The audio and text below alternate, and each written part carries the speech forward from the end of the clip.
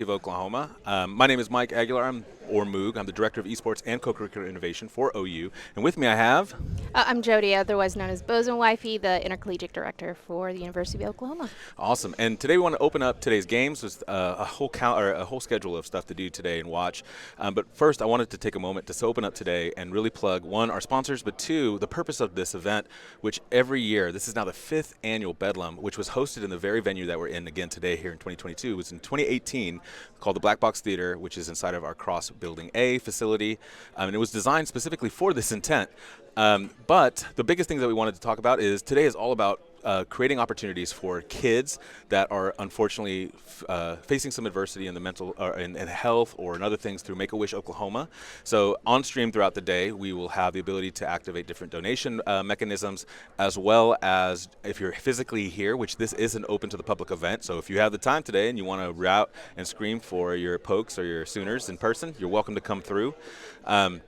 But I also want to plug two big sponsors that help enable this, which the first one was ASUS, Republic of Gamers, which sent us all the monitors for today, both for our venue space as well as our warm-up area that's across the breezeway. And then EK Fluid Gaming, which is an extension of EK Waterblock, which provided us 15 PCs custom-built, water-cooled for our stage. And Austin, if you could transition over to that venue space to give you guys a look of what this looks like right now. And so right now you see the orange over there on the far side, and our Sooners are here on the right side as we use the Black Box Theater again for what it was intended to do.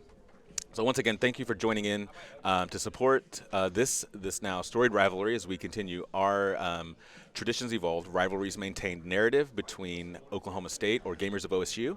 And enough about the history. So let's talk about today.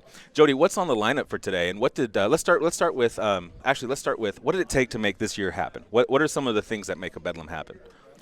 Well, it takes coordination between the two schools. So having good conversations with the OSU president of their OU or their esports program at OSU, as well as the conversations between our coaches and leadership here at OU, to make the team show up and show out. So without that kind of communication, opening up message boards, as well as getting our own teams together that make their own productions. So we have everyone making their own graphics, and it's really a big team effort between the two universities. Awesome. So what's on the lineup for today? Well, today we're starting off with Rainbow Six Siege, and which you'll see sitting up in the seating area now. They're going to be playing from 10 to 11. At noon, we have our Rocket League teams starting off and going to throw down in that, car soccer stuff. Valorant from 1 to 3, maybe just a little more than 3 o'clock. Then we're going to take a 30-minute break and go into a panel from 3:30 to 4:30.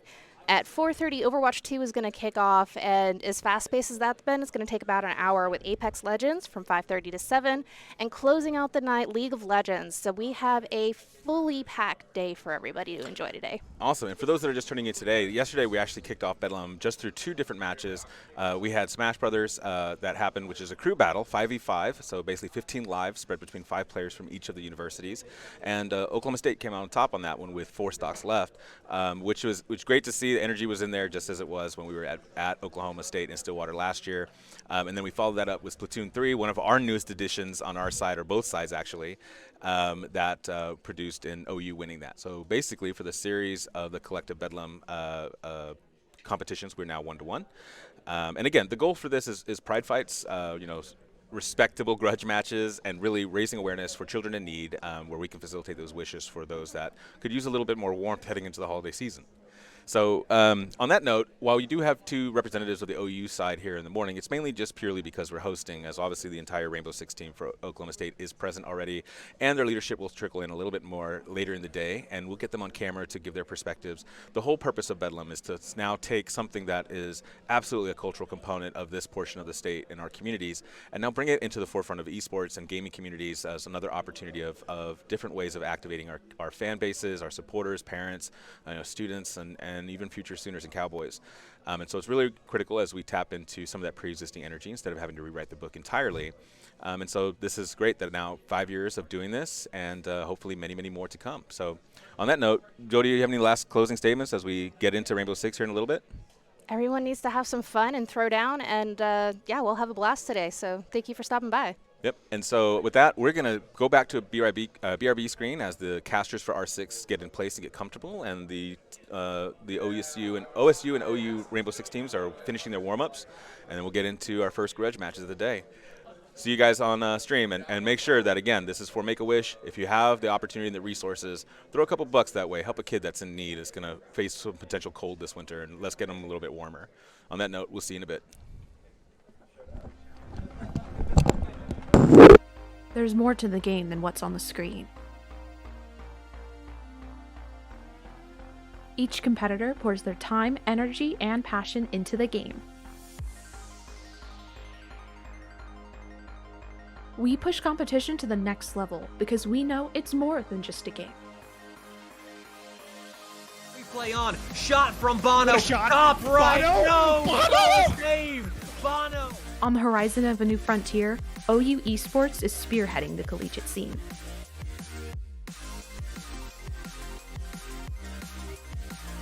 We offer a platform where players can achieve competitive excellence. A career, a community, a passion.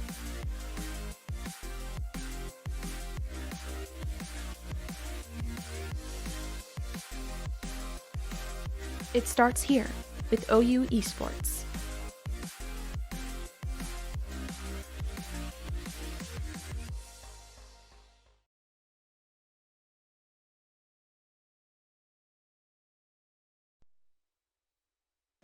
Hello, everybody. Welcome to OU versus OSU Bedlam 2022.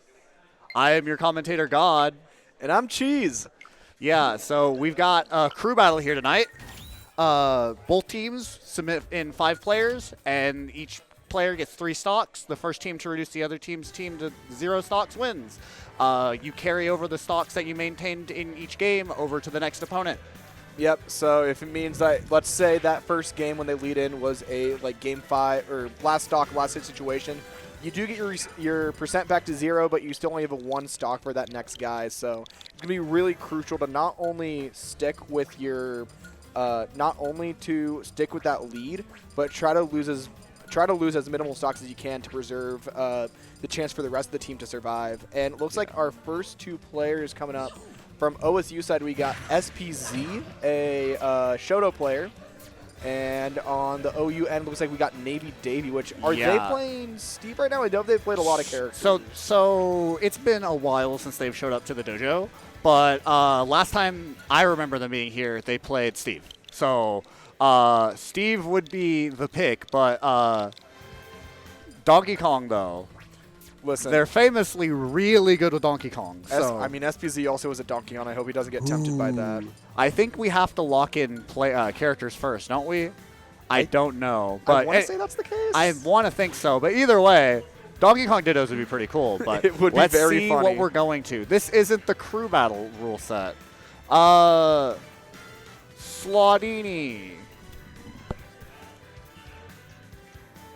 I mean, what's supposed to be 99 minutes? Yeah. Yeah, well, it's probably not a big deal, but yeah, okay. So in a crew battle, there are no timeouts. Yeah. Which, I mean, I'm not gonna say how I feel about it. It's just that we are gonna see a Steve. If we see a Steve, listen, hey man. I would say it definitely does. I think it helps out just like the viewing audience, like especially for Bedlam. Like we have a kind of a strict time span going on, especially because I believe Splatoon is like right after this. Oh yeah. So we want to make sure that you're able to access everything here. Oh yeah. Oh yeah. Huh. I don't know why I don't have audio. It's not a big deal.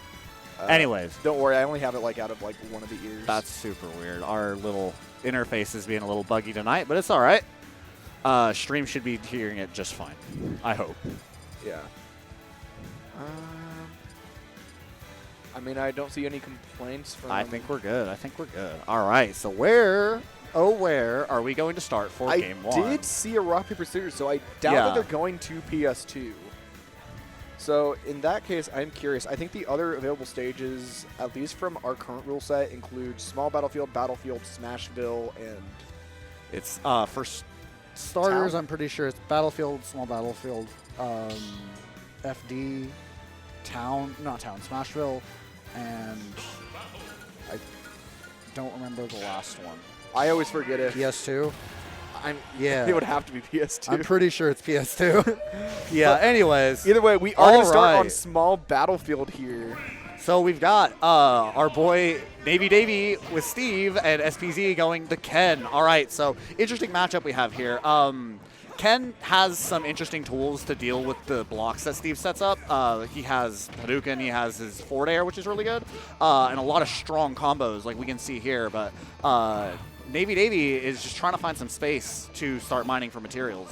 Yeah, and I mean, while he's trying to mine those materials right now, SPZ's goal right now is to start getting those just quick light attacks, and you see him just using a lot more of like nairs and tilts. But it does require a lot of pressure to go in, and Navy Davy is able to get a lot of punishes off of that using those up tilt chains. Yeah, so Navy Davy, really strong lead here with the anvil to send SPZ out into disadvantage with the double block setup, knowing that SPZ is struggling to deal with it. Good evasion of the force smash, but the minecart is going to connect. Ooh, not able to get the full Tatsu, but the focus attack is going to pressure on, and we are going to see a kill confirmed. The Shoryuken SPZ takes the first stock off of OU. That's the scary thing about Ken. Like, yeah, Steve has those crazy 0-to-deaths, but those FGC character combos that are staples with all four of them are just so scary that you can just die at like 70% or 80% where Navy Davy was at. Oh, yeah. And then one of the most important parts of this matchup is probably going to be SPZ's focus attack. All right. Navy Davy taking this first stock off of Gamers of OSU. Yeah. Yeah, focus attack's going to be an important part of this matchup, most likely, because that's how Ken's going to get out of those like up tilt combos. Because if he lets it rip right as the first one connects, the second one won't have enough time to break the armor. Yeah. So it's a really strong get out option.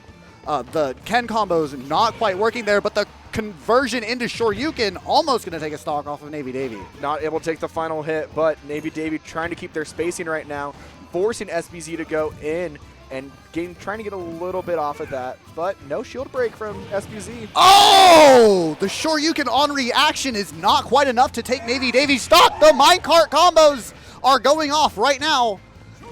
Oh, the raw Shoryuken is going to take Navy Davy's second stock. One thing I'm loving so much from SBZ right now is using those focus attacks just to evade those F smash callouts from Navy Davy.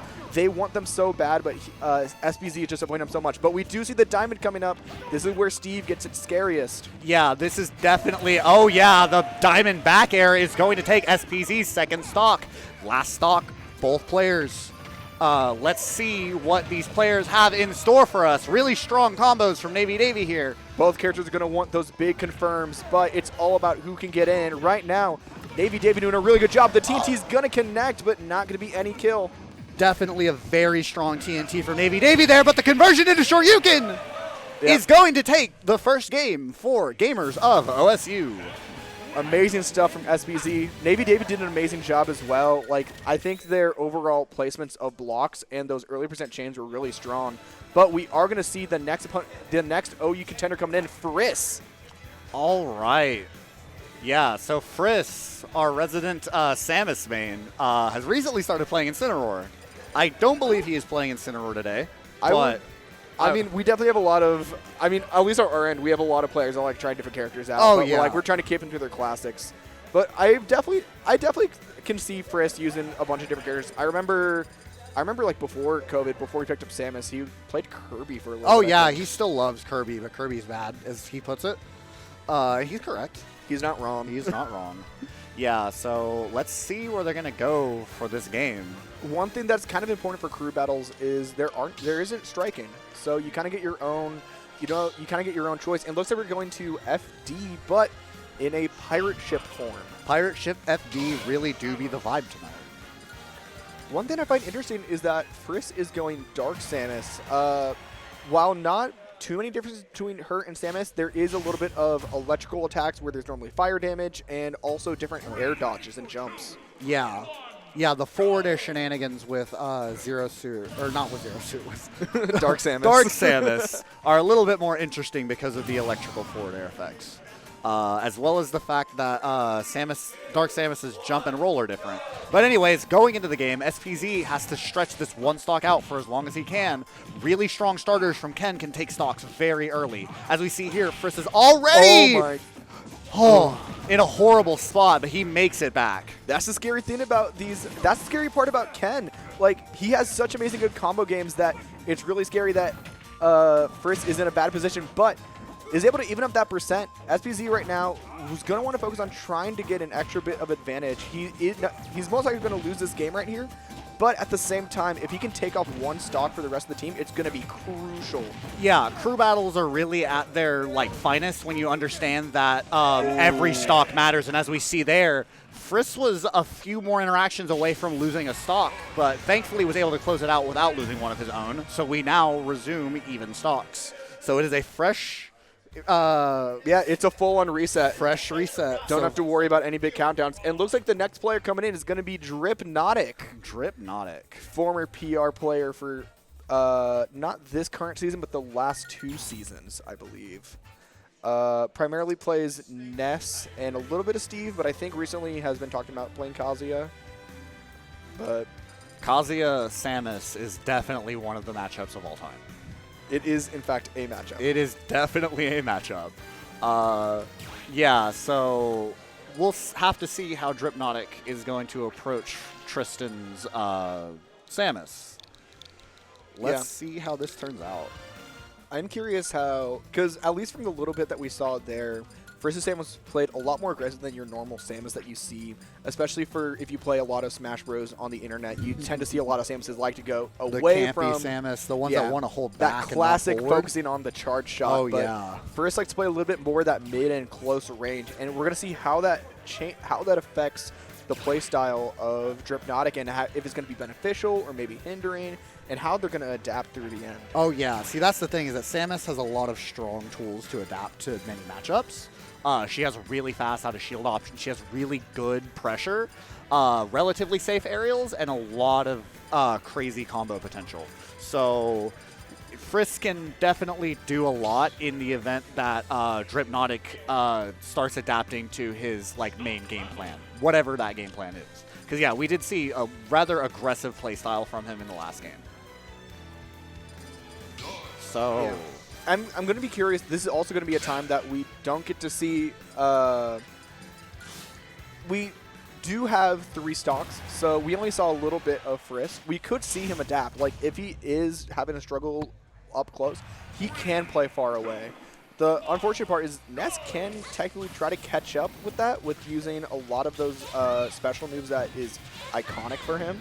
Yeah, and then a big part of this matchup that Samus is going to struggle to deal with is that PSI Magnet, because it is able to absorb Charge Shot and gives back a lot of percent. Oh, really bad spot for Friss to be here right now. Uh-oh, unfortunate air no! dodge on Dripnotic, not able to make it back. That's going to be big for OU. That is a rather big momentum shift for Dripnotic. He's alive. Okay, able to make it back. I was scared for a second. I would be too. I was like, man, this match just started. Yeah, so Dripnotic has to be really careful here. Already a large percentage behind, but yeah, as you can see there, that PSI Magnet is going to be very effective in dealing with some of Friss's projectiles. Oh, and the conversion into back air. Fantastic. The teabag. Oh my the gosh. teabag. Dripnotic just going to shake it off. And for real. I mean, a lot of heckling coming in from Dripnotic right now. Dripnotic's definitely yeah, see, that was not a problem for me. Intentional. Yeah, the intentional SD. Oh my gosh, the PK Thunder. Oh. The continuation. You heard that one, Tristan says. Man, a full-on reset that we saw from the immediate SD could have determined a lot of the positions that this matchup was going to take, but definitely not the one I thought it would take. Yeah, Friss air dodged into that second PK fire, and that concealed the fate. 12-9 OSU's It should be favor. 11-9. 11-9, you're right. Yeah, because the SD. Exactly one, yeah. Very strong lead so far. But we got the man, the myth, the legend, Charles. one thing that is very important, especially in the realm of OU, Ness is a matchup that's very familiar to these boys. Another PR player, Snickerdoodle, is reigning here in OU. Yeah. And maybe Dripnotic maybe crack with Ness, as we clearly saw. But if anyone's going to know that matchup, it is going to be iCharlie. Definitely going to be our boy Charlie because, fun fact, Charlie and Snickerdoodle were roommates. And that's why Charlie has the greatest Ness matchup knowledge out of any human being ever because he had to play with Snickerdoodle for like 8 months straight. So, yeah, if anyone knows the Ness matchup, I am confident it is this man. Yeah. And the scary part is, speaking of matchup experience, if I recall correctly, Charlie is also the only duck hunt in the entire state of Oklahoma, which means if you don't feel comfortable against if you don't feel comfortable against the duck hunt matchup, You're not going to be comfortable then. Charlie's going to win. He's going to make you uncomfortable. Yeah. Yeah, some of the absolute shenanigans this man has done on stream. Oh, good lord. Yeah, actually cracked. One thing I'm actually surprised with is that Charlie is coming out this early. This is OU's third person out. I was expecting him to be the big final ladder match, but no, sending in their big guns immediately. Oh, yeah. Yeah, Charlie was definitely probably one of the stronger players on the team. However, that is definitely not a scoff at the two remaining team members we have left. Yeah. Especially our resident player, Corey, is famously the, like, PR killer around here because he's consistently gotten top 8 with Doc. And he's kind of our, like, sleeper bro.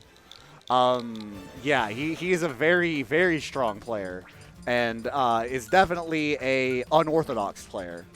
He plays a lot more, I don't really know how to explain it, but he kind of does the one thing that no one's supposed to do, and it works. And it's pretty terrifying when you think that you have the freest stock and he explodes you.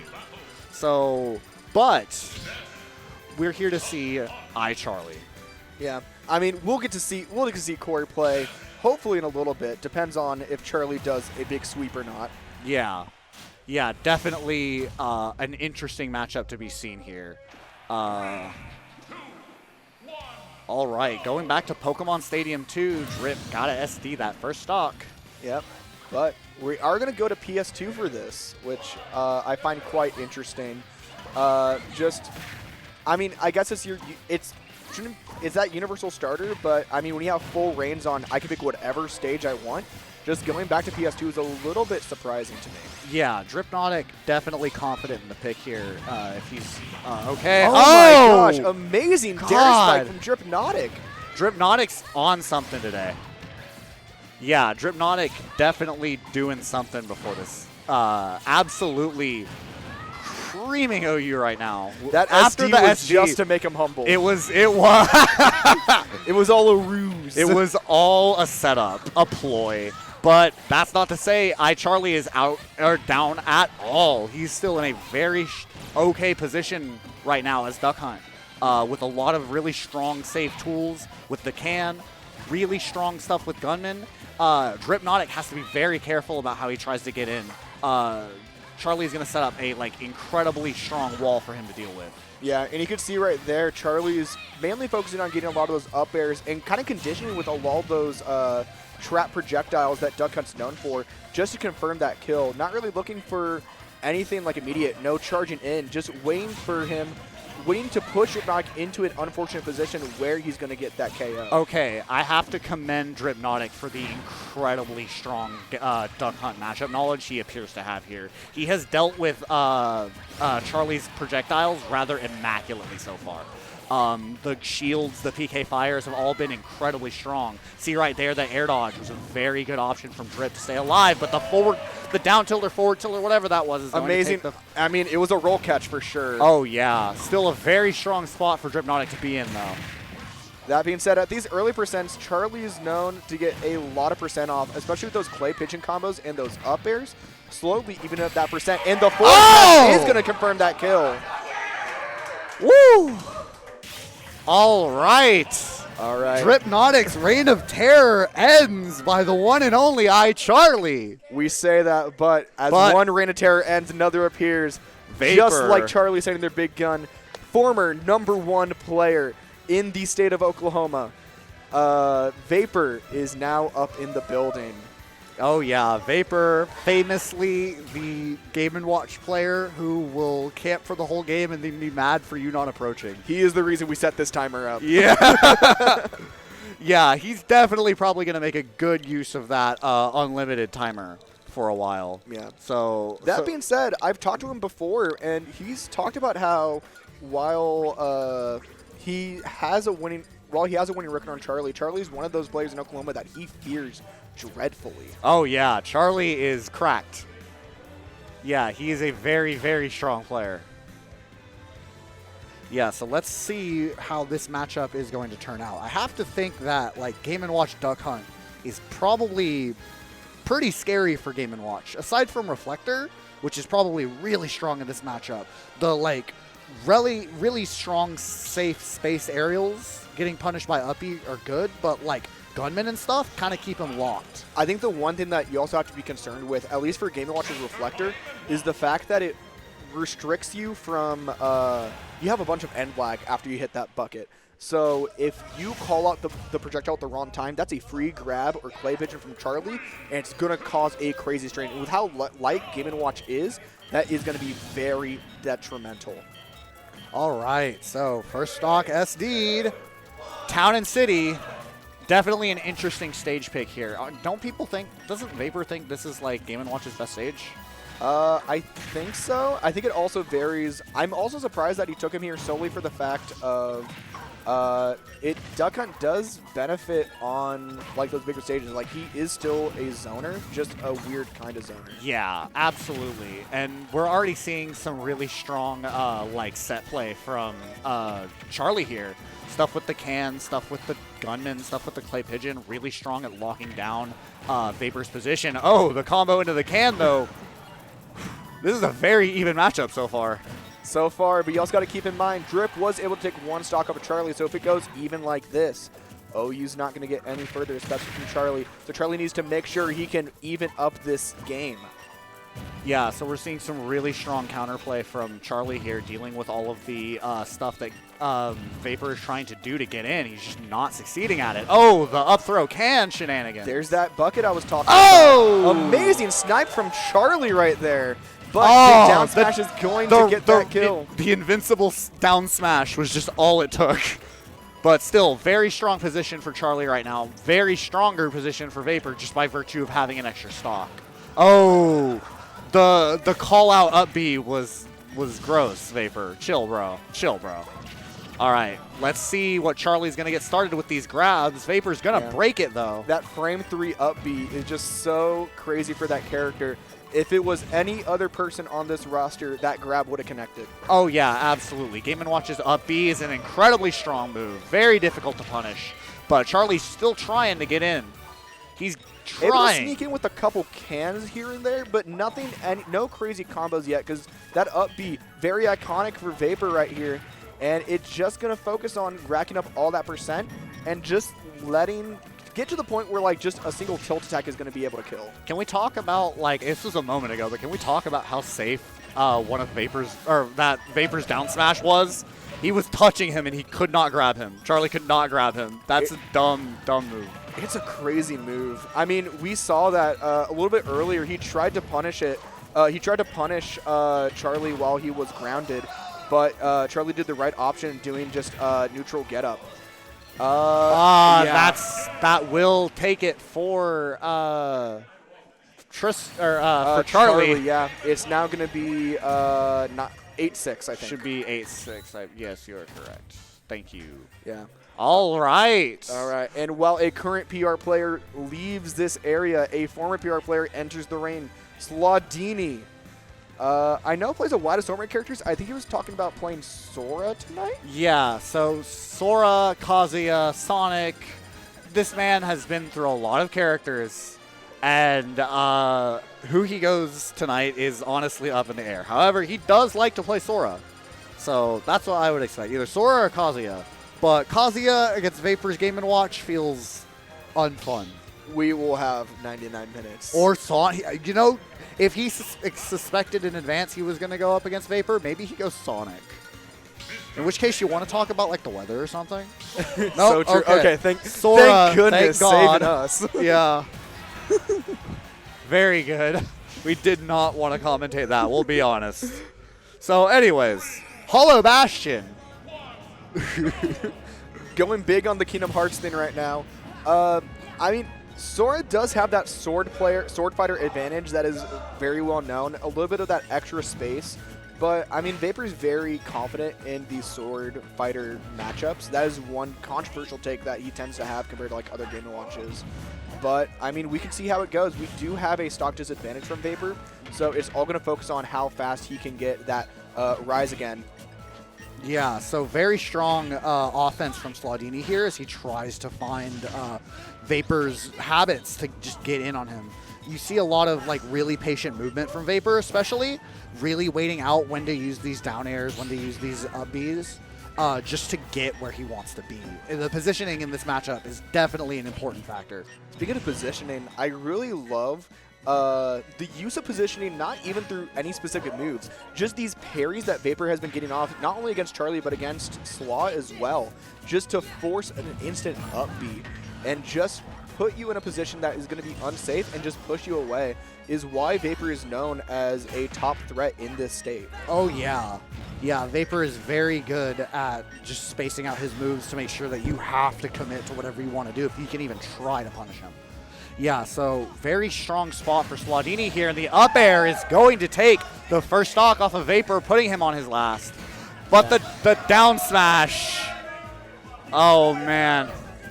Very, very strong position for Vapor to be in right now on his last stock, but having just taken one off of Slaudini, let's see how long he can stretch out this advantage that he has. Slaw, I gotta say, doing a really good job playing to Vapor's resilience to not play the game, I would say. Oh yeah, Vapor is definitely trying to get Slaw to make more mistakes than he is trying to just approach. Which is very strong for Game & Watch. I understand, and Slaw is just a very strong player and is able to like wait or call out the shenanigans that Vapor is going for. And Slaw in a very strong position right now. Yep, going in deep to try to get that forward air, but not going to get anything off. But Vapor is at a 93%. We saw earlier that down tilt up smash almost killed at 70. Surely another one like that will be the end of that that character. Oh yeah, one more really strong combo from Vapor could take Slaudini's stock here. But Slaudini just needs one really strong There it smash. is, calling out the neutral getup is going to take it. 6-5. This is looking very closer now. This is still anyone's crew battle. So let's see how things turn out. Yeah, all right. The King of War Crimes is now up in the building. Destron, our Snake main. I will say one thing that I will give Slaw this. I remember a former student here, Buddha, was a prominent Snake player at the time. Logan, yes. And we are going to get to see if a lot of that experience from playing Buddha is going to apply here as well. Yeah, Slaw has also played MVD a strong amount. That's true. Yeah, he did live in the area pre-COVID. Yeah, I would like to think that Slaw just has some strong Snake knowledge. The cable's not working. Just sync it up the regular. Yeah. Yeah, I think this specific switch has been on for too long that it doesn't want to sync sync controllers over cable for some reason. Didn't want to do mine. Yeah. There we go. There we go. Thankfully, I don't know. Does the last player in OU's team use a pro or? Yes, Corey does. Okay. No. He uses GameCube. I am foolish. Yeah. Okay, then that should be the only occurrence of that because I think Dan's our last guy. Yeah. And he uses GameCube. What a tag. What a tag. The King of War Crimes right there. I mean, he is Snake, so I understand. Yeah, Grenade, I have to assume, is going to be very strong in this matchup because it gets him out of the Nair combos that Slodini is going to be trying to go for like he was against Vapor, if he decides to go for them at all. I mean, especially for, if anything, it's going to be a little bit more likely that he is going to go for them, solely because, unlike Game & Watch that can just up B away from them, Snake is a fairly heavy character, and those nukes are going to be able to occur very easier. And we are running back to PS2 for this next game. Yeah, the space will be very good for our boy Snake here, but Sora will enjoy the easier edge guards if he can go. Actually, I'm wrong. I've been told this is a rather bad matchup for Sora because he has no moves that break Cypher. So let's see how Slodini handles that.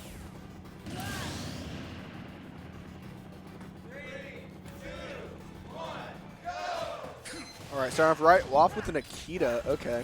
Yeah, so very strong opener so far. They're just trying to wall each other out. Yeah, this is fun. Yeah, this is Snake Sora, everybody. Yeah, let's see. This is definitely partially because of the timer, too. But, ooh, really good air dodge from Destron. But I got to say, Slaw doing a really good job focusing on all that spacing right now, avoiding, just keeping all that space right there. Not going to fall for any of those Snake gimmicks as he was able to get a free up air off. Yeah, so Slodini is doing a very good job right now. Getting in! Destron, what are you doing? Every Snake does it once. Just why did it have to be during this game? Listen, if OU wins, it's because OSUSD twice. Hey, we'll take it. I'm just being honest because hey, it's a win-loss and we're the one who's gonna win. So maybe. true. All right. Yeah. So Destron fighting the up tilt to take. The fifth up tilt takes the charm. He was just standing there up tilting. Yeah, just up tilting menacingly under the platform. Very strong position for both players right now. Destron is just laying down the grenades in the C4. He's not even worrying about throwing it right now. He's just kind of like where he stands, grenade, and then like jump to another spot, grenade, jump to another spot. Yeah, he's doing a really good job just keeping Slodini on his toes, having to avoid those grenades in C4, because the Slaw even able to successfully get in. Well, there's a grenade right there. Yeah. Oh, the Sonic Blade, though. Interesting pick from Slodini to get in. Using it to get over these grenades, it seems like we have here. All right, it appears that C4 is no one. Yep, now on the left platform. Should be this. Yeah. Yeah. Our resident hecklers. Oh, that would have been a prime opportunity to get a free stock right there. Oh no, the up smash. Another up smash coming in. Oh my gosh, that's 3 up 4. 5, 6. Continuing, and yep, it was lucky number 7. It was the 7th one. All All right, we are down. OU is down to their last player. Let's see if Corey can take 2 players down. And we got to keep in mind, this isn't just 2 players. This is a player and the Mexidan, and king of the Mexiclan. The Mexidan, king of the Mexiclan. I miss his competitive Mario Strikers Battle League career. Yeah, listen, when's the next one? Yeah. That's simple as that. Yeah, it's like he needs to get back on the grind of the Yoshi team. So, yeah, Corey here, our boy Zombie Pro, has quite the uphill battle and quite the character choice. So he does play other characters besides Doc. However, Doc is easily his best character by a long stretch. So it's going to be interesting to see if he commits to Doc because of the familiarity or decides to try and change because he knows that, like, you know, these are good players who might know how to beat Doc. He is all in, baby. All in, baby. I will say, before I get into what I'm about to say, base song pick from the players right here. Oh, here. yeah. The yodeling. Yodeling in Meadow Hill. Best song in the game. All right. But while we don't have a Dr. Mario player in OSU, we do have a traditional Mario player. So it's one of those matchups where kind of the general game plan, it's really weird when you compare Mario versus Dr. Mario. Doc is supposed to be Ganondorf with Mario frame data. So Corey is very strong at abusing that by realizing it's like, yeah, it looks unpunishable, it's just not. Yeah, so Corey doing a really good job of evading the stuff that Deshaun is throwing out for him.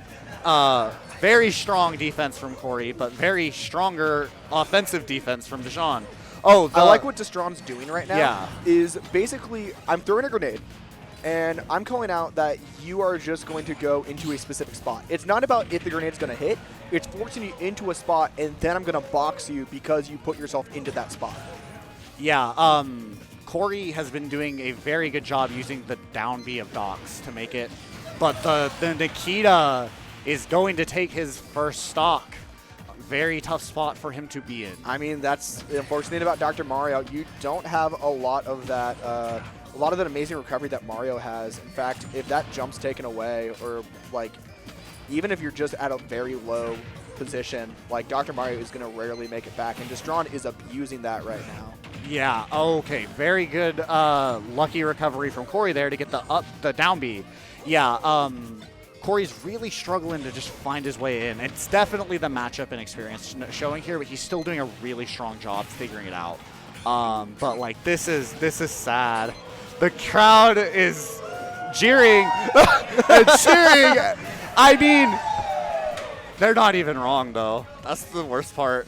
It's just the fate of Dr. Mario. I don't even blame Destron on it. It's just like, yeah, that's what he's supposed to do. It's just, yeah, the up tilt. That's just Snake Dr. Mario. I don't know what else it is. Doc, yeah. But that being said, this is OU's final stock.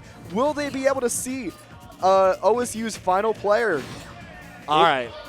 This is a really bad spot for Corey to be in.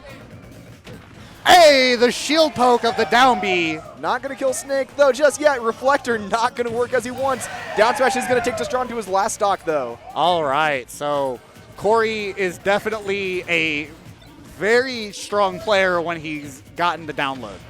Once he can figure out what your habits are, he's very good at abusing his character's strengths to just keep you pressured. But Destron is doing a very strong job just like keeping the pressure on very hard. It's one of the things, especially in a crew battle, yeah, you can get multiple games to learn about a specific player, but when you only have this little bit of opportunity to learn, sometimes that stuff isn't going to be the best. That being said, Zombie Pro is evening it up as much as he can, making it to nearly even percent, avoiding that C4. This could be the chance to take OSU to their final player. Yeah, it is very much not an unwinnable game for Zombie Pro. It is just a very tough spot to be in. Let's see what he can do here on his last stock. Being tossed by a bunch of grenades right now. The Nikita is not helpful for him. Back throw not going to be able to kill, hit by that grenade. He really wanted something out there, but he was too scared to commit to anything. I understand why. So, the unfortunate up smash. Early up smash. I think it faced the wrong direction, too. That free up tilt from Destron is going to take it. That is the entire crew battle right there. OSU 4-0 in the end. Wow, OSU is so carried by Vapor. Only reason they won. Yeah, I know that, Oomphy. Yeah, that was quite the crew battle there. Very wonderful showing from both teams. Very wonderful. Except from so Mexidan. Except from Mexidan. Dan sucked in that thing. Dan was just simply the worst player tonight. Yeah, I need to talk to this man. Hey, Mexidan, tell me, my guy. You took 0 stocks tonight. Why? I'm that good. There you have it, gamers. Well, gamers, it has been a very fantastic night. You heard it from the Mexidan himself, why he is so bad. Because he is so good. He built different. So, I have been God. And I have been Cheese. Thank you so much for tuning in to the OU versus OSU Bedlam. Yep. Stay tuned. Splatoon's going to be showing up very shortly. Thank you very much. Bye.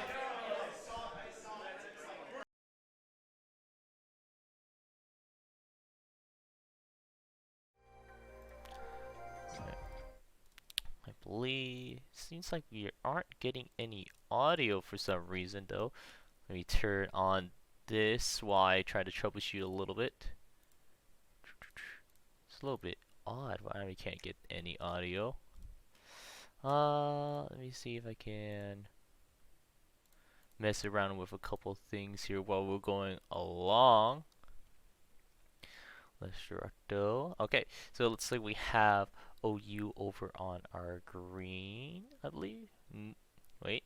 Yes, OU over on the greener side of things, the left side of the map, while we have Gosu over on the right. Barrier is broken. It looks like we are able to already get a first scoring in. I'm still working on seeing if I can get this sorted out. I'm not sure why I can't hear any audio.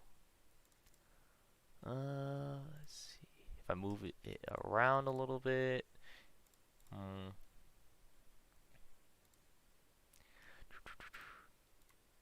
Trying to find out where it is.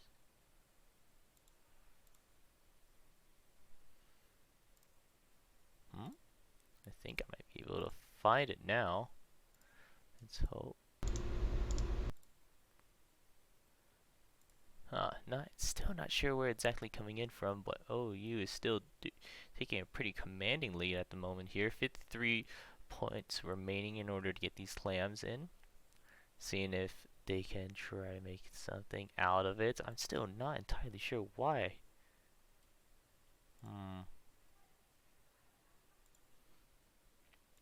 Not sure. Where is the going?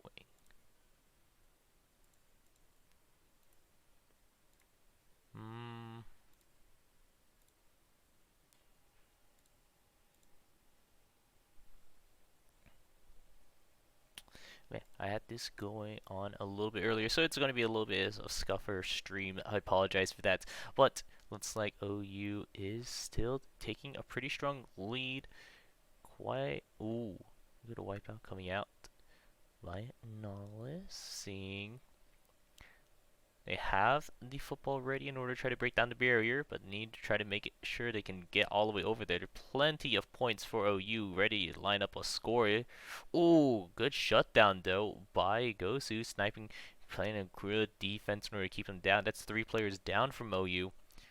Still looking to see if they can get it through, but no. They managed to break through the barrier, but it's not going to be enough in order to try to get those points in. So unfortunately, OU will be going down from that. So, let's see. Why can't I hear?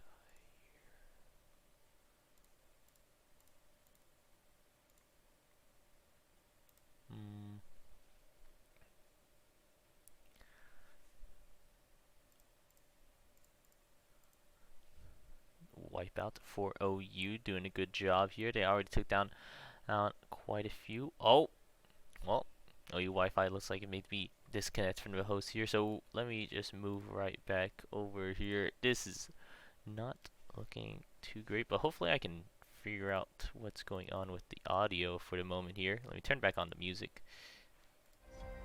so you guys have something to listen to.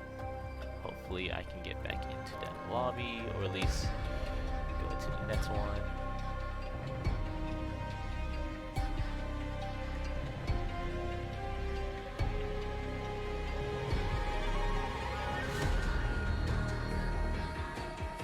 OU Wi-Fi indeed. True. There's a lot of trues in there. Just because OU Wi-Fi doesn't necessarily, it's pretty strict, so it's a little bit rougher trying to do some of these things. But we love them. What can you do? Anyways, trying our best to work with what we can. Splatoon. We are all on land. It could just be a Splatoon thing.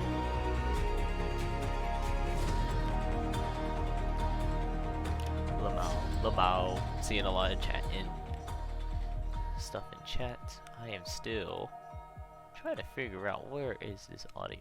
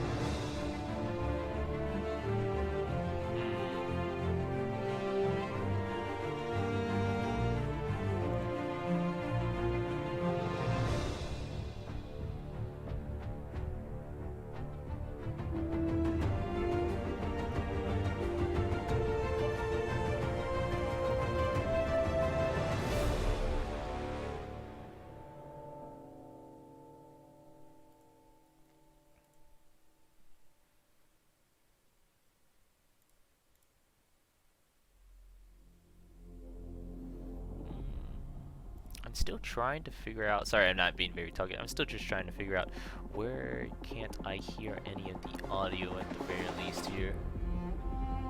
Pretty annoying, but it looks like we are going to be going down to the next part. Since looks like with that DC, we are just going to be making the school. It is going to be a Everyone lost connection there.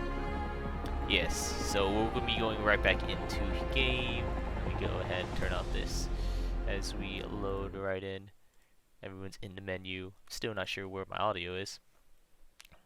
What? Ready to go. It's going to be Rainmaker on Mincemeat Metalworks. Going to be a pretty interesting game. The Rainmaker is like sort of holding the objective and bringing it further and further out. Still got about a minute left until we get all the way over there. It's going to be, let's see, so yeah, it's like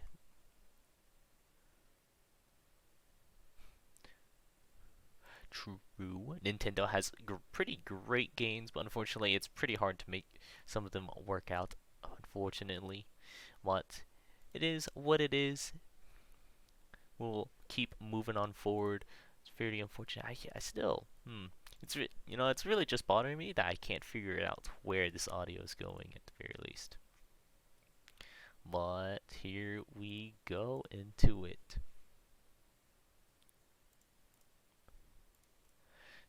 Jumping on in, we are at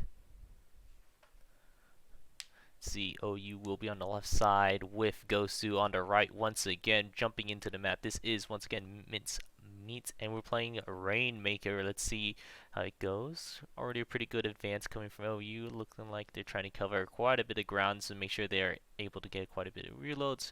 Gonna go ahead, pop that Rainmaker so they can go ahead and see where they want to cap first. Playing a pretty good defensive match so far from Gosu. Already be able to pick up one. Good defense as well, making sure they're trying to make sure they get a couple more pits. They already got 2 down for OU. Looking to see, Gosu grabs the Rainmaker. They're making their way forward. Managed to make a little bit of progress before 3 of them gets taken out there, unfortunately. So looks like OU will be able to try to take back the Rainmaker whenever they have the chance.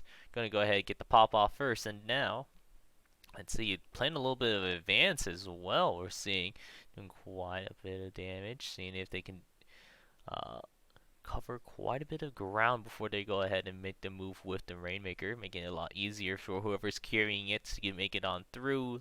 They take the lead, take the first bucket. Nicely done for OU. Managed to take the lead, not by a large margin, however, so it's still a lot to be done. We'll have to see how that really turns out here. Huge wipeout from both sides, at least. Looks like they're trying to get it. It's super close. Oh, wow, that is game already. Managed to make it all the way through with that last push there. Good job on OU. That is a full knockout in this round, too.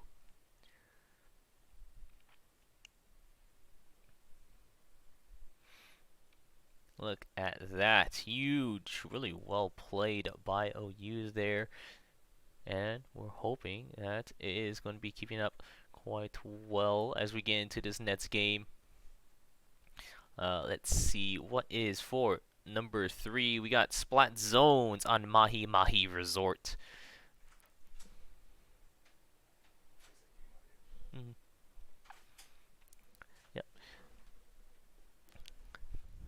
Let's see how it goes. With Splat Zones, it's a little bit more about controlling the area. It's going to be curious how to see it goes.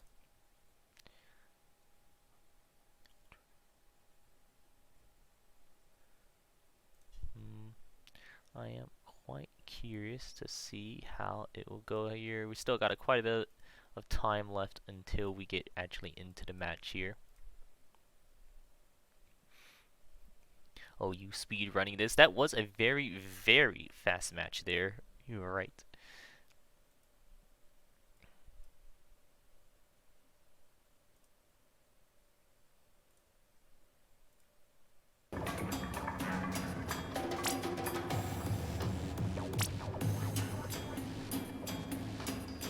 Not on my end, at least. I'm trying to still see.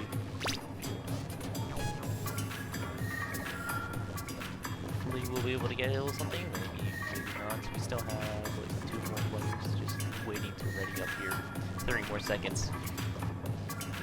Oh, hey, it looks like people say we have audio. I don't necessarily have audio, but honestly, I don't think that matters too much. As long as you guys got something, it makes it a little bit better for you guys. Alright. How's the audio? Can't hear me very well. Okay, so we'll try turning this down. Is this any better? Just let me know if the audio is working. I'll give it a little bit of delay since there is a little bit of that Twitch delay. Well, I turned down the video audio. Let me pull back into the match here. Just jump right into it. So, let's see. Already making pretty good progress for OU, taking the lead. They managed to already take control of the zone. Doing a good job. And a full wipeout as well. So this is just free capping time. Yeah, that's about right. Good job. Nice, nice. Okay, so it looks like we got the balance a little bit better here. Let's see how... Okay. Alright. There we go. Let's see how it's down here. Lucy's doing a pretty good job. They managed to take full control of the site. Got 2 takes off for themselves. Good ult from OU, but I don't think it's going to be enough in order to stop them. Oh, actually, managed to get 3 off that, so they managed to take the whole zone in their control once again. But they have a little bit of a buffer. It's going to make it a little bit hard, make it so they have to keep holding it for this extended amount of time. Gives it a little bit more of a buffer in order for Gosu to make that things. They're doing a pretty good job of it. They stopped the cap so far. They're looking to see if they can continue with some of these picks. Good aggression. Klutz will go down. He's looking to see if he can find another. He gets 2. And that is going to be... Oh, he's looking. He's charging up that Ink Spirit Bomb. I'm still not sure what some of these abilities are called. That Ink Spirit Bomb is doing a great job of zoning away a lot of the members from OU and just allowing Gosu to keep capping. They're doing a great job. Another ulti dropping down as well from OU. They did it. Ooh, and managed to take the control of the point, so they stopped a little bit of the cap. Seeing lost control, but Gosu takes it right back. To see if they can get a couple more pigs. See if they can continue a little bit of this aggression. They managed to take 2. Back into control. Good job, Gosu. You guys are doing great. Managed to take up the full control point. Looking to see. Man, whoever we are spectating at the moment, they're doing a great job of really just keeping a commanding lead at this. Doing a good job on this control in general. Klutz does manage to pick him up here. That will be control going back to OU. They're looking to see if they can take it entirely. See if they can try to pick off any stragglers and try to push up a little bravely alone. But, oh, Klutz will be going down himself while Gosu is able to take the point back. They're getting rid of some of that buffer before they get back into scoring. Let's see how it goes. It's called a Booyah Bomb. Oh, okay. That's a fun name. Another Booyah Bomb coming in. Nicely done, but it looks like OU managed to take point control. They're getting rid of their buffer. They're looking to see if they can close out some of this gap or get a larger gap for themselves at least. Push is coming out, but oh, he's stuck in the wrong zone, making it a lot harder for him to try to resupply and try to get it any further aggression. Going right back into it with OU still capping. They managed to get through the buffer. There are only 20 points left. We need to see can Gosu make a little bit of a comeback here. We gotta do quite a bit of good control. 2 picks off of OU, so now they managed to take it right back for themselves. Added that buffer right back onto OU, so they have to cap for quite a bit of time. Great ability by OU in order to get that pick, but it's like Gosu's still not done with the fight just yet. They're doing quite a bit of work in order to try to keep track of this zone, make sure they don't cap, but they're starting to cap right now. But let's see, Maxwell's pushing alongside, managed to get 2 picks, but 1 goes down so far. That's 2 for Gosu. They managed to getting some of this buffer down for themselves now, which is pretty good. Looking to see if they can get a little bit more. Bomb goes down, gets 2 splats. OU is back in control, but they have a whole buffer to get through here. they do it. Still working on it. Gosu, still pretty close match. Good Booyah Bomb in order to try to take back control. They're working through their own buffer now in order to try to get this cap. But they're still 3 members strong from OU. Oh, Gosu's down to 1. They're trying to regroup, try to reconvene, try to do something here in second Booyah Bomb so they can keep up this aggression. See if they can get a pick off that. Not necessarily, but it's just push them out of their cover. Getting real close to time. I don't think Gosu necessarily has it here. Not sure how overtime exactly works, but it's still in favor for OU. It looks like they will be taking up this game 3 as well. Oh, exciting match here. Not going to be a knockout, but huge scoring round for OU as well. Doing a really good job. That's bringing up the score 3-1. Good, congratulations once again to OU. Doing a good job so far. Look at the team. Look at the whole squad. As we now prep to go for our 4th map here. It's going to be tower control on Hagglefish Market. Let's see if we can make it through.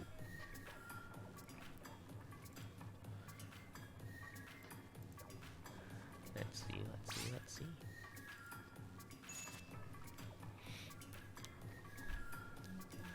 Everyone, it's going to be tower control, which is sort of like, honestly, not to make any comparisons to like other games, but in a sense, it really does kind of feel like Pushbot from Overwatch 2. I don't actually know what the game mode's called on Overwatch 2, but you know, the one where you're pushing with a robot. It does remind me about that. You want to take control of the objective, and as it moves forward further and further into the enemy territory, and that's pretty much how the scoring exactly what. Yeah, payload moment. Yeah. Haggle will be interesting. Tower control on the Hagglefish Market is going to be interesting. Yeah, exactly. You see some support going out for the Gosu fans. Spam these oaks to help these pokes. Let's see if these oaks can help out the pokes with this match here. Looking right, we're about to get into things. Tower control. Here we go, jumping right into it. Once again, we're on Hagglefish Market. Here comes OU's side of things over on the left, and on the right we have Gosu. Let's see how can this turn out here. Starting off with a pretty good start.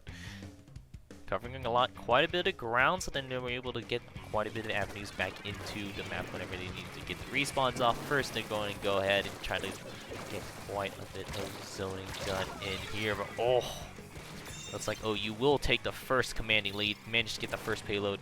Let's Destruct, though, is doing a good job. Look at him going with that paint bucket, but it's going to be taken out by Spiz. And looking to see, tower control is still in. It's still on for OU, but now it looks like Osu managed to take it back, managed to get a couple knocks as well. They're pushing back the tower, seeing if they can get quite a bit more. Doing a good job, taking the lead. They're about to hit the first checkpoint. Managed to get there. Can OU do anything in response in order to stop this? Trying their best, but it's not necessarily finding it. Managed to get past the checkpoint, but not before OU goes ahead and takes the point for themselves. Good snipe coming out as well. Really interesting to see. Can Gosu make a attack back into this while OU's taking a really strong commanding lead for themselves. Or not necessarily lead, but managing to get quite a few points. Ooh, they're still in control of the tower at the moment, but they're only 2 members strong at the moment. So we'll have to see how it will turn out here. Tower control is still over, I believe, to those are for OU now, making a little bit of push, but quite a bit of members are down now. Let's see if they get this last one, but oh, he's going to be going down right before that. Tower control. Ice2's doing a pretty good job staying on the tower, seeing if they can get any further aggression onto people. While the Destruct, though, is actually sitting on the tower at the moment here. Being a little sneaky with that, with the paint bucket doing quite a bit of damage for anyone that does happen to sneak up here. Managed to get the first checkpoint, so good job on OU for that. believe they've taken the lead at the moment here. They're still looking to continue their push. A 2-member strong versus 3. Let's see if they're able to keep it going for just a little bit further to keep managing to get more points. Oh, he's managing to find 3. Can he find another one for the 4th? No, he will go down. Not before capping so much of the tower before going there. Look at that. So quite a bit of distance needs to be made up by Gosu at the moment. Oh, looking quite rough. Not exactly sure how it's going to turn out here. Tower control is over for OU once again. Nice refill. Let's see. Shutter looking to continue to push. Trying to find, doing a good job. They're looking at the second checkpoint at the moment here. Managed to get past it. They're looking to see if they can keep up this aggression. Oh, OSU is going to go all out. They completely wiped out, so that's 3rd checkpoint down. Let's see, can they stop them before they make it? But no, it looks like OU will be taking this last one. Oh, so close to a clip moment. Indeed, it was super close. But it looks like it is going to be a knockout. Could have been, had a pretty good few moments by Gosu right there in order to try to make things back. But it looks like OU's just generally a better team. Efforts are just going to be making it out here for today.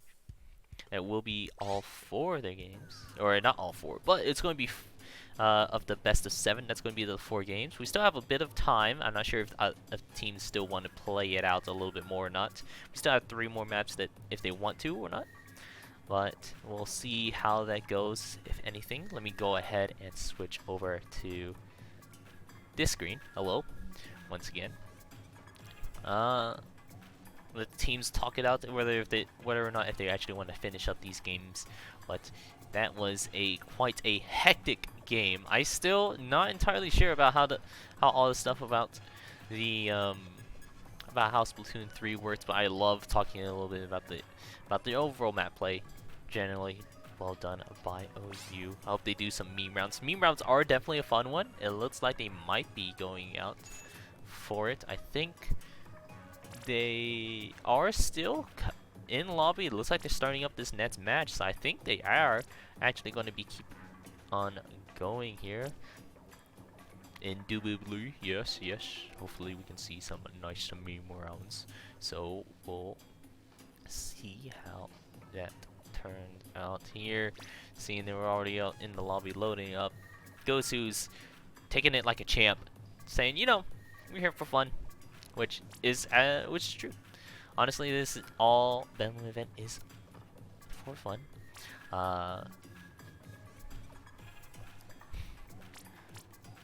Drop by VC sometime. Show videos. Yeah, both teams did a good job. I'm still not, entirely sure about how all the logistics that goes into Splatoon 3, but it's definitely a great time to watch. And it looks like we do have a little bit of a meme round, looking like OU's going to be running for the umbrellas. But let's see how it goes out. OU's already making quite a bit of a push, as well as Gosu looking to see. They already have a little bit of engagement going on here. Grabbed a couple footballs. Quite a bit of it will be already picked up by OU's side of things. A couple skirmishes going out. 2 down for Gosu, 1 down for OU. They're looking to grab a couple more. Watch out. Doing a pretty good job. They already have 19 to their name. Looking to see if they can cap off to get that football. Managed to get 1 down. But, oh, good takedowns by Gosu. But a pretty good one from OU as well. Look at that nice wipeout over on the Gosu side of things. Now we're looking at a pretty standstill game at the moment. Quite a bit of points is potentially over on you, but they haven't necessarily got to a cap just yet. They have a football ready, looking to throw it, break the barrier. Barrier's down. It's available for any extra scoring, but it looks like it's just going to be a wipeout for OU.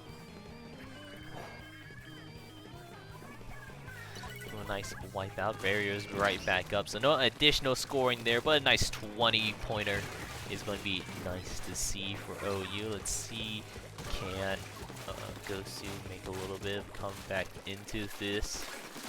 Got a few already making the advances. Seeing they can get a couple pushes down, do quite a bit of damage. Good job. Managed to get 3 picks for OU. So they're looking to see if they can collect a few more of these footballs. Or these plans. Get the full football. Managed to get 1. Bucks has it in his hands, but not before he goes down here. And that takes it 2 down as well for OU. Gosu's doing a pretty good job keeping them at bay, making sure that they aren't going to get this free scoring on them, but they need to make sure they can get a scoring for themselves as well. Ooh, it's getting quite dicey. Last 3 minutes, still quite a bit of time, but still need to find their way into it. Let's see it. OU has football ready. You make it over to the point, but I don't think Gosu is just going to let them do it ever so easily, at least. But great aggression goes out. Does quite a bit of good job. Splats Izzy down. Can we get that football into the point? Grabs it. They need to find a way in. Can they get it through? But oh, Gosu does a great defense. Stops them from getting that football in, but they did manage to break the barrier. So they do manage to get the barrier, get an additional 10 points for themselves. But I don't think they're going to be finding anything else. Barrier's right back up. Barrier is out, but not before he goes down. Taken out by the Mine. What an impressive match going out here so far. Ooh. A little dicey. Quite a bit of hit. Quite hectic. Lestructo goes down. Plucks remaining member alive. He has the football ready. He's looking to break the barrier. He needs to find his way into it a little bit more. 1.5 to see. 1.5 minutes left. Oh, it's getting a little rough. Can he find it? Drops the ulti in order to get 1. But can he find 2? He does. His teammate comes in for the alley-oop on the 3rd, but the 4th managed to take him down. Is he going to do that booyah bomb in order to try to stop him? But here comes the football. Goes out, breaks the barrier. Barrier broken. They have some space in order to try to get any extra scoring. Footballs all around. Managed to get a couple in. Yeah, they managed to get a couple in. Barrier still stays broken, right open. Let's see. Some of the teammates are mounting quite a bit of offense, throwing out a couple, but Lestructo will go down there. Lux has a few. Goals still, barrier still broken. Goes down 24, 21, 18, 15. 15 left over for OU in order to try to take this last 30 seconds. Barrier's going to be broken, built right back up. Can Gosu try to find a way in order to try to get enough points in order to make up this deficit? It's quite huge. We're looking to see. He's trying to throw the football, but not able to. Good defense by OU. Gosu's still trying to find it. Football is still in play, but it's going to be the last 2 members left of Gosu. 10 seconds left remaining. They have the football ready. Can they throw it in? They need to find an opportunity in order to break that barrier. Let's see. Can he make it? He does. He does make it. Barriers open. So now we're into overtime. Can they keep it open for themselves? Booyah Bomb goes out as well, but Tanman has a bunch of the points. They need to take him down in order to try to grab it and throw it back into the other side. Oh, overtime will be over, and the game will be going over to OU. What a match. Way close. I gotta say, it was a good standstill for like a solid 3-4 minutes out of this match. That was quite the round there. It looks like we are going to be doing one last round here. Round number, I believe, 6. Or maybe 2 more rounds. I am not sure. I do see that they mentioned that they want to try to do something special for the very last round. But we'll have to see how that goes, if everyone's down for that. We're just sitting in the lobby waiting for it. It'll be a really fun match. Oh, it's gonna be good. You can tell already. Bro, is a fun game. A lot of chaos, a lot of hectic to talk about, but really, I like the. It's very different than a lot of the other kind of shooters. Pretty interesting sort of gameplay. Definitely a fun bit of it as well. So I'm excited to see as we get into this next match here. We might have a DC, unfortunately. But we will be trying. Next map is going to be the Rainmakers on Inkblot Art Academy. To get this last player back in here before we go ahead and start the match. But this is a great time. I'm glad everyone's having fun here. This is our Bedlam event that we're doing once again, our annual Bedlam for between our two esports groups. Really great time. Really love seeing this go out. Even though, you know, we can say all these rivalry memes, saying, you know, OU's better, Ghost's better. I mean, but it is, at the end of the day, just a little bit more of that camaraderie, a little bit of that fun, real rivalry we have between our schools, and it's a good time generally.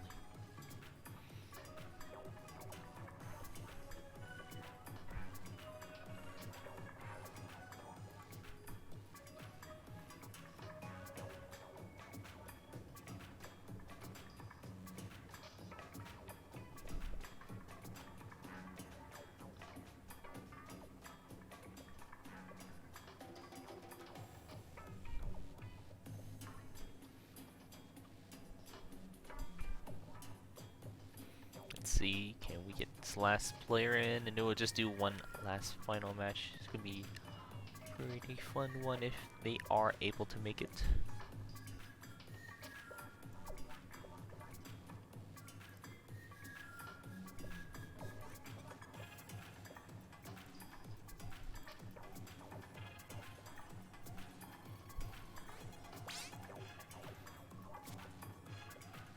No.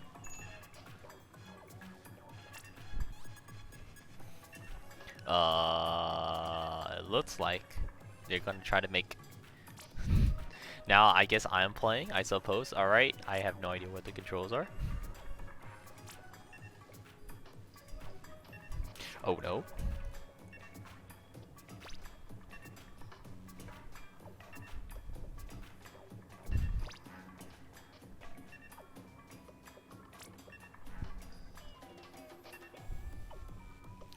Alright guys, you're gonna witness firsthand of Zio's go into ZR's shoot. Alright, you know what? That's probably good enough. Oh, they're ready button. Alright, so that's jump.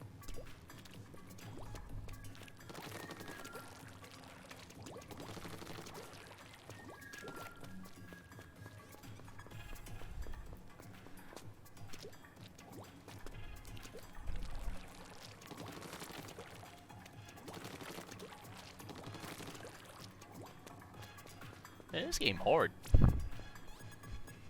New faster relevant ink, yeah. R's bombs. There's bombs. All right. Well. All right. Well, here we go. That's me.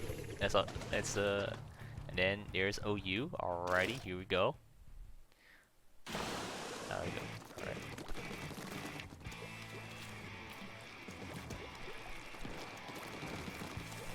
Just gonna follow the team, see the.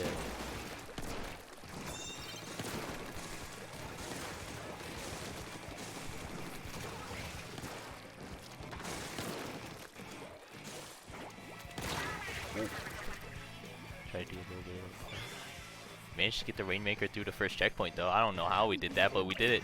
We did it. We did a thing.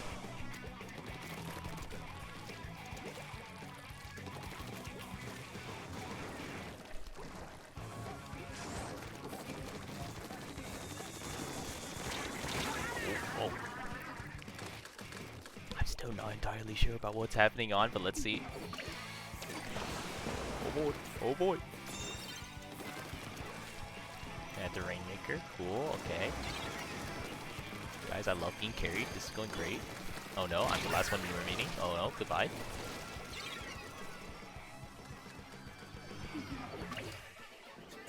Regroup with the team.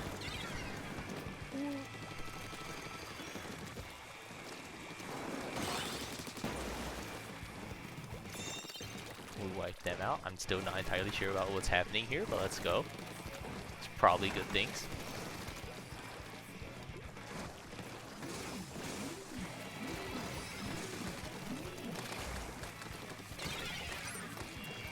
Oh, loading.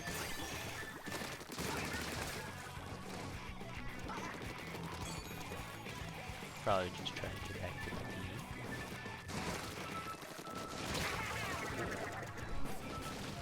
Watch the first circles that appear on the ground doors. Okay. Alright. Thanks for the tips. Thanks for the tips. Still learning. Still learning.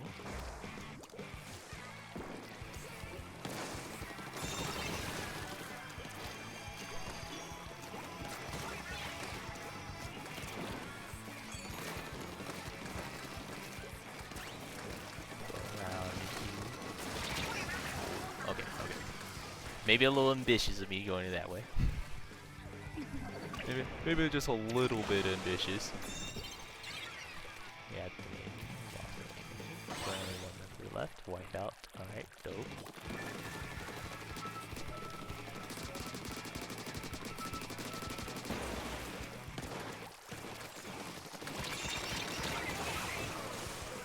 Nice, teammate traded for me. Let's go.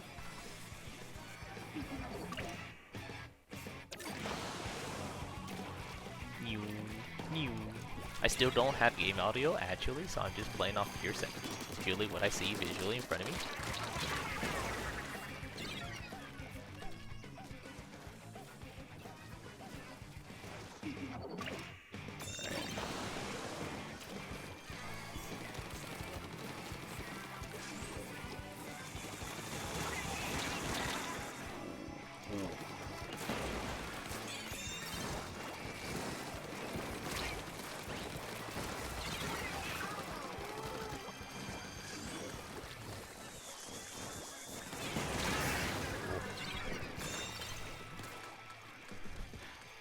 No worries, no worries. Alright.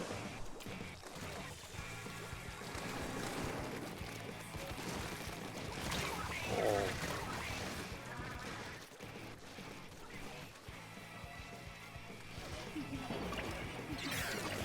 Alright.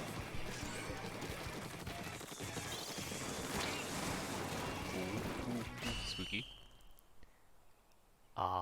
Looks like that is going to be yet another game. I still don't, I'll be honest guys, I still not entirely sure what's happening. But good clutch from OU there. Managed to take the rain. I'll be honest, I didn't even notice they had the Rainmaker. Probably if I had audio, it'd probably help out the game just a little bit better. But you know, hey, that was pretty fun. GG's, GG's. I can't believe they made me play a ground, but that was nice. Drop by practice one day. You could teach you. You know, could be fun. Could be fun, but hey, let's move it right back over here. Hi, hello. That was first time playing Splatoon. I'll be honest. Still not entirely sure. Not bad for my first time. You definitely need audio. I imagine like probably audio helps a little bit, at least a little bit. Audio is a big help. But in any case, I want to say thank you everyone for dropping by here so far for Bedlam. First day. First we saw Smash do a great job. Both teams played super close. It was like what, 15 stots down, 15 to 11 stots taken, with Gosu taking that one, and then OU taking 11 stocks for this. And then now for Splatoon 3, OU took this game as well. Pretty fun match. All in all, I'm pretty excited to see what we have next for game 2. If you guys are curious about what our schedule is going to be looking like, you guys can do !mark schedule, or I'll just do it for you right here. You can check it out on Twitter. That's where our full Bedlam schedule is going to be, with 10 o'clock tomorrow morning with Rainbow Six Siege, a pretty strong runner actually. I'm always excited to watch Rainbow Six Siege. I think it's going to be a best of 2, and it's always a good time watching both of these teams. If you guys don't know already, we're still sponsored by, I do want to thank a couple of our sponsors. One, Asus right here, providing a lot of the monitors that we're using today, and tomorrow especially. You're going to be seeing probably more of the full setup once we get into that. And then as well as EK Fluid Gaming for providing the wonderful PCs. They're actually kind of insane that they lent us to use for both play and practice as well. So I want to say huge thank yous for both of them. And then once again, for those who don't know, we are doing this Bedlam in benefit for the Make-A-Wish Foundation of Oklahoma. If you guys want to do !donate, or once again, I'll just type it in the chat right there. It is going to be going all into benefits of that, but we will be going out here. So thank you guys for coming for day 1. We'll see you back at 10 o'clock tomorrow for day 2.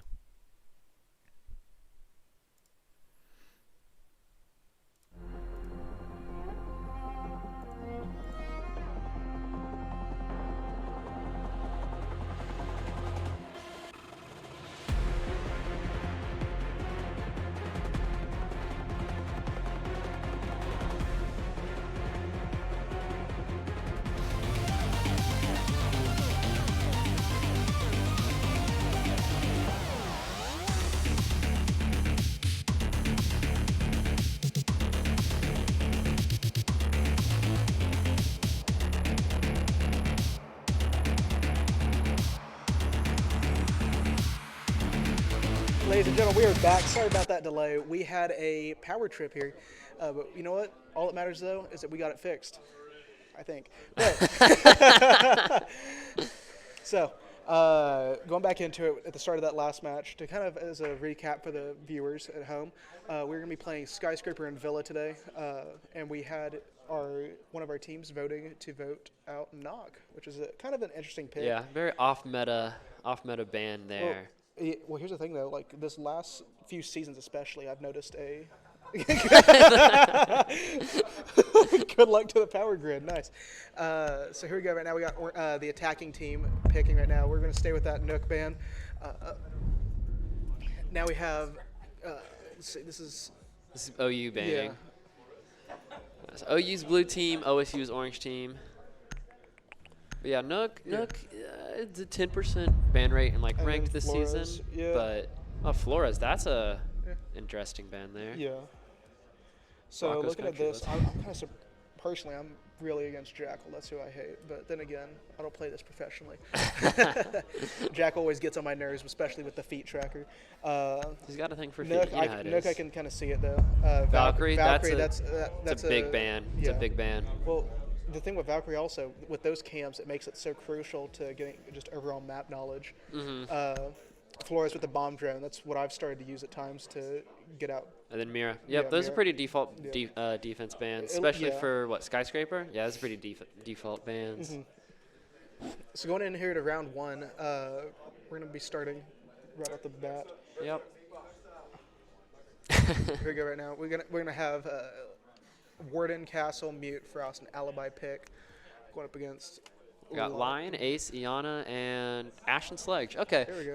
pretty default lineups for both attack and defense here.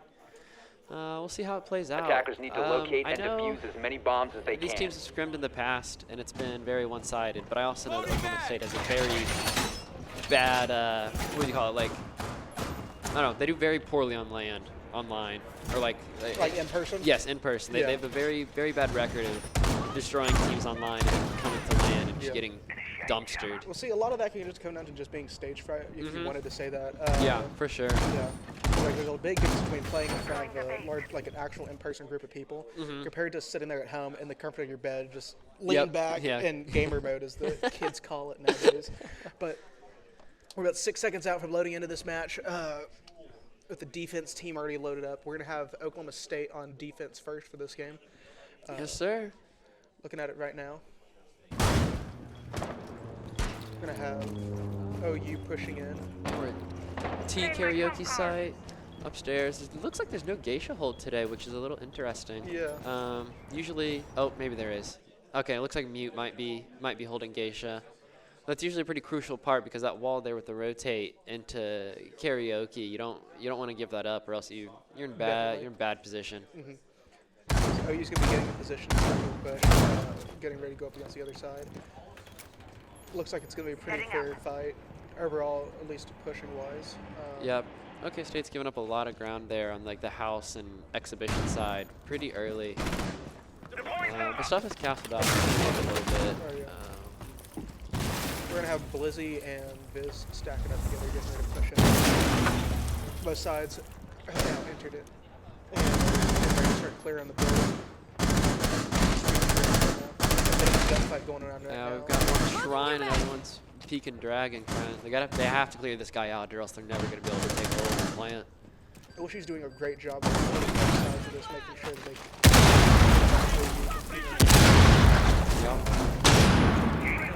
Right now, though, it's just both teams. With this now going down against Rice Krispie. Yeah. They're trying to flash the warden, but he's stuck in gadget. There we Well, go. he's dead now. Cole just killed off Rice Krispie, so there we go. That's it'll be a trade for that. Bringing down the warden. A bomb has been located. But the OU reconnaissance player, Lizzie, is Drones down. in. Well, Cole just went down. Took out one of the breachers for OU's side. More trades and shots being thrown between the two different sides. got a lion scan going on? Is that what that was? Yes, sir, it is. Just Now, trying it looks like our lion just got, our celery stick just got pinged by that alibi right there. It's always a fun experience to get pinged out your whole location, just thrown out to the wind. Both sides are going to be pushing up now. Pushing up a little bit. And Go, now even both man sides count. Even man count. The deception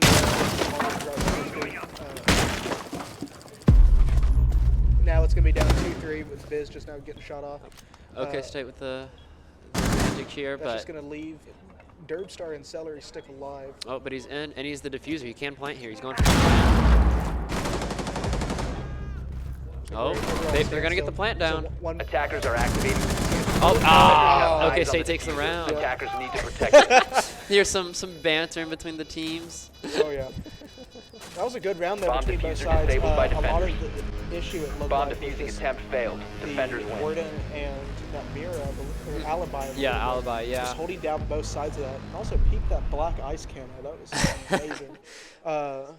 Both sides now getting ready to. Yeah, but it looks like the lion there wasn't able to cover the plant.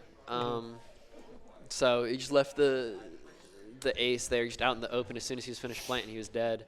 Oh yeah. So both teams now are going to be loading it back in. It's going to be pretty similar Attackers to need that to looks like locate we and got last defuse game. bombs. We got a Kaid instead of. But yeah, attack and lineups today. I think it was. Last round.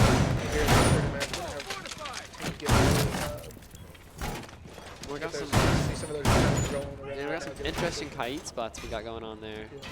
Kaid is such an interesting operator just because there's so much features to the gadget. Like, especially like since I started playing again this last few months, I've just noticed that like 10 seconds to go. spots, if you can go up to like 4 at a time. you can just Yeah, go if you know where to put them, it's 5 hard to seconds go left to before them too. insertion. Can make getting those walls open into sight very Oh difficult. yeah, especially like Attackers also must locate and defuse the Clubhouse bomb. is a pain. Oh, yeah. Fortunately, I guess neither one of the teams have to play Clubhouse today, so we don't have to worry about that. We'll go right now. Both teams are starting to please be pushing up in the building. Right now we're just kind of at a standstill as the teams are kind of scouting out, trying to get a general idea of where everyone's at. Currently having Lizzie taking some shots through the window. Attackers have located a bomb. Pick. Looks like everyone's relatively anchored in except for maybe one. Yeah, I don't know where Cosmic or our alibis, or if he's there on the house. No, he's not. See, I only counted 4 hours. It doesn't, unless their Dokkaebi brought EMPs, they're not able to get the wall open either. Which could be really, it could make this round a real pain for OU here. Indeed. Both teams are kind of at a standstill. No one has clearly entered the building yet. Everyone's waiting to see what happens right now and seeing which side is going to be dropping a person first. Well, we got our Dokkaebi's making an entry. So is that Slake down there? I believe that is. So. Yeah, we have two of our players both making a way in. It's going to be an interesting little hold right here. He's going to drop that, sign to chow that. Oh, no, he's back. There we go. Oh, we got our first little gunfight in here. Oh, and he's dead. He decides he wants to life more to try and take someone else's. We'll go back to about 17 seconds left. Everyone just kind of stands. Alibi is not giving up these stairs either. Yeah. That's such an important spot for players to come up. Yeah. Just in general, because of the fact that was the second floor. There's only, from the interior side, there's only about 300 go up to that second layer. There we go. Cooper's going to be the first one to drop from OK State. The team's warden. Where was he? I think that was the one that was out in the wild, I think. Yeah, I think he was over. Oh. Oh, Frost is down. There we go. It's going to be 3 down. Stacking up to be a Attackers have dropped the bomb OU diffuser. victory. Oh, maybe. Tanner's turn, or Lamb's turn it into a, making it interesting at least. Indeed. Attackers Both teams recovered right the now bomb are Still diffuser. getting ready to push in because of the fact we're sitting here about 30 seconds left. Yeah, they better hurry. Oh, Oh, there it is. Lizzie with the triple 4v1. kill. See if Inception can pull this off. There's only 20 seconds left, so they've got to be quick about it. We've got to get that bomb down or either kill off the last player, but it's going to make it difficult, especially since 15 seconds left. Ah, but there it is. Durdstar's going to come in and get that last kill, making an outstanding win for the University of Oklahoma Falcons. Current score right now is 1-1. Yes, Indeed, sir. going on to round 3. Lizzie dropping 3 kills in the chat. Outstanding. Getting a pause. Oh no, we're switching some controls up, it looks like. Riveting gameplay.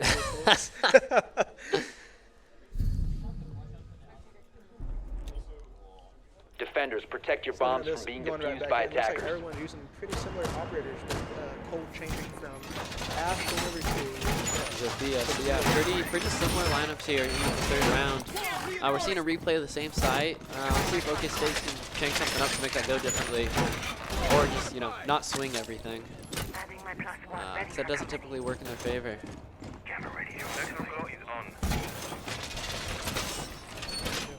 Way to go. That was kind of interesting last round because of the fact that there was so clear kills last round. Yeah, exactly. 10 seconds remaining. Is that things can change.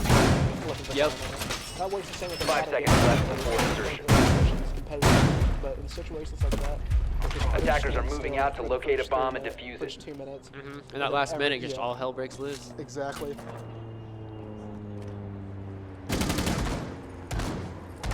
Yeah, that last minute 30 seconds, it's just really crucial because if stuff's not set up, the team can't execute and collapse in sight to take the win. Exactly. And at that point, you have to play for kills, and sometimes that doesn't work. Indeed. I think it's really interesting the fact that this game has stayed so strong because especially over the past 7 years. We're going to get a lot of Yeah, play here with finally some walls are getting open. Bomb located by attackers. Oh, someone's crouched up close on the... We cannot get that trade. Just got shot off. Oh, but we got traded back. Lamb is killed off by Blizzy. We're waiting right now to see what the next move is going to be from both sides. One player down on both, it makes it another even ground. Got 2 minutes left. There's still a lot of time here for OU to work their picks and take map control. But we'll see if they're able to. The attackers have dropped There's the bomb another diffuser. attacker down. Man advantage for OK State.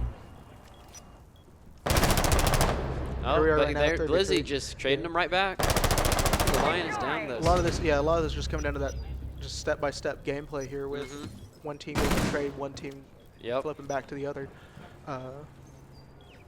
So right now we're waiting with OU down to 2 players with OK State up 3. So we're waiting to see what will happen.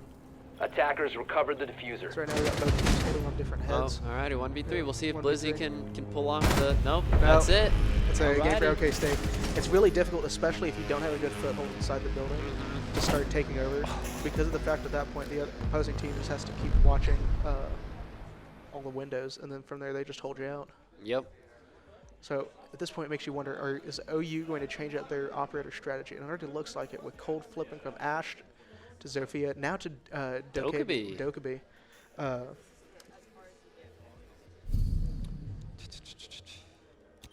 We go right now. Attackers need to locate and defuse bombs. Alrighty, so we're back. Primary site, karaoke T. OSU won here pretty convincingly the first time, but we'll see if they're able to pull it off again, or if OU's able to change stuff up. Got the mute just, working his way around, doing his site setup. Nothing too crazy so far. Interesting though, they dropped the castle and it looks like favor of Wamai. Oh yeah. 5 seconds. So it'll let the exhibition side of the map open up a little bit more, at least a lot Attackers are faster moving out to anyway. locate a bomb and defuse it. So yeah, we'll see how this continues. As right now we're gonna have OU making their push up to the front. Currently trying to kind of see where everyone's at right now. It's interesting. Well, my magnet places. Oh, I thought they were on the stairs. My Oh, bad. yeah. My bad. No, we're good. They're up there on the ceiling. Those will my magnets. Those will protect your warden there from getting frag grenaded because they'll catch the projectiles and take them away from your players. Here we have OU getting ready to make their first push into the ground, or into the building itself. Looking like But it's going to be curious to see if this OK State player will be able to hold them back. But I think they may just. Yeah, I think they're just running away. They're running away to Shrine. Yeah, they're just letting them have this side of the map, hoping that their more anchored site, their anchor players will be able to hold them off. Indeed. So both teams are going to be kind of going back to that earlier round one, where it's going to be OU controlling the right-hand side of the map and OSU controlling the left-hand side. So both teams are now making their way in with a minute and 50 seconds left. Yeah, there's a lot of time left, and OU is really taking a foothold into the map. So we'll see if they're able to capitalize on that. They've gotten a lot of map control. They just have to make sure they watch their flank. And looks like they are. Yep, Celery Stick just got shot off Rice Crispy. Now, it looks like we may have another gunfight going on right here. Attackers have located a bomb. I have a hole right here. Oh, all right, traded back. Yep. Right The now, lion both scan. teams. Interesting they didn't. Usually you would pair those lion scans with the push there. Oh, is that our alibi? I believe Cosmic. Yeah, he's just coming back up the drum stairs. OU's seen one of the players over in Geisha. They're trying to make their move up. Blizzy just got shot off. That's going to leave OU down 2 players, with OSU up 4. No, traded We're back back. to a tie. Yeah, that's so evenly matched so far. Oh yeah. So I always love these in-person events because you get to show the talent of both sides of these 2 different schools. Here we go right now. 45 seconds left on the clock. Both teams getting ready to hopefully execute. Yeah, trying to figure out how to make a good push. Nope. However, Celery Stick just going to get shot off, and now it's going to be standstill until there we go. One player left. Lamb really is. Yeah, this is going to be truly difficult for Derbstar right here. Oh, he's got one. Yep. Or Viz to. He's got 2. He's brought himself. They're just giving him ones. Attackers have recovered their defense. How's OU going to get? We have 14 seconds left on the clock with OU versus OSU. However, it looks like OU does have some damage on him. Yep. So what's the move here? He's going to be going in for. He's going to go for the plant. Yeah. He's going to be wrapping around. All right, there we go. It's another OK State round 1, and it should be noted, Lamb here is he's a sub. The main starter for their support player couldn't make it today. See you in rank tomorrow, Viz. So OK State here is kind of playing at a disadvantage, but they seem to be keeping up pretty well so far. Cooper's talking some smack there in the all chat. So yeah, so it looks like this is like just a standard team comp for OU at least. I see a lot of flipping between Wamai and Jaeger. Yeah, we got an Aruni pick this time. We're back. Oh, we're downstairs. We're Kitchen Barbecue, it looks like. Yep. So tertiary bomb site, but I guess they just didn't like exhibition. Agreed. Personally, I'm not a big fan of any of the downstairs sites on this map. Really? I don't. Yeah, actually, that's fair. I don't care for them either, to be honest. So, because just my general issue with it is just that because upstairs of a lot of the floors being able to be banged through, like you're able to shoot through them, it just makes it a lot more of a pain trying to. Yeah. My main problem is I'm bad at the game. So. 10 seconds left. Me too. So that makes it a little difficult to hold sites. If you're not exactly the greatest. Oh yeah, definitely. But that's why I'm here, not up sitting on the stage. Locate a bomb and defuse it. So here we go right now. Both teams getting ready to, or OU's getting ready to make their push into the facility. Just waiting right now as both teams, as OU's making their movement up. Yep. We'll see. They really do need to try and go 3-3 on this half if they want to stay competitive for this. So we'll see if they're able to really rein in these last 2 rounds and see what their mistakes were from the last 2. Looks like we're doing a top-down clear, it looks like. Going through Geisha. Oh, you're trying to get that vertical play onto... Oh, no, there is someone in Geisha holding it. We'll see if they're able to clear him out. Sitting here right now, both OU's kind of at a standstill as the other opponent, Jaeger, is watching that one site to make sure they cannot enter. There we go. Blizzy Cooper's just getting that entry pick on into Blizzy. That'll make it difficult. Oh, well, again, just trading him right back. Yeah. It's relatively even gunplay game. Yeah, I was going to say, that was interesting to watch. Yo, yeah. Even though, I mean, the round counts seems very one-sided, at least right now, it's every single round has been close. There hasn't been one round that's been, like, super-duper convincing of one team just trashing the other. We're sitting here right now. We're going to be watching Cooper as he's holding down this one spot. Both teams sitting at 1 player down with Blizzy down on OU side and Lamb down on OK State's. Oh, Cooper just picking up those frags, man. Oh, yeah. Do you think So, yeah, Cooper you with the can't triple do that. kill. Yeah, Cooper. no, Cooper. He's going to get another one here if he's not. Cooper! Oh, my gosh, with the quad kill. Oh, he's going to ace. He's going to ace. He's going to ace. Is he going to ace? Oh! No. Cold's going to shoot him off now. Let's see if Cold's going to be able to pull off the clutch. 4 kills, 1 round.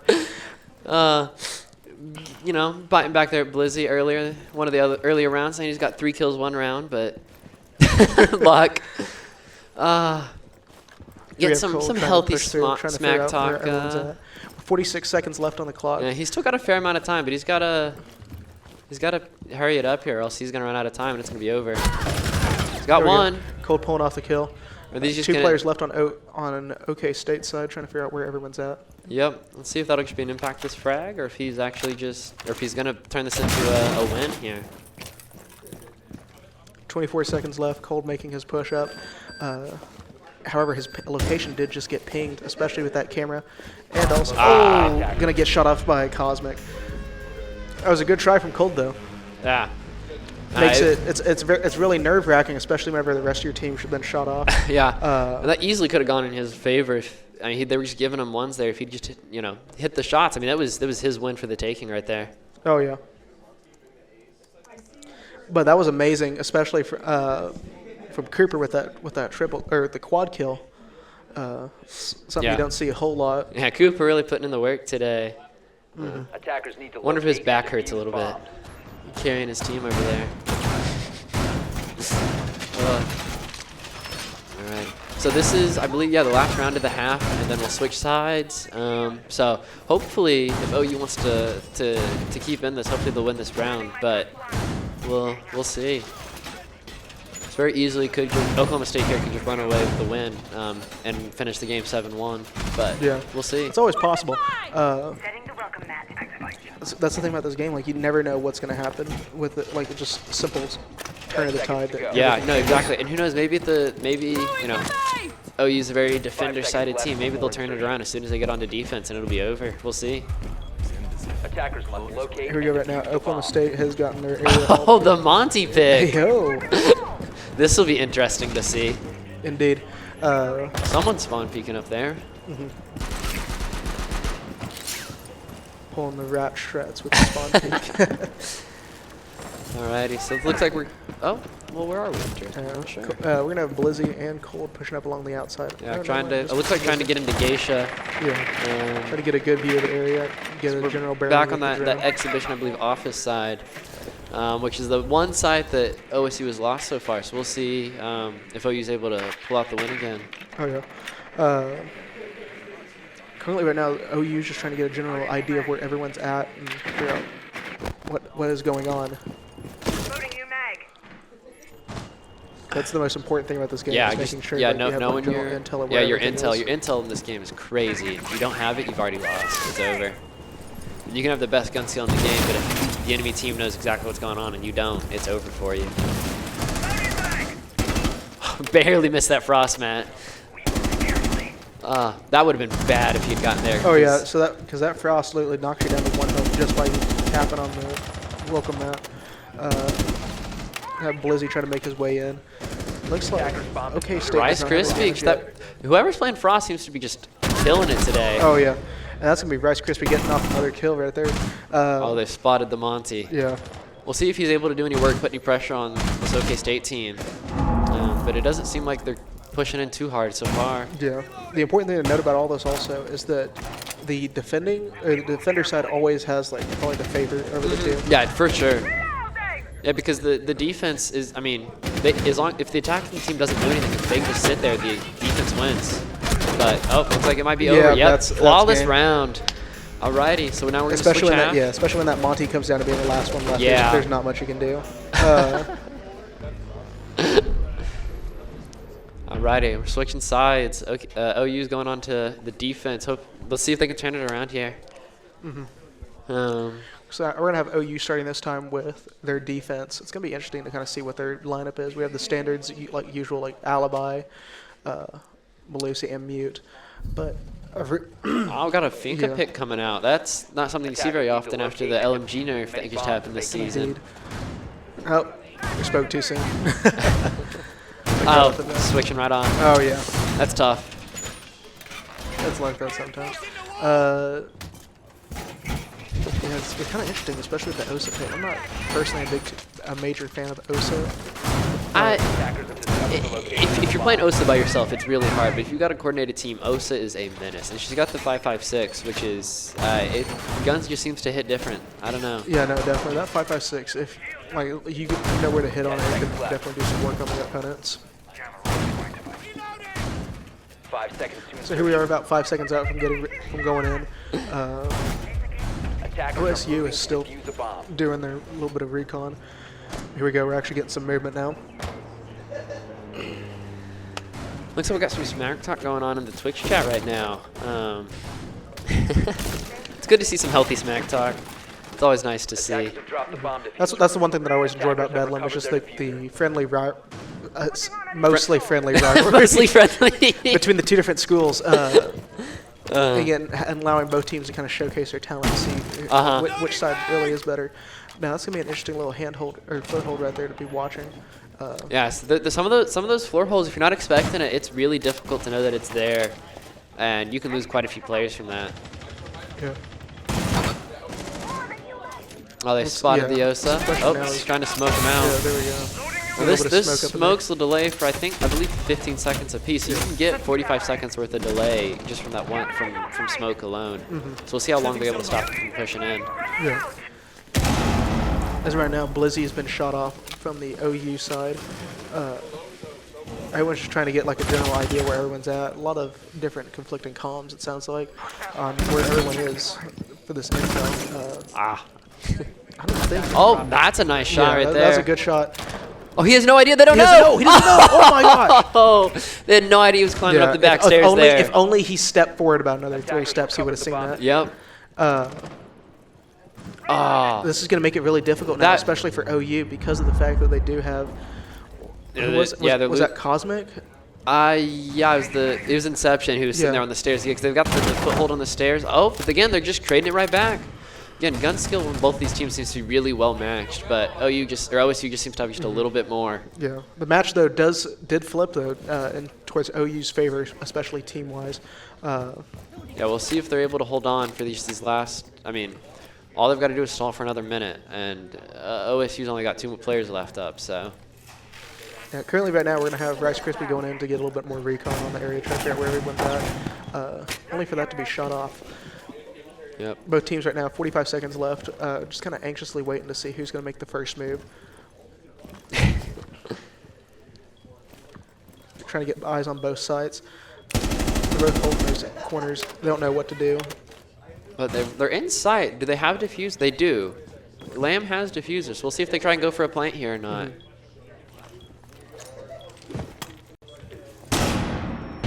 Oh, we got him. I thought the smoke had that there. I thought so also because of that shotgun. Like normally that's a one-hit kill, especially up close. Maybe just not expecting it or just not aiming up high enough. Yeah. Yeah, might have just hit him in the either way, legs. OSU's starting to try and get that bomb down. But only going to get shot off by Celery. He's got the bomb down. Let's see if he's able now to it's hold off. Oh, yep, 1v1. Let's see if he's. 1v1. Oh my God! Nice. Lamb going huge, eaten up right now. Oh! It's amazing how quickly the tide of battle can turn, just like yeah, that. because I went from a 3v2 to a 1v1. I mean, just in the span of seconds. Yeah, we're coming up on match point right now. If OSU wins this is going to be game for match 1 on Skyscraper. It's OU got to pull it back on this. That was amazing right there. I did not think that was going to happen. No, I thought that was OU's round. Because like if you got a 2-man up, like that's Yeah, exactly. At that point, you just got to coordinate and say, hey, I'm pushing it from this side. You need to watch the other side. If you don't, we're going to die. That's a prime example of that happening right there.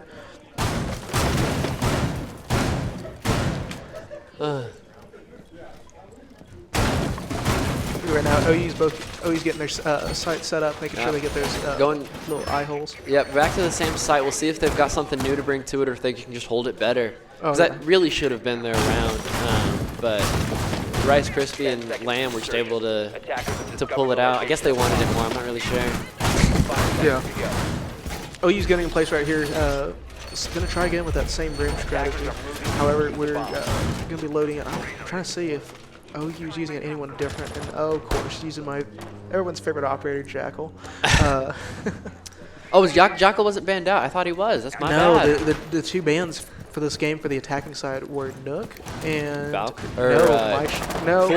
Man, we do not know what's going on, do we? It's one of the Italians. There we go. So Hugo right now, we got Cosmic pushing up. Both teams kind of just waiting to get an eye. Oh, Blizzy got that entry pick off just 30 seconds into the round. Indeed. And that's huge for OU. Yeah, it's going to make it really kind of difficult, especially because of the fact that Yana is you're supposed to be the recon. Your entry and intel op right there. Yeah, for sure. Viz right here making some more little eye holes to see through, get some more intel on what's going on. OU's still up all their players right now, so we're kind of just waiting to see on. And we'll see if OSU can work some picks here or if it's over for them. Oh yeah. We're still in that little reconnaissance phase. A lot of these teams don't feel like the rush to get moving until like the last, once you see like 1 minute left. That's when like you start seeing things start to kind of heat up. Oh, you saw his head there. I wonder if he's gonna re-peek that. Oh, okay. It doesn't look like they're able to get the wall open. I don't know if they have any EMPs or not. No, it doesn't appear so. It looks like the wall's just stayed shut. So this will be really difficult for OSU to win this round and finish out the map. Oh yeah, looks like Cosmic did get shot up a little bit. Yeah, he's taking some damage. With OU not taking any hits yet. Yeah, I say OU's so far flawless this round. We'll see if they're able to hold on though. Yeah. I want to say that this match is going to go in favor of OU, but just because of or just this round, but I don't know, just because especially after last round things flip so quick. Yeah, that is very true. No way. Up on the map. Wait, sir.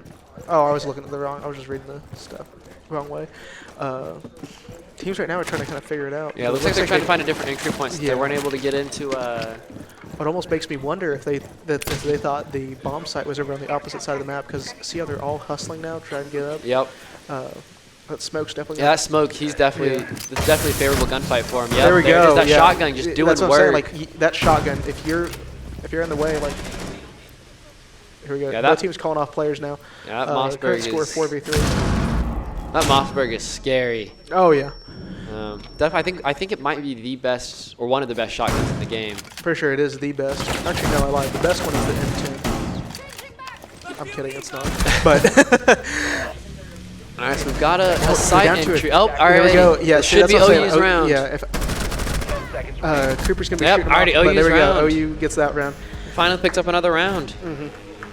Current score now is 2-6, with OU down and OSU up. Still on match point, so it's. Yeah, OU's got a long way to fight back for this map if they want the win. Win a straight 4 rounds exact, and then it's going to go into the overtime. It's definitely possible, and it's happened before, but it's going to be it's a very tall task, big hill to climb.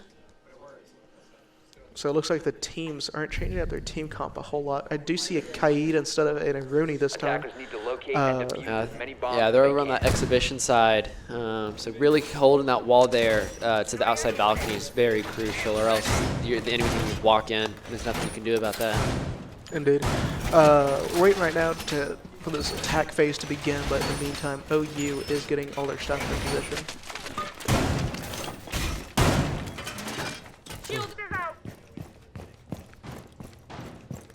Yeah, just kind of prep phase. We're waiting for the site setup.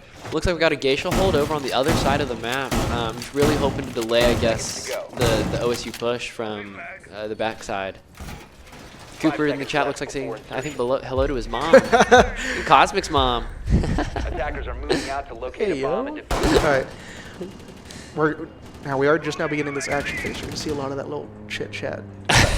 Yeah, team's got to focus up here, and hopefully we'll see if OSU can close out the map, or if OU's going to keep mounting this comeback or not.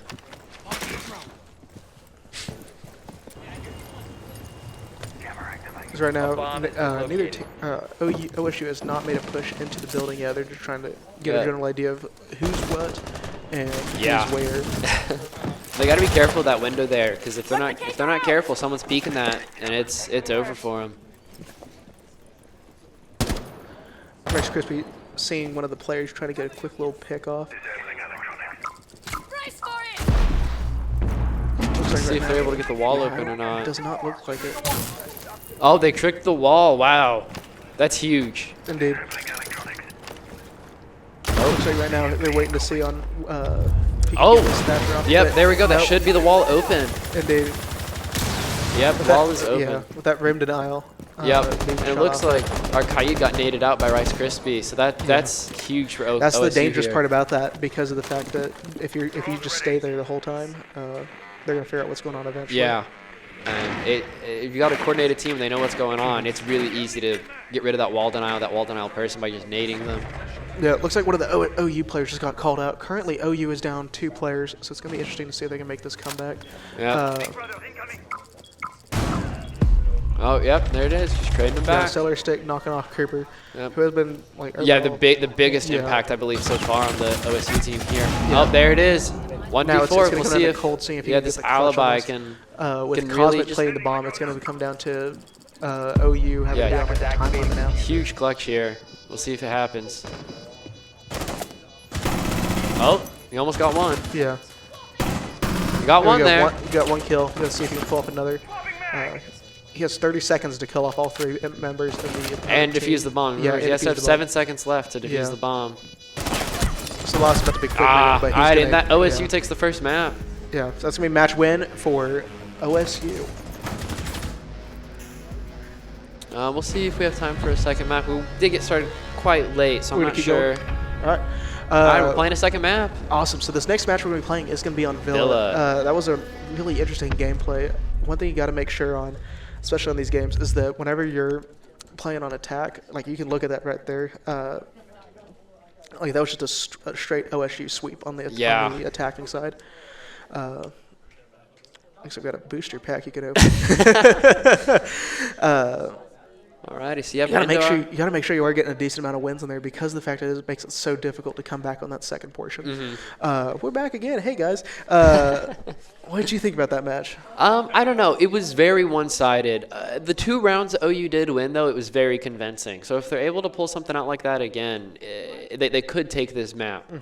But they've really got to really work together as a team, because it seemed to be the problem. They were just getting picked off in their ones and not winning their gunfights. So if they're able to hold crosses and stuff, I think OU could take this second map. Now, what I want to talk about is Cooper, though, because that was kind of nuts. It was kind of nuts. He was consistently going on different streaks. I think what was it, 1 quad feed and 2 triples. He had a couple 3 kills and a couple 4. And I think he had the one 4K.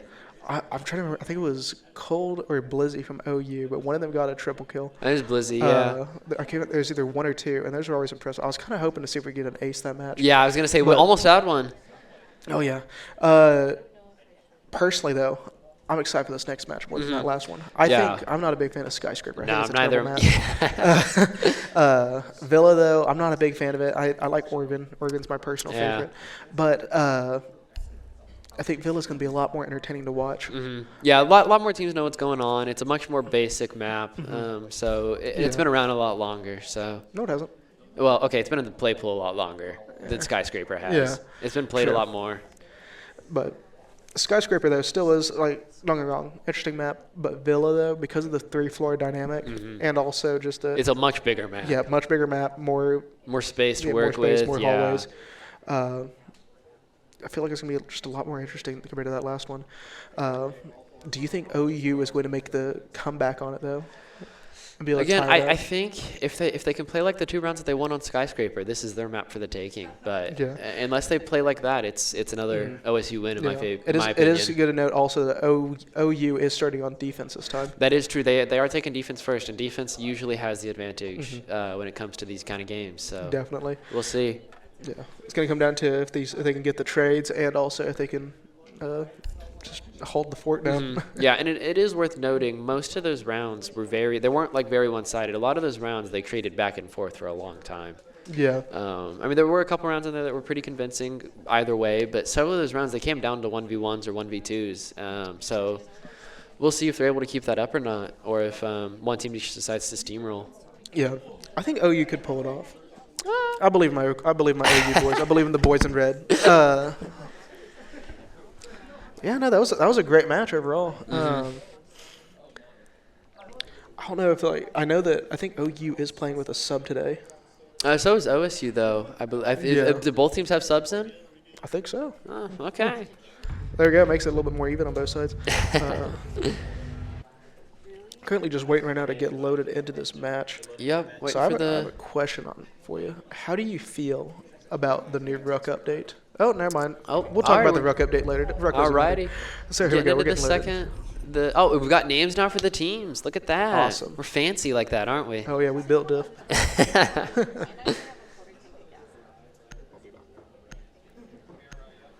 Right now, OU decided to ban Nook ban. Yeah, staying with Nook. That's a pretty good ban though for Villa. With how big this map is and how quietly Nook can walk with her gadget, you really don't want her lurking around and just surprising you.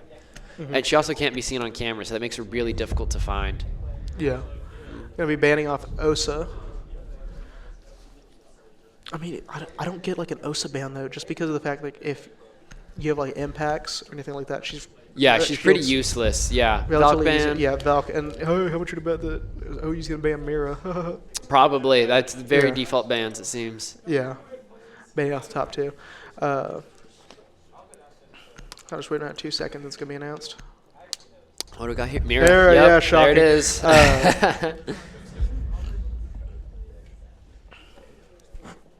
So yeah, loading into this is kind of like a general basic overview. This is a 3-story map with the basement. Yeah, not a whole lot of people play in the basement though.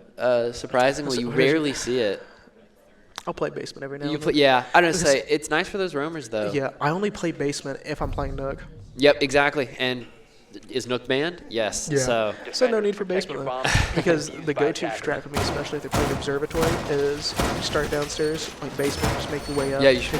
Yeah, walk your way up the back stairs. Yeah. Yep. And you have that camera on. And then so it's usually the only time you ever see teams enter basement is usually that trophy statuary side, so they can walk up into what is that? Like Astro, I believe. Yeah. Yeah. We got a Doc ban coming out there, and Doc recently just got a buff. He got the Bailiff, which is a shotgun pistol, but it lets him set up sight a lot easier. He becomes a lot more viable. Then also his stem pistol, which heals his teammates, just got a massive buff. He heals like, what, 200 HP now? Yeah, it goes from 40 to 200. Yeah, so he got a massive buff recently. So you're going to see a little bit more play from him than you did the last couple seasons. Oh, yeah. Looks like we got a little... oh, there it is. No, I thought we had a little HUD bug there, but it fixed itself, so we're all good. Right now, both teams getting ready to move in. Oh, Blizz! Oh! Yeah, huge spawn peak right there. Amazing. Giving some love to Red Dirt Rowdy in the chat. We gotta give a shout out to him. One of OU Esports #1 mega fans. We go right now. We got Biz reinforcing some of the walls. Everyone's just kind of standing by to figure out what's gonna happen. Because that was a huge pick there from you killing off one of those entry players. One of your biggest impactful players, killing them off right at the beginning. We're just gonna be holding this window, so they're just trying to get trying to see if anyone's gonna fall for it and peek out through that. I think Cooper has a pretty good chance of probably shooting someone off from there. Currently, right now, we're just kind of waiting to see because only it's currently like 2 outside, 2 inside. Oh, we're getting traded off here? Yeah. Oh, and Rice Krispie was almost caught there by the alibi. Oh, yeah. Was able to make away with his life. Blizzy has met his maker. Cold's being shot off. We're down 3 players on OU, or 2 players on OU side, and down 1 on OSU. Yes, sir. A little champ charm there, coming out from Viz there. Makes you wonder if maybe they'll be able to turn it around. Really, might really be able to, because use that ranked play We've seen set. so many flips, especially whenever defense was down. Yeah, for sure. Bomb located by Like, attackers. everything can change with just, what is it? Like Just in the span of a second. Yeah, with one peek, one head hold. Yeah, no, I mean in an instant who's winning the round can change. One thing I do think is, one thing I love is seeing the Rooney gameplay. Is it a Rooney? No, Azami. The amazing Azami. Yeah, sometimes you get some funky Azami setups, and it makes it really difficult to peek stuff. Oh yeah. Because look at this. That's a crazy tight angle for that for that Malusi to hold. Oh yeah. And like, well, I'm trying to think what it was they were using to describe Azami. It was calling her the architect of the game. Yeah. It's like a new kind of subclass. Yeah. Like See, look at that. That's just a crazy tight angle for those OK State players to peek, and it's definitely not a gunfight that's in their favor. Yeah. So now we're just waiting to see because. Yep. We're going to see if they're going to execute on side or not. 23 seconds. There we go. OSU's down 1. Lamb's going to get shot up a little bit. OSU does not know what to do right here. Yeah, this looks like an OU win right now. Yeah, 13 seconds left. I don't see OSU coming back on this match, especially with that one hole open right there. Yeah. Yep. Oh, one more left. Impact his frags though. 1 second. Oh. There we go. It was a good round for OU though. Good round. Really showing that hearing some cheers yeah, from some the cheers OU from side the over OU there. team. But yeah, really showing it's not over yet. Oh, we had a little shot of the arena there. You can see both the players. But it's kind of nice where all the PCs got some fun RGB and we got red and orange ones. Really, you got the team colors. Yeah. Did you know that Blizzy is actually the best Siege player? I don't know about that one. I don't know if I would say that. He can beat anyone.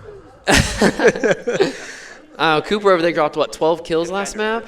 That's quite a bit. I don't know. He might be a little better. All hail King Blizzy. I was curious to see, though, if he's going to be able to pull off another spawn kill. Yeah, I was going to say, that was quite the impact there. I mean, really just go ahead and take that round, or that man advantage right at the beginning. Chat's got me cracking up right now. I think we got to... That's what I'm saying. Like, this map, I think, is just going to be a lot more entertaining to watch. I think it's going to be a lot more evenly matched than Skyscraper. Yeah, for sure. I think Skyscraper overall is a very defense-sided map compared to attacking. Yeah. It also is worth noting that this is a best of 2, so it's we're only playing 2 maps. It's not, if you win 2 maps, you win. It's decided by round difference. Whoever wins the most rounds technically wins the match. Yeah. So it makes it a lot more interesting. I mean, you can technically, lose one map and win the other, but depending on how many rounds you win / lost, it can really It'd be really entertaining. What? If this just turned into strap roulette. Oh, that'd be a little scary. Watching everyone just burger walk in with shields. Unfortunately, even though it's an exhibition match, I don't think we're gonna see that coming out from. Oh, it would make my day if it would. Just pulled out all shields. It would make my day. We could see a little shield gameplay going on. We got a little Blitz, Monty, Osa, Blackbeard. Can't do Osa. Osa got banned. Oh, she did. Oh, yeah. I'm goofing apparently. I miss the old days where you could just do recruit Caterpillar strat. Just crawl around everywhere. Yeah. Yeah. Right now we're gonna have Lamb pushing up on the side a little bit, trying to get an idea. Oh, they don't know that this guy here is main stairs. This could be huge. Yeah, this is a major backside.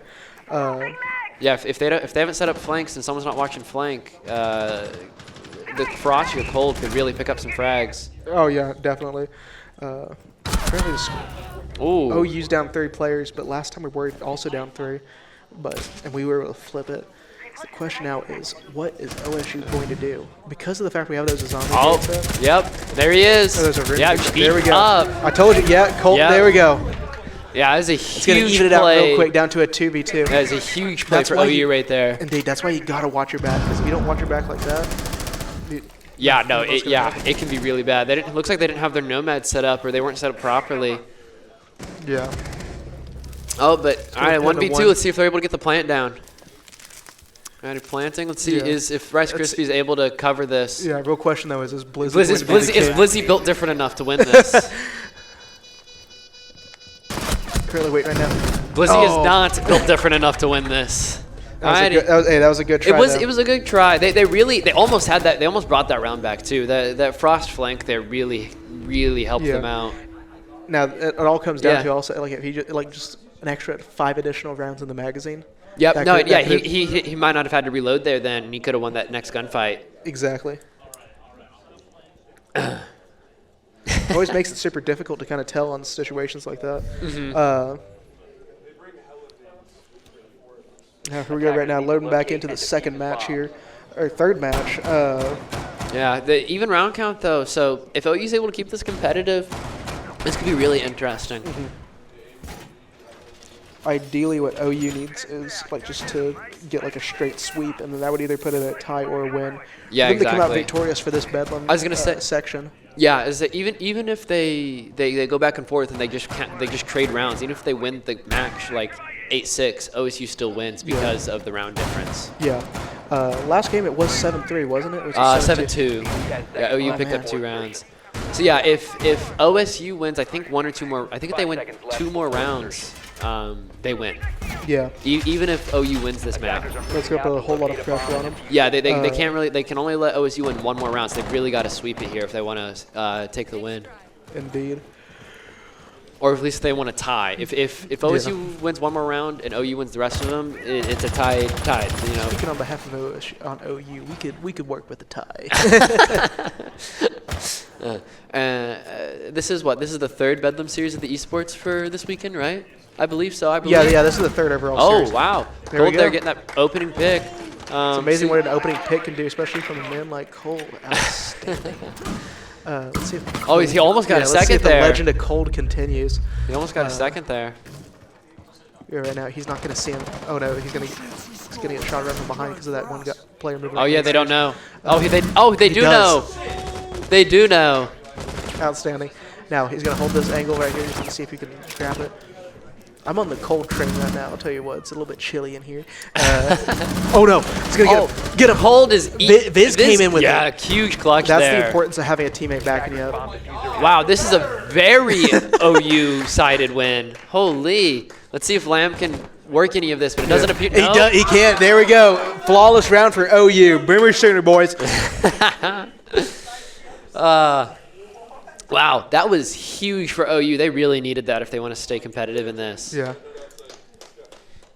If OU can get the sweep right here, that would be outstanding. Yeah, I was going to say, if they don't drop another round, this is an OU win. But we'll see if OSU has anything to answer that flawless round from OU there. That was great for them. Now we are going to see OU pulling out Doc, speaking of that 200 HP. Yeah, 200 HP heal, 1.5 on the... I mean, he's got a good gun, good sight. He's got a good gadget now, and a good secondary. Doc is really... What do you think Doc added to his stem pistol to make it give people 200 HP? I don't know if I'm allowed to say that on stream. So here we go right now. We're watching the team kind of get everything situationed. Blizzy greater than OK State. We'll see about that. That round he definitely was. We'll see if he's able to keep that up into the upcoming I don't know rounds. if we can get a view of the scoreboard real quick to see what the overall kills are for both sides. Looks like Blizzy is in fact leading with kill lead with 4-2 tied with Cold. Cooper's kind of dropping off this map so far. Only 1-3. We'll see if he's able to rein that back in to his former self. Yeah. Especially coming off of a game with like 3 triple kills. I don't know, man. I'd say almost like let him kick back a little bit, let him take a breather. Let him take a breather. His back probably hurts a little bit, doesn't it? Here we go right now. Both teams. Blizzy is on the run. Yeah, he's looking around. moving. Currently waiting to see where OSU is going to come in. Looks like he'll be pushing in from that alternate site that we tried to pull on matched round 2. Yeah, that Aviator game side. Yeah. It's pretty default pick for site, but they've got an extended hold over here into trophy statuary. That can make it really difficult, because if you don't clear these players out, you can't take site. Yeah. So, oh, and we got Cold here. If they, oh, okay, he's not gonna peek it. Man, Viz there, just getting those opening picks onto Cooper. Yeah. Cooper really isn't having a Nice shot, Viz. a good game so far. We'll see if he's able to switch that up though. Yeah. Currently, OU is just kind of moving around the hallways trying to figure out where they need to hold, where they need to fill in the gaps. OSU, though, is also looking around trying to figure out where everyone is. Attackers Yeah. have located a bomb.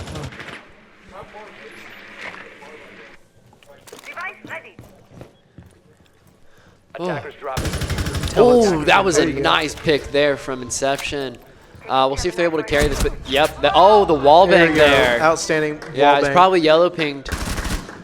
Let's see if Viz Viz is really That's showing what I'm up saying, this like, match. It's all about that Aruni gameplay. That's what it's Yeah. coming down to. Yeah, let's see if he's getting flashed out. It looks like. Here we go. Fall back a little Yep. bit. He's trying to figure out where everyone else is, though. They're looking like they're letting OSU take 90, but they've yeah. got the man advantage here. They're set up really The thing nice. to note is that one hallway right there, that's where it looked like everyone was trying to push in from.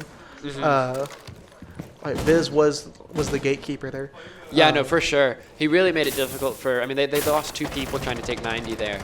Yeah. And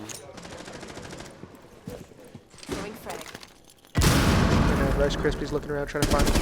Oh, pull up nice the pick pick. there. Yep, there Bring you it go. even Celery man stick count. So getting this shot is off. very winnable still then for OSU. Oh, but Blizzy's underneath, probably playing the C4 for the post plant. Indeed. We'll see if that needs to be used or if his 2 teammates upstairs can get the work done themselves. Yeah. So right now, Rice Krispie landed. Oh, there we go. Viz there getting just Viz is another going on a pick. streak with that triple kill. He could get an ace here. Yeah. This is very possible an ace for Viz. Yeah. Viz right now seeing that there's both players looking through that hallway. That Little quick flashbang peeks there's gonna coming out. knock them all off. Oh, they missed the default. Oh, and And Viz. the plant just got shot off by Viz. Oh, so missed close to the the ace. ace. No. Oh, he didn't pick up Oh! the diffuser. Ah. That's what happens. try, That's what happens though. when you fall on top of the diffuser. Like, that's happened to me more than once. Tisk lamb. Being in the way. Moving on to round 5 now with OU up 3 points. OK State Yeah, this at is 1. looking very different compared to last I'm map. telling you, man. OU built diff on this map. It's map difference. But getting a pulse in the lobby, that is interesting. Where are they? They're going dining. I guess they could be playing because they're probably going to try and do a top-down take. So if they can get those picks from Master, they very easily early in the round could become an OU round. Yeah.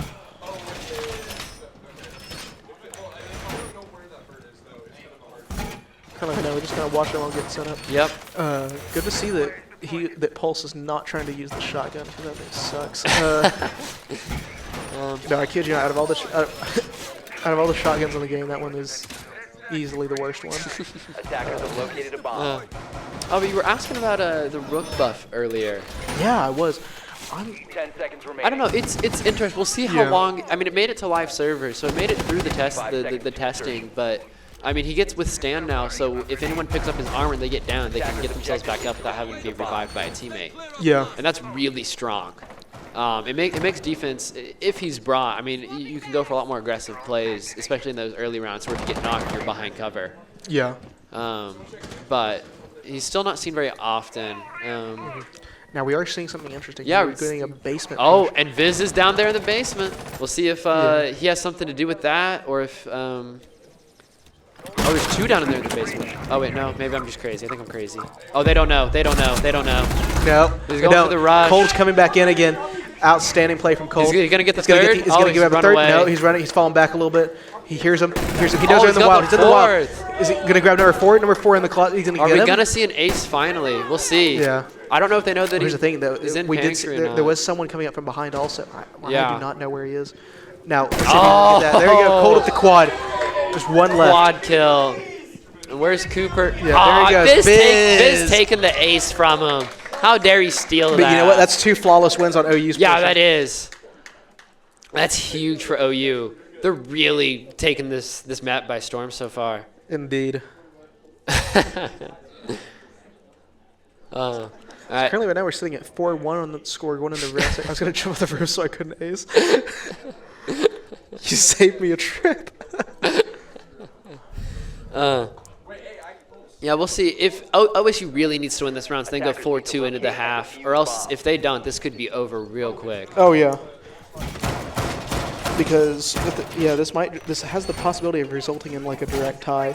Yeah, no, it could. Unless OU literally just sweeps everything. But once it hits that attack phase, I'm confident that they could get this round, just because of how they've been playing. Yeah, but no. Once it hits that attack phase, if they don't win it, it could either go to a tie or OSU could win by the skin of their teeth.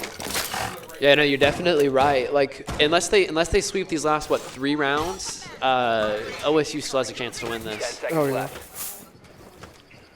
We're back upstairs, trophy statuary, which I believe, is that the round? I believe that's the one round that they've won so far, OSU has. Yeah, OSU has won in this spot before.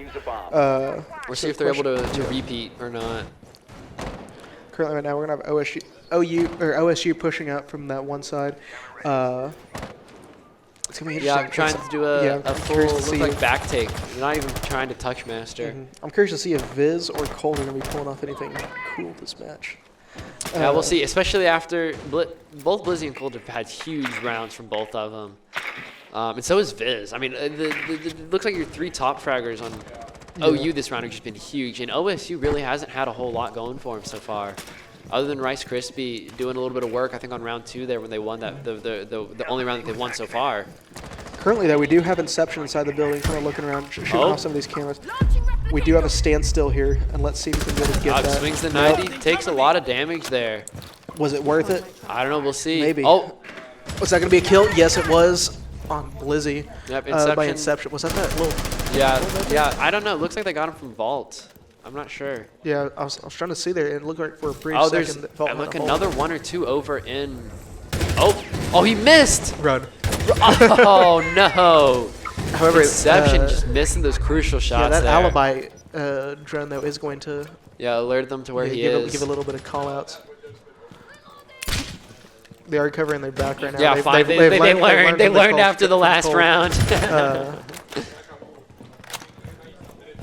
We're just anxiously waiting right now to see what's going to happen. We're at 1:26 seconds left. Looks like OU is relatively kind of scattered. Struggling to shoot that ADS there. We'll see if they're able to get into sight here and clear it. And be able to plant default. But Cold's definitely going to make that difficult for him, considering how he's been playing this game. Yeah. Attackers have recovered their diffuser. Okay, State now has the diffuser. They're getting ready to start moving up here. They have to execute soon. 45 seconds left. Sitting right now. Oh, is Cold going to get one here? Doesn't look like it. A lot of this right now is just waiting to see what's going to happen. Yeah, you got to sit there and watch and wait. I think it's just waiting to see who's going to get antsy first and peek it. But we do have someone from OK State pushing around on the outside. Yep. That could make things difficult to getting pinched there. Oh, yeah. You got Rice Krispie getting another huge frag that'll hopefully help their team. Oh, but Cold.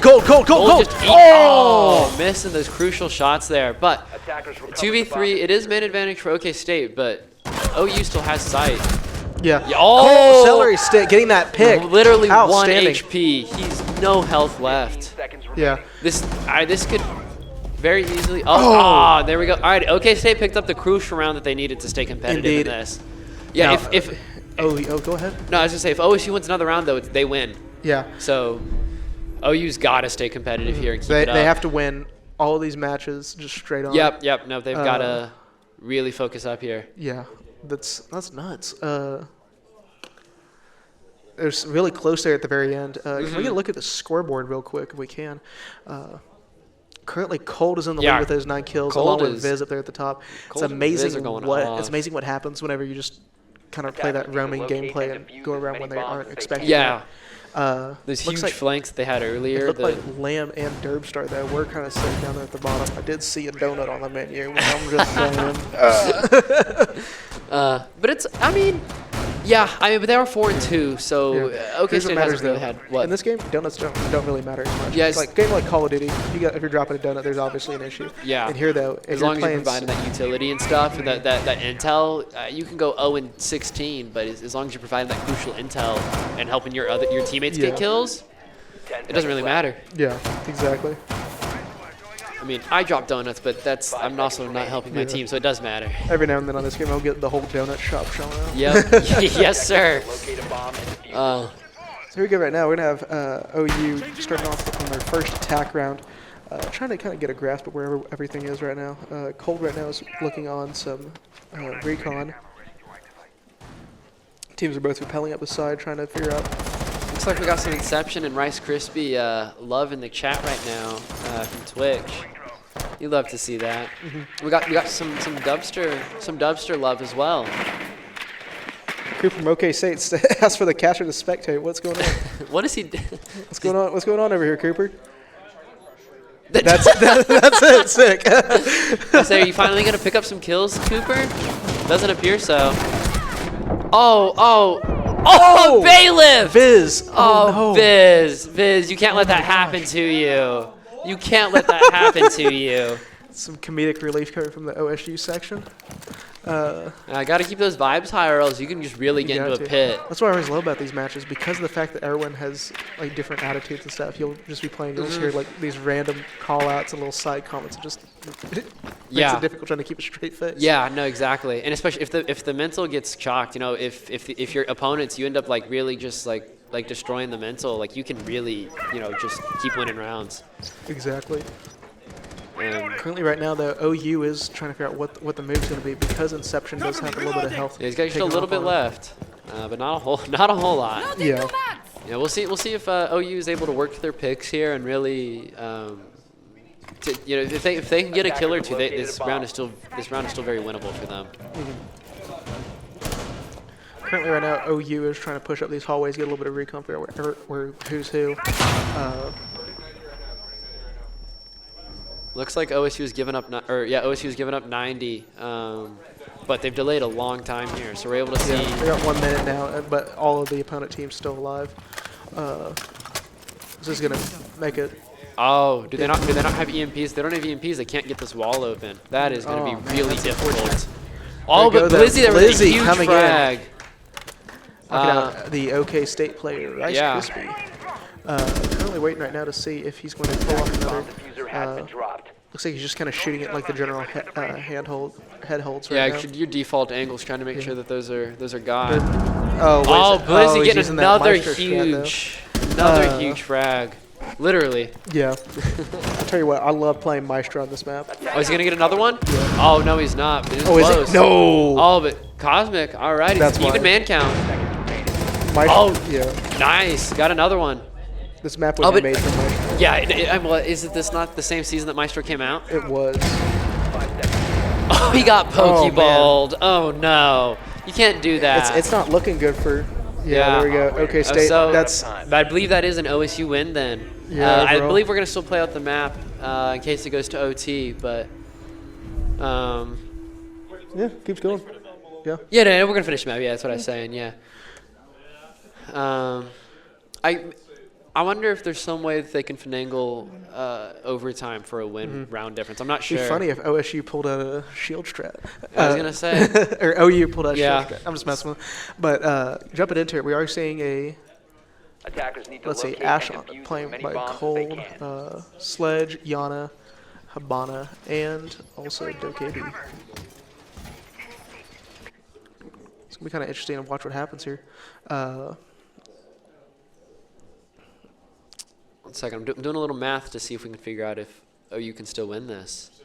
We reached 1 second. Unfortunately, it doesn't appear so. You never know. Yeah, what's up? What were you going to say? Oh, no. I'm just looking at this right now. I'm still looking at this map in the long run, because if they can win this, I mean, I could live with like us or OSU winning one and OU winning one. Oh, I don't know about that. I don't, you know. Currently right now, OU is looking at these different sides, trying to get ready to start pushing up into it. Looks like are we kitchen? I believe that's where we were. We're kitchen. Laundry. That's not the name of the site. I can't remember. It's called Tetris, but it's not the actual name of the site. Yeah, we're in kitchen. I believe this round coming from OSU. We'll see if they got anything fun going on, anything interesting. Indeed.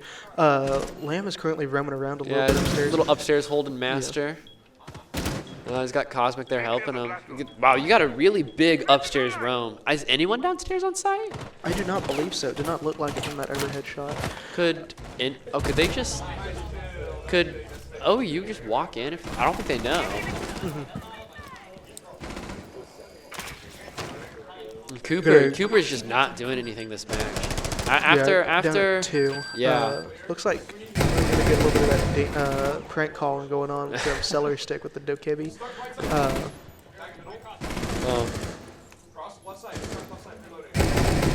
Yeah, it's. There we go. Right now, we're trying to get that. Oh, kill there we off go. Lizzie. Alright, Inception's Good kill down on him. Yep. Alright, this is man advantage for OU. Let's see if they can bring out the round. Yeah. This map has been much closer than the last one. Yeah. For sure. So saying, like, this map's also a lot. I think it's just like a lot more well made and more entertaining. Yeah, a lot more played out too. A lot more teams know what to do and what's going on. Bomb located by attackers. Yeah, so for sure. But it has been a lot more competitive. It's a lot more fun to watch things that are competitive, I feel like. Even if you're rooting for your team, it's a lot more fun to watch things that are competitive than the team to just sweep. Yeah. Looks like right now, OU is up all of their players, and OSU is down. Yep. 2. Yeah, we'll So, see if I'm just waiting to see. Like, OSU's able to bring this back, or if this is an OU win. Exactly. Looks like it's pretty standard just hold right now, just waiting to see who's going to peak first on it. And OU looks just picking up another frag. If they don't know that Cosmic's flanking around right now, he's going to get off celery stick, but he can't did not pick up the Viz. second one. Alright, Rice Krispie 1v4. Let's see if the man, the myth, the legend's able to pull it off. He's got someone coming up on the stairs behind him, and I don't think he knows. Yeah. Oh, maybe. I think he might be able to, because he's just clicking on heads right now. Or we are going to get that bomb down on OU Yeah, this side. is really going to pressure Rice Krispie to have to get active here. Yeah. Oh, you barely missed him in the bathroom there. Oh, yeah. I don't know what he's going to do. Yeah, I don't know. Get it or not. Yeah, he's going to have to... Oh, Nope. he decided to There we sprint. go. That's another OU round win. One more round for OU, and they're on max point.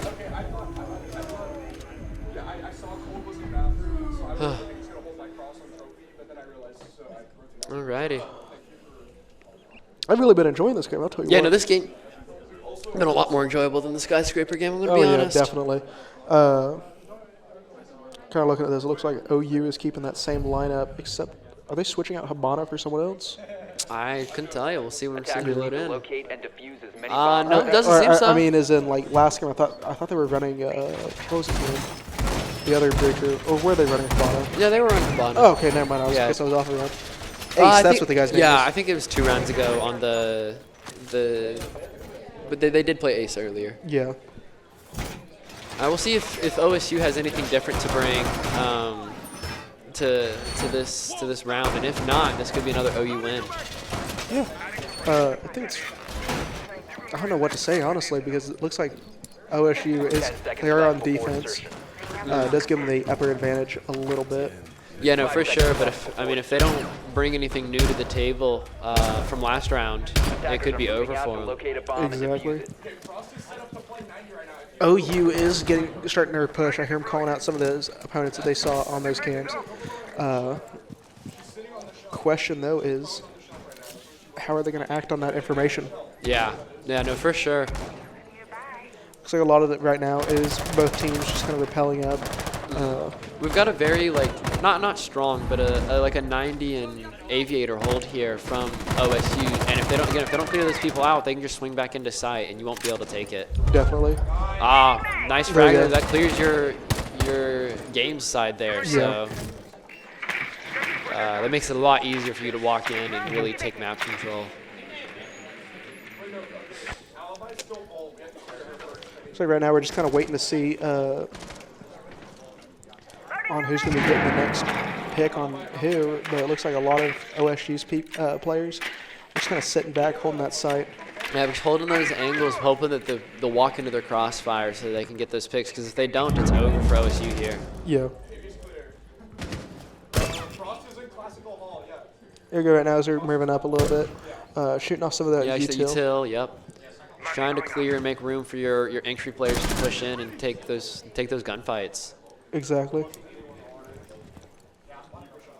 Attackers have located a bomb. Just kind of waiting. We got a minute and a half here left in the round. There's still a lot of time here. OSU did not do a great job with delaying the push here from OU. So OU's really got their teeth into the map now, and all the players are just kind of sitting inside. Yeah. Cooper almost got shot off right there, but Yeah. he's going to get flashed a little bit. We got someone playing Dota too, apparently. Oh, all right, Rice Krispies dead. Viz getting another huge kill here.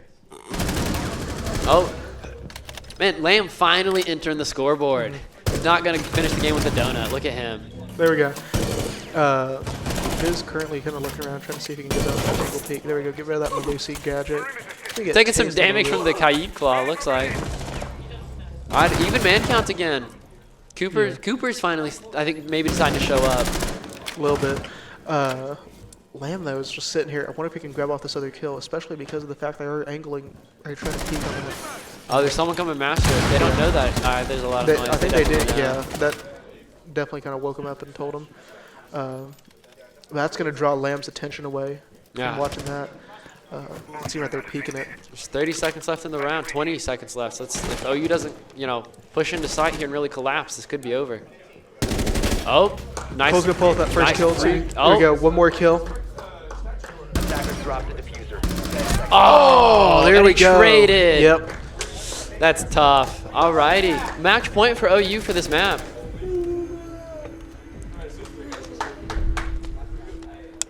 I want that guy's desk. But yeah, no, that was a great round for him. I wonder if OU has better gaming chairs. Nah, everyone here using the same chairs, except for us casters. We get nice comfy Yeah, I chairs. said we get nice comfy ones. The peasants over there have to sit in, hard plastic chairs. Attackers need to locate and defuse bombs. So here we go right now. Coming up on match point for this game. No, this could be over here and now, couldn't it? Indeed. There's a lot of potential for it, too. Kind of trying to look around right now, see where everyone's planning to play at. It's be kind of interesting seeing them hold this site. Yeah. This site, I've noticed, is a lot easier for defenders to hold. Yeah, there's a lot of funky angles the defenders can peek and whatnot, so it just makes it hard as an attacker to really know where they're going to peek you from. Yeah, definitely. 10 seconds remaining. Also, it would help OSU if Cooper and Lamb would finally step up, but it doesn't appear that they want to. I wouldn't necessarily say step up. A lot of the, I have noticed that Lamb, look at Lamb. He has 7 assists right now. Cooper has 8 assists. They've been putting in some of the work, just that, it makes it kind of difficult sometimes. What is that death? Those are deaths. It's KDA, kill death assists. Sick. I was reading that backwards. Goose. That's why I play Fortnite. We like Fortnite. Okay. Yeah, no, in that case, I don't know. It could just be util. I'm trying not to bash anyone too hard. Everyone has their rounds. You know what I'm saying? Yeah, but going 1-7 definitely isn't helping. Oh no, definitely isn't. That's the one thing to make sure with this game compared to others. All the players kind of have to pull their own weight. Yep. There we go. Blizzy off the board. One of their big impact players. Indeed. Right now, we're going to have Inception kind of roaming the halls right now looking for the opponents. He thought he was a Prisma. Oh, no. Blizzy apparently thought that Inception there was Alibi's gadget, which is a hologram of itself. Indeed.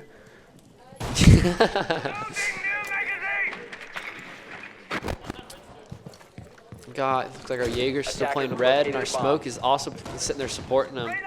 Oh no, he's on. Man, I don't know what I'm talking about.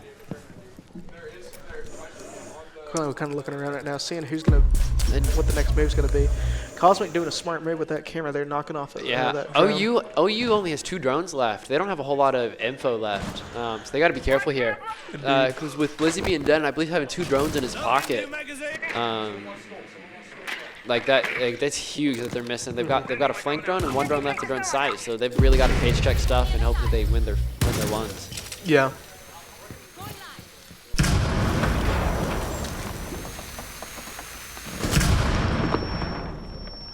Right now we're gonna have Derbster kind of looking around trying to spot anyone, but that angle right there is not.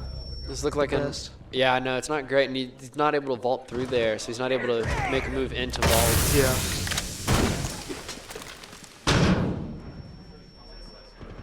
Yeah, I don't he's believe stuck that's, there with that one little I don't pickle. believe that's a I vaultable don't know hole there. Viz is going to be able to. Viz is in deep. Oh, Yeah. nah, he got picked off. It's 1v4, 1v3 because one's down, so we'll see if. Nope, that's it. No. Oh, OSU's still in this. It's gonna be hard to come back from that. Looking at this right now, going into round 11. See what's gonna happen. Yeah, no, for sure. OSU still needs to win 2 rounds to bring this to overtime. So OU's got 2 more chances really to close this map out before they have to go to overtime. But seeing how that last round went, we'll see. I mean, OSU may have gotten their game back on track. Mm-hmm.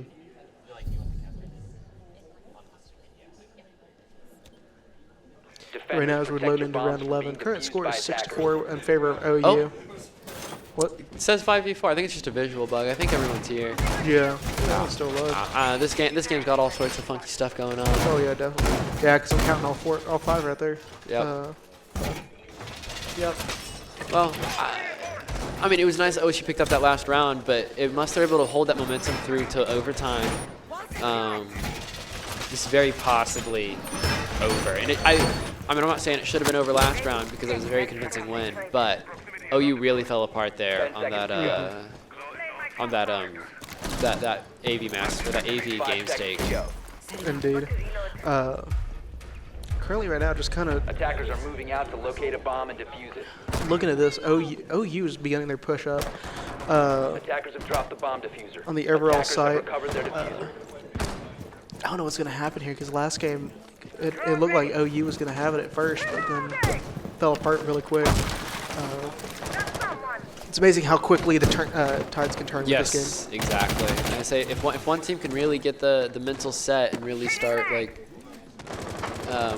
winning their gunfights and whatnot, and really just kind of come into their own, they can take the map by storm. Yeah. Kind of just waiting right now to see what's going to happen. We're going to have Blizzy going in to do a little bit of reconnaissance. We do see the 90 right there is kind of shot through. They're calling all clear. They don't see the enemy players. Any movement like that. Yeah. So they're going to go ahead and get that move up. But they are expecting it. Bomb located by Yeah, they've attackers. got a foothold into the map now, so at least they're not sitting outside trying to find out where people are. They know where people are. Or But Viz is gonna Inception, get well, shot up. maybe they don't know where people are. Inception's really showing up this map. Finally, getting those kills, getting those free frags. Indeed. Cold's going to start pushing in right here, making it sure Yeah, all the OU really. players in the building. Ooh. Let's see how this goes for him. Yeah. There we go. Blizzy going to getting a pull off free that one. kill. He doesn't know he's there. I think he does. You never know that. No, he doesn't. Oh, Cooper finally There we showing go. up. Current score now is 2-4 overall. I don't know if OU's going to be able to make it back on this. One No. Has been dropped. It's coming down to Cold. Cold just has a 1 slither of health HP, left. yeah. It's unlikely. That's There we it. go. This may end up in a tie. Yeah, we could go to overtime here. We very easily could go to overtime here. If OSU just wins one more round, we go into overtime. I guess we make it there. We should probably explain overtime, yeah? Yeah, it looks like timeout has been requested by OU. Let's go talk about the match a little bit then. This has been a really interesting match. You can see right here, Viz and Cold are leading the team right now with 12 and 11 kills. Yeah, I was gonna say the two top fraggers on OU there are really putting in a lot of work, but Inception, I think, was like 6 or 7 kills going into that last round. So I mean, it's hard to win rounds and win games if your team isn't showing up. But, Definitely. So OU's top fraggers there have really put in a lot of work this map compared to last map. Yeah, you can kind of see comparisons on both sides where Viz, Cold are kind of like the same here in this match, at least with Inception and Rice Krispie. Then Blizzy and Cosmic are kind of around the same. Derbster and Celery Stick are doing what Cooper's doing, and then Lamb's just kind of down there. Yeah, Lamb's not having the greatest. It's like that.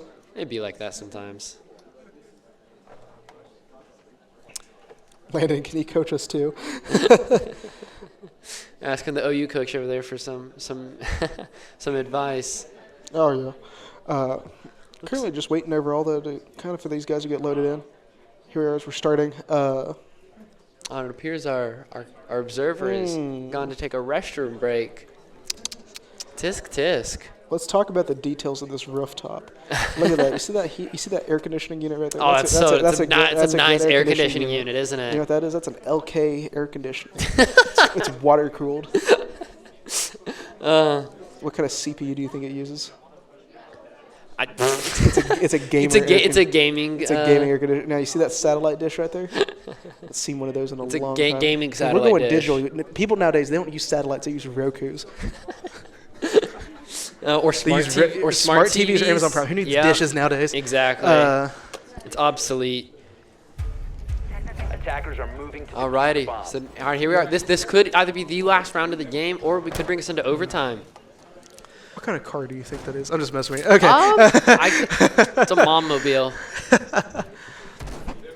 It's for all the soccer moms. Yeah, exactly. As we go right now, we're going to be watching OU begin their push into the building. Kind of just watching as they're roaming around it now, trying to get an eye on everyone. Yep. Yeah, Blizzard really here is taking a lot of map control really fast. If OSU's not aware of this, it could be over. If they don't know these already this far in. Yeah. Especially with that Jackal. If he's playing that, he can rat out the whole enemy team. Yeah. Currently watching, though, is Derbster. Blizzy's gonna pull off one kill. Don't walk through that, please don't. Is he gonna? Well, he doesn't. I guess he's got a drone to throw. He walked through it anyway. You silly goose. Right now, he's not gonna be able to pull that kill off. Alrighty. Yeah. No. Even man count right now, and OU has a lot of that map control up top, so this can make it really difficult for OSU to hold sight from below. Especially if they're able to open up those like head holes and whatnot, really like get onto those OU players. Indeed. Currently tied at 4-4 with both kill leaders down on both sides. Yeah. Or the secondary kill leaders, I think. No, never mind. Main kill and secondary kill. Kind of just at a standstill. We got a minute and 10 seconds left waiting to see on which side's going to do what. Yeah. OU's got to start getting ready for their execute and set up, or else this is over. Yeah. And we go to overtime. Exactly. There we go. Blizzy there. Blizzy's going to shoot off. Picking up those frags.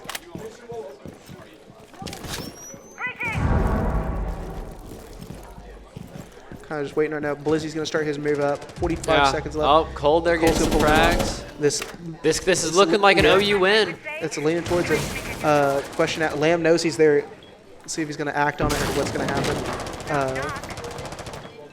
So they do have that overhead shot. Yeah, but he's already used his C4, so he can't C4 over. Yeah. Oh, he barely missed him. I don't know what's going to happen here. 22 seconds left on the clock. OU's got to go in and get some of these kills. Oh, alrighty. He's going to get shot off down there. Starts evening up the man count. Yeah. Oh! Only for him to get shot off. 3v1. Oh, there we go. That's a big game for OU. Alrighty. Well, so each team took a map, but I believe since it's round difference, OSU wins. So GG's to them. But this is a much better, much more convincing map from OU than the last one, for sure. Welcome back, guys. Hey, guys. That was a really good game. However, we would like to note that because of this going off of match difference, that was a win for OSU. That was a great game overall. Yeah, that second map was so much fun to watch. It was much better than the skyscraper map, which was so much more one-sided. Yeah, I'm proud of both teams. I think everyone here had a great time today. Yeah, it sounds like some friendly banter going on, for sure. Exactly. Yeah, no, I thought those were some really entertaining matches. Everyone in the chat, thank you guys so much for joining us in. Yeah. We'll be starting up next here pretty soon with Rocket Rocket League. Yeah, exactly. And I was gonna say, don't forget to donate to the there's a stream link. There's a link in the chat. It's to go to Make-A-Wish. It's through I believe Extra Life. It's just to help the kids. Yeah. It's for the kids. Yeah. Alrighty, guys. Until then, my name's Ajax. I'm Sean. Thank you guys so much for joining us in. Stick around for some Rocket League. That was fun.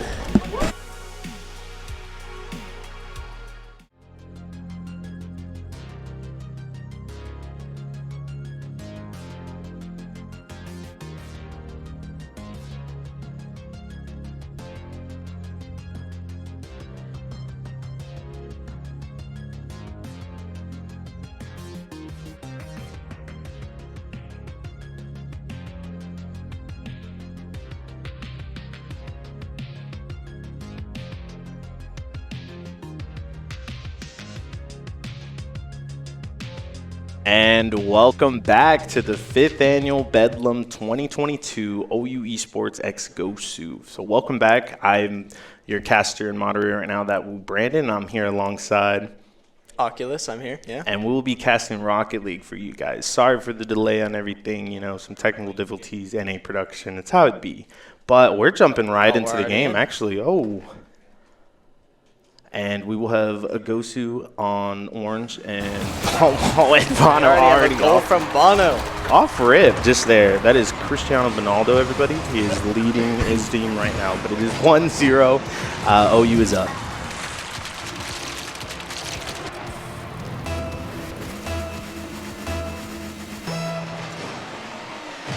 We have a little bit of a mishap on the kickoff, but somehow still win it, so it's all good. So OSU taking the charge a little bit on this one. Off the wall. Miss on the backboard, but a strong clear from OU. OSU with some control.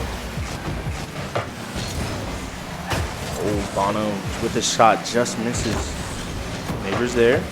Nice touch from OSU. Another nice save. Get a demo on the board. One down. Spawns up.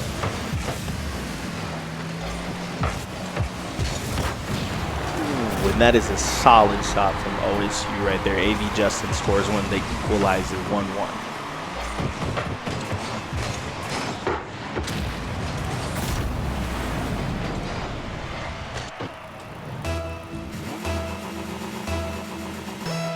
Razor rocking the skyline.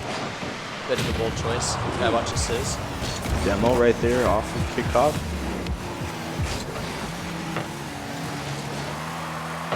In the air we go, Justin blocks it off with Bono, brings it back.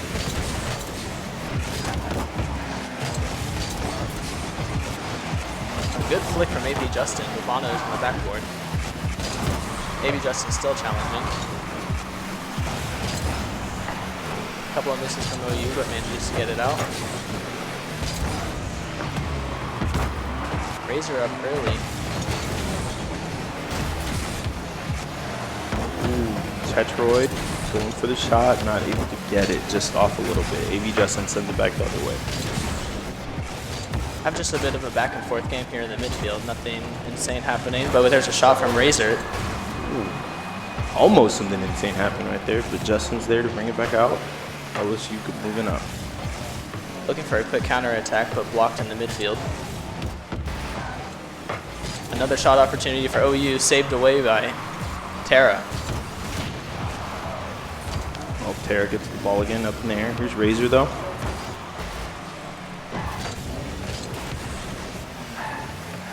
You know, this is just an evenly matched game right now for it, with them just going back and forth with this ball. But with the demo down, they are down a player. Oh, and he comes flying. Very defensive game from both sides. A lot of midfield action as well, stopping all these counterattacks. Double block from OSU.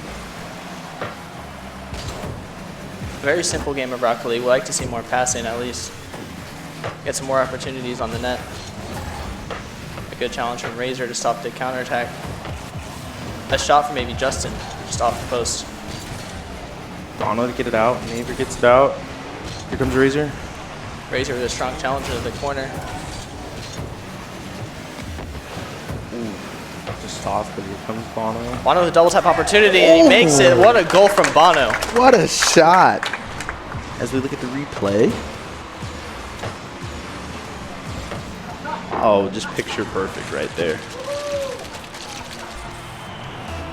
1-2, OU is up. Still 2 minutes in this game. Plenty of time to make a comeback for OSU. Off kickoff, no demos this time. Everyone's up to play. A good clear from Bono. With the counter. Terra with a miss. Oh. And Bono puts it in. And that's why we call him Cristiano Ronaldo, everybody. He just can take the ball and go and score it himself. Look at this. Oh, just a miss off. Little tap. As his title says, Big City Baller. It does say that. That is true.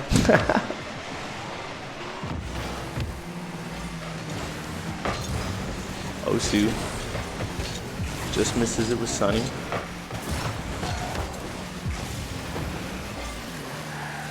Maver has an opportunity here for a solo play. Banks it off the backboard. Maybe Justin there to help out Osu with the save. Sunny in the back. A fake from Bono into the corner. Off the wall. A nice dunk almost into the net.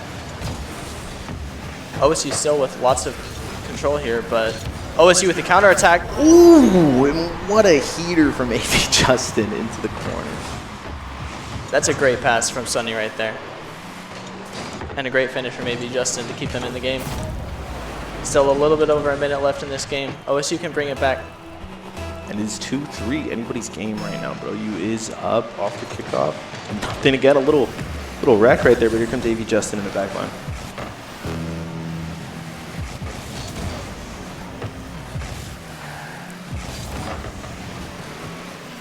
A strong challenge from Terra in the corner, puts it into midfield. Razor over to Bono. Bono shoots. An easy save for AV Justin. Demo on the board now. 3 up for OU, 2.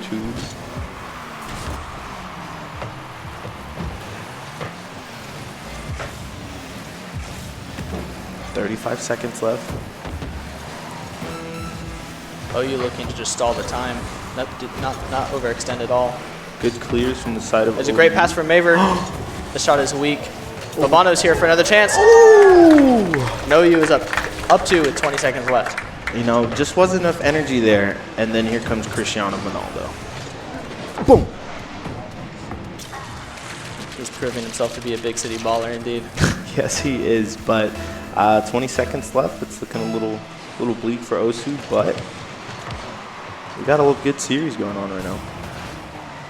Another kickoff in the favor of OU with another shot opportunity.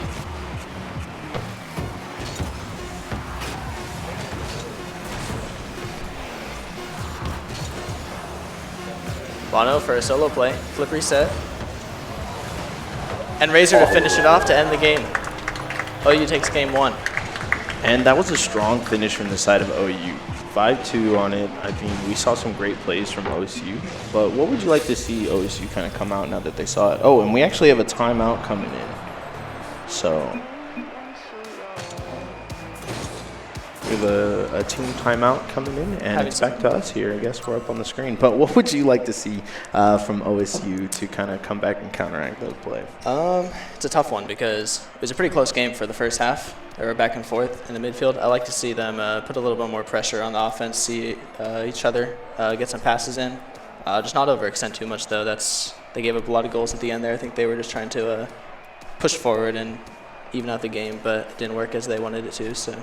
Yeah, and it is a best of 5, so I do know some teams do take like maybe 1 or 2 games to kind of start getting onto it. You know, this could be their first time on land. Everything's kind of happening right now. Everybody's playing in this arena that we're here in the Black Box Theater hanging out with us. But I do know some great series where teams are a little bit slower to start, so it could just build up to where we could be in a great 5-game series here between OSU and OU. OU is definitely heating up there at the end, though. You can see them going for some solo plays. They were very confident. See if they bring that into game 2. Yeah, I mean, they were cooking for a bit, as we saw Cristiano Ronaldo coming in showing to be the leading scorer for his team. Yeah, about right 3 now. or 4 goals that game? Yeah, I believe he did hit a hat trick, so we will go with that since it actually is, hat trick, Cristiano Ronaldo, normal. It's just typical stuff from him. Just equals out, you know. But I do want to see, and the timeout is done, so we actually are going back into the game. So, we're already back in. You already see a double commit on OSU, a little dangerous in the defense. Razor with the pass middle to Bono.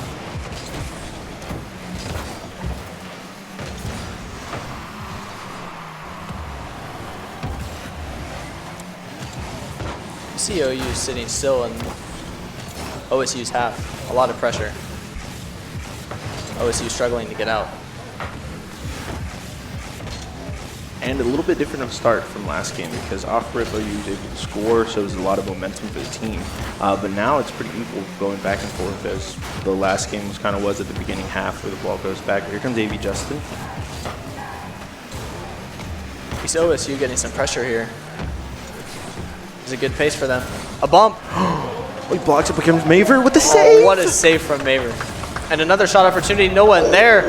AV Justin, 1-0. And then AV Justin comes in for the save. What a great save from Maver, but no follow-up. Almost, but one over to OSU.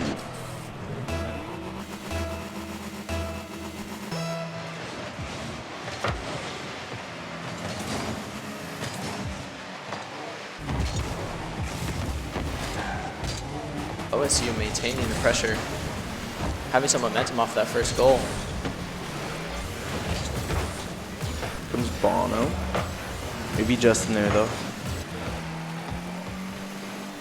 OU struggling to keep the ball in the OSU half. A good player from Bono plays it around 1. Maybe Justin there for the side of OSU. Razor off the backboard. A miss from OSU. A shot opportunity. Just off. And here's Bono with a follow-up. Another follow-up. A great save from maybe Justin. Clears it out. OU still pushing forward.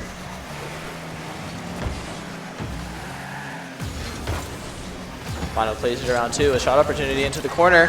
Ooh, and he was there, but just not enough to block it for OSU, and that's the equalizer, 1-1. A great solo play from Bono. Just plays it right in the perfect spot. Sonny can't reach it. I mean, the technical aspect of Rocket League that a lot of people don't really see, aka the people that just don't got the touches on the controller and or keyboard. It's actually really hard to do a lot of this stuff that you're thinking at home, like, oh, I could just do this, I could fly in the air. But once you actually try and do it, it is a lot harder than you think. Yeah, Rocket League does not play like any other game. These guys have to put in lots of time to have this skill.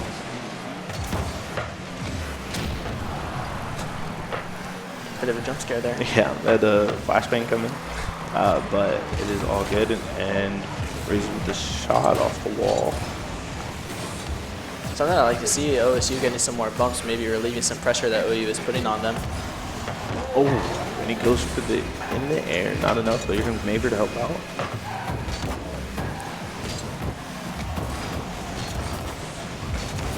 A great pinch to clear it out. Sonny pushing forward, maybe we'll get a shot here. Maver plays it around. He's putting Osu on the back end, but now here's Terra.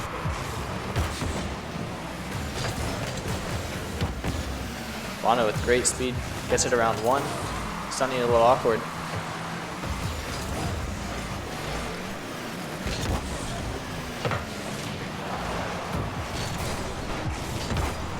Have a little bit of just a boomer game here, moving it back and forth.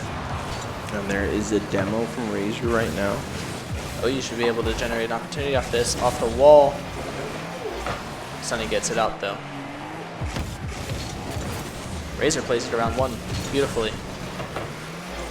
AB Justin, quick to challenge. And AB Justin has been huge for the side of OSU on defense right now. He's been the first one up, able to block a lot of these great shots that are coming from OU. But AB Justin right there, as I said, comes in for the big save again. You see him too, after his offensive pressure, he goes his heel boost and makes bump attempts. And that's a team player everybody needs.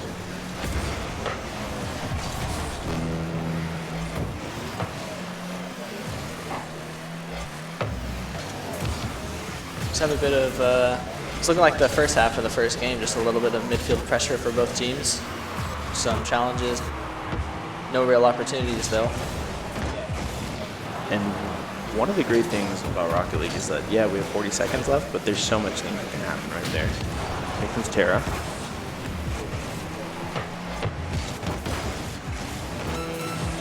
"30 seconds, good shot from Maver. Terra's there to block it. Bono with a solo opportunity, flip reset, gets it around 1, a bump. 2 bumps right there, and just off, not enough. Good play from OU, but Razor said it's not done yet. OU still making chance after chance. Put this in the net. Here comes Bono again. Another flip reset, puts it in front of the box, but no one is there. And Razor stop the counter, 2 seconds. Looking like we're going to overtime, but we will see. First overtime of this series. And see, people just had to warm up. Now we got some play going back and forth with both teams, just as you said, like just the same old with throwing the ball back and forth, but a lot of pressure coming from OU right here. A great save from Sonny. That was a dangerous opportunity for Bono there. Razor keeping the pressure. Bono plays it back to Maver. Moves it off the backboard. Terra with the demo. Maybe Justin. Great control in the corner. Sunny almost had it there, but here's Terra on the defense. The shot back, Maver's there. Ooh. Uh-oh. OSU putting some good pressure here. Great attack from OSU right now with these plays moving on forward, but here comes OU with the counter. Back in the OSU corner, I seem to be sitting here a lot.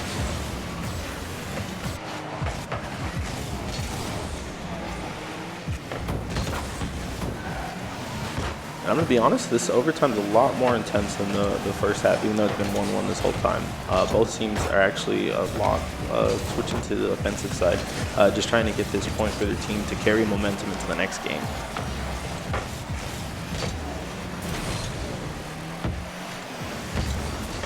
It's a very defensive-heavy game, though. These teams are making great saves. Great challenges in the corner to clear it out. I'd like to see some team play to generate a real opportunity. You see just a lot of simple shots on net. A lot of bumps coming through.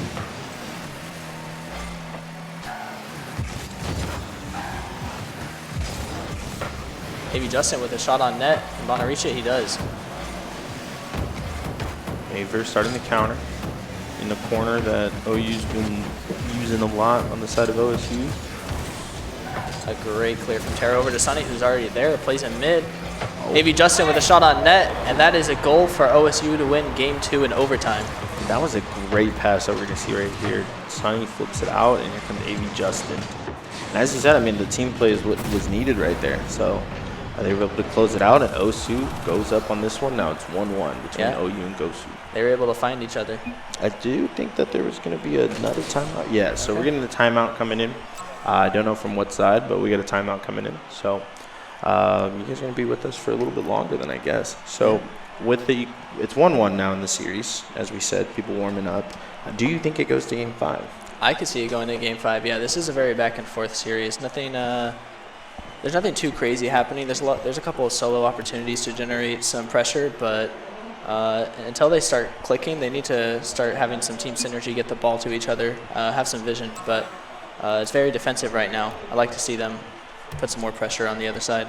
Yeah, and OSU was able to get a lot of counterattacks off of that, just kind of relieving themselves of the pressure, as you said, with it being such a defensive-sided game back and forth. So AV Justin was able to come out first team on top with good teamwork play from Terra and Sunny. So I'm excited to start seeing OU click a little bit more, as you said, to get into it. What we've seen also from them before with their great teamwork. I actually see a message that says give AV Justin a raise. Yeah. Think he deserves one? I think so. After that, able to get the save and the counterattack with the scoring goal in overtime. So I would able to keep it up. Now, I do want to be able to start a prediction in chat on who would win if we could do that.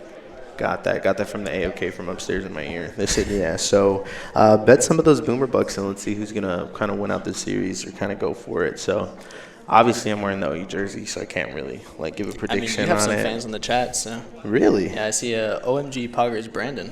Wow, love it.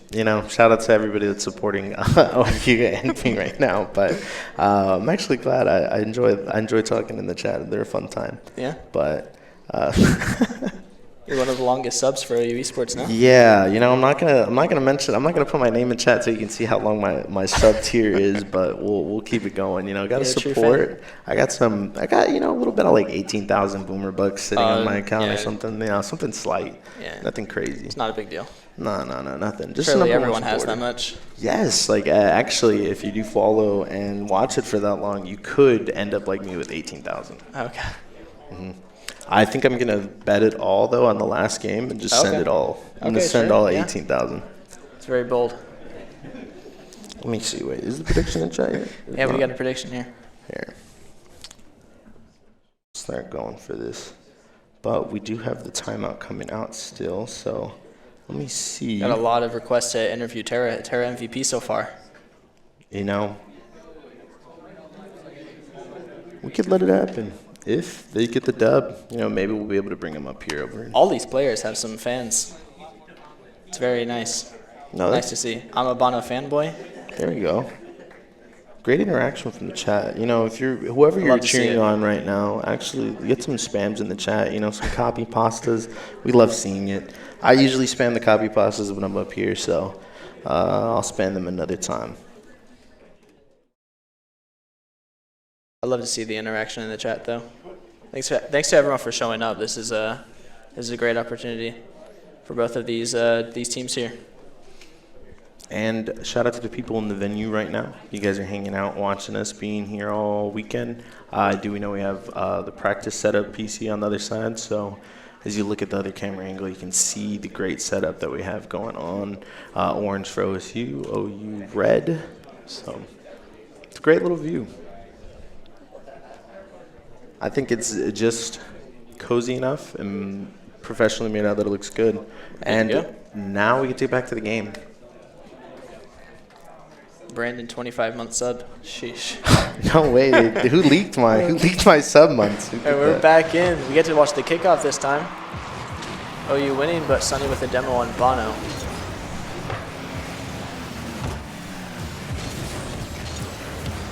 Bono playing it around a couple. A pass, Razor.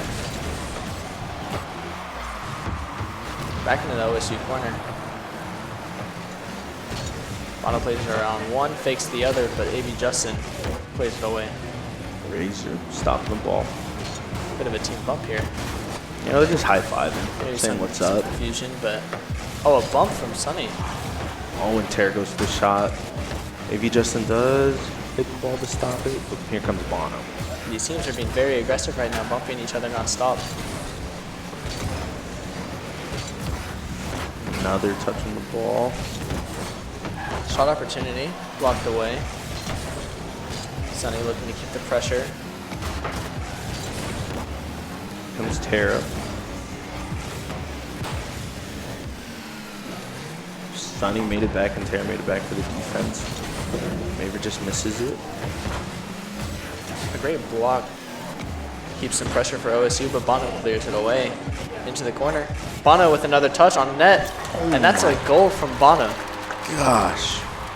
See, if you're watching at home, I know I can't do this, but maybe some of you guys can. So, as we just saw Bono today up 1-0 OU versus OSU right now, but a lot earlier of a goal compared to some of the other matches that we've had. Yeah, it was just a great solo play, played it around. They weren't expecting the speed that Bono had. Those are some of the solo plays playing Rocket League that you just have to like kind of instinctually like, oh, this is mine. Like I just got to go for it. Yeah, it's tough to recognize your opportunities, but when you have as much time put in. Ooh. Oh, and a huge save from Razor leading to a demo. Yeah, demo from Tara, but no opportunity here for OSU. Bono fakes one, plays it around, and puts it in the net yet again. You know, he's on his track to another hat trick, you know. This looks just like the other goal, almost just from the same spot, just hit top net again. A little sweet spot action going there. He has two for himself, Cristiano Ronaldo right now, and one more and he gets another hat trick. But OSU was able to keep the pressure up, so I'm excited to see kind of how they answer back to this, you know, going down 2-0 right now. Yeah, I think they're just overextending a little bit, getting a little too aggressive on the offense, not maintaining that defense that we've seen all series. And it's been like just a stone wall from them. They've been doing really well, and they've been some really close, low-scoring Rocket League games, but might be able to open up the floodgates from the side of either OU or OSU during this match. We see we're back in the midfield. OU loving this corner still, generating opportunity after opportunity. Another bump from Maver. Bono off the post. No one from OSU is going for the ball. OU just continues to control it. So back forward. And OSU's been sending a lot of people back, making sure that they have bodies to block a lot of these balls as OU is putting a lot of pressure onto their side. But here comes Tara, maybe with the save. Expected a bump there from Justin, but not quick enough. Here comes Sunny getting the ball. Chance here, pinches it across to Justin, into the mid for Tara. May replace it over. Oh, he's going for it. Oh, Sunny just Bono's saves. already up for another shot. Terra no boost in the net. It's awkward, but Sunny clears it. That's great help from the side of OSU, helping his boy out there in the net. A strong challenge, Maver. Shot opportunity. Bono with another shot on net. Oh, and Terra, just a missed touch to put it into his own net. You know, it's number 3. It's a hat trick. A hat trick in this match right now, and OU has found their stride, and OSU's just got to kind of get back to that more defensive-minded team. I mean, they were able to block so many shots in that first 2 games. They really need to look for more counterattack opportunities here. That was something that I feel like they were just either keying in or instinctually just kind of going for, because they were able just to block it, keep it on their side, and just a little overcommit there, a little overcommit here, miss there, miss there. It led to a lot of these other goals. I think I've seen OSU not really having a lot of boost this game. I think OU is stealing it away from them and not really able to make any big moves. Here we see a miss. Bono, one-on-one, flick, save from maybe Justin. And that's the hero we've been seeing from the side of OSU, flying in maybe Justin with the defense. And I think I read in chat earlier, I mean, he's not even trying. So, I mean, getting there, waiting for it to kind of keep going, for him to go. Oh, what a great shot from Terra. Bono with the save. Counterattack from OU off the post. Lots of demos happening. This has turned into Monster Jam for a second, but we are back to the Rocket League. 23 seconds in the match. It's looking very confident from the side of OU, but I think OSU should try and just get a nice little counterattack to lead the momentum into the next game. Here. Maver with the block. Oh, here comes Terra. Razor there. With 5 seconds left, I think this secures it for OU here in game 3. Yep. And just like that, that is game 3 for the side of OU. 2-1 in the series right now. If OU does happen to take the next game, then it will be over for that. But I want a game 5. Everybody here wants to see game 5. We want to see some great heat. I'm trying to see if the person says in chat for them to start waking up, I'm ready for it. You know, I just want to see good games. We all want to see it. We're spectators. It's a spectator sport. I think it looks great. Let's see a game 5 overtime. That's all we want. Yeah, you know, that's always what we want. Game 5 overtimes are every esports person's dream, and/or any type of overtime for all esports. Everybody loves watching it, able to do it. When you're in the game, maybe not so much, just because of the pressure and 2 teams going back and forth, seeing who can kind of be the chess maker on this and that. But with us watching as a sport, we're like, nah, let's just see the craziest, most intense. Rocket League is tough when you're playing. The pressure is very different from other games, I feel. It's also quick. And it is a little bit different being in person. Some people are sitting in person next to each other for the first time playing these LANs, but we're getting right into the next match. And already a shot, 6 seconds in. A great pass on the side of OU, Bono to Razor. Justin was there to stop it, but OU just capitalized on it. And that's what you love to see, especially as just a viewer in general. You love to see these passing plays. Look great, great teamwork. And now OU is up 1, so OU's got to answer back, or else this could be ending a little early. Maver off the backboard looking for a double tap, but it's cleared away. Bono maybe getting it mid here to his teammate again. A great challenge.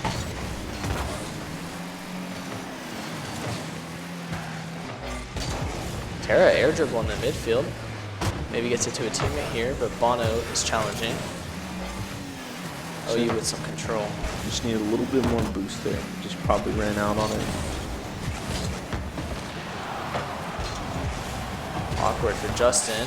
But Razor is there to put it in.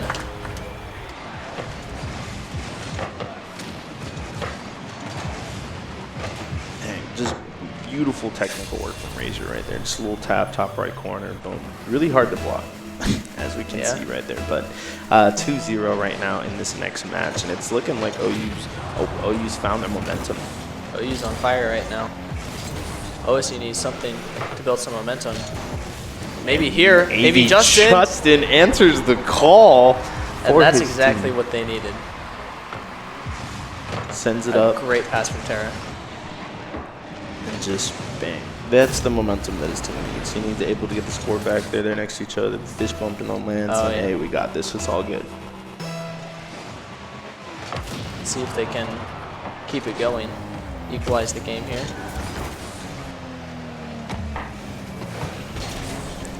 Maver bumping on the OSU side.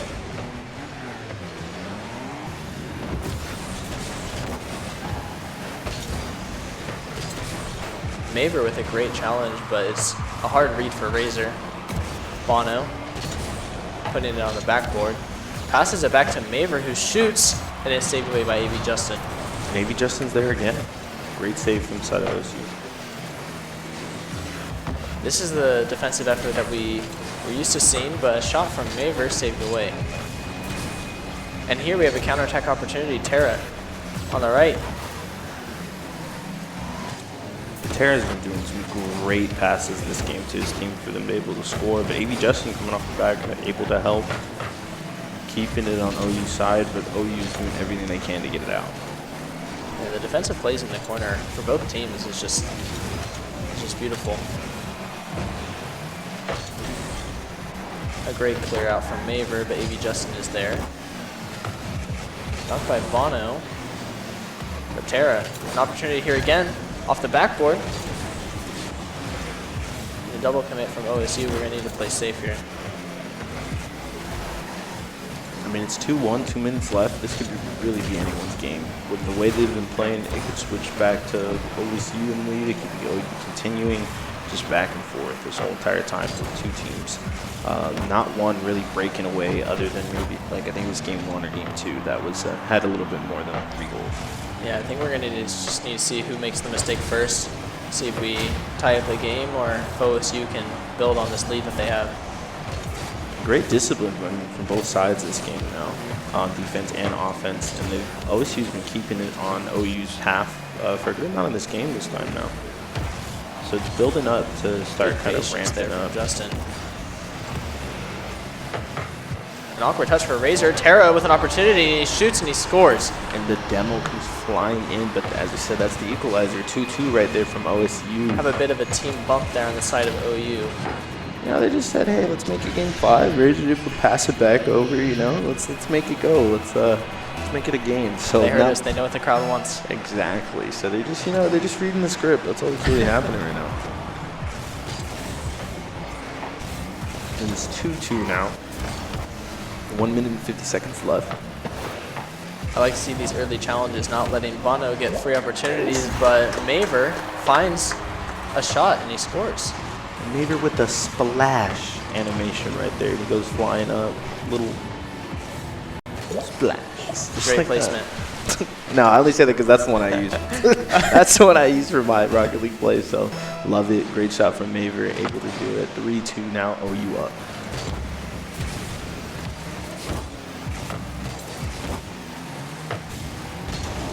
Back here in the midfield, just a couple 50-50s between the teams. Terra in the air. Flip reset. Solid chance. Bono with the miss. It's a little awkward. Able to bump it out. Razor comes flying in. Maybe Justin there for the side of OSU. Great booming clear from Justin. OU managed to control the ball yet again. 1 minute remaining. OU up by 1. OSU's got to score to keep it, to make it overtime, and then keep the series going. Flick over to Sunny, but Razor, quick to jump, beats him. Ball's up in the air. Terra off the backboard. Here's a chance for OSU. Justin off the post. A miss from Razor. Maver, here he comes. A pass back to Bono. Tries to put it underneath Justin, but he's there. 30 seconds left. Oh, that's a solid dunk from Terra. Oh. And he just cannot reach it for the save. We're tied 3. And that is a 3-3 now, and just not enough right there. Able to bounce it back. Terra with the shot. Maver almost makes it back. And now we got a game, as I said, 30 seconds left. It could lead into overtime, or someone could come in and get these shots going, because now I think both teams are kind of waking up a little. Yeah, both teams are feeling it. Just have to see who's able to step up to the plate. Razor in the midfield, cleared away by Justin over to Sunny, but is blocked away by Maver. Maver plays it forward. Bono's there. Plays it back to Maver, but Justin reads it. Great setup for the side of OU. Now OSU on the counter attack. 3 seconds left. OSU with another opportunity here, but the ball hits the floor and we go to overtime. Now OSU's got to score here or else their series is over and OU takes it right this year for Bedlam in this title. I think we need to see some more aggressiveness, maybe some demos, get some control on the ball. See Terra going for bumps already. Justin plays around 1, but it's beat by Razor onto the backboard. Pass here from Maver over to Bono. Little demo coming in from Terra. Bono with some control, but is blocked away by Justin. It's a very quick challenge just to stop the pressure.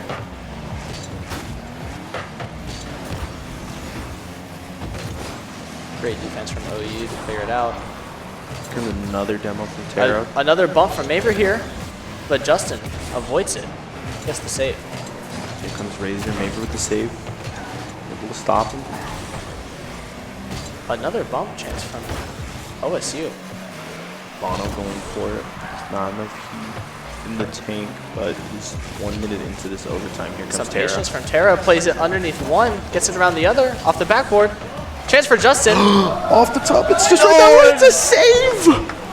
Oh, but it's what back. What a save. That was a great shot. It was just barely off. I know OSU fans were sitting up on their monitors right there watching, thinking it was going to happen, but there comes Bono with the save flying out, and the whole OU team came back and saved it right there to get it out and clear it, and it's 3-3 with some intense pressure over to the side of OSU. Yeah, OSU doing a great job putting on this offensive pressure. Still maintaining all their boosts. Great dunks, early challenges, keeps it in. Cleared away by Maver. Bono to the side of OSU. Justin with the demo. Sonny with the save. Bono with some control on the sidewall. Dunk from Razor. Bono there, able to get the boost away. OSU struggling to maintain boost as it's being stolen in the corners. Justin with a great clear. Maver sending back, but Justin said, nope, your side.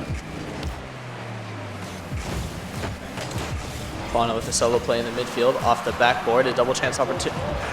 Oh, just off the net, but there is Razor to finish it. Comes in, and that is the overtime dub right there for OU. And I believe, yep, Razor comes flying. That's the duo we've seen all series, Razor and Bono clicking again to get another goal for OU. And that was the team play that we were looking for the whole game. Yeah. And they were able to get it on the overtime last second, and OU does take the series 3-1. Yeah, they were really just heating up that whole series, every game getting stronger and stronger. It's just impressive stuff from both teams, but OU manages to stay on top. And it was a great, exciting finish from the side of OU on that. I mean, did it with some style, but it was great team play at the end there. A great chance from OSU there, almost winning Game 4, but just barely off target. Would have loved to see Game 5, but that's a strong win from OU. We'd love Game 5s here, but OU said, no, we're going to finish it in 4 for this one. But, I mean, it was great gameplay that we saw from both Rocket League teams there. Both some great style plays, some great team play, good defense from the side of OSU. Just the endurance battle pretty much of going back and forth of the whole entire match, not able to do it. But I believe that we are switching. Gotcha. Okay. No. So we're chilling for a little bit, guys. Just y'all, you, me, and we got the next game coming up. They're really requesting interviews with a lot of the players. We want Bono, we want Terra, we want everyone. There's a lot of interviews coming in. So, yeah, we actually hearing from the man upstairs. He said that we can get an interview going.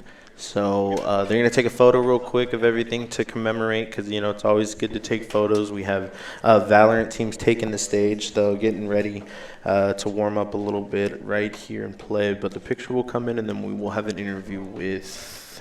I see a lot of requests for Terra. Yeah. I mean, if Terra wants to come over here and come get a little bit of an interview from Terra, he can come this way. And then after that, we'll switch it over to Bono. But I think it's the photo first. I don't know.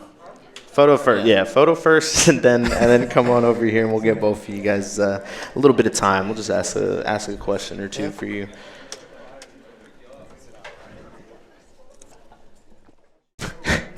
Everything's going great. All right, guys. Actually, what we have here is a little bit of a giveaway. It is a Reese's Pieces happening, and it's the Franken Cup edition, limited edition. And word around the street is the Jackson Boyd Ajax was holding this. He was the R6 caster, so we're actually giving this away live at the venue. A little bit of perk being here in person for this Bedlam. So, first one to raise their hand can have it. Right there, standing up. We got one right over it. Come on down. Come on down. The price is right, and here is your Reese's Cup. There you go, limited edition Franken Cup there, shout out. He was the only one, I think. I didn't see any other hands. No, I think it was. And this is all for charity at the end of the day. So, it's great to see OU and OSU play Bedlam online for this esports event. But it is all for charity at the end of the day. So please donate. We're all just doing this we love esports. We love playing games. We love having this event, but we also do give back during this because it's not just all about us. So we're able to give back to charities. And, what else is not an esport event? I'm just enjoying they're just shaking hands, taking pictures. It's all good vibes here. And that's what I was going to say. I was like, without an esport event, there's always delays. There's always some time, a little bit of lag. And we smile here. Wait, right here. No, smile here.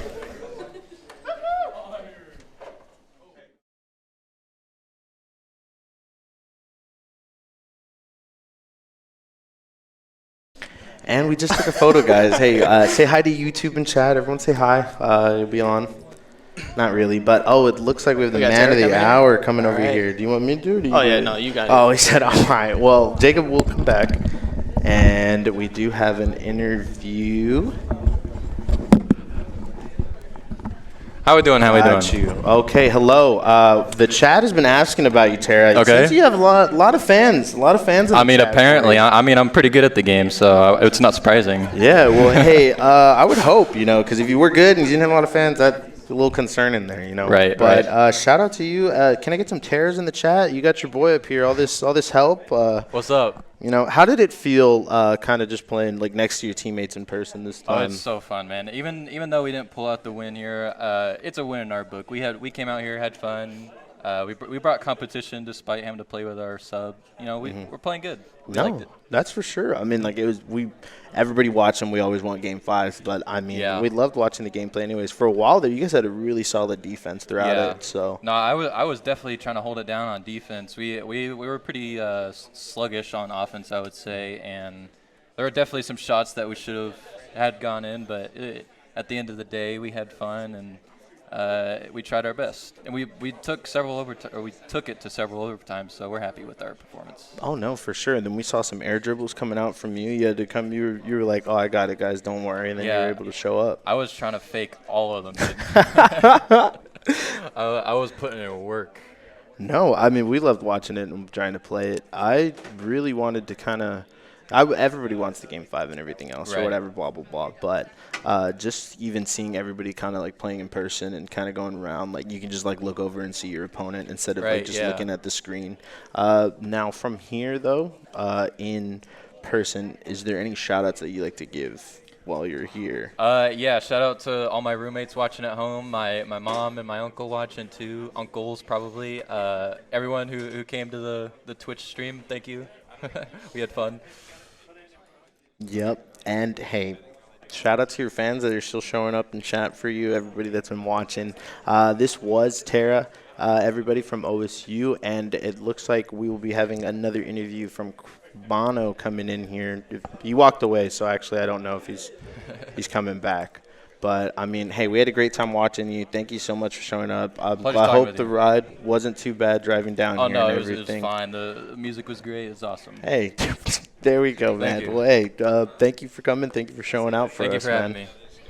That was Tara, everybody, and it's looking like Bono finally walked back over here, so he's going to come on up for his interview, unless he does not want the interview.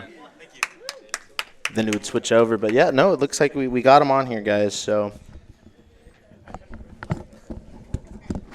yep, GG's to OSU on that match. GG's Tara.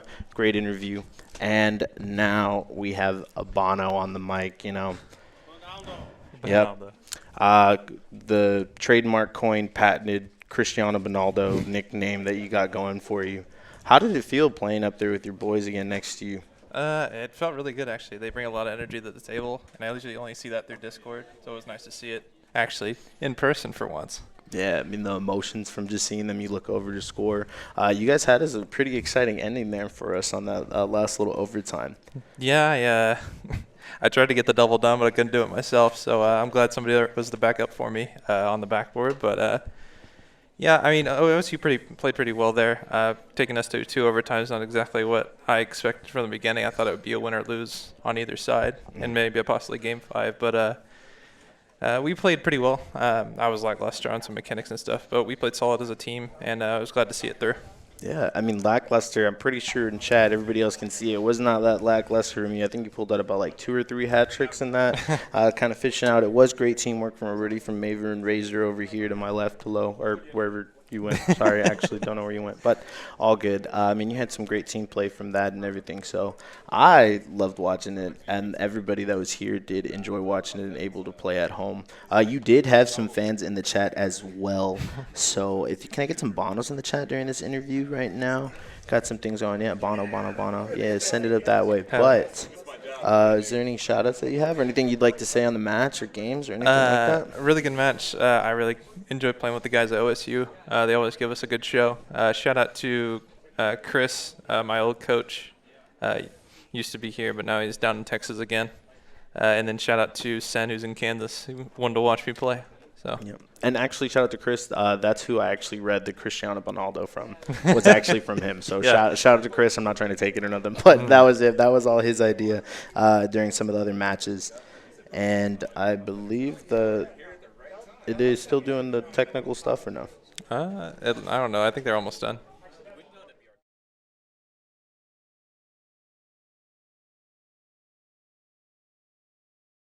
I get it. Okay. Right. Got you. Well, if Razor or Maver were here, I was going to tell them just to come jump onto the cam, but I think they dipped immediately. Gotcha. You know, they just like to get business done. Yeah, that's and it. Get out. Just that's it. Got business done, walked out, they did it. So shout out to everybody watching. Thank you guys for supporting the Rocket League team here, watching in chat, watching in the arena, watching everywhere for this Bedlam. It's all for charity. We love playing around here. I was your caster that we ran, and actually, if Oculus could come up real quick and just wave out, says he was the other caster here with me. Do you want the mic? Able to. No, you can be right here in the middle. You know, this is Oculus, everybody. Jacob, he was here with us, and we have Bono here for this interview after the match. So shout out to all y'all at home. Shout out to everybody watching here in the venue. This is Bedlam 2022. It's all for charity, so everyone donate as much as you guys can. We're all just trying to give back. So thank you guys so much. We'll be seeing you.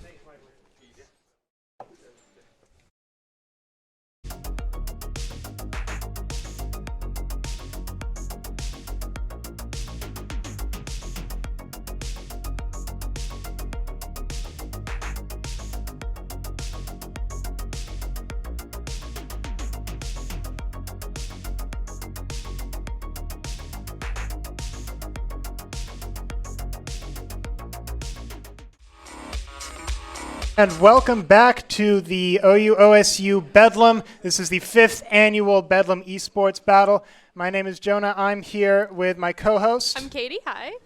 And we are about to start the Valorant. Our first map that we've got coming up is Ascent, starting with... It's Icebox first. My mistake. We're starting with Icebox as soon as we're ready for that. We should have a very good match today. I've checking the Twitch chat. I can see that y'all are very excited for Note. So we'll see how Note can perform today. Just a reminder that Bedlam is currently doing charity for Make-A-Wish Oklahoma. You can type in Twitch chat !donate to find out how you can donate to Make-A-Wish Oklahoma. That's because all this, we're doing all this for the kids. The classic for the kids line.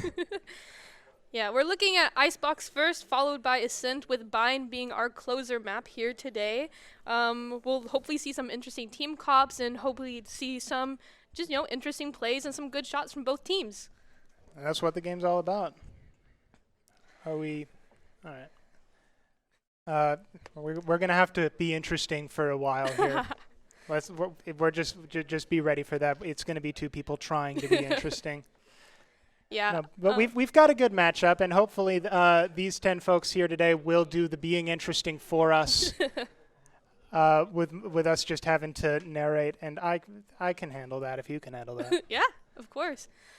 I think team comp wise, we'll probably look at some Chamber from both teams here. Chamber is pretty much a must pick.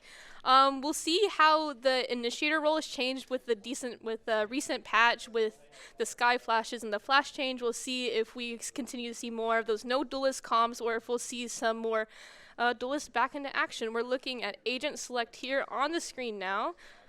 For Icebox, we'll have OU on defense and OSU on attack here on this first map. That looks about like the team comp I expected for Icebox. Yep. I was watching some old OU matches against New York to practice commentating, and yeah, this is pretty much exactly what they ran last time. Yep. Or I say last time, on the practice matches I was watching. Yeah, we're looking at a mirror comp here, so hopefully we'll see some interesting lineups, maybe some interesting different plays here. We'll definitely see how this turns out on this first pistol round. Yep. Someone would kindly... oh, we are checking audio settings here. I can't really see much. I can see that Faso has not purchased a gun or armor, so that's about all I can... All right, yeah. All right, we've got, for the most part, light armor or ghosts, or with a couple people full buying gear. This ought to shape up to be something interesting. Yeah, this looks like an interesting play here. 4-man mid with the Chamber lurk onto B, but we'll see how they counter Immediately rushing through to mid, all 4 of them. Try managing to find Spook very quickly. That is a great start for OU with... Ibra manages to find Note. Aurelian finds Ibra. Try finds Ghoul and Conqueror. This is currently looking very good for OU. As Civ finds Aurelian, this is going to go to OU for the first round. Yeah, what an interesting play there, the 4-man mid, but just to be challenged by the other 3 already pushing down mid as well on the defense side. That was unfortunate timing. What are the odds, you know? That Valorant timing for you. Yeah, no. The only unluckier timing you can get is when you glance at the minimap and the enemy knows exactly when you do that. Yep, every time. We got a couple of we got Spectres and a Marshal for OU here, as well as full armor for everybody. Spook going up mid, hoping to catch someone. He gets caught by the recon bolt. He's going to have to reposition. Try getting ready. Oh, no, it's getting ready.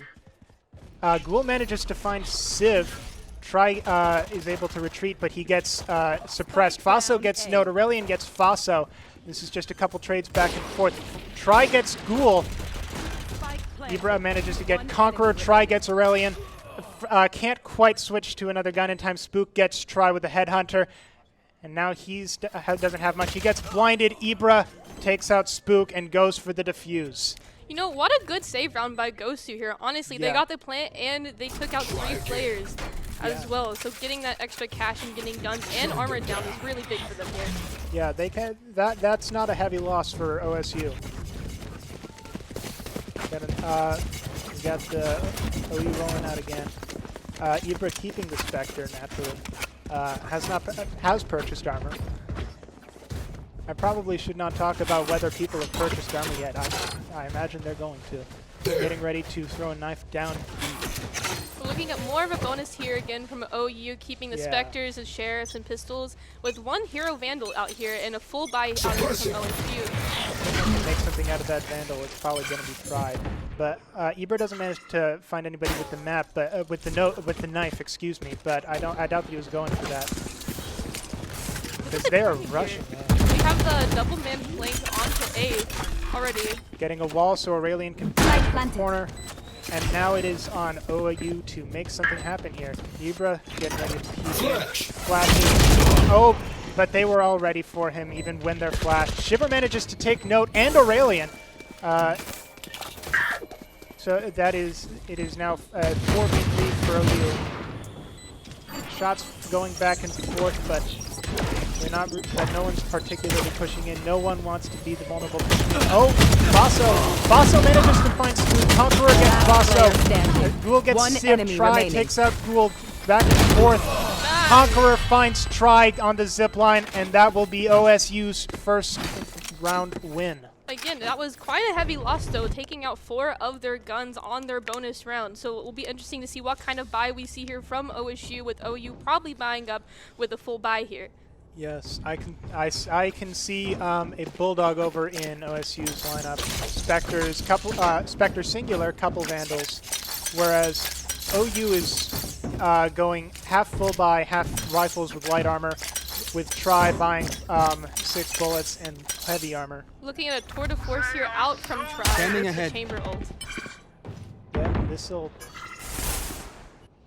He's already got it out, and they're pushing up into A just to be ready. Civ is heading back. Oh, he misses. Aurelian on the first try manages to get him again. Just sidesteps out of the knife. Try has given OU a pretty good start. That is not an easier. That is a less easy plant now. Now that they can't do the wall and corner thing.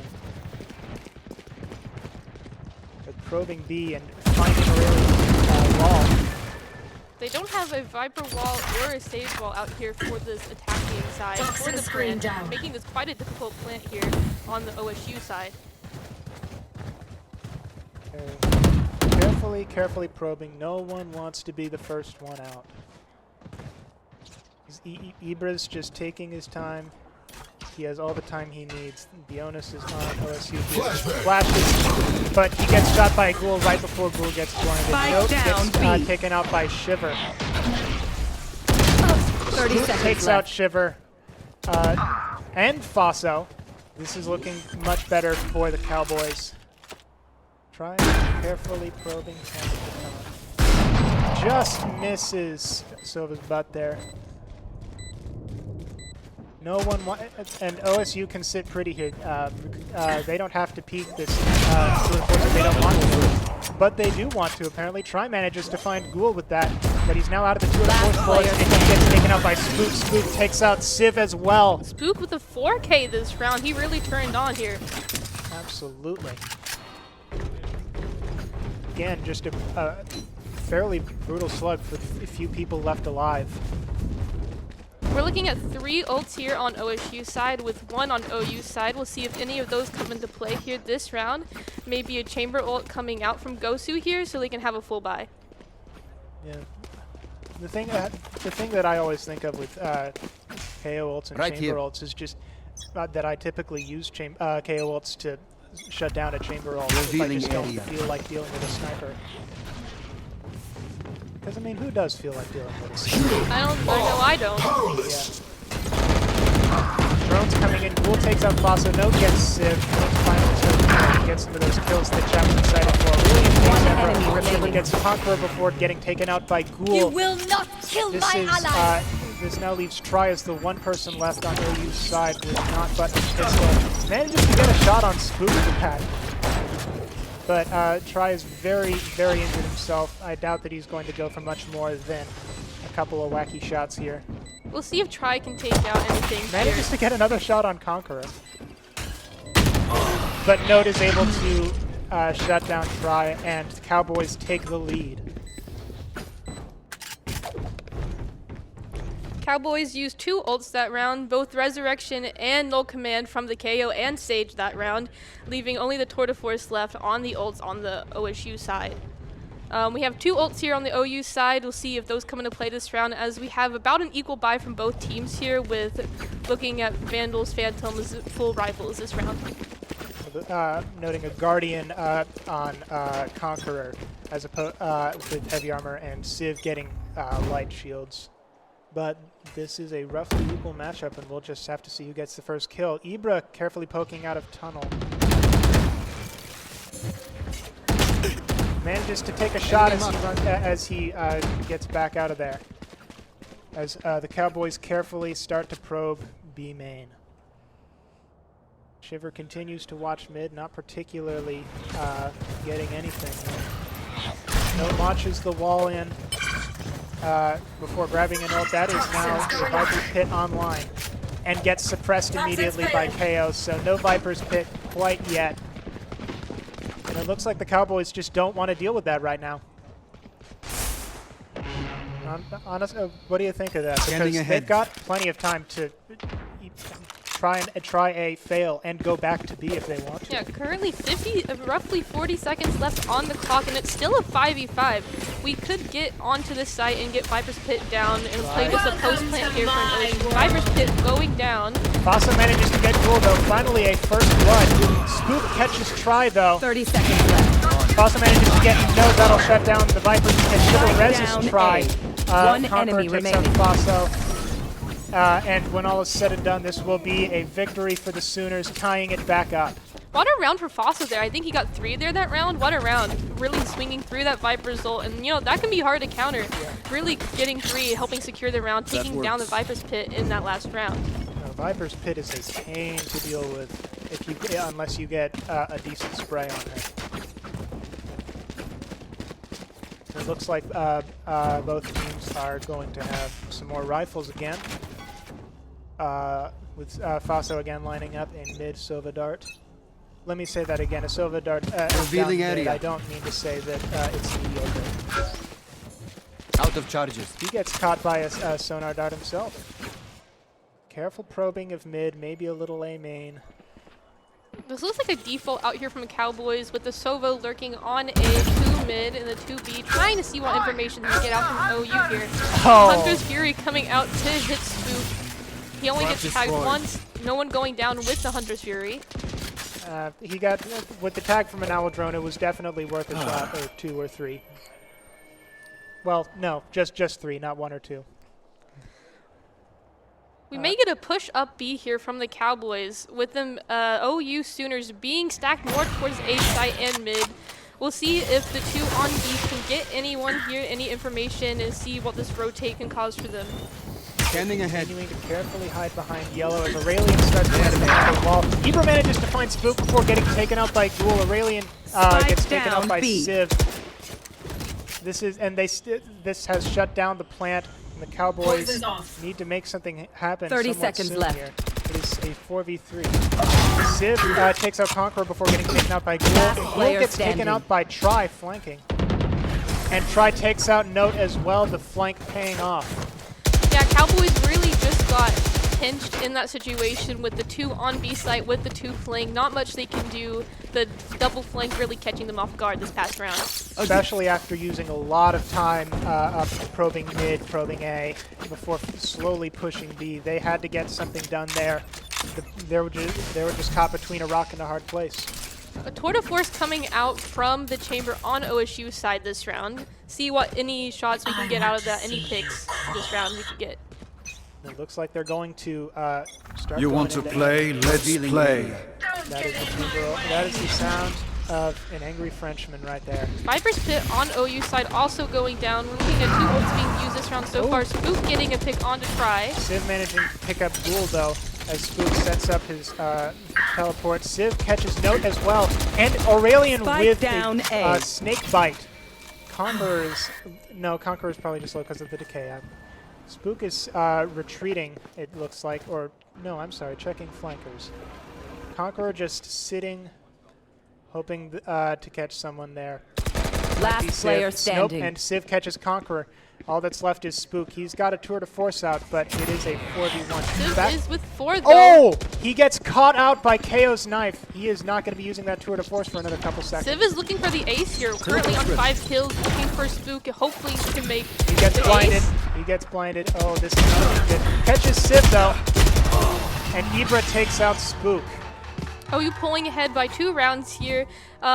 Him shutting down the ace though by the Viper on OU side. What a round though, he took out 4. Absolutely. We're looking at Try buying an op here this round, seeing what value we can get out of this here with full Vandal buys by mostly everyone, rifles besides the op. Komatozi says in the chat, Spook can't carry the whole team. I mean, a 4v1, that's kind of stacked against him, I would say. And Trickshot says, 'cause Note's too busy doing it. Revealing area. Twitch chat, as always, is one of the best parts of any kind of stream. And speaking of Twitch chat, remember that you can type !donate to find out how you can donate to Make-A-Wish Oklahoma. Either gonna flee. That's too many people for his liking. As 3 continue to probe B. Chamber and Viper over on A. Conqueror manages to find Ibra, and that'll be all that OSU seems to want over on B side. They're going to head over to join Chamber and Viper over on A. That is an unsuccessful op shot over from Try. Carefully getting ready for when these balls go down. Blind Fire does not catch anything. Ult coming out from Spike down A. OSU's KO over here. Cool. Yes, that's right. Basso in a firefight. No one getting much out of the firefight. Ghoul starts to plan. One enemy remaining. Gets caught by Civ, but at a heavy cost to Civ's health, and Shiver's 30 seconds left. heal is on cooldown for the time being. Spook carefully looking. Oh, cannot quite get shot by Civ there. Or Shiver, I mean, but not for lack of one enemy manages remaining. to find Shiver. Now he's just waiting for Civ. Civ being very, very patient. And he, just a couple inches to the right of Civ's head. Civ takes advantage of that, surviving with 30 HP there. That was a close one. Yeah, simply unfortunate. He knew where she was. It's quite unfortunate just whiffing the shots on the Chamber Deagle there. Yes. Chamber just does not have much push potential without the without guns that he has. No Molly like Viper, no or like Brimstone. So I can't really fault him for that. I sure know that I've missed, just whiffed that kind of headshot 1,000 times before. Shiver and Shiver again blocking off B already. Shiver taking an ult orb to start building progress on that ult again. Spook managing to find Try. Poison orb emitting. Over down mid. Spook also finds Ibra as well. OSU's playing for picks is working. Oh, I'm sorry, I don't know why I thought that Conqueror and Aurelian were on different teams for a second there. I was like, why do they both have their knives out? They can hear each other. Toxins going up. Rule has made the very important tactical note of finding a Phantom as Shiver finds Ghoul, but then Spook catches out Shiver. Spook is taking down 3 this round already. Sova being low on OU's side, Civ being full health here. Looking at a 2v4 in this post-plant situation. Civ coming up through mid.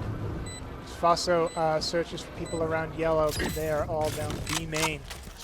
It's just attrition at this moment. Last player standing. Civ catches Aurelian after Aurelian catches Faso. Civ catches Note as well, but it's still 2 people. Maybe an idea of where Conqueror is. I'm calling it. Civ's not going to get this. Maybe a couple picks, but that's it. They swing at the same time. Civ can't do anything about either of them. With the power of friendship, as they say. Absolutely. The very important Sonic Dart coming out from Sova at the end. They're successfully locating all remaining Sooners, which is to say 0. You got a Stinger coming out for Shiver over here. Definitely having to force a little bit. My guess, hoping to pick up something better. My weapon of choice for that is the Sheriff, but I'm not good, so. Look at this 4-man stack onto A site by the Sooners here. It looks like they're just playing revealing area. If they go B, which it would appear that they are doing. Immediately rushing B. Civ is backing away in the kitchen, maybe hoping to get one pick off. Gets a pick off on Aurelian. Spike down B. And on Note, Ghoul manages to get Civ, but that's already a pretty good punch to Cowboys. Ghoul manages to catch Faso. It's a 3v3 already. Plant down onto B site. We're looking at a retake here from the Sooners. KO ult going out here. He has an idea where both of them are, but Conqueror manages to take out the ulting Ibra. Ghoul getting dry. Shiver gets Ghoul, but gets taken down by Spook. And that kill on Ibra will go to Conqueror. Last nice round trades coming before out the from the switch. Cowboys here in this last round.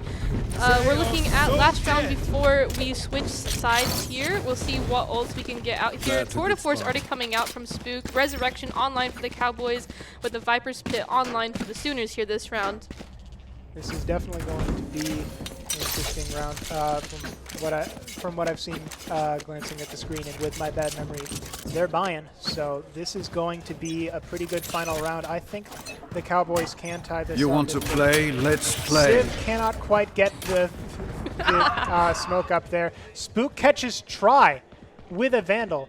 Spook is getting healed by Aurelian, and he still has that Tour de Force out, and he uses it to take out Faso. Conqueror does not see anything he doesn't like over on A, so they're going to go ahead and go in. Note has his lurk up through mid. I don't know if the Sooners will expect Conqueror this here. takes out Ibra. Spike And the ult comes out from OSU. Leaving Civ in a 1v5 on this final round. Trying to make it not a flawless, but he can't do that as Note catches him out. And that will lead us into a tie at the end of the first half. Switching sides. Yeah, flawless to end off the half by the Cowboys, bringing it to a tie. That was honestly such a good half by both teams. Well played. I can't wait to see how this defense side by the Cowboys goes and how OU will bring it against attacking. Looks like they're again going for a couple of ghosts on each team, some light armor, lots of abilities. As Oklahoma State gets ready to set up, Viper setting up on B. Let's check the Twitch chat. Pruth says, we are Spook fans for life.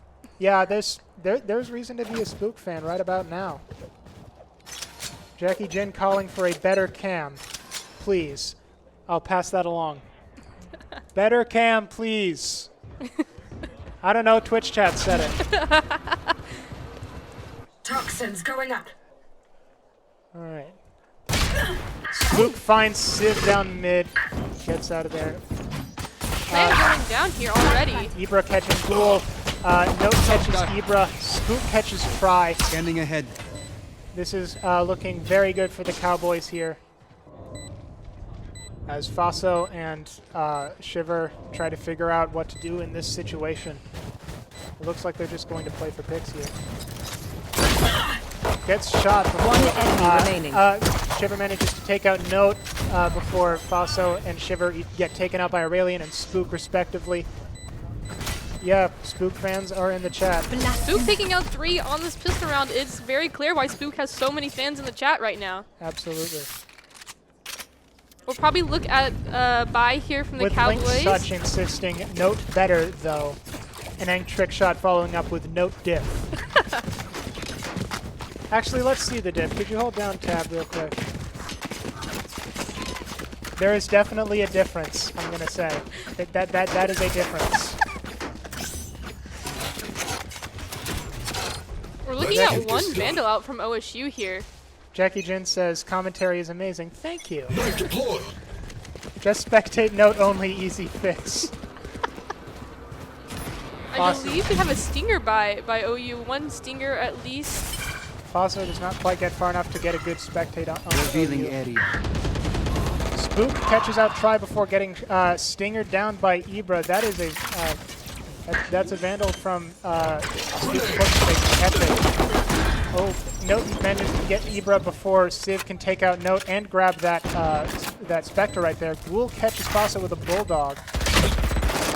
Takes a couple of shots, but Ghoul's able to take out Shiver. Just trying to get this Molly down onto the bomb. And it's definitely worked. That's a good delay right there. Very solid. The bomb is That is half, a second Molly, though. They're just, Civ is just playing here. There's not much else Civ can do here except be taken out by Conqueror. The second round of this half will go to the Cowboys. Yeah, that was a good save by the Sooners here. They took out quite a few of the guns, taking out the Vandal and lots of shield out from the Cowboys. So we'll probably look at a full buy here from OU, and we'll see what kind of guns Gosu can pick up this round. What do you mean, commentator throwing shots? Don't criticize the messenger.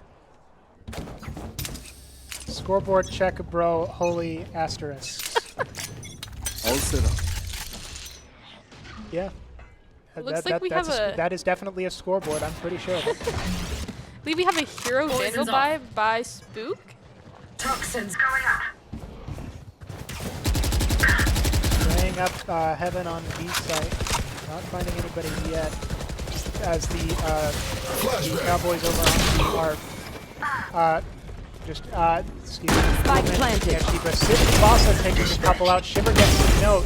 Ghoul still being a madman up in Heaven before he gets shot trying to molly bomb.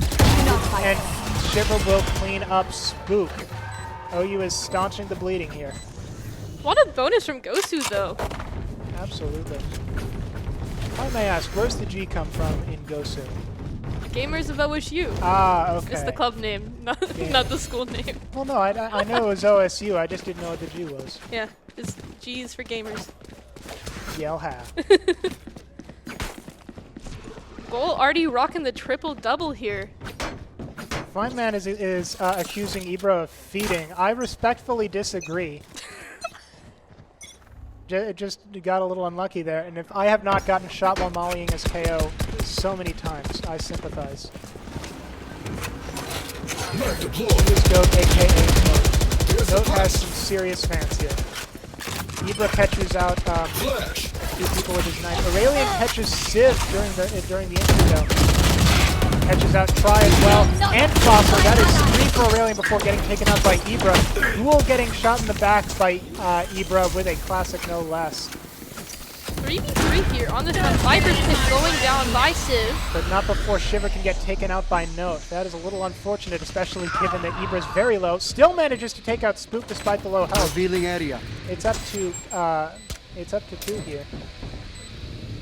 2v2 with a Viper's Pit on the bomb. Civ being careful. Maybe some timing here? Look at that timing! One enemy remaining. Oh, and Civ catches Conquer. It is 1v1, both Vipers now. And Civ was moving. Note gets a 3rd kill here. That will get a victory for the Cowboys. Bringing the score to 7-9 here in favor of the Cowboys. And Note has a Viper's Pit on deck, as well as Ghoul's... Null Command? Yes. Null Command's up by both KOs here, actually. See if we can get any use. Maybe to stop the Viper ult, we'll see what happens. OU going for save here. But OSU does not have as that much money here either. They're going for Bulldogs or Vandals with half shield. A triple Bulldog buy. Yeah. The Bulldog is a really good gun. It Bulldog's just honestly underrated. Yeah, it's just Vandal's just a little bit better. Yeah. Viper's Pit already going down here. Managing to catch out Note with that, but that will not be able to stop the Viper's Pit. Excuse me, I hiccuped on my water. They get walled up. Ghoul manages to catch Try, but he's going to get taken down by Shiver. Luke is still waiting to see if there's any B aggression here. Another trade, both Sages going down. Ibra aiming just a little bit too high to catch Conqueror, who takes him out with the Bulldog. Civ mollying into Viper. Last player standing. Conqueror catches Faso. This is not a very favorable situation. Civ in another clutch situation, it seems like. 1v3. He can almost see he can't see the head, but he only has a stinger, not enough to get anything with that. And Note finds a jumping Civ. That'll make it 7-10. Rez and Null Command still online by Gosu, with a Null Command also online still by the Sooners. We're looking at a pretty even buy here, I say, by both teams. Well, looks like we have a timeout. Timeout is going on. We're being taken on a journey through A site. We got more. We got a highlighted message. Noters country, let's ride. I'm going to use this opportunity to remember that this is all for the kids. We are looking at our $1,000 goal. We only have $52 donated, so if you have anything that you can donate, please don't forget to donate. You can use !donate to donate to Make-A-Wish. This is all for the kids, and this is a charity event primarily, so if you have the money and you are able to, please donate if you can. Jackson Corn 1 is absolutely right. Note is for the kids, for real. Note is for the people. Yes, we agree. So timeout starts to draw to a close. We'll see what new strategies OU is going to be working with here.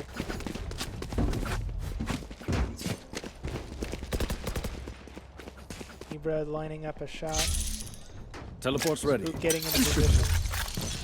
The very nice looking Vandal. I don't recognize that skin, but I want it now. That is the Ion Vandal, so recent set. Oh. I just didn't recognize it with that color. Yeah. Okay. You know, I'm used to like the white and blue. Yeah, aren't we all? Yeah. Another ult orb for Shiver coming in. Faso Scanning ahead. Another Sonic Arrow, not finding anything quite yet. Except a bullet to the recon dart. Carefully probing B still. The general scatter around from OU. They've got plenty of time here. Looks like Sooners rotating towards A site, trying to find a pick, not getting anything. Civ still working up mid, seeing what she can catch. And right now it just looks like just patience is going on over in the Sooners. Null Command coming out here. Zebra's hoping to catch something with that. Breaks down Aurelian's wall, flashes in to cover a retreat. This just is not working out for the Sooners. They're going to 30 seconds left. Rotate quick. All of Gosu still towards A site, not really catching this this rotate yet. Now they are starting to get this rotate. 18 seconds left until the time is up. Civ finds Note through the underside of Kitchen. Bombs going down here. Duel catches a knife, catching out both of the Sentinels. Aurelian reses Note. This is once again a 5v5 for the Cowboys and the Sooners. 5v5 post plant. This could be quite interesting. Oh, and Try gets Note and Aurelian. Ghoul gets Tried, but the damage is done. Conqueror gets Civ. This is now 3v3. They're breaking down the wall. All is quiet, but not for long. Faso carefully waiting, catches Conqueror, catches Spook! And Shiver takes Ghoul out before Faso can get a third, but OU will be pretty happy with that one. Bringing the score 8-10 here. We have Tour de Force online by both chambers as well as Hunter's Fury. Looking like Tour de Force being used here by Try, with also a Stinger in hand. I mean, long and very short range, you know? Looking at a partial save here by the Cowboys. Maybe one Hero Vandal online by Conqueror. Let us hunt. 3 sheriffs coming out for you want to play? Let's Oklahoma play. State. Take flight. Maybe 4 if you consider the headhunter a sheriff, which I do. Also carefully scoping around. Doesn't quite catch anything in the immediate area. Ghoul finds the trademark that has been very kindly left for them. Try can't quite find Ghoul, but Civ does find Conqueror. That's going to give them an in so Shiver can plant. 5v4 here in favor of the Sooners. Bomb going down. We're looking at a post-plant situation again. As Oklahoma State gathers and gets ready to go in. Civ takes out Ghoul, maybe not realizing that there are 3 folks there. Aurelian takes out Civ for it, but that is a trade. Note is suppressed here, not being able to use much util at the moment. Viper Orb goes up. Gets very close to shot. Ibra's Molly. Ibra takes out Aurelian, and Shiver gets spooked. That will wrap it up. Looking at the score being 9-10. This is quite a close game we have here on our hands. It looks like that timeout is what OU needed. They're starting to get a couple more victories here. If you look at this scoreboard by both teams is actually quite even. It really is. We have a very even match here on our hands. I'm checking chat now. They're spamming shoes. Spam this shoe emoji to help out GOSU. Or is it Red Gosu? Gosu. Okay, spam this shoe to help out Gosu. All right. You also have spam I'm sure these oaks to Gosu- help the pokes. I'm sure that Gosu very much appreciates the shoes. Spook catching Emma here Spook- with the res coming out. Spook catches Ibra with the power of the shoe. And Note manages to catch down B. Shiver and Ibra. Note with the power of the shoes is apparently Twitch chat is manifesting today. Civ catches Wolf, but before getting caught by Try. 3v3. Viper's Pit going down by the Sooners. They're carefully running in to grab the spike. Bomb has been retrieved. Try taking out Conqueror here. This is very much still anyone's match, especially with just a chamber in this kind of meta. Spike planted. Bomb goes down by Civ. Aurelian taking out Fosso here, bringing this to a 2v2 situation. Aurelian being low. But healing, it looks like. Toxin wall goes down. Shots are going to come in somewhat soon, probably. They're just dancing, waiting for the other to make the first move. Oh, spraying doesn't quite get anything, but they have knowledge One now. enemy remaining. Aurelian gets Civ for getting caught by Try, and Spook takes out Try. That will be a victory for the Cowboys. The trades being on point here, bringing the score to 9-11. Still anyone's game here, though. Absolutely.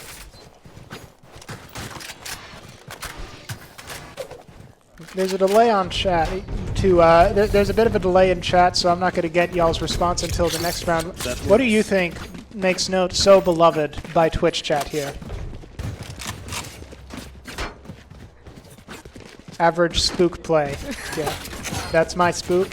We got some love for Spook in the chat here. Spook and Note stands. Absolutely. Forward. But you know what else is important, Twitch chat? The kids. Make-A-Wish Oklahoma. If you type !donate, you can help us support the children while watching this cool Valorant match between Oklahoma and Oklahoma State. Ibra carefully probing, not getting much due to the wall, with Aurelian sitting pretty there.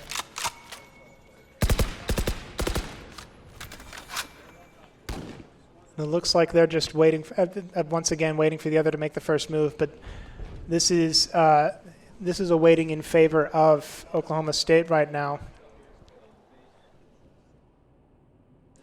Looks like we're just waiting for picks, waiting for information, seeing what we can get out of the Cowboys here for this round. Sage Wall goes down. The KO knife not catching anyone in A main. No one's really doing much of anything. No one's really moving more than a couple meters, except for Civ. Oh, there's a pick. Note catches Try. Note catching first blood. Civ in kitchen. Spook knows exactly where Civ is, but can't quite get it. Civ takes out Spook as Ibra takes out 30 Ghoul. seconds left. Ibra takes Aurelian out. This is a decent time for them to start planting as Conqueror gets in on the rafters. Spike The planted. spike is planted. It is 4v2. Deploying drone. They have a Viper's Pit, but I don't think that they'd want to use that to open. This is quite a difficult round for the Cowboys to win. Hunter's Fury online for Revealing OU area. here. That's basically a free anti-defuse right there. And it looks like Conqueror is going to barely save. missing.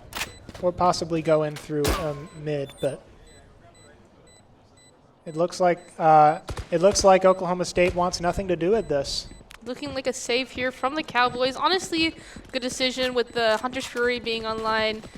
Just a hard 2v4 to win. Yep. And as the bomb ticks down, and kaboom. That'll put it 10-11 Cowboys. All right, let's see. Let's see what's the chat said about Note. Because Note is the GOAT. I'm Note Army. Note loves the kids. And if you love the kids, you can type !donate to find out how you can donate to Make-A-Wish Oklahoma. Remember, all this is for the kids. We're currently working towards a goal of $1,000, and I fully believe that we can make that. A couple of messages in support of the Sooners here, one of them being from Nightbot, admittedly. But we'll take Nightbot's support any day.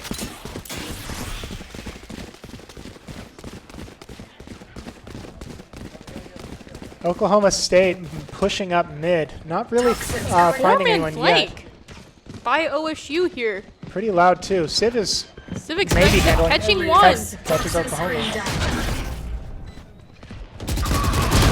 Cannot quite take out Gould though, as Note takes out Civ. The power of friendship right there. Power of friendship. They've set up such a fascinating reversal here. I didn't even realize that they planned it, but it is absolutely a reversal, and it is, with this positioning, it is like Oklahoma State is trying to attack here. Shiver manages to find 2 before getting taken out by Note, but Try takes out Note to even up the series. Yeah, what a game we have here on our hands. Still anyone's game. Looks like an op coming out from Spook here this round. That ought to be interesting. Full buy from the Sooners this round as well, with Hunter's Fury still online for the Sooners, with Resurrection and Viper's Pit online for the Cowboys. Maybe seeing those come out this round to secure the 11-12 score in favor of the Cowboys. I don't know about that. OU's got 3 ults very, very close to happening, with 2 of them within 1 point and Tries within 2. Definitely be an interesting round here. Viper's Pit set up on A, but that is not where the Sooners are. No command online by Ibra here. With just the Sentinels left to defend B, but even 2 Sentinels is not a bad defense. Spook taking out Ibra with the op. Checking kitchen, doesn't see anyone there. Gold took out Civ too. Oh, indeed. Here. The Sooners are starting to wait a little bit over at B. Cowboys stacked towards B site here. However, the Sooners don't know if they want to rotate quite yet, with Viper's Pit still being up on A.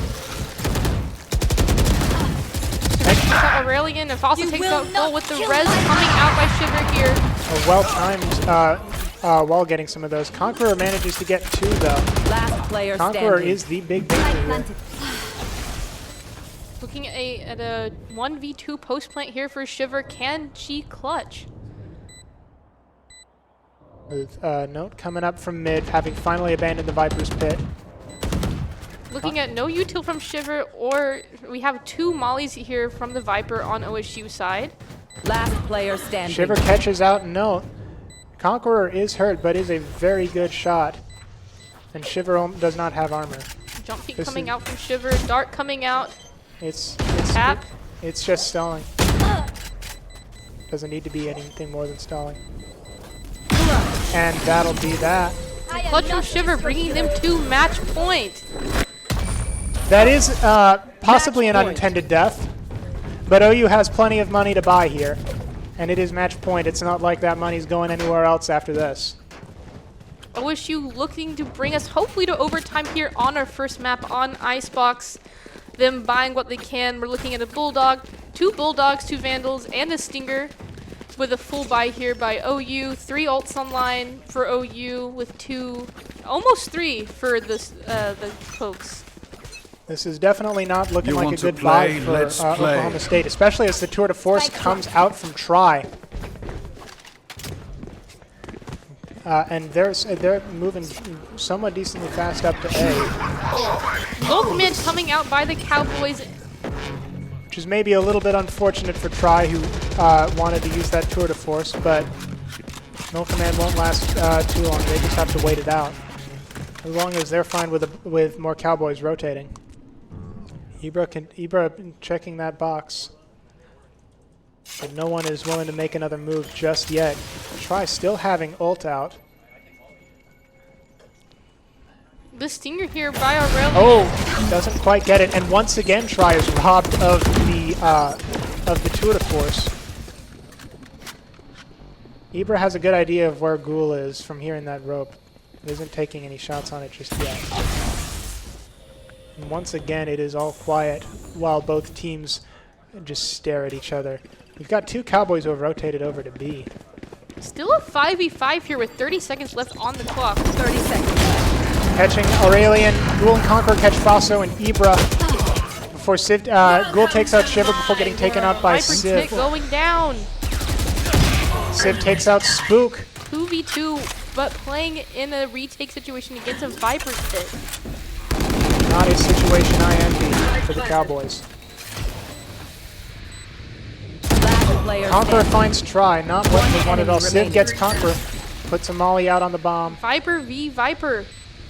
Here, Cowboys looking to take it into overtime here on the first map. Civ can afford to spend a little bit of time outside the pit here. And only just needs to molly bomb once or twice. Well, just once, because there's only going for the defuse. Still very vulnerable. Looks like a And win takes by the OU shot. on their first map here on Icebox. That'll make the series 1-0 in favor of Oklahoma. Yeah, what a map, honestly. Really back and Absolutely. forth. Looking at a 6-6 half there with Sooners having a comeback post that timeout that they took there. Honestly, what a game. It looked like that timeout is exactly what Oklahoma needed to get themselves back on track and take that back, winning by 2 rounds. Let's see what chat has to say. Yeah, we got some chants of Boomer Sooner from Christofferson23 and Nightbot. Always Nightbot. Yeah, hold on. Here, let me get Nightbot to respond to me real quick. Yell ha. I've been told Important Lobster 19 is a god amongst men. Who's Important Lobster 19? Oh my god, that's my friend. Ah, okay. Hi, Dubs. He's a real one. All right.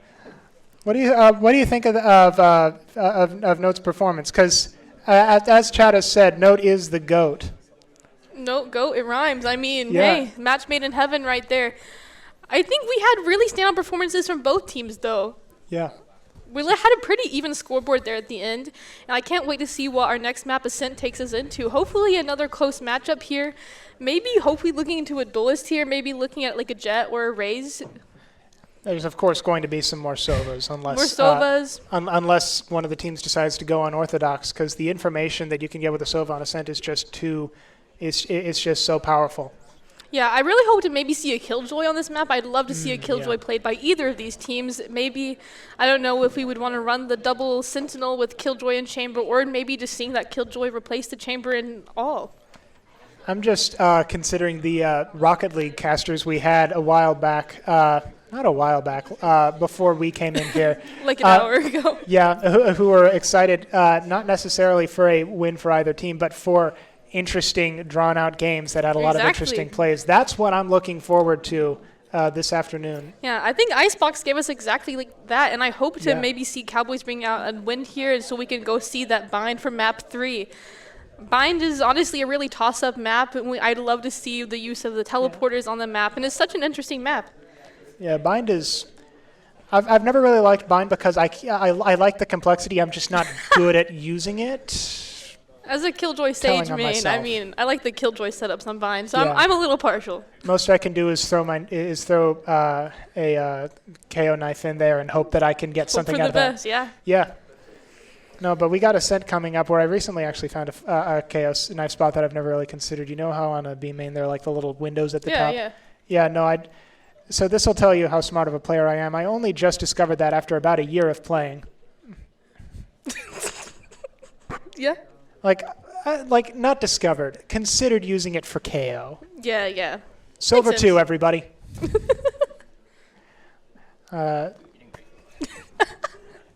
Thank you, Rex Go Dragon. Love you, bestie. My favorite character is the Chamber guy. He is very powerful. Special move, honestly, is one of the best in the game. And so he comes equipped with these 2 revolvers and only takes about 3 or 4 shots to actually execute a kill. So it comes in really handy, especially when you come from the side. Yeah, I love Chamber as an idea. He's really strong in the current meta, and that kind of disappoints me because I want there to be more variety. I want Astra and Harbor to be useful, you know? Yeah, with the new release of Harbor, I don't think we allowed him to be played today, but I think Harbor brings a very interesting new take into the meta. And we don't see him play that much often in competitive right now, but I would like to see him maybe get buffed or something so we can see him bring it out to that meta. I'd like to see Astra played a lot more again, especially in low elo. We don't see her played as much anymore. Not only do low elo players find her confusing, but she's just not as viable as she used to be. only maybe having 2 smokes per round really makes her hard against the 3 smokes Brim has and the rechargeable Omen smokes. Yeah, she's a really interesting controller. It's just hard to like do all that complexity, and especially when Viper can provide more utility on some maps like Icebox or what's the one with the Breeze? Breeze, that's the one. Yeah, I would really like to see, maybe we'll see an Astra here in this map. Astra being played quite a bit on this Sint nowadays. Yeah. So maybe we'll see that Astra come out here from either team. I mean, I'll be happy if OU wins, but I'll be happier if whatever happens is interesting. You know? Yeah, I want to see the weird things that are interesting. Yeah, I would like to see a map 3. That is my hope here today, is to see 3 maps. We'll see. I think we are nearing ready. Both teams getting ready for Ascent. We've got we've got Link Such in the chat noting, repeating the Chamber monologue that we've just gotten, but replacing Chamber with Note. Yeah. I've seen Note play. He doesn't even use a monitor. Wait, real question. Is my mom in chat? What's... Hold up. They asked who Kate... Hold up. I'm scrolling for a second. Yeah. Oh, yep. My mom's in chat. Hey, Mom. Nice. Oh, we have Agent Select here on the screen for our second map on Ascent. Got a couple of Omens. OSU starting on defense this round with the Killjoy pick coming out. OU forgoing the Silva in favor of a Sky. This will be interesting to see if we have any lane setups on B side by Aurelian, and we'll just see what comes of it. No KO to counter the Killjoy here, though, from the Sooners. So this will definitely be an interesting match. No mirror lineups at all. I do want to note the Note monologue that someone has put in the chat here. I've seen Note play. He doesn't even use a monitor. He visualizes the map in a detailed rendering completely in his mind. He has a biological wall hack. His godlike perception highlights all enemies within light years. His eyes are closed as his mouse gracefully swerves across the table, making immaculate twitches as he flicks from head to head. The bullets that escape his gun barrel are surgical, each making a deadly strike in between his opponent's eyes. We're going to have to get a Note interview at this point. Yeah. It's just giving the people what they want. And speaking of people wanting things, if you type !donate into the chat, you'll find out how you can donate to Make-A-Wish, Oklahoma, because, again, all this is for the kids. Note is for the kids. If anyone's for kids, it's Note. Absolutely. Spook taking out the chamber trap coming out there. And it looks like OU's had enough over at B main. Skyflash coming out in mid. Very more careful probing. I've been watching some champion games and the like to prepare for casting, and the thing that always surprises me is just how much nothing happens, and it just means that people in the elo I play in are impatient. Oh, Note barely escaping with, I'm guessing, 10 health considering those shots. This is still very much anybody's round, especially because it's a pistol round. Try has 2 bullets left, and they've got 2 Cowboys names on them. Watching carefully, catches Ibra with a very nice headshot there. Conqueror coming around. Can't quite kill Try in time, but Ghoul can take care of that. Spook gets Faso. Down B. 30 seconds left. And it's Shivers in a bit of a rock and a hard place. Manages to catch Note, though, as Civ gets Aurelian and Ghoul, although Ghoul takes out Shiver. It is a 1v2 for the Sooners. The flick onto Conqueror, but not quite enough to do a headshot with that. And the Cowboys will take the first round this match. Yeah, what a piss around, honestly. We had that stall out in mid. Looking at the Cowboys taking out a few. OU almost bringing it back there. Leaving him in a 1v2, though, unfortunate. Or probably looking at a bonus here from the Cowboys with Spectres and Bulldogs. OU probably on a save here with a few Chamber Deagle bullets online. One of the best things that happened in that round for either team was Spook just getting that very nice flick onto, excuse me, brain fart, onto Ibra. That was exactly what the Cowboys needed there. Shiver catches Note. That is a good start for the Sooners. Conqueror caught off guard, but isn't quite able to, but doesn't quite get caught for it. Spook does catch try. Civ taking out Ghoul with a classic. 3v4 in favor of the Sooners here. Oh, Aurelian taking out 2. That's now a 3v2 in favor of the Cowboys. Aurelian takes out a third before getting taken out by Shiver with a Bulldog. Shiver is on the run to A. Shiver gets a free plant here onto A site. Both of the remaining 2 Ghostu players being together in spawn, pushing up into A heaven. Plant being down. Scanning ahead. Sova Dart coming out by Conqueror. Doesn't find anything. They're checking generator. And they're checking tree as well. No luck just yet. Checking that side of heaven. Ooh, and nice catches shot Shiver. Nice shot by Conqueror onto Shiver. Yep. Kind of an expensive round here for Gosu though, losing 3 guns. Yep. Was that important? But they get to keep the Vandal, which is definitely very nice. Still a Vandal and Bulldog will be online for the Cowboys this round, looking at a full buy mostly. With some light shield. Some light shield coming out from the Sooners, but full rifles. Yep. This is definitely still anybody's game. The first 2 rounds just maybe set a hint of a tone, but this is very much something that the Sooners can start to take into their own hands here. And it looks like it looks like Civ and Ibra are planning on doing that over at A. Shiver immediately flashes down mid, doesn't find anybody with the guiding light. Spook carefully pushing up in. But Ibra manages to take out Spook and Note as well. That is a fantastic start for the Sooners. With a wounded Ghoul starting to take refuge over in tree. Does Shiver have wall hacks on? He's pointed right at Ghoul despite a good 2 walls being in his way. No, I would, in case that is considered defamation or something, no, I do not believe anybody is cheating. Civ is currently jungling a Phantom and a Vandal all the way from A site to his teammate. Look at him go. Juggling is fun, you know? I mean, I can't do that, so props to him right there. I'm just imagining like that circus music like with juggling. Like, I don't mean to call him a clown. It's just funny to see that kind of juggling in a game that does not have juggling. Shiver took out Aurelian there. Looking at a 2v5. 1v5 now in favor of Gosu. Goal only not Gosu, in favor of the Sooners. 24 HP on goal. OU taking out a flawless here onto their buy round. That is definitely what OU has wanted here. They keep their rifles. They have all the money they need for shields and some more util. And the Sooners are in position to get another win if. But this is, of course, a buy round for Gosu as well. So Probably equal buys coming out here. Sooners keeping their guns from the previous round and a full buy coming out from Gosu after their bonus. We have one ult by Shiver online. The Seekers could come and play here. Scanning ahead. Sonic Arrow does not quite find anything. Faso carefully peeking in, seeing if perhaps seeing if Ghoul is trying anything funky up there.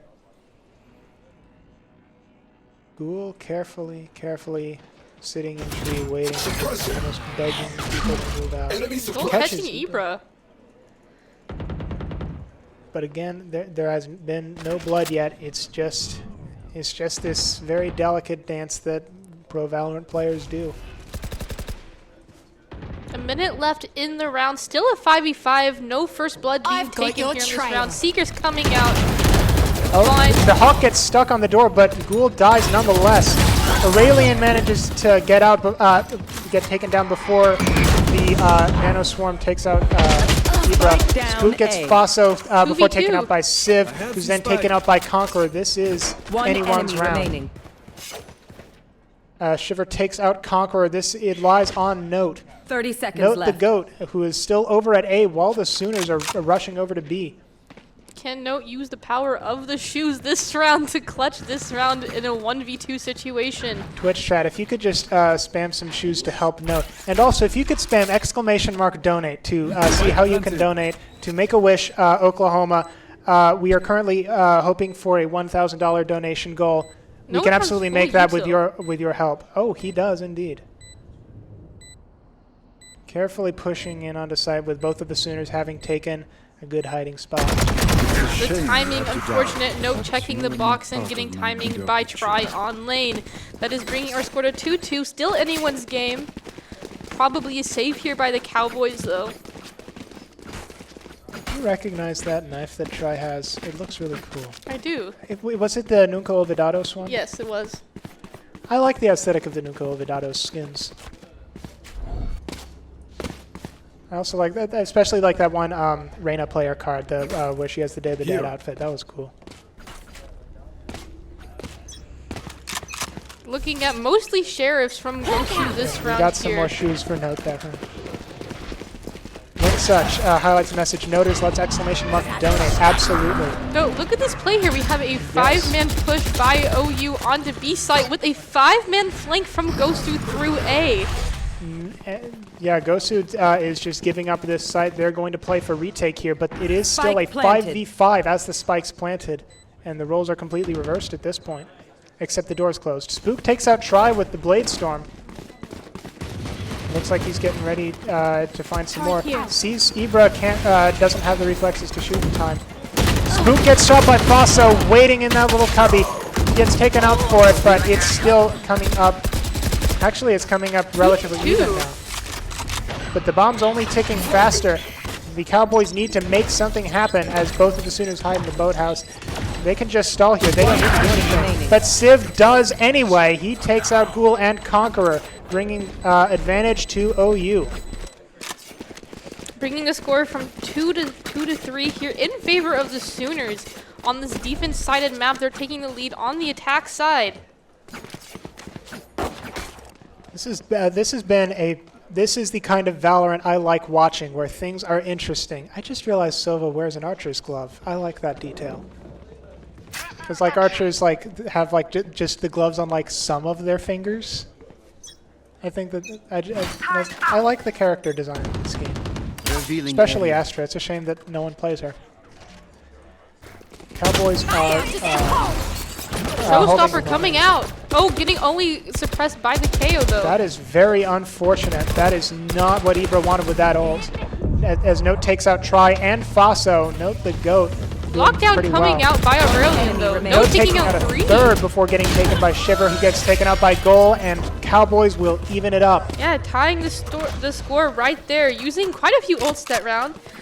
During this break, I'd like to thank Note's #1 fan for the donation, as well as Hassan for the donations to Make-A-Wish. And this is your reminder that this is all for the kids, and to use exclamation point donate, I think, in the chat to donate to Make-A-Wish, because this is all for the kids ultimately. By the way, DWJ Plays has redeemed Make Ajax Hydrate. I don't know where Ajax is, but drink some water. I got their omen.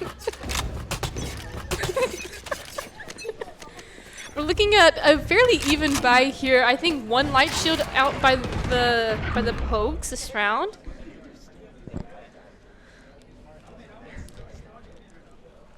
The Sooners trying to take some mid control Careful here. probing with Sky's entered here. Blind's Ghoul not going in just yet. They're just going for information here. Haunt gets taken out by Ghoul as Ghoul retreats back on closer to B site away from Market. As the Sooners continue probing around mid with Ibra maybe just sort of glancing at Tree. We look as they work up Cat. The Sooners are working up Cat currently, looking to push the Tree. Killjoy Molly's being there though. Killjoy Molly's being set off, stalling this push through Tree.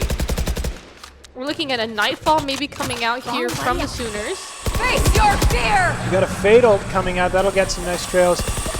Note decides that this is just a bad time and decides to teleport away. He gets caught by Ibra anyway.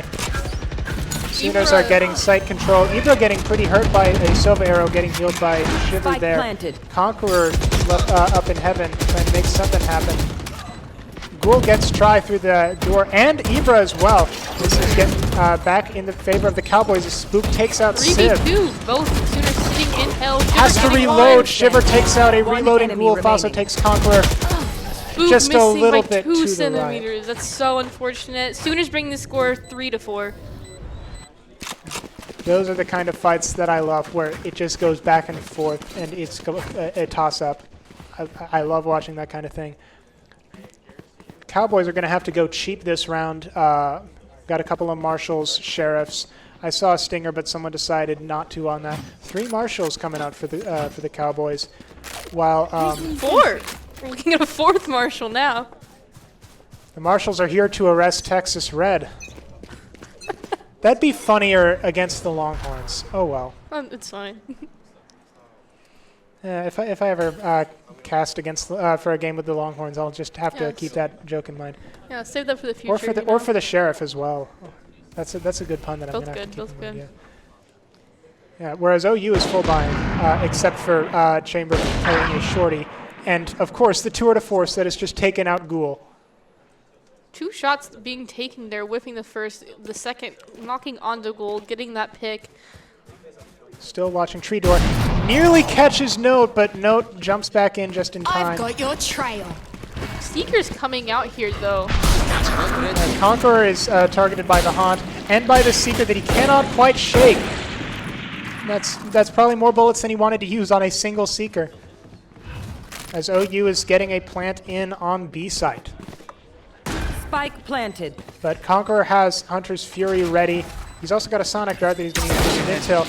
As the dog runs in, sees 2 or 3 of them. Try gets Conqueror. That's the slow field in that right in that choke. That is where the slow field created by Tour de Force. Crucial. Blind fire. Oh, Spook gets found by a Prowler. No catches Civ though. Yeah, Civ getting a little bit more greedy with that smoke. Last player standing. And Ibra and Try finish off Aurelian and Note respectively. That is a victory for the Sooners.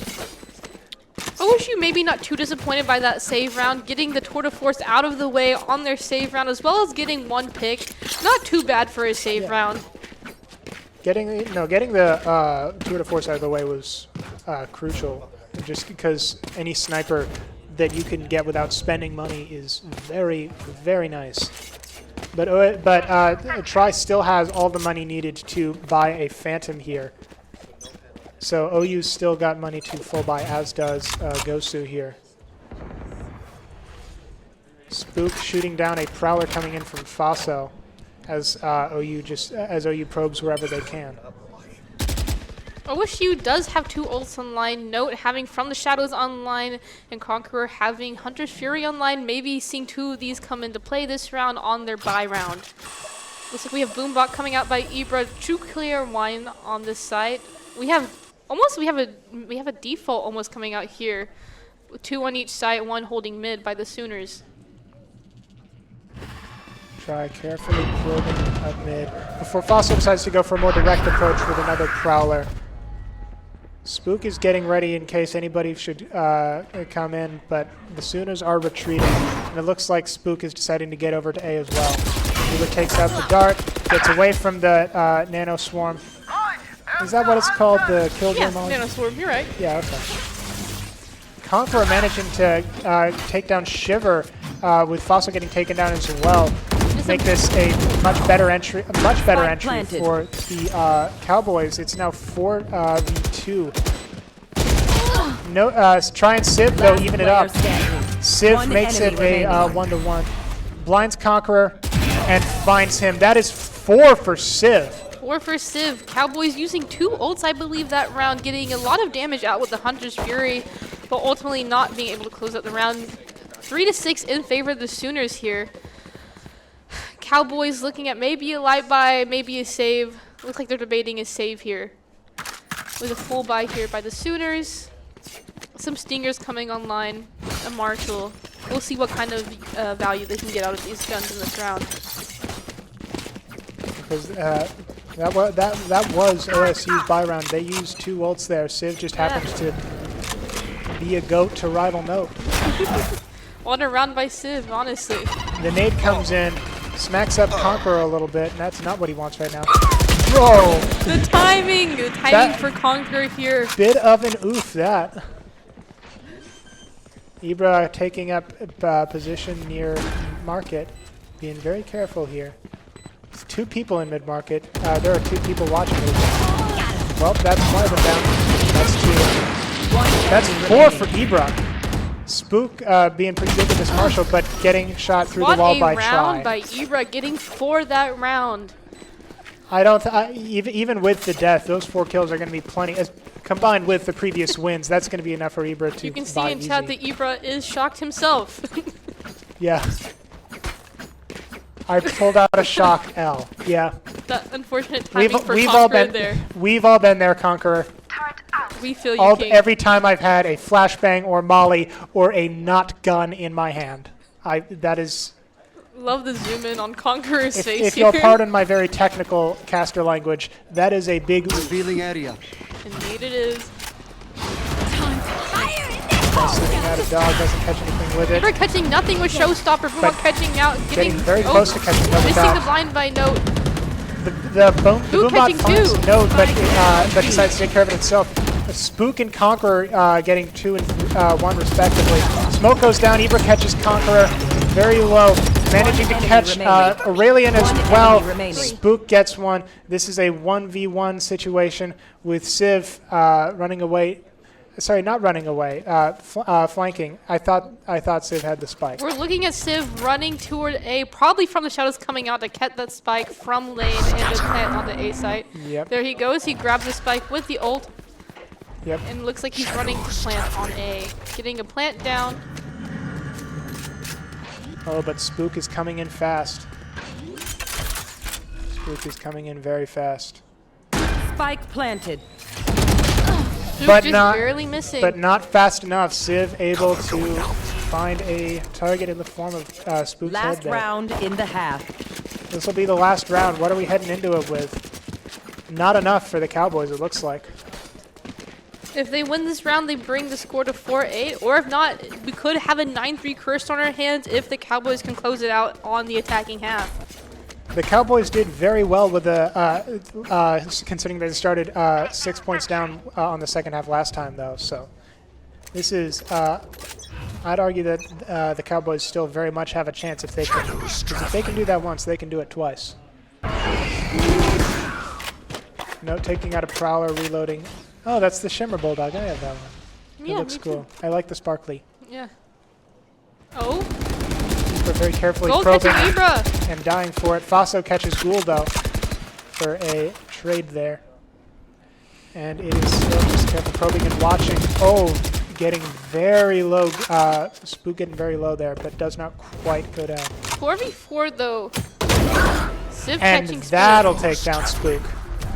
Nightfall still online here for the Sooners. KJ Face your fear! There's the Nightfall coming out. Fatal Catching coming nothing. in. Just barely not catching Note and Conqueror area. there, but Spike planted. Sooners have gotten a plant and a Sova Dart on them. Civ Shivers. getting spammed and killed and blinded. Oh, that is a fantastic comp there. That has given them what they need to take down Note. More healing. Civ just getting being pocket healed down there in hell right now. pumped and pumping heals in there. Try is coming in. Look at Try's this getting angle. ready. Civ Doing getting some taken damage, out. taking out Last Aurelian. player That's maybe standing. one fewer than he wanted, but that's Conquer plenty to and be Shiver, happy. 1v1. And that'll take out Conqueror. That'll bring this up to 9-3 in favor of the Sooners. Could we have a 9-3 curse? Switching Maybe. sides. I've had it plenty of times in my games. Big mood. So we'll see if we can have a 9-3 curse here on our hands by the Cowboys. Hopefully they really need to secure this pistol round if they want to continue to be in this game. We're getting requests for Shiver interviews as well. I believe we were looking at Shiver and Note interviews after the game chat, so stay around for that. And while we're at a half, don't forget that this is all for the kids, so don't be afraid to go type in the chat and do ! Donate. And so we can hopefully reach some of our goal for Make-A-Wish Foundation Oklahoma. We reached 8% of our total goal so far, and we have about 4 hours left, so go donate if you can. I've been asked how much needs to be donated for me to send Hassan Dassan my blazer. I mean, that's up to you. You know what? If we get our goal of 1,000, I will mail this to whoever donates the most. You can quote me. Spike down. That Aurelian is- gets 2, though. That is a very quick start there. And the Sooners managed to start off pissed around with an explosive win, keeping 3 alive. I looked away for 2 seconds and everyone was dead. I looked like we had some Fade Util coming out, the C's with the raised nade, just causing for an unfortunate situation. Looking at a full stinger by here by the Cowboys, having to force here if they want to remain in on this game. This Cowboys have to win this or it'll be just a really hard comeback for them. Yeah, this is not looking great for the Cowboys, but if they can come back from being down 6 once, they can do it again. I totally believe that. Shots immediately coming out. Tether coming out. Spook running past, gets caught anyway. Conqueror takes out Fosso. Aurelian's Nanoswarm takes out Ibra, with Conqueror hanging on to life by a thread. Ghoul takes out Tri. This is now 4v2 in favor of the Cowboys as they get the plant off. Ghoul sitting patiently with a Bulldog, hoping to catch anybody coming through Market. They break Market door open. And now they have to do something. Gun switch here because Conqueror is at 2 HP, giving the Spectre 1 enemy remaining. Oh, Ghoul catches one here. Ghoul catches exactly what he was looking for over there. Sev getting tagged and TPing into main. Looking to see what kind of pick he can get here. Teleporting maybe into switch. He teleports. Catches no, gets trade by Conqueror. Looking at a win by the Cowboys with a full stinger buy. Looks like they'll have to buy here again. The Sooners being down on their econ, probably looking at a full save here by the Sooners. That was a pretty good try from Civ, and I think that that's the best that could be reasonably hoped for in that kind of situation. I don't know what chat is saying right now. I'm not going to read that. VepiX1 dares to accuse Note of being brain dead, with 7_30 saying, surely that wasn't just typed. I wouldn't say that with so many Note fans in the chat if I were you. Yeah, you don't just say that. Shiver crouching is not quite enough to get out of sight of that shock dart. They know where Shiver is, but they decide to go through mid. The Cowboys decide to go through mid. A couple of shots from Ibra, but it's not enough to stop the Cowboys running up through mid. With the Sooners getting ready to go on site. Civ already there, waiting with a pistol. Fosso catching 1, 2, and 3 down mid. with a Sheriff. This is just even things up and then some. Which is, I doubt that anybody was expecting this with an OU buy. Tri catches Spook. That is a 4th, and all that's left is Ghoul sitting in the cubby across from Market. Is here. Ghoul in a 1v4. The cross on the spike being held. Catches Fosso. Finally put an end to Fosso's reign of terror, but Tri gets Ghoul, and that will put this 4-11 in favor of the Sooners. Yeah, Thrifty coming through that round by the Sooners. I don't think anybody expected that with the pretty much full Sheriff buy coming from the Sooners and a full buy by the Pokes. Fosso just getting 3 kills in quick succession. That was what turned that around for the Sooners. That is what made that Sooner win possible right there. No ults online quite yet, but we have a few being close to being online here. Maybe seeing if any picks can get these to be used, getting these out of the way. So you might expect to see Nightfall or Nightfall coming out from Fosso, possibly Ghoul's null command. Libra catches 1 before getting taken out by Ghoul. That will be enough to get Ghoul's ultimate online. Fosso is low here already. No one has made their way into Cubby, but it cannot hurt to check. As Oklahoma State starts rotating. But Shiver and Civ are both waiting.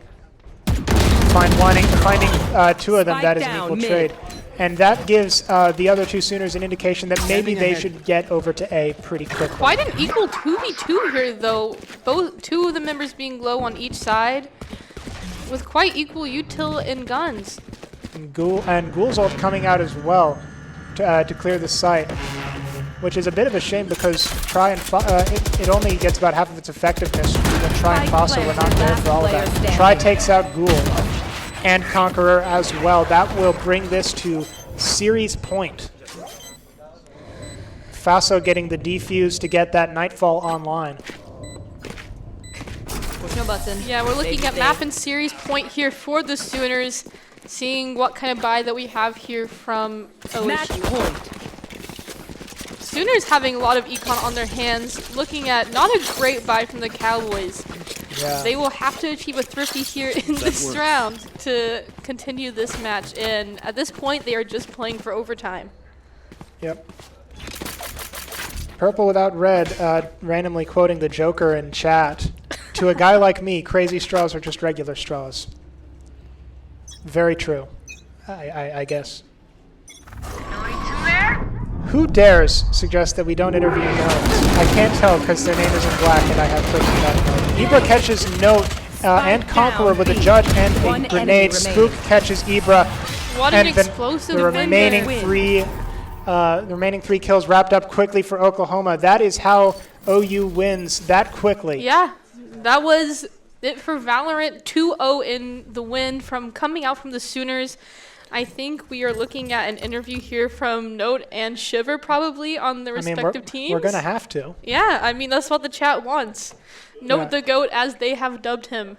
The chat also apparently wants my blazer, according, at least according to one guy. And as I've said, because I know where I can get this, where I can get another one of these, I will send this to whoever donates the most if we can get to our goal of $1,000 for Make-A-Wish Oklahoma. Yeah, okay, I believe they're going to be doing team picks, then we'll get Note and Shiver over here. Yes. Honestly, what a great two maps to watch, though. I feel like even though Ascent was kind of explosive by OU, I feel like a lot of those rounds were really close and could have gone either way. Yeah, no, especially that second round at of the second half in Ascent, just that fade Sheriff from Faso. Just quite 1, unfortunate. 2, 3. And that was just what wrapped it up for the match and for the series, just by giving Oklahoma that thrifty win. Yeah, but while they're taking these team picks, I'm going to use this to again plug. This is all for the kids. It's for Make-A-Wish. Don't forget to go donate if you can. If we reach our goal, the highest donator does get his jacket. So I mean, why wouldn't you want it? I mean, I'm a little jealous, and I go to OSU. I mean, I got this at Target. Like it's not. This isn't custom made or anything. Team picks coming out here. Oh. No, yeah, no. I just didn't know when we're about to take it.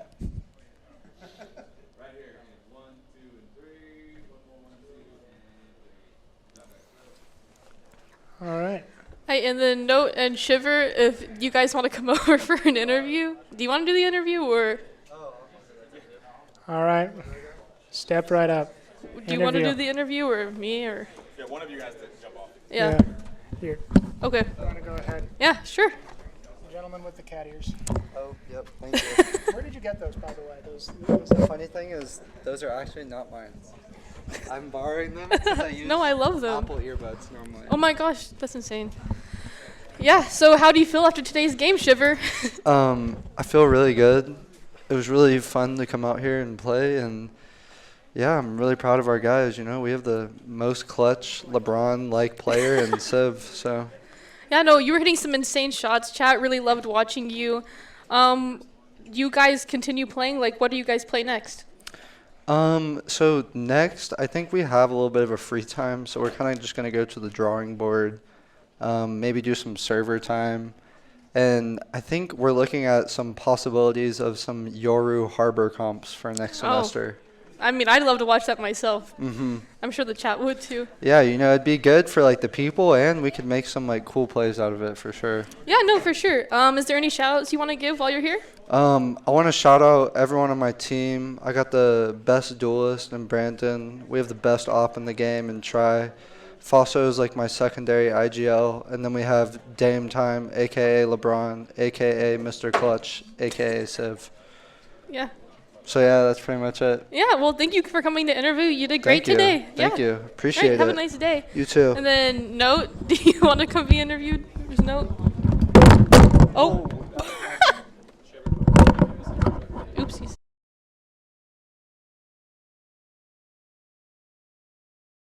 All right, how are you? How are you feeling after the game? I'm feeling good. It was an upsetting loss for sure, but it is what it is. No, you have a lot of fans in the chat though. Do you have a fan base name? I was thinking maybe like Pins or something. He's TikTok famous right here, guys. I don't know. I haven't thought about it yet. We're gonna have to give that to the fans in the chat. Yeah. Do you guys have anything interesting coming up after today's match? No, probably just go back to scrimming, making sure we do some practice. We're gonna need to go over some execs and everything since we kind of felt a little awkward on Ascent, but. Yeah, I think you guys had some really great rounds today, though. Like, even on Ascent, even though a lot of those rounds are really close. Is there any shout-outs you want to give? Shout out to the fans, of course. Aang, I know Link's in there. I know Oscar's in there. Shout out to them. So and shout out my team, of course. We played good. We tried our hardest, and that's all that matters. All right, thank you. You did really great today. Thank you. Right, looks like we'll get switched back over here. We'll have another game coming up soon. But yeah, what a great 2 maps. Absolutely, that was a fantastic game. Checking over the donations right now, and I will. Okay. I will again note that first of all, you can donate by typing !donate into the Twitch chat. You will get a link to our donation page. All the donations are going to Make-A-Wish Oklahoma. Do it for note. Do it for note. And on that note, we'll on that note, we'll be going. Oh, I don't have a pun. I was just saying acknowledge mine. My bad.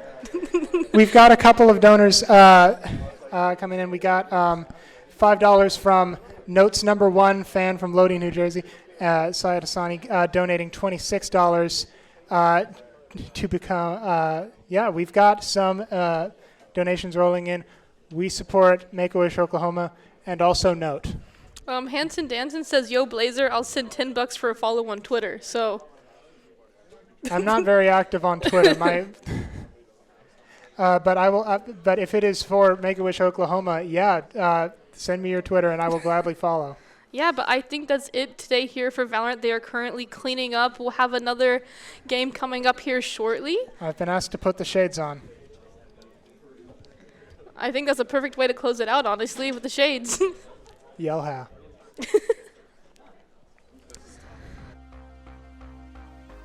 There's more to the game than what's on the screen. Each competitor pours their time, energy, and passion into the game. We push competition to the next level because we know it's more than just a game.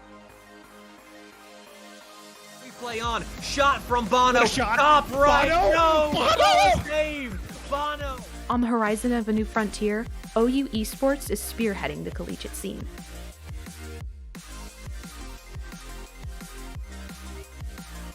We offer a platform where players can achieve competitive excellence. A career, a community, a passion.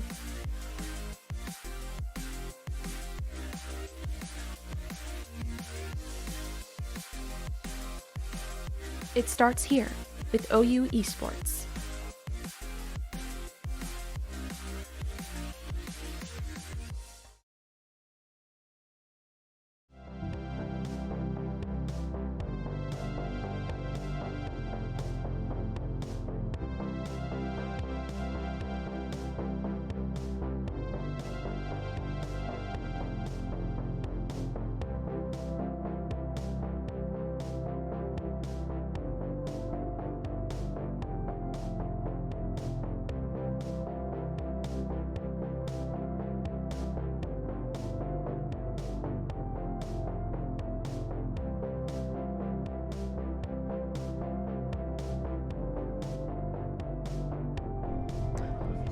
We good? What's going on, everyone? Welcome back to Bedlam. Sorry for the delay. We had a couple issues, but we are back, and we're here with Overwatch. My name's Frago. I'm here with Imperium, and you're just excited as I am, aren't you? Absolutely. Ready to see what both teams bring out today. Oh, yeah. We want to thank our sponsors. The Make-A-Wish Foundation, we're working with them today. They are our charity for the stream. Please do donate, !donate in the chat. We are 10% of the way to our goal. As well as EK Fluid Gaming for donating PCs and Asus for donating monitors, making all this possible. So this is the first LAN I've been to with Overwatch, especially now, brand new game, Overwatch 2. Absolutely. Makes some really interesting changes between Overwatch and Overwatch 2 and Overwatch 1. One of the biggest changes, moving from a 6v6 kind of team comp to a 5v5. Definitely allow for interesting switches now that we only have one single tank with the rest of the team instead of two. And how has that really affected your team specifically? You know, OU, I would say our tanks was definitely one of our strong suits in Overwatch 1, and now with that swimming down to 1, we kind of have this weird rotation system going on, and we're trying to work out through those kinks together as a team. And I know a lot of teams have been going through that kind of struggle with roster downsizing and also just being able to play different heroes. So I think it's going to be really interesting to see how our team adapts, but I think we've honestly handled it really well. Awesome. You see we're starting out on Lijiang Tower here today. Both sides working through the control point. The type of the game mode is control. We see both sides, what they're going to want to do is they're going to want to move to the middle, hold an objective point, try to get 100 seconds on that point to get the 100% tick mark, and that's how they take the round. And it is a best of 3, so the first person to secure the first 2 control points wins the game here. Yeah, and we're here on Lijiang Tower. Historically, a map with a interesting reputation in NA Overwatch. It's kind of has a reputation of always being that first map, and that's always a bit funny. But we do see the kind of standard meta coming out of University of Oklahoma here, and then a bit of a Junkrat and Ball out of Gosu. I'm interested to see how this goes. Okay.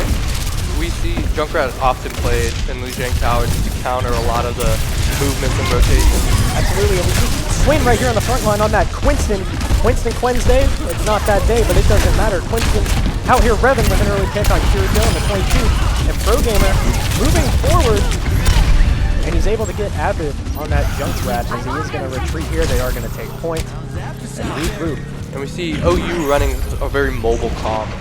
Working together extremely well in order to hold that, and probably likely going to see some changes from Gosu right now, as they aren't able to run what they were running against them. Yeah, we do see them go to the Reaper here. Very early pick on Primal Beast, and it looks like they're going to be able to snowball this a bit. Brevin gets 2, Master Fapa. As ProGamer continues to move forward, we're going to see a little bit of a retreat as Gosu goes down 1 by 1, and they're going to have to restabilize here, and that's just going to waste more time off this clock for them. And we see the importance of the Sojourn here in this comp. Sort of the meta run the Overwatch League the last few weeks during the finals, but Sojourn able just to get those picks, build that energy, so they can secure those important headshots as they move in. That's what allows them to win the game. Winston going in, they're going in. They swap to the Rhine here, as well as that Reaper over that Junkrat. We get the cleanse on Soy Tab. He's going to try to hold this front line, but there's so much damage coming out. Quinn gets picked early, and they should be able to snowball here. They're going to go in, they get Revan. They're chasing down Lugo, and it looks like Gosu's going to be able to force the rest of them out, and they're going to be able to flip point here at 53%. And we see that Rhine pick playing off extremely well, allowing them to quite literally tank some more damage with that shield, kind of allow them to get space in a much more effective manner, and work together just to build and capture the point and take that area. Soytab takes a really aggressive charge in here. We're going to get the Kitsune Rush. Quinn jumps in, able to get Primal Beast. They get Soytab, they get Mustafa, they get Kiriko. And a very quick steamroll off of the Kitsune Rush there for the Sooners. And they're going to flip it right back, 55-25. And Gosu needs to get something figured out here. See the effectiveness the Kitsune Rush used there on both sides in order to get in, but we see OU having several ultimates getting ready for this. ProGamer with a big Death Blossom. Is he able to TP back up? He is! And they're able to just clear them out again. And this is so important for OU. Their ult economy right now, they just won 2 fights with 1 ult. And that's going to speak volumes as this map continues. We see both DPS ults about to come online for Gosu here. So let's see if they'll be able to use them as they move in. The overclock comes out. We get a beat from Lugo and the Primal from Quinn. Revan able to get Soytab, and 22 goes down as well. Quinn gets a Primal pick, and it looks like they're going to get Lucio and clean up here again. And I don't think Gosu is going to be able to touch. It's going to be 1-0 Sooners on Lijiang. Very good showing for OU there. Definitely good plays on both sides, but OU being able to just use that comp to the best of their advantage. We have exactly how they should. Some fan attention going to the Quinston. Definitely a fan favorite here with the Sooners. We see him pumping his chest. Big monkey man back there. And yeah, they did a really good job. The ults were very clean, and they were able to get a lot of value with minimal input. And that's really how you win some of these more prolonged team fights, is being able to stay in there without investing more resources than the other team. It looks like we're going to see a Genji here on the side of Gosu. I love watching Genjis play. And we got, we're punching the Reaper in the face there. Very funny. And let's see how they do here on Night Market. Definitely, again, running the Reinhardt, I think that's still an excellent play. They can avoid the mobility of OU. They work in here. We see Avid on the Reaper working to kind of contest the Monkey. They get a really early pick on Soytab here, and Revan's able to get 22. They're going to push up here, though. They should be able to clean that up. And it looks like they do. Gosu just trying to get away, but they can't. And that's going to be an early cap here for OU. They're going to start off with control. And the problem there with Gosu was that they lost their tank immediately. And in Overwatch 2, especially having one tank, you only have one guy that's going to be able to take that damage, and he needs to be alive. Yeah, absolutely. And with the high mobility comp that OU is running right now, it's very difficult as Reinhardt to get those kills when any one of their enemies can just jump or speed out and just be gone in an instant. So Reinhardt's definitely difficult. We got Quinn pushing up here. He gets really low. Revan able to get an early pick again, and that's definitely been helping OU a lot. 22 caught out here. And it looks like Primal Beast's going to go down as well, and Gosu's just going to have to regroup. OU is going to be aggressive here, though. They're pushing up into them. Soytab with a charge onto Quinn. Ooh! And a quick kill from Pro Gamer. They're going to back out just a bit here. And Gosu needs to rethink their strategy a little bit here. Absolutely.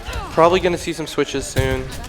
Also, they need to play a lot. They need to play extremely tight with this Reinhardt. Like we said, they got to be able to allow OU to move into them, which is really difficult in the control point.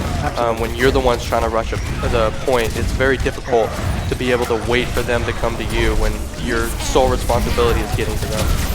Jeffijo there hits Soytab with that teleportation Jitsu right in his face, kind of bamboozles him just a little bit. We got the overclock out here from Revan. Is he able to get one? He doesn't quite. But Gosu is going to have to back out. Gosu does get the pick on Wugo, but we'll see how they choose to play here. You see Gosu still having to wait for the rest of their team as they move in, and OU secures that point just a little bit longer. But it looks like Gosu now has 5 and are ready to engage. Yeah, Revan's doing a great job applying pressure on that Sojourn, and we're going to get the beat. We're going to get the Kitsune from both sides. A Shatter comes out from Soytab. He gets 1. We get the Blossom. Pro Gamer gets 2. We get the Wraith out of the Reaper, and he will go down as well. And OU looks like they're going to take Li Jiang and make this 1-0 in the series. You see a really strong showing there from Quinn and the Sojourn, just being able to take those elims, get those jumps, and Pro Gamer on the Reaper did an excellent job throughout that of keeping space, timing engagements. Jefferson Jaw with play of the game for OU. He's definitely been liking that Kiriko. He seems to always manage to get random headshots in the middle of fights. It's pretty impressive, really. But a great showing from OU, and honestly a great first map. And it's going to go up 1-0. Something we did not mention before, in the overall Bedlam series, OU is up 3-2 right now. So this is a pretty critical event in our timeline here. It's going to be kind of a turning point to see which team's going to have momentum going into this final stretch of Bedlam. Absolutely. Gosu now has the chance to tie it up with Overwatch, hopefully. See how it plays out, but that's our chance right now. And we see, like we talked about, really strong gameplay from OU during that match. Made it difficult for Gosu to really catch on, find value, a lot of comps. Didn't see a lot of changes, which typically come from control points. Definitely something interesting. Hopefully get to see a bit more of those if they're needed in the next couple matches here if we get to them. And what's our next map? As long as I am correct, the next map is going to be Hollywood. Definitely, this was OU's pick, was Hollywood, and they're very confident on that map. I'll be very excited to see what strategy they take into that map. Overall, if I was to kind of pick apart that last map, I think Gosu needs to find a way to deal with Revan. Revan was getting so many picks. He was getting so much pressure on Sojourn that Gosu really couldn't push. Because if your Lucio dies early or your Kiriko dies early, it makes it so much harder to sustain, especially if they want to play that Rhine composition.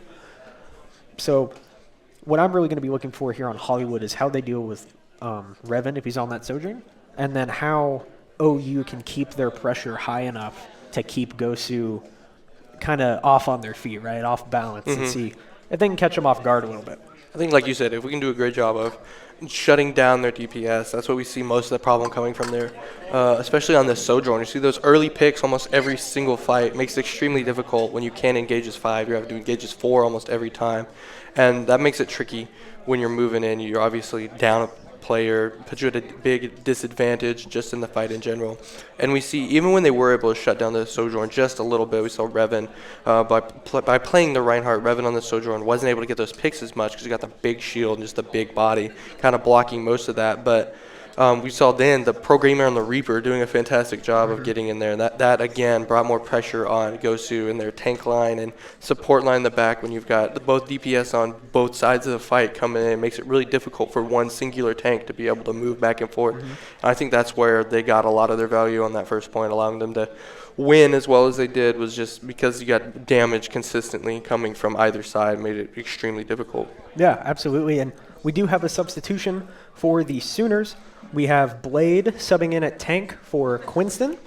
And going into Hollywood, it'll be interesting. We generally know Blade for his Orisa and his Rhine, that classic main tank. I'll be curious to see how they take that into Hollywood and play it, because to me that implies they're not going to be playing that Owl meta on Hollywood. And I'll be interested to see how that plays out and how Gosu reacts to it especially.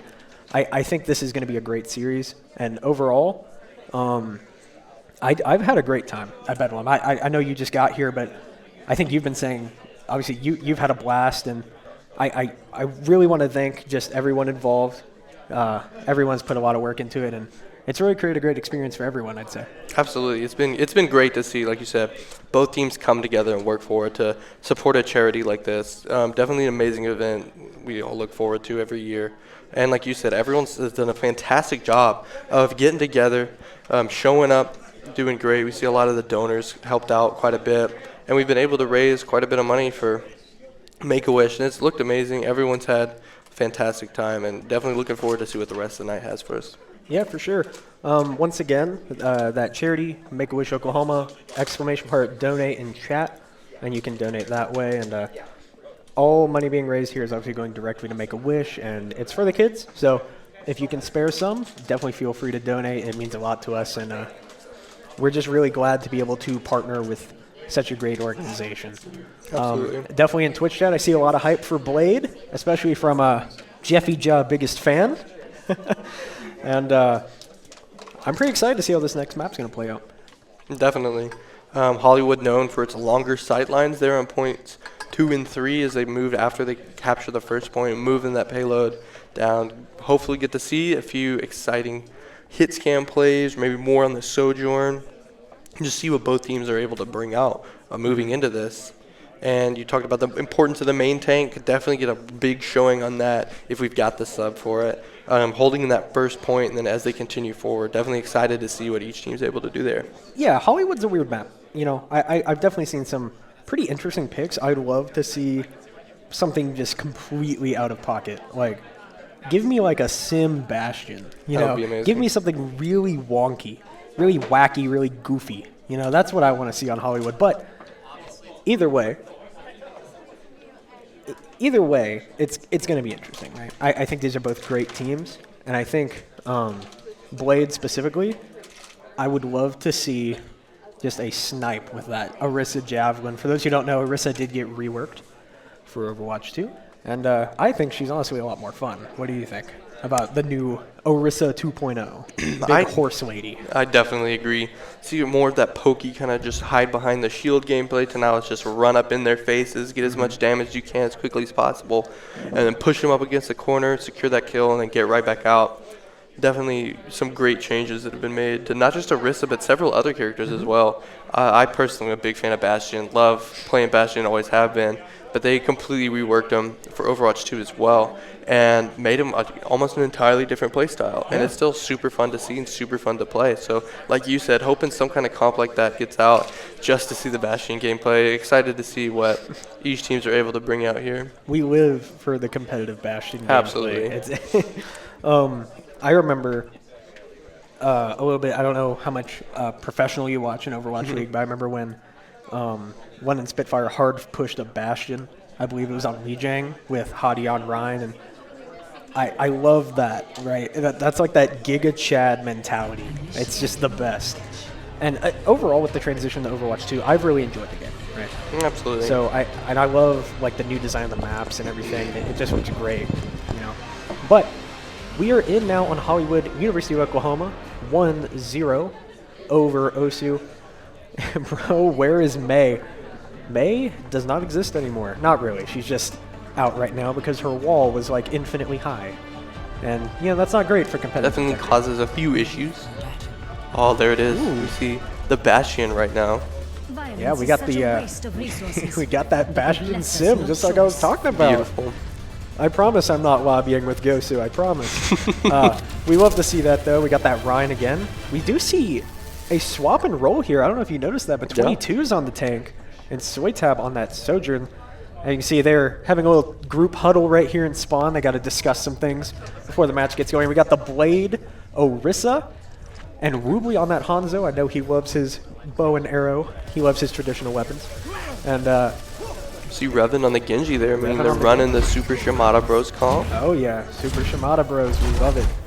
If only there was the music to accompany it. But spawn opens here. We're going to get a quick TP up. They're going to try to apply some quick pressure here to OU. We got some of them set up top for Poke. That shield's already almost burnt as he's trying to get his team across. They're going to push in here through the side room. Woobly able to get a quick headshot on Mustafa. And the team's just kind of split off here. A nice javelin there from Blade. 22 looked like he wasn't moving. I'm not sure what happened there. But OU able to clean up really quick. And again, the early picks. Yep. The early pick. It happened before the fight even started. And that's just a killer. Yeah, that pick was really important and just allowed OU to get in there and break that split. We saw Gosu get split apart, and essentially what they're fighting is 3 instead of 5. And by the time those other 2 got back, the fight was over. So those early picks are extremely important. You see Gosu moving in now, working as 5 this time, hopefully, to get in there and try to get as much damage in as possible. We're going to teleport to the high ground. We got 22 charging in an early pick there on Woobly with the bash as he pulls out the turret for him. Let's see what he can do here. He's trying to melt Blade down, but that sustain is just ridiculous sometimes with Orisa. She does not die. The Bastion played perfectly there, just working to provide immense amounts of pressure with that sentry form, that turret just rolling through, doing a fantastic job of just getting really quick, high bursted damage. And even with that high sustain, was able to do a lot of damage. To get it, they're almost fully capped. OU did try to touch that to stall that out a bit, but Revan not able to get out. Sim getting 2 quick picks on the tail end of that fight. And they're able to cap that first point. Looks like they're going to push up pretty aggressively here. And Mustafa on the Sim doing a fantastic job of just working with that damage, keeping that beam high energy, and melting down a lot of the characters that they need to. We're doing a great job of countering that Genji. A really aggressive shadow for 22. The TP to get up. Nice. Really well played there. We'll see what he does here. He's low. He's charging in, trying to get Revan, and he's picked off just before Blade able to get that Sim early on as well. They did invest Kitsune Rush there. You see the Kitsune in the back. Not getting a lot of value now as they're moving out, but it did get a lot of value there, letting them get those 2 picks, allowed them to recap the point. They're Bastion trying to be a little bit sneaky here for Gosu as he almost gets Wugo, it looks like, but not quite able to confirm anything. Gosu going to do a bit of a reset here. Let's see what they can do, and the Hog comes out and he gets Woobly early. And again, with those early picks, it's being extremely important. We see the Blade having to come out in order to clean up from that. We get that beat out early from Wugo. We get Blade pushing up. He's going to be able to clean up here, I believe. And Gosu's going to have to reset again. A triple kill for Blade on that Orisa. It was a great play. And Blade have a great Orisa. But Blade is a great Orisa. And we see it there. 22 kind of caught off on his own. Not sure what happened here, but Jeffy Joe with a quick double kill. We see Gosu forcing out 3 ultimates that last fight. Now they're coming in with 2 of their own. Looking like 1 just got used. Yeah, unfortunately, they were not able to get too much value out of what they did use, but we do have dragons, and we have our... I'm not going to lie, I don't know Arissa's ultimate, but it doesn't matter. He's using it now. They pulls him in with the dragon. Soitab javelined out of his ult, and we get another kill here. It's going to be another reset for Gosu. The Blade using that javelin to stun Bastion out of his artillery strike ultimate. Not able to get a pick there. And that ultimate was unfortunately 22. canceled, but we see OU now has only Kitsune Rush to use in this next fight. And Gosu coming back with probably Hog ult and at the very least the window. Yeah, this is a sneaky little hog, sneakiest little pig I've ever seen. He's definitely not going downtown to the market as he gets a kill on Woobly instead. Lugo able to get 2 though, and it's pretty even. We kind of swapped positions here.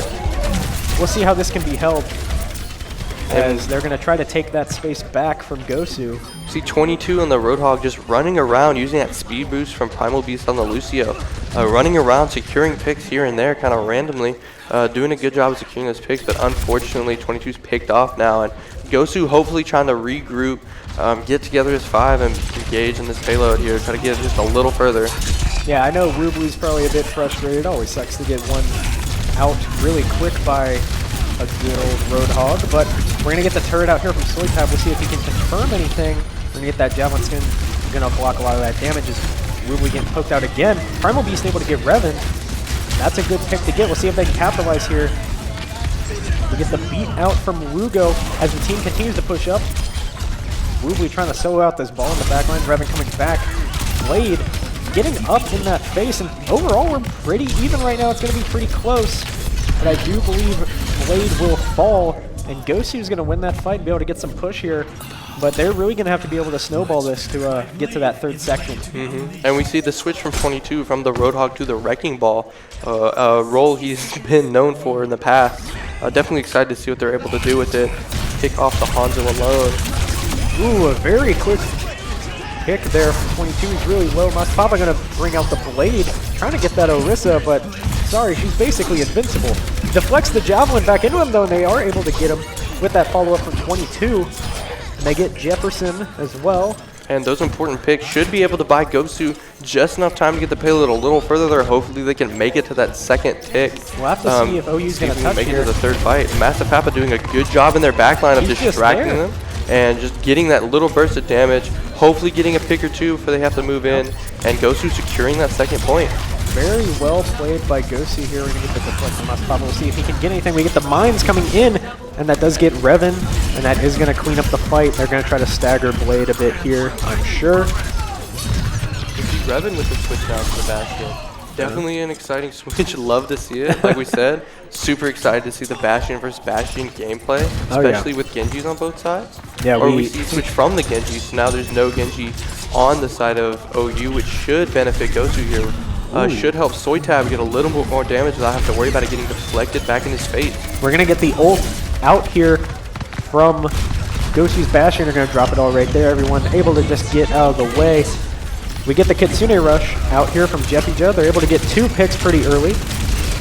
And Woobly's just being focused out right now by 22 on that Wrecking Ball. And it does look like OU's going to clean up here, and they will be able to stabilize just a bit. 50 seconds remaining on the clock for Gosu. We'll see if they can stage 1 final push. And it does look like they have the resources too. They're going to have that Ant Matrix. They're going to have that Blade, and we're going to get Mines and the Beat in mid-fight. We'll see how OU plays this. And we see 22 doing a great job of shutting down Woobly, hopefully getting to him before he's able to use that dragon every fight, and doing a great job of it. And we see the Junkrat switch from Gosu. Definitely an interesting fit. I love Junkrat. We love to see Soitab on there. And we'll see. Oh, he's getting absolutely melted. 22 going in really aggressively here, trying to split attention. We're going to get the Blade out from Mastapapa. We'll see if we can get some value here. We get the beat out from Lugo to counter that. And he's not going to be able to get much there, but creates a good amount of space. Gosu's going to get a little bit of push here. We'll see what they do. Blade really low. Are they going to be able to confirm that kill? It doesn't look like quite yet. Revan does have his ult. As we are now in overtime, Gosu has to be able to keep touching this objective. Blade and Lugo go down. An excellent beat there from Primal Beast in order to sustain his team This just is a gonna be little so bit close. longer. They get keep the that touch, fight. 0.44 meters. Is Gosu going to be able to clean this up? They are. Gosu, 3-0 in overtime. Extremely well done from Gosu, recognizing the changes that need to be made, making them very quickly, and doing an excellent job of playing them. We see several switches throughout that, just like we talked about the importance of switches on this map, and doing a great job. And OU still being able to do a good job of countering that. Absolutely. Like, I mean, each section of Hollywood, I think more than a lot of maps, is very unique because you go from this first point where you have like 2 points of entry, right? You have the arch and you have the room. And then you go to the second point and it's very long, open sight lines. You have a lot of high ground. Then you get to this third point and it feels like a funnel, right? Towards the defender spawn. And it really shows how adaptive you have to be to play this game at this level, right? One thing I would like to say before we continue talking about Overwatch is we got a donation from Diana O'Quinn for $52. Thank you very much. We are 15% towards our goal. ! Donate. Do donate to us. It's for the kids. Do it. Absolutely. And we see moving back in here now, a lot of teams keeping the same, but we see Torbjorn this time instead of the Junkrat from the side of Gosu. Definitely could make for some interesting changes. We see Woobly switching from the Hanzo to the Metra. Could definitely have some interesting plays there. And we got another team huddle here with Gosu. I'm really happy to be involved in this team meeting. It feels very personal, very intimate with Gosu. It looks like we're going to be doing a door hold here. As they come out, they're distracted by the turret. Oh, and they're all behind them. Revan going to get bursted out immediately. Jeffy Jaw down really quickly. And OU's going to have to back out here. Yeah, fantastic close play there. Taking off too early, even though they have the huge spawn advantage. They're going to try to get out. Jeffy Jaw here. He's caught out. Can he get out? He can't. But they do get 22 in the process. It's a 2-2 trade. 3v3 right now. Now we see Gosu having to pull out. And two but more they were able go to down. buy a lot of time there by taking out those picks, and 22 on the Wrecking Ball has a much faster time back to the point than OU will here. Absolutely, and at the end of the day, these door hold comps, they're a bit more common on escort maps, but the main goal is just to waste time, and they definitely did that. Exactly it's going to be a bit of a struggle here to try to regain that presence on the point, but we'll see if they can do it and waste more of that time. Two more go down. It looks like a third's going to go down here in 22, and they're not going to be able to do that. OU with a very quick cap is going to help them a lot going into these second and third points. And even though Gosu was able to do extremely well with that close hold, they unfortunately weren't able to get a full 5 fight and secure elims they needed in order to recapture that point.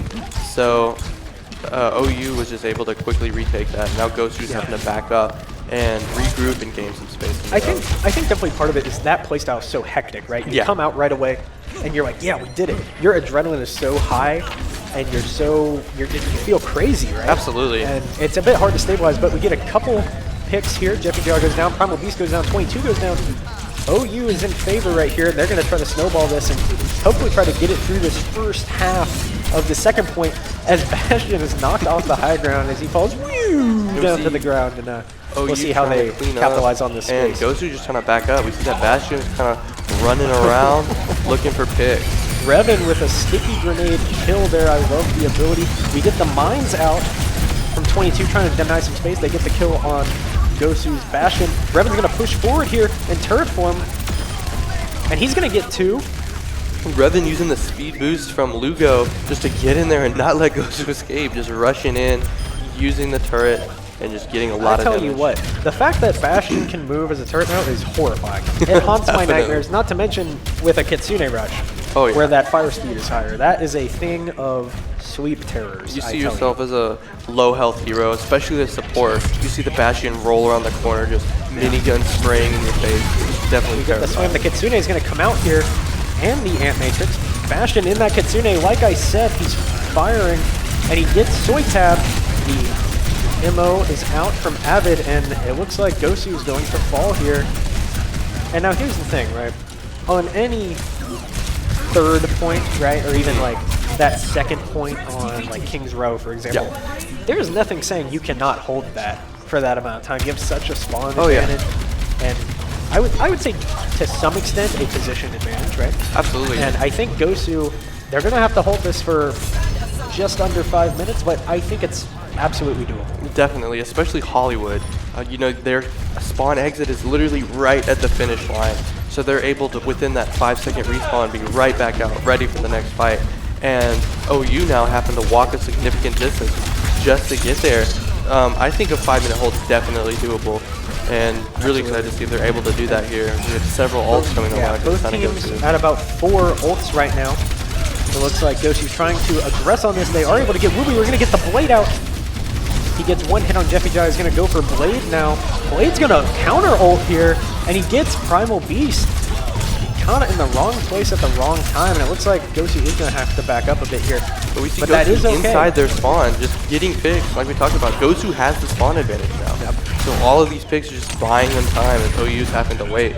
So doing a great job of just sustaining, buying time, not letting them push that cart very far, but you see OU finally being able to move to the point, and Gosu trying to recontest here.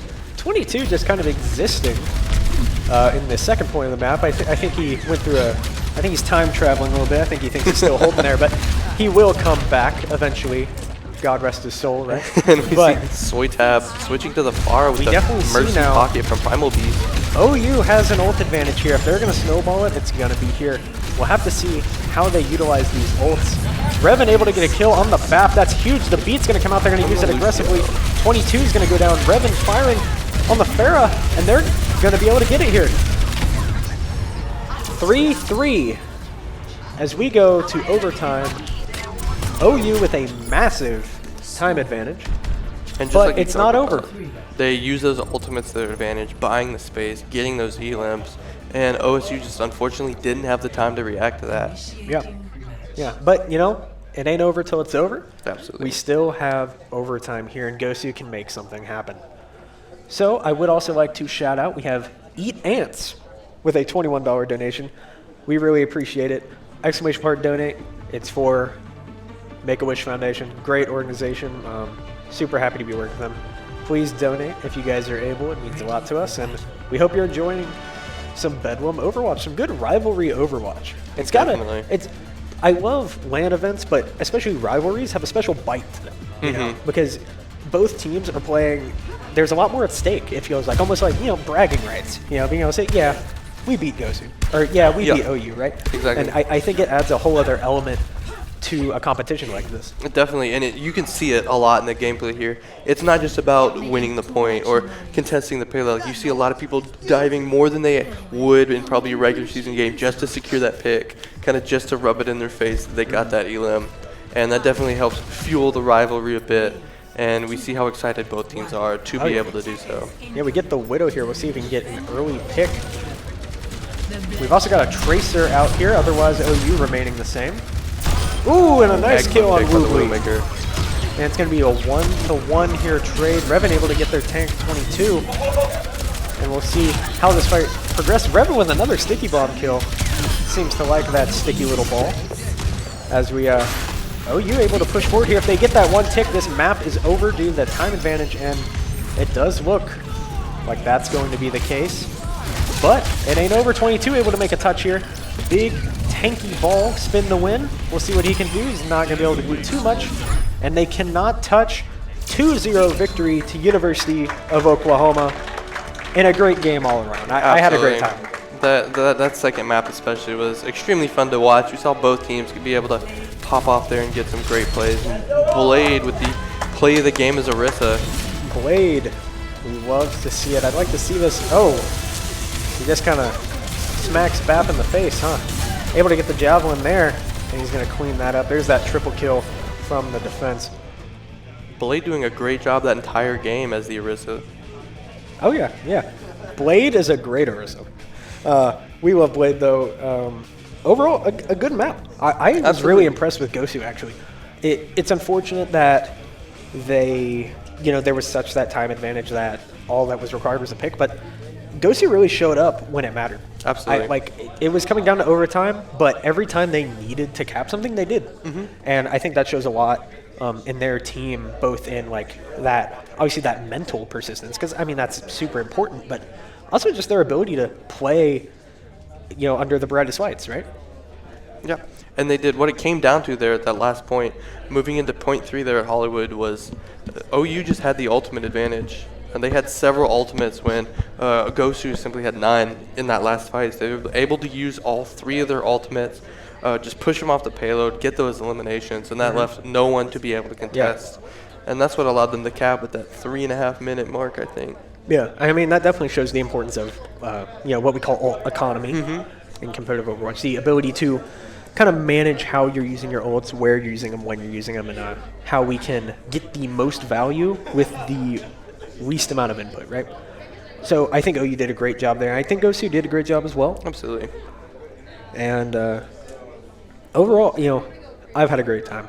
This is my first time casting a LAN. It's super exciting. It seems like the crowd's really into it. They were super hyped for Quinston, because of course they were. Of course, Quinston. Absolutely. And we've got a great turnout here in person and both on the Twitch. Again, love to see everyone coming out, just coming together, working to raise money for something like this and support a team. Again, the exclamation point donate. If you're interested in that, we definitely use the support. It's all for the kids, and we love to see it. I do believe we are playing out a map 3, which will be Circuit Royale, one of the new maps to Overwatch 2. Very exciting. It's in Monte Carlo. It's very bougie, as they say. And it's a very interesting map, right? Definitely. It has this high ground that it's like a ramp up, and then it goes up super steeply, and it's very weird. There's really nothing else like it. And like you said, what makes it interesting compared to other escort maps is it's extremely long-ranged, but at the same time close together. Like you're moving, you're twisting and turning, and everywhere you've got extremely long sight lines, but you're also having to fight right there on the payload. So any comp can be played successfully here. And I'm excited to see what they bring out, because again, any character can be thrown in and is most likely to get value. Yeah. It's definitely a sniper favoring map, right? Absolutely. Those, like you said, those sightlines are so long, but it's really funny if you were to look at that map like overhead per se, right? It's funny because you'll see, when you play, you're like, man, this map's huge. Like it's really long, and I feel like I'm traveling so much, but in reality, it's just going like a snake all the way up. And like I said, it's just a very dynamic map. Again, each section is pretty different, especially that third section. Interior, I know a lot of teams like to play that junk there. Some will whip out a Bastion. Any kind of any DPS that's really good at denying space, right? And I think it's just going to be a fun map to watch, especially already seeing Bastion on Hollywood. And also, obviously, some sniper plays. We saw Widow, we saw Hanzo, and not to mention even, Ash as well. And I do like watching a sniper from time to time. Likely to see a Sojourn again, because she does an excellent job of keeping both sides. You got the close range fights and then the long range fights with her railgun. So, again, could see anything here. And I think that's part of the beauty of Circuit Royale, is just any team can throw anything in, and it's most likely to get value. We've got a chat member saying custom game on Horizon Lunar Colony just for kicks. I'd be down. I like Horizon. Okay, people hate on Horizon. Paris, I understand. Paris sucks. Paris is terrible. But I like Horizon, and also I'm a really big nerd on lore. Absolutely. And I think it's super cool. And I love Mumkey, Windton. We love her. Horizon is definitely a very lore-based place and a beautiful map. I mean, you can see Earth from the moon's perspective. The devs definitely put a lot of work for a map that unfortunately wasn't able to see the competitive scene due to its kind of nature of taking 8 years to walk from either point to the other point. So not a lot of fun, and again, it's a game mode that's not even in existence here in Overwatch 2. So sad to see it go, but we do see some substitutions here for University of Oklahoma. Pro Gamer 360 back in on Tank now, and Woobly on the Torb. Very exciting. A very interesting comp here. We've got a Torb Widow with a Mercy. Then we have a Sombra and Moira on the side of Gosu. This is very different. Interesting pick, too. I think it's definitely the high dive with the Tracer Wrecking Ball and see what they bring out, jumping together with the use of the Sombra. We're going to get right into it here. Revan taking a bit of a jump. Nothing there to get that pick. 22 picked off early. Soytab going down as well, and it looks like they're trying to camp out in this corner. We do see Woobly switch back to the Bastion and Jeffy Jaw off the Mercy to the BAP. And it looks like they're able to hold it pretty well here. And able to kind of burst through Gosu pretty quickly. Absolutely. We see the importance of early picks again playing off with Revan picking off the Sombra.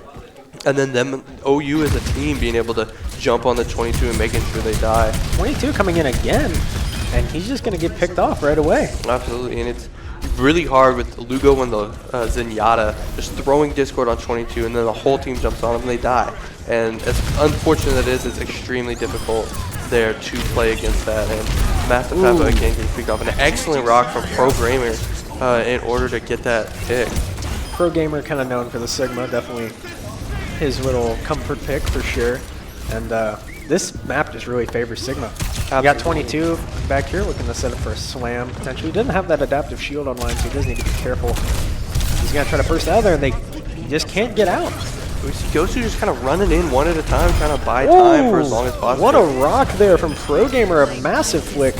He's playing Sigma like Widow right now. And we get another kill on Soytab, and the Moira goes down. Gosu just needs to reset. Yeah, just need you to can't trickle reset, in like that. Make some changes definitely, comp-wise. Instead of just running in one at a time, try to focus as 5 and see if they can get a pick. Because Revan on the Widowmaker doing a lot of work with Woobly on the Bastion there in order to get that high burst, especially with the Discord coming from Lugo. Again with Revan on the pick, showing the value of those early picks. And OSU hasn't had a 5-man fight since the match started. 22 rolling in, able to get the early pick on Lugo. Just that little square hitbox as Pro Gamer.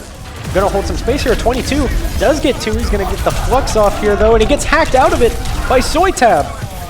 That's a massive hack here. Very good play by Soytab. Just gonna keep him hacked. And he's gonna take all that extra damage. He's hacked again. And he just can't do anything. Gosu now doing a great job of engaging together, working forward. See them get those picks, and the Soytab on the Sombra running up to that We Widow. get that ping on the Widow. He's gonna try to focus her out really quick. He just can't. Lugo able to and dink him. having some fantastic accuracy there, able just to melt down the Sombra with the Discord almost instantly, it seems. You see Revan trying to get that pick there, just misses. But Gosu able to stabilize a bit here, and that's good. Revan going for the jump shot, just misses. Just shy. Jeffy does. Ant Matrix coming out here. Woobly on the Bastion, gonna fire through it. See if we can get a quick pick here. Kiriko TP out of the way. We get the EMP from Soytab. Everyone's low, everyone's hacked. Woobly having to get out, unable to escape. quick 22 kills. on the Wrecking Ball. Let's see if they can get Lugo here. And we see the Roadhog come out from Pro Gamer. I love a good Roadhog. We love to see it.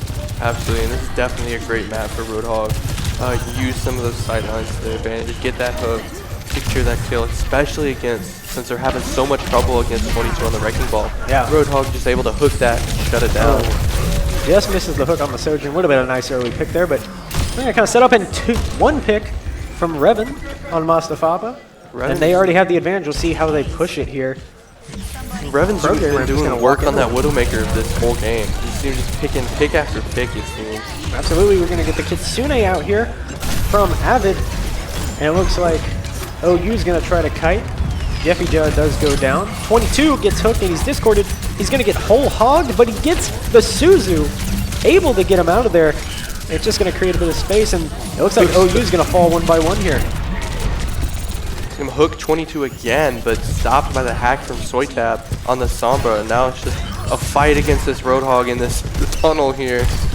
Gamer going to try to get a pick here, but knowing Roadhog, he just, again, he doesn't die. He can just heal. Away, yep. Yeah.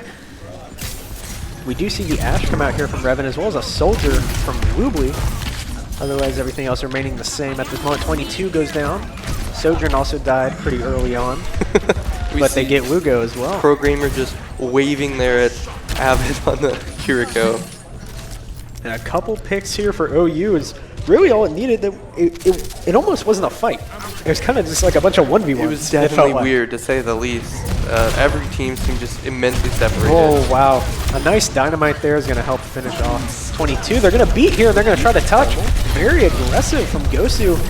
22 falls pretty early. And we're going to see if Gosu is able to capitalize on the ults. It does not look like it. They're going to have to reset here. 22 rolling up to get the TP for Avid. They're going to need to kite just a bit as OU is going to keep trying to push this aggression and take some space. And I think that soldier pick from Woobly was a great idea there, using that just consistent damage in order to take out characters like Wrecking Ball, especially with the Ashe now and the Dynamite, able to burn them down. Now they don't have a lot of really quick damage outside of Ashe's headshot, but they are able to just slowly work in damage after damage and wear down the Gosu's team, because right now Kiriko Lucio has a lot of sustain but not a lot of quick healing. Gamer just caught out on the outside here. Looks like they were trying to do a bit of a longer rotation, but it doesn't really work out. We're going to get the trans coming out from Lugo after the mines are dropped here by 22. We do have Bob online here for Revan. A bit of a weird fight again. The slam coming in from 22, and they get 2. They get Woobly, they get Lugo. Emo goes down. Pro Gamer here on the Junker Queen. Jeffy able to get a quick pick on Avid, but it does look like OU more or less is going to need to back out here. We see the switch for Programmer to the Junker Queen. Definitely interesting, but 22 just doing immense amounts of damage down on their back line of OU. Just doing a great job of rushing in, getting a pick, then leaving. Jeffy picked up very late in that fight, and it's going to just waste some more time off of OU. We do see Revan switch here to the Bastion. 22 has been definitely heating up a little bit. He was definitely being a bit over-aggressive, I'd say, at the beginning, but he's been doing much better managing that, and I think we've just seen a lot more value from him. Primal Beast goes down, but trades it out for Lugo. And the EMP was used here by Soytab. He's able to get Revan as well, and that's going to be another reset for OU. Can he get Jeff here? And they do. Also, the overclock coming out from Gosu, and this is going to leave him in a bit of a tough spot going into 22 this just working on the fight. cleanup. Pro Gamer going down late, but they get that early pick on 22 and Soytab. Definitely kind of again with the separated teams. They're now both sides are having to wait a long time for their full team, and they're kind of just getting pick after pick. So neither side right now is with their entire team, and we see several of them moving towards spawn. Hopefully they're able to get together and engage in that 5v5 instead of just 3-on-2 or 4-on-1. We just passed 30 seconds remaining for Oklahoma. Got to make a push here. They do have the ult. Woobly gets hacked. We get the Kitsune out from Avid. Mo is down. Soytab falls for Gosu. Definitely a great Kitsune, not only to engage with that fight, but push them back, gain that space, get some damage. Yeah, very quick kill. Masfaba bursts down really quick. The switch to Zarya here for Programmer might be exactly what they need to be able to increase that damage output. Primal Beast falls to Woobly. Looks like they're going to get Avid as well. And it's going to come down to overtime. Obviously, this is very snowbally, right? Gosu has such a spawn advantage, you have to be able to play this essentially perfectly. Any pick is going to work against you. Masfaba goes down very early again. Soytab going to be able to get EMP here, it seems. And the trans comes out. I think the Zarya pick was definitely a very smart play. As Zarya able focused to out really quickly. Melt down, tank some of that down damage. as well. And OU caps it off with a nice team kill. It's going to be 3-0. Sooners going into the second half of Circuit. Like we talked about before, it's very dynamic. I think I saw, what, like 4 different tanks, Absolutely. like 7 different damage characters. It really just depends on the point, and sometimes, I mean, even you saw, like, you try something and it's just not working, right? Absolutely. We saw consistent changes, like you said, from both teams. Switching DVS back and forth, both Revan and Woobly, I believe, swapped at some point multiple times. And Pro Gamer switch and tank several times in order to adapt to what Gosu's throwing at them. And I think they did a great job of using that to find value. And Gosu also doing a great job of taking fights when they want, getting those picks. It was a little slow at first. They kind of fought really hard just to engage his 5. We've got Pro Gamer on the Doomfist. Gosh, I hope he keeps it. I hope he keeps it, dude. I love Doomfist. It's such a shame they gutted him so much. Yeah, Doomfist is such a great character, both lore-wise and gameplay-wise, but Ooh, wait. since his move to tank. We got some music?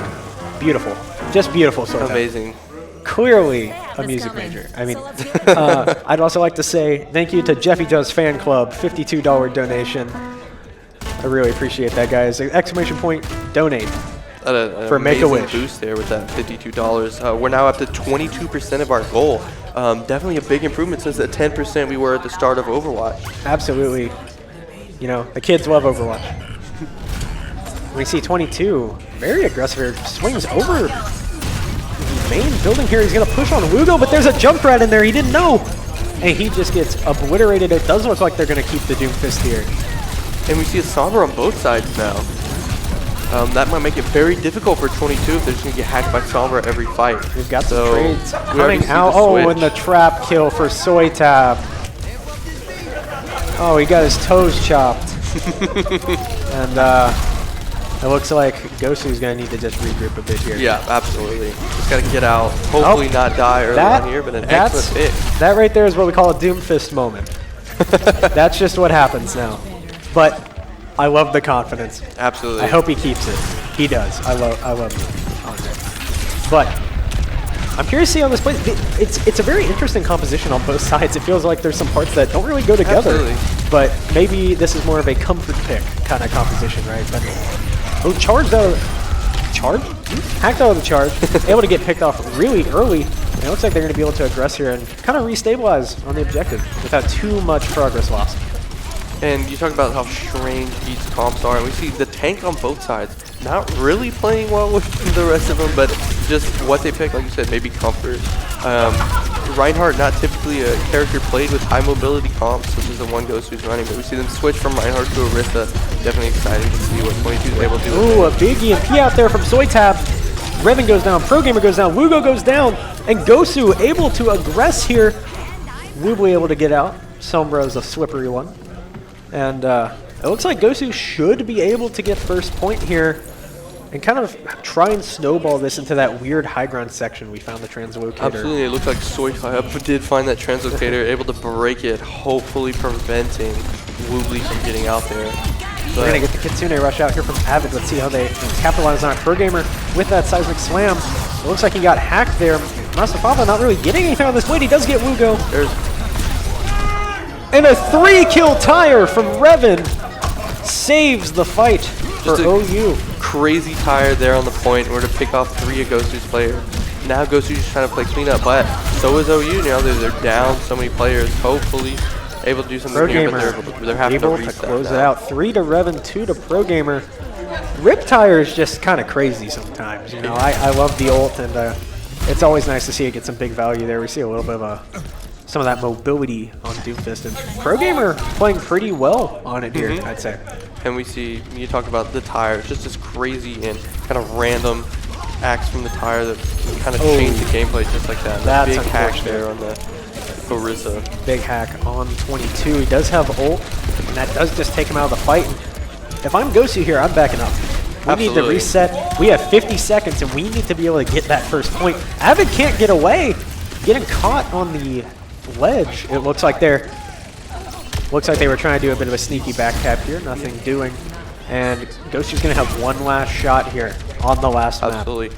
But Pro Gamer doing a great job on the Doomfist. And like you talked about, Doomfist is a character that is really difficult to get value on right now. Just doesn't have the health, doesn't have the damage output that most tanks need in order to do well. But they're able to still get value and secure elims. I think that's definitely a fantastic gameplay. Doomfist does go down pretty early in this fight. He's so fast. He'll be able to get back, and we get the Orisa ult out. We get some other hacks coming through. We'll see if they're able to confirm here on this first point. Masafapa just used Pulse Bomb, nothing to do, and they get Wugo pretty early on. But 22 is hacked. He's getting healed up. We got the Suzu protecting him for just a bit longer. He will fall. Jeffy Jaw's Coalescence, Woobly's EMP, and that's going to be it. I believe now is Masafapa on the point. And with that kill, that's likely going to ruin their That'll be it. Overtime. Goodbye, Pro Gamer. Into the Monte Carlo Highway, and that's going to be a victory for the Oklahoma Sooners. 3-0, 2-0 on the series, but a great match overall. Both teams played really well. We get to see that tire again from Revan's POV. And it looks like he's going to hold it up top and just kind of drop it down on them out of nowhere. And even through the beat as Absolutely well. Crazy. Overall, a super fun time. I had a great Absolutely. time. It looked like both teams were having fun. Sounds like it. Excited to see how just energetic the game was. We see them jumping around the whole time. Definitely yelling on both sides. Makes it for really exciting. A lot of fun to watch. Wow. We got a $250 donation from Blade's dad. Thank you guys so much. We're just about halfway to our goal. Someone call Big Time Rush. Absolutely amazing. We jumped from 10% when we started. Now we're up to 47. Just an amazing community we've got now working with both teams. Able to raise a lot of money just in these games alone. So thank you so much for your donations. And again, for those that maybe haven't yet, use that exclamation point donate to learn how. And just a great job on Gosu and OU right now. It was a great game, a lot of fun to watch, a lot of fun to cast. No, I had a great time, and I understand we do have a teeny bit of time. We're going to do a little bit of an interview. Awesome. And you know who I want to talk to? I want to talk to Quinston. Absolutely. Can we get Quinn over here, please? After the photo. He's got to take a photo. He got to look pretty for a second. But we're going to talk with Quinston. We're going to talk to him about how we felt about this game. And we're also going to talk to Soy Tab with Gosu, if possible. But, it was a very interesting match. Gosu was really never not in it. Yeah. You know, like obviously the score 2-0, 3-0, whatever we define it to be, looks one-sided, but that really doesn't speak to how close this match was. Yeah, we see the first match there in Lijiang. Definitely a lot of difficulties from Gosu, but after coming out of that, they were able to change how they were playing and do a really good job of engaging there in Hollywood. And we see them; they brought it all the way, even though it didn't end out probably as much as they want.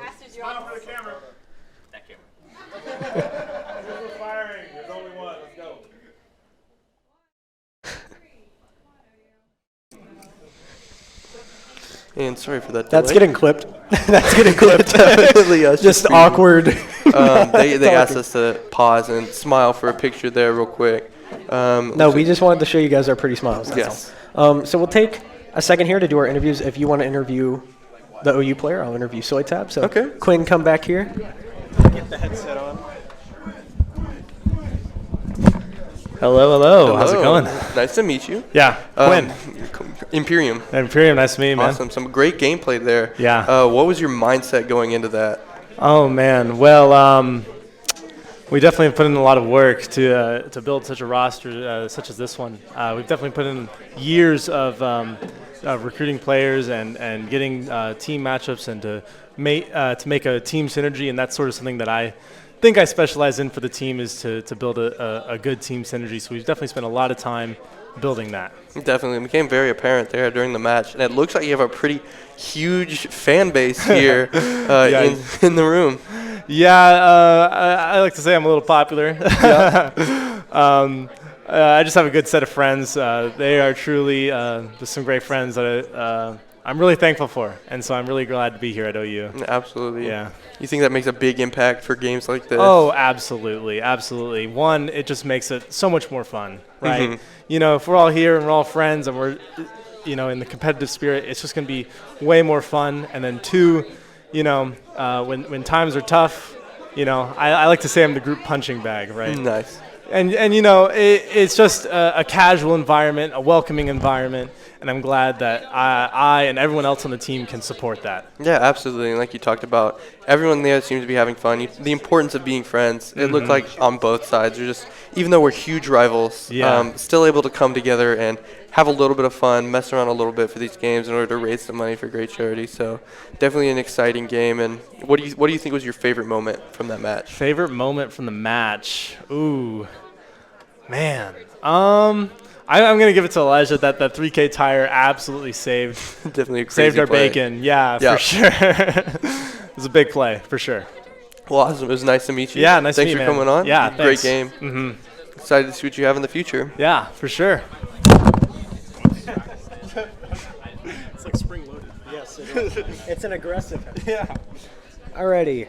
Also, can we get Soy Tab up here? I want to talk. Soy Tab is not here on the side of Gosu. Our options right now are Avid. He'd be a great pick. We got Massive Fappa and then Primal Beast. So we can interview either of those three. let me get a word with Avid. All right. Please. Let's get Avid up here. Avid, if you Chat could a walk bit. up here, Jacob, interview you real quick. This is typically our coach, but having to step up and play today. Definitely an exciting game. We love player coaches. Here you go. I'll hand you the headset.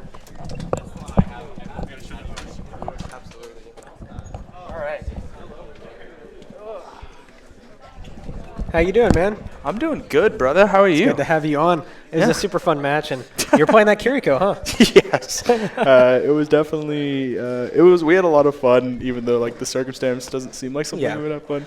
I mean, of course, and what it comes down to is it's always about having fun, right? Oh, I yeah. mean, we're playing video games. True. Right? Very true. So I want to talk to you about Kiriko a little bit. Yeah. Is that something you have been playing a lot of? Yeah, this season? so I typically don't play. Like I know Connor gave a little bit of details. I actually usually coach. So for most of the time. Yeah. Our varsity team, which unfortunately I think we only Soy Tab was able to make it here today. But I normally get the opportunity to coach them. But when I am playing, I do enjoy playing a lot of Kiriko. It's a good amount of fun. Kiriko, I fancy in Sombra because I'm a degenerate. And then also when I get the chance, I'm an Orisa connoisseur. Okay. Even though I don't think she's extremely good, like from a meta standpoint, she's extremely fun to play. So of course, yeah. that's We probably love the my top horse. 3. Oh yeah, the Battle Cattle. Yeah, Battle Cattle. We love it. So can you walk me through something I'd like to talk to you about is that Hollywood map? Because like we said, me and Imperium talked a bit about you guys were just clutching like every single attack. So kind of like what was the comms like in that moment and kind of what was the thought process? How hectic was that? Yeah, so it's always hectic. That's something you'll find about Mr. 22. I call him my creativity coach because you're never going to have a dull game with him in the lobby. Yeah. The first rotation that you saw, so we originally planned, going through right room, going through security, and then actually turning to go to cafe. Okay. And kind of forcing a turnaround. But what ended up happening, didn't use our cooldowns right, didn't use our amp speed a little bit early, so we ended up getting caught out. Didn't work out. Yeah. Eventually what we decided during this time, after yelling at each other that didn't work out, was we were essentially just going to push in, ended up working out. We capped first. So during this, we're kind of trying to decide if we want to rotate really, really quickly, right? Like just kind of dominate high grounds and see what we can do. Because at this point, we're playing, like Roadhog comps. So it's kind of just pick comp. From there, we ended up deciding, instead of holding high ground, let's just kind of bully someone. That was really what the goal was. So we started just essentially sending 22 to spawn, hoping to make things happen. We ended up getting stalled out for a little bit, but during that time, it was just kind of all of us in our own islands, and then anytime we found them taking greedy duels or one-on-ones, then we tried to help out our teammates. Punishing those mistakes, making it work. We realized if we play in a way that's really, really unorthodox, it forces people to act and play really, really unorthodox to try to counter it, and then we can hopefully win a bit of one-on-ones and see what happens. Yeah, you definitely had them a bit off balance there, especially on that second and third point. Off balance on purpose. Absolutely. Hey, there's method to the madness, right? Oh, yeah. So the last thing I want to ask you, because we did ask our man Quinn, what was your favorite part of the match? Favorite part of the match? So actually, so mine isn't from my own team. Okay. So Revan got a 3K on Circuit Royale playing Junkrat, and I thought that was the funniest thing on planet Earth. I also had a run-in after/before PC. I played a little bit of Xbox, and on there I had an account where I literally just one-tricks Junkrat, just for funsies. So anytime I see Junkrat played and people actually doing things on the character, actually people seeing value with it at a competitive level, even if it is for funnies, but that was pretty. It was a pretty good moment. I know there's definitely kind of a joke with that, the idea of the people that are oh, I'll one-trick Junkrat to Masters or whatever, but it's so fun to see it at the high rank. I remember seeing it in Overwatch League this season. It was great. So it was great talking to you. Thank you guys for coming out. It was a good time, and thank you all for donating as well. Yes. Great charity! Exclamation part, donate. Thank you again to our sponsors, and we'll be coming right back with Halo. So thank you guys for watching, and don't go anywhere. Yeah.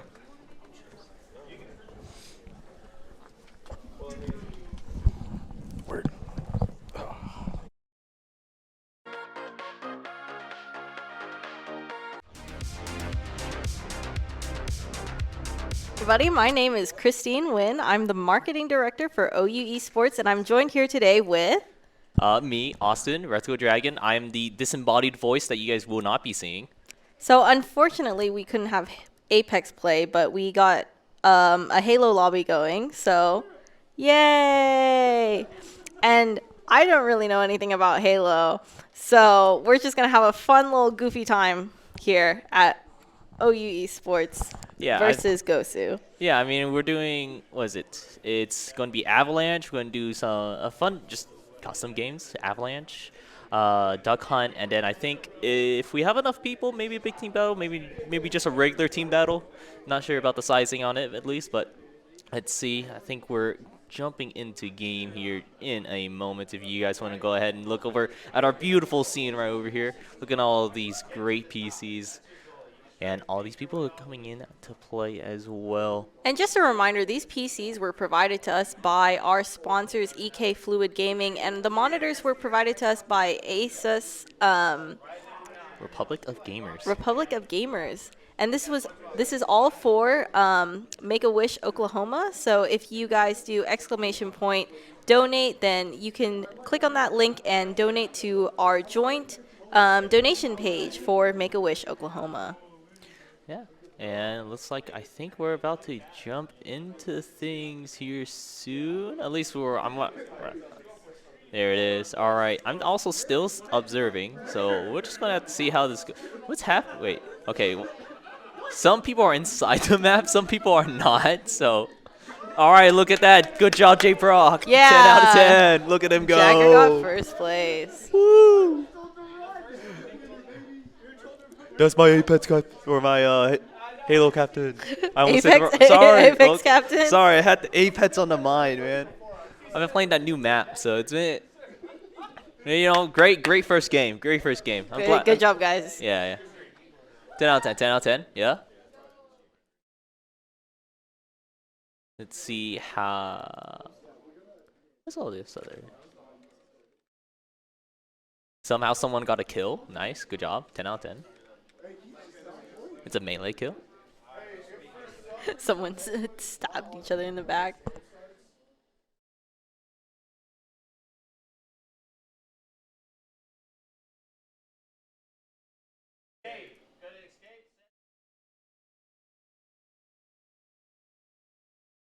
I'm sure they'll figure it out.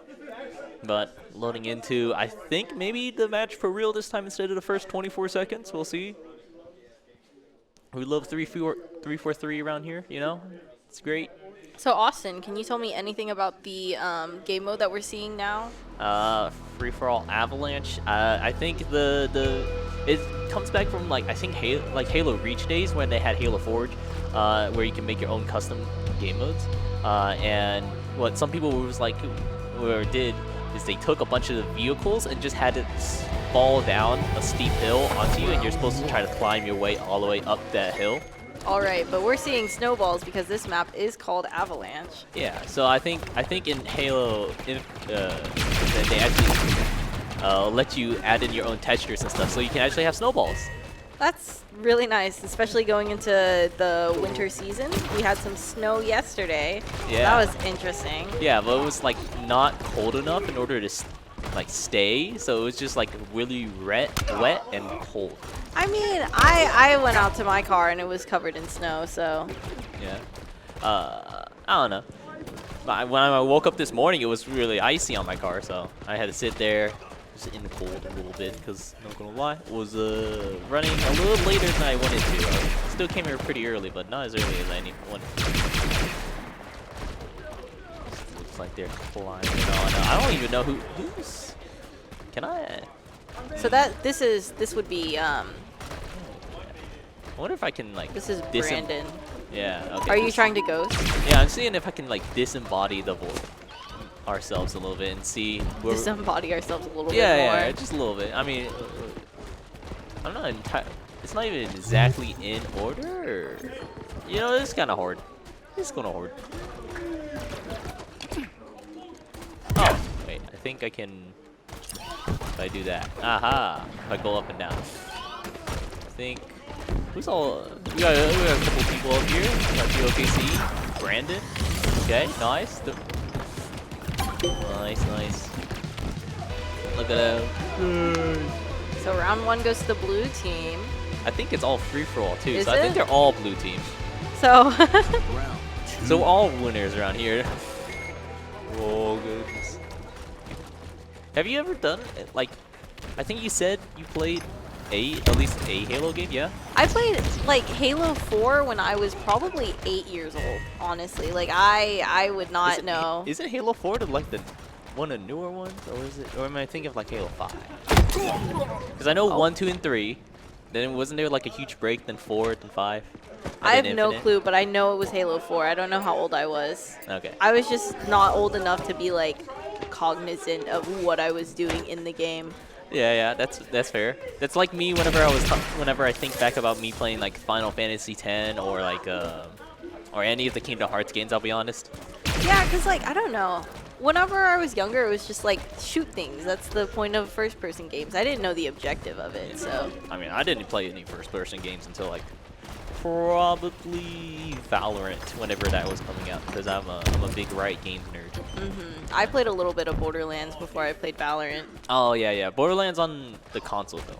Yeah, So, console Borderlands. yeah. Borderlands 2 was a good time. Ooh, goodbye, G-Rock. Oh, where's Ajax? Ajax is in a desert biome. This doesn't look like an avalanche. Yeah, Oh. you know, maybe he's gonna find his way. It's kind of just going to keep. Well, there's. Gabe's also out there. Well, sorry, Gabe. Oh, it just made it back. So okay, so it does work.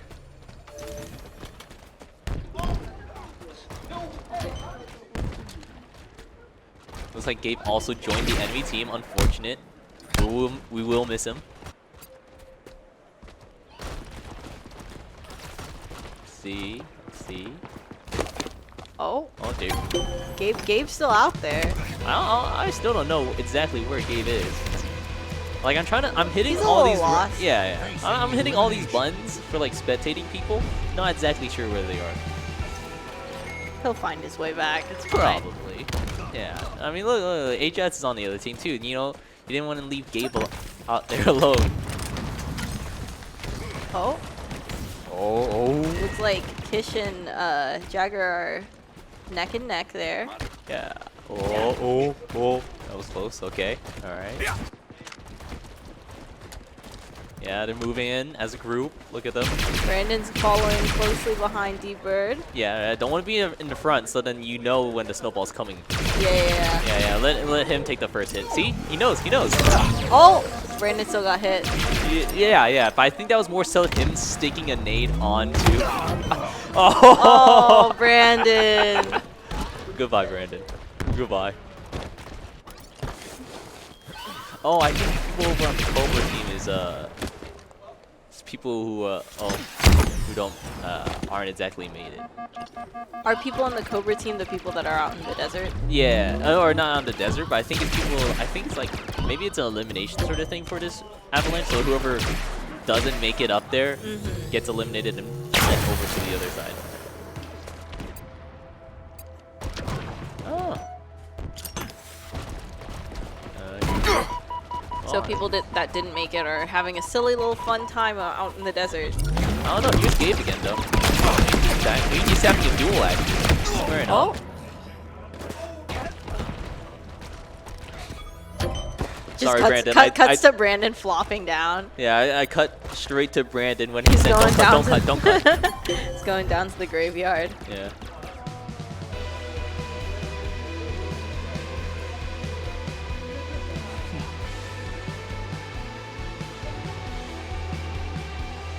And yeah, it was a little fun little avalanche going on there.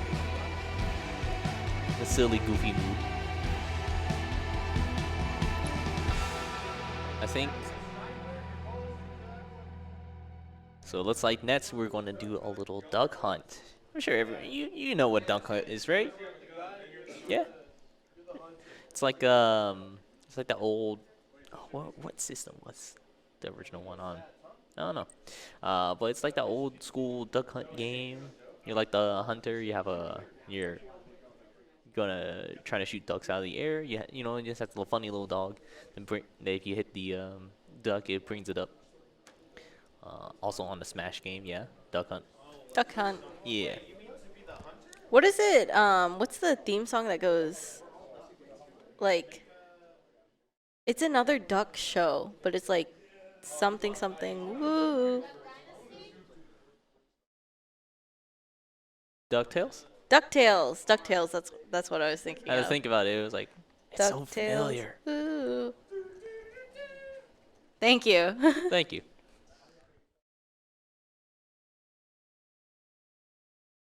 All right, looks like we're getting right into the next round. This one, Duck Hunt, like I said earlier. Let's see, let's see, let's see.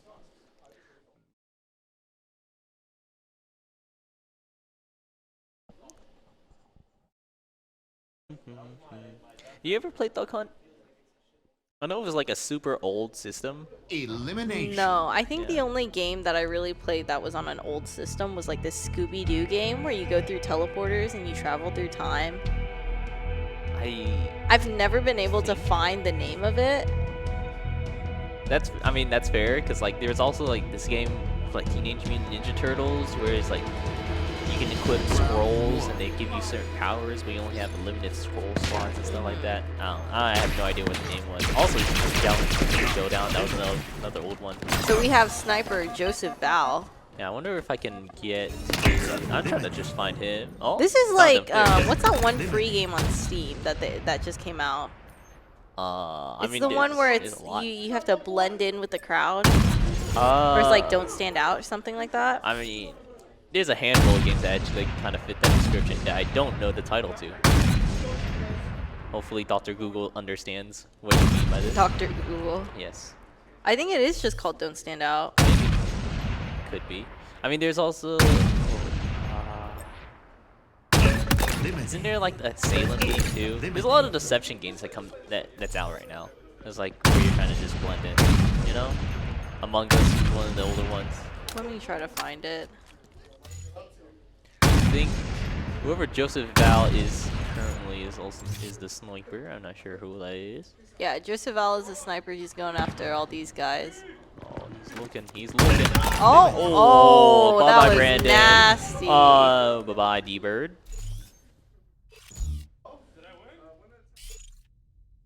Ooh. He can't decide. He can't decide. He's jiggling. He can't decide. There's two of them. And he misses. Ajax. Goodbye, Brandon. With the BM. Goodbye, Brandon.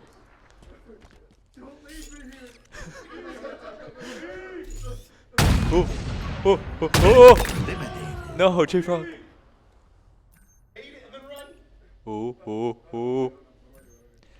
He's looking, trying to decide where are they going? Where are they going? Are they going for the res? They're going for the res? Oh, there goes D-Bird again. He got the res? Okay. Oh, that's a foot shot. It's not going to be enough. Dodge, He's going after him. dodge. Oh, he's gone. He got pretty far though. Be hopping. Okay. Is he going for the res on J-Rock? And there's another one down, trying to go for the res. Ooh. He's climbing. Divine Win, last survivor. Marco. Oh, he got J-Proc back up. He's back up. Okay, there's two left. He's waiting. Do a little jiggle. Oh, J-Proc's down again. Okay. Bro, this guy plays Chamber or something, or? We heard this ain't Valorant, bro. Bro, give this man a Guardian. Okay, alright. Back to it's J-Proc and Divine Win against the world. I mean, the world is just Joseph. He's just straight up running for it. A little straight. Little stutter step. Reload. Ooh, and he misses? Okay. Movement. Goodbye. He fell off the map. No, wait. No, he just fell down. He just fell down. But he got. That's here comes D-Bird. Oh, there goes D-Bird. There's still one more, though. Oh. Man, who needs aim labs? You just got this. Easy. Where is he?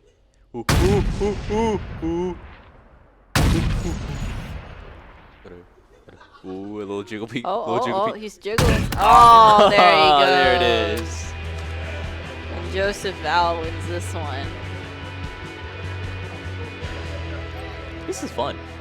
This is fun. And you know what else is fun? Clicking on that link when you do !donate and donating to Make-A-Wish. I think I just crashed. Oh, no. On Halo. So here we go again. Anyways, back to doing !donate. Let me see. If you're looking for the schedule, we'll be continuing with League of Legends at 7-ish. Yeah. Hopefully, we should be able to get it on the dot for 7. Yes. And Thunderbird Live goes, oh my gosh, it's Quinonk. Oh my gosh. Oh my gosh, it's Quinonk. Quinonk. But, oh yeah, also there's a handy dandy QR code right next to you. This way. That way. If you scan this QR code, you can also donate to Make-A-Wish Oklahoma, who is our charity that we are trying to raise money for today. And we are almost halfway to our goal, so we're at 47%. So thank you to everyone who has already donated, and thank you for people who are planning on donating. I think they're still going with the game even though Austin crashed. No, it's okay. It's okay. I think I can join mid-game, so I think it's fine. That sounds great. Yeah. We only know that they're still going mid-game is because I can see Ajax furiously tapping on his table. And then giving Austin the look over here. Hi. Austin, do you need us to end it and restart? I mean, I'm still loading up Halo. It's taking a bit. Yeah. All right, let's see. Log in. All right, let me see. Gotta find my man's that woo Brandon. That woo. You saw him earlier. Browsing images. Yeah, you saw him earlier on Rocket League. Oh yeah, he was casting. Yeah. Stay hydrated, kids. Stay hydrated. It's very important. Very important. I think I will switch it back to Halo. It's gonna be a black screen for now, but because I need to find. There it is. There we go. Slob's working on it. Doing a good job chugging away for the stream. Let's see, loading in here.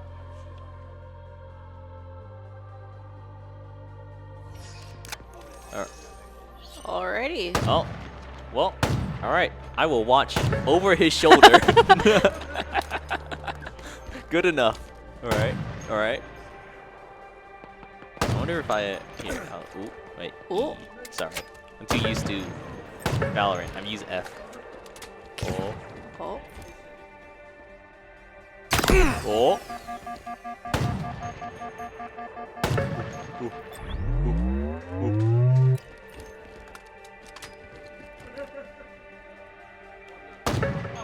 Oh, goodbye, Brandon.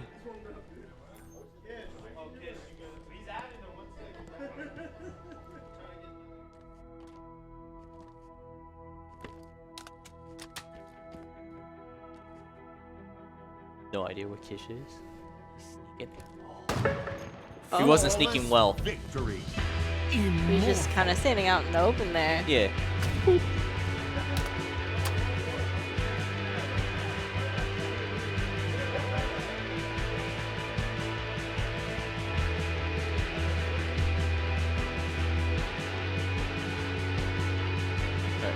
I'm not on Halo. It's Austin playing Halo right now, so. I am the disembodied voice. Hello. It is me. I'm on the camera. Yeah. I'm backseat gaming Austin right now. What's up? What? No. Put me in observer. Huh? Hydrate or dihydrate? Hey Ajax, it says hydrate for you. You want some water? Someone get this man's a water stat. You want my thermos? Is that not a water bottle right next to you? It's not his. It's not his? It's not his. Like, you know. I don't know. Hydration is important. I work but at a also so pharmacy. is How sanitary am I reasons. supposed to know if it's your water bottle or not? Just I feel like this is a little bit of gaslighting. this is a little bit of gaslighting, but I will be drinking some water.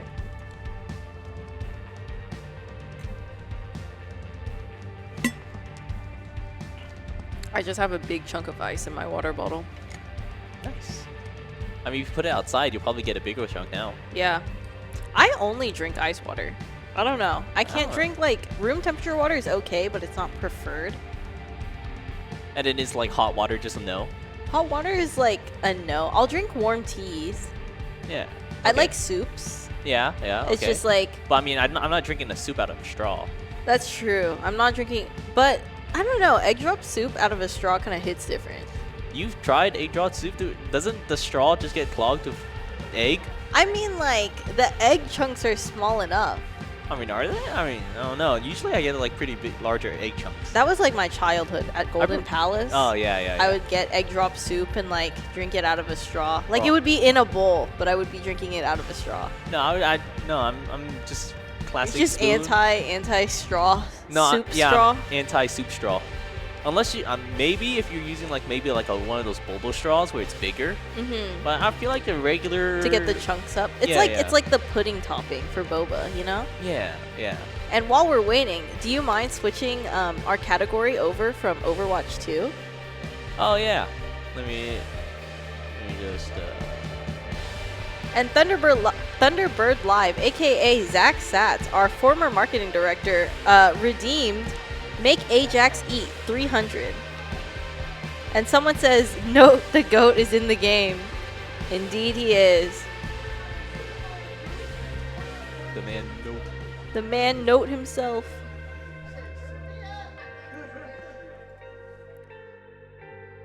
Alright, so back to Duck Hunt again. You're loading up the match. Here we go.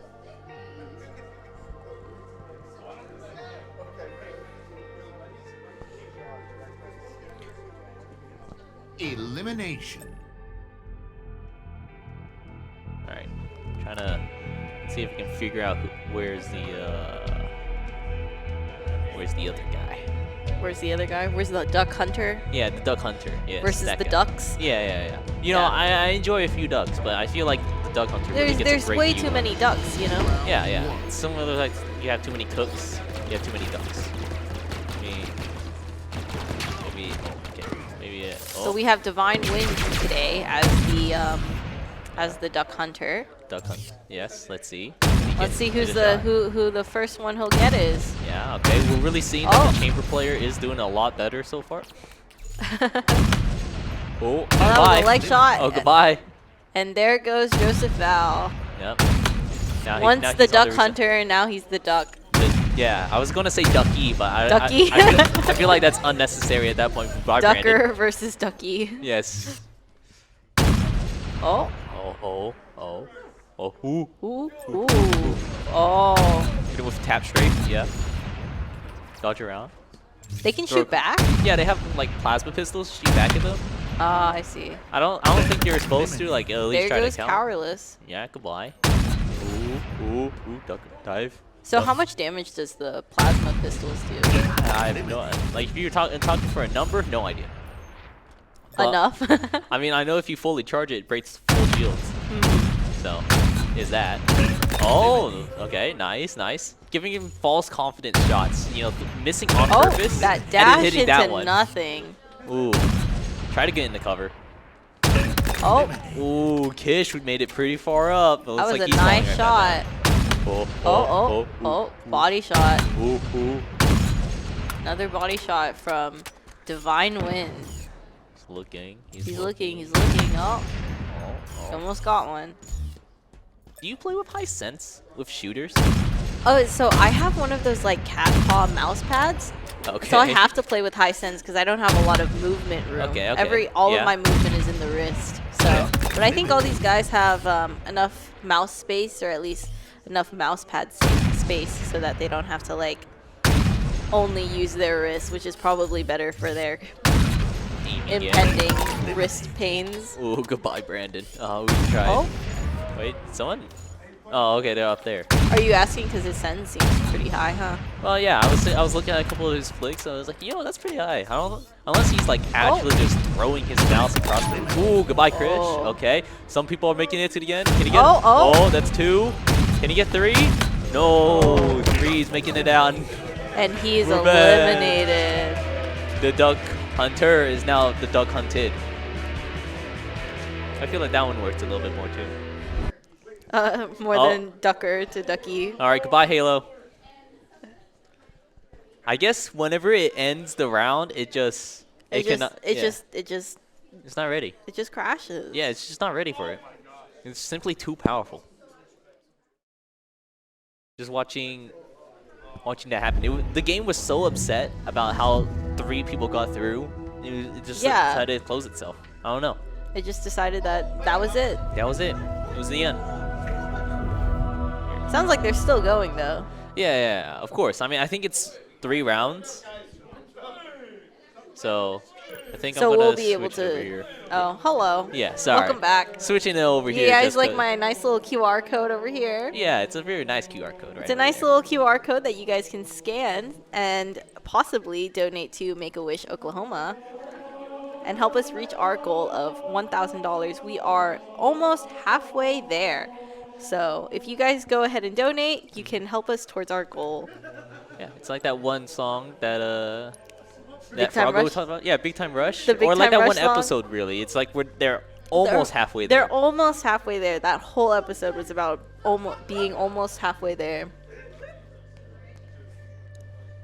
All right, jumping right back in now that I'm here. It looks like I do get to at least spectate though, but not necessarily the best sort of spectate. I'd rather look. Let's see. Is there any way I can like push up on in? Nope. All right, so we're going to get a very general view. Wow, someone's already at the top. Wow. Go on, can he get it? Got a body shot off, so it means no more shields. Oh, he's trying to peek out someone else. Oh. That's another body shot. Okay. Waiting for the shields regen. He's getting shot back at. Oh no, bad time to reload. Oh. Can he fight back? Can he fight back?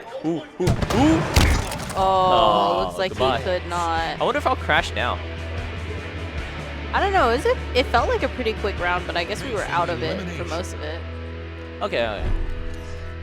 Oh, you're back in the game. Yeah. Don't let me go into spectator. Okay, I'm on your far right, guys. If you guys keep that in mind to not shoot me, please. Enemy Couple shots off.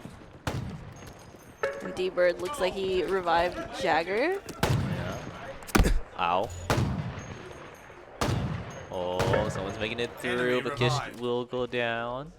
2 more coming through. Oh no, they're taking shots at me. How did you get up there? 2 over on the truck.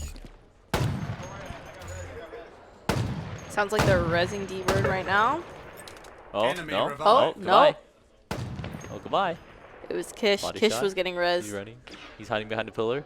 Oh, Are we looking at him? We're not looking at him. We're looking at someone else. Oh. Someone fell. Oh no. Unlucky.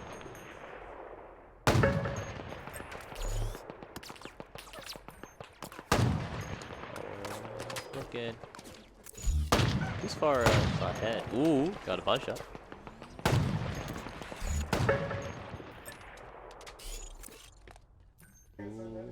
Ooh. Enemy revived. Someone on this rock. Will he make it through? Oh, hey. Is that the right way? Is it this way? It's to the left, I think. Okay. Because the other way would have been going back down. Yeah, I was really confused whenever he came from the right. I was like, wait, is it that way? He was or? taking cover again. Yeah. Oh, goodbye. Enemy revived. Okay. Disruptor inbound. What a snipe. Oh, he's looking. Oh, doing a little tap strafing. Trying to dodge around. Disruptor available. Taking pot shots. Because I know whenever you get hit, you at least unscope, so I guess that's the benefit of it. But it's making really annoying for me, because you guys keep hitting the wrong one. Enemy revived. Revive off. Okay. Looking to see if they can get another one. Rousing goes down. Just way up there. Enemy revived. Oh, wait. Oh. Oh, nah. I think he got. Oh, he's going for the revive. Oh. There's something in my way. Trying to get that angle in. Yeah. Oh, Carolus making it. Oh, but no shield. Oh, he fell down. One fell down. Two fell down. One made it through. Will he make it? Oh, he's up. He's taking a couple pot shots. Will he get the revive? Will he get the revive? Is it worth? Is it worth? Enemy revived. Isn't someone else there? Oh, No. There's two people. Yeah, there. he got D-Bird. Enemy revived. And Ajax. He got both of them. You're in the wrong one. You're getting shot at. Nice, Austin.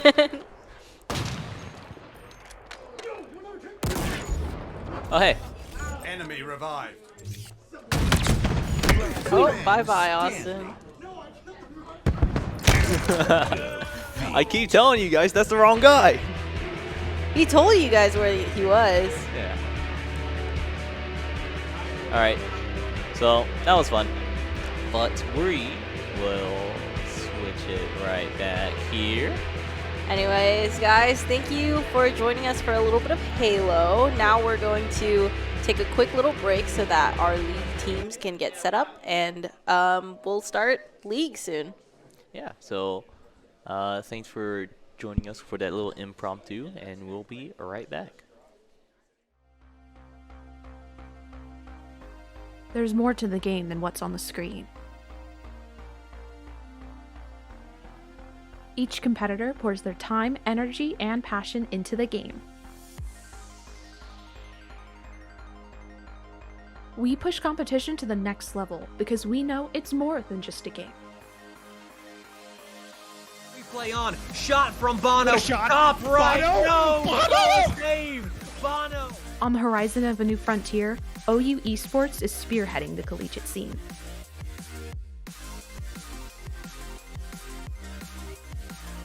We offer a platform where players can achieve competitive excellence. A career, a community, a passion.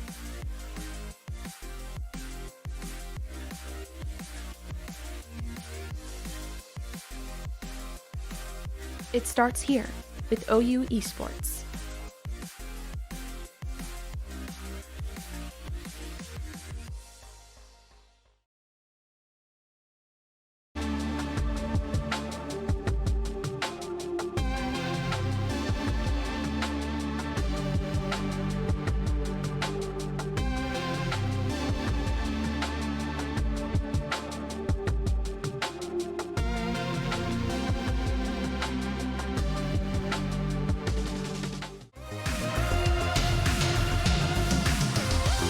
Ladies and gentlemen, my name is Schmeik, and we're going to be starting here with League of Legends. I'm joined here by Petra. Nice to meet you all. I'm from OSU.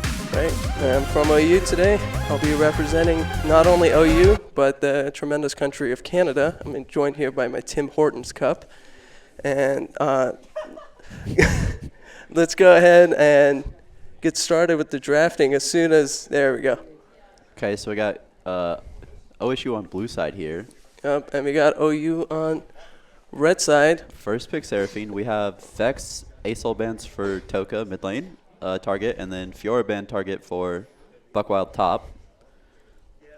And we also have the Vex band coming in. Vex is a really strong champion right now. Yeah, Toka plays it well. I think the Seraphine is a flex, if I'm not mistaken, from what I know. I believe so, yeah. And be able to put a mid and support ADC. Yeah, there's the Caitlyn, which is very strong in the meta right now. Caitlyn Lux. Oh my god. They're gonna look to push by. Yeah. We got the Caitlyn Lux. Let's see what else is going to be coming in.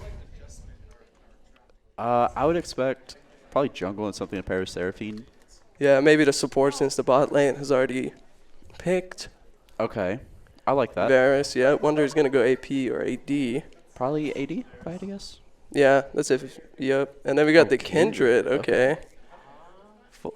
So far, really squishy. Really squishy. Oh, Rammus. All right. Really squishy. A lot of range, and not a lot of CC.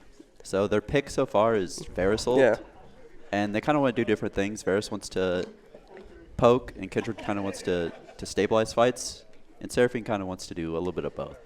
Right. We got the Gnar band coming in for the top lane. Yeah, a little interesting. I personally would be afraid of Gnar when you have a Rammus. That is true because like Rammus can lock him down and Gnar pretty much can't do anything. I guess if there's too much stuff, it's hard to lock him down, but it's not something I would be scared of, especially Kate Lux too with so much range. I feel like it'd be hard for Gnar to play. That is true. We got the Silas band, which is actually a really good band against the Lux ult, Caitlyn ult. Yeah, I like the Silas band. I also like the Trundle band. Trundle's great into Rammus.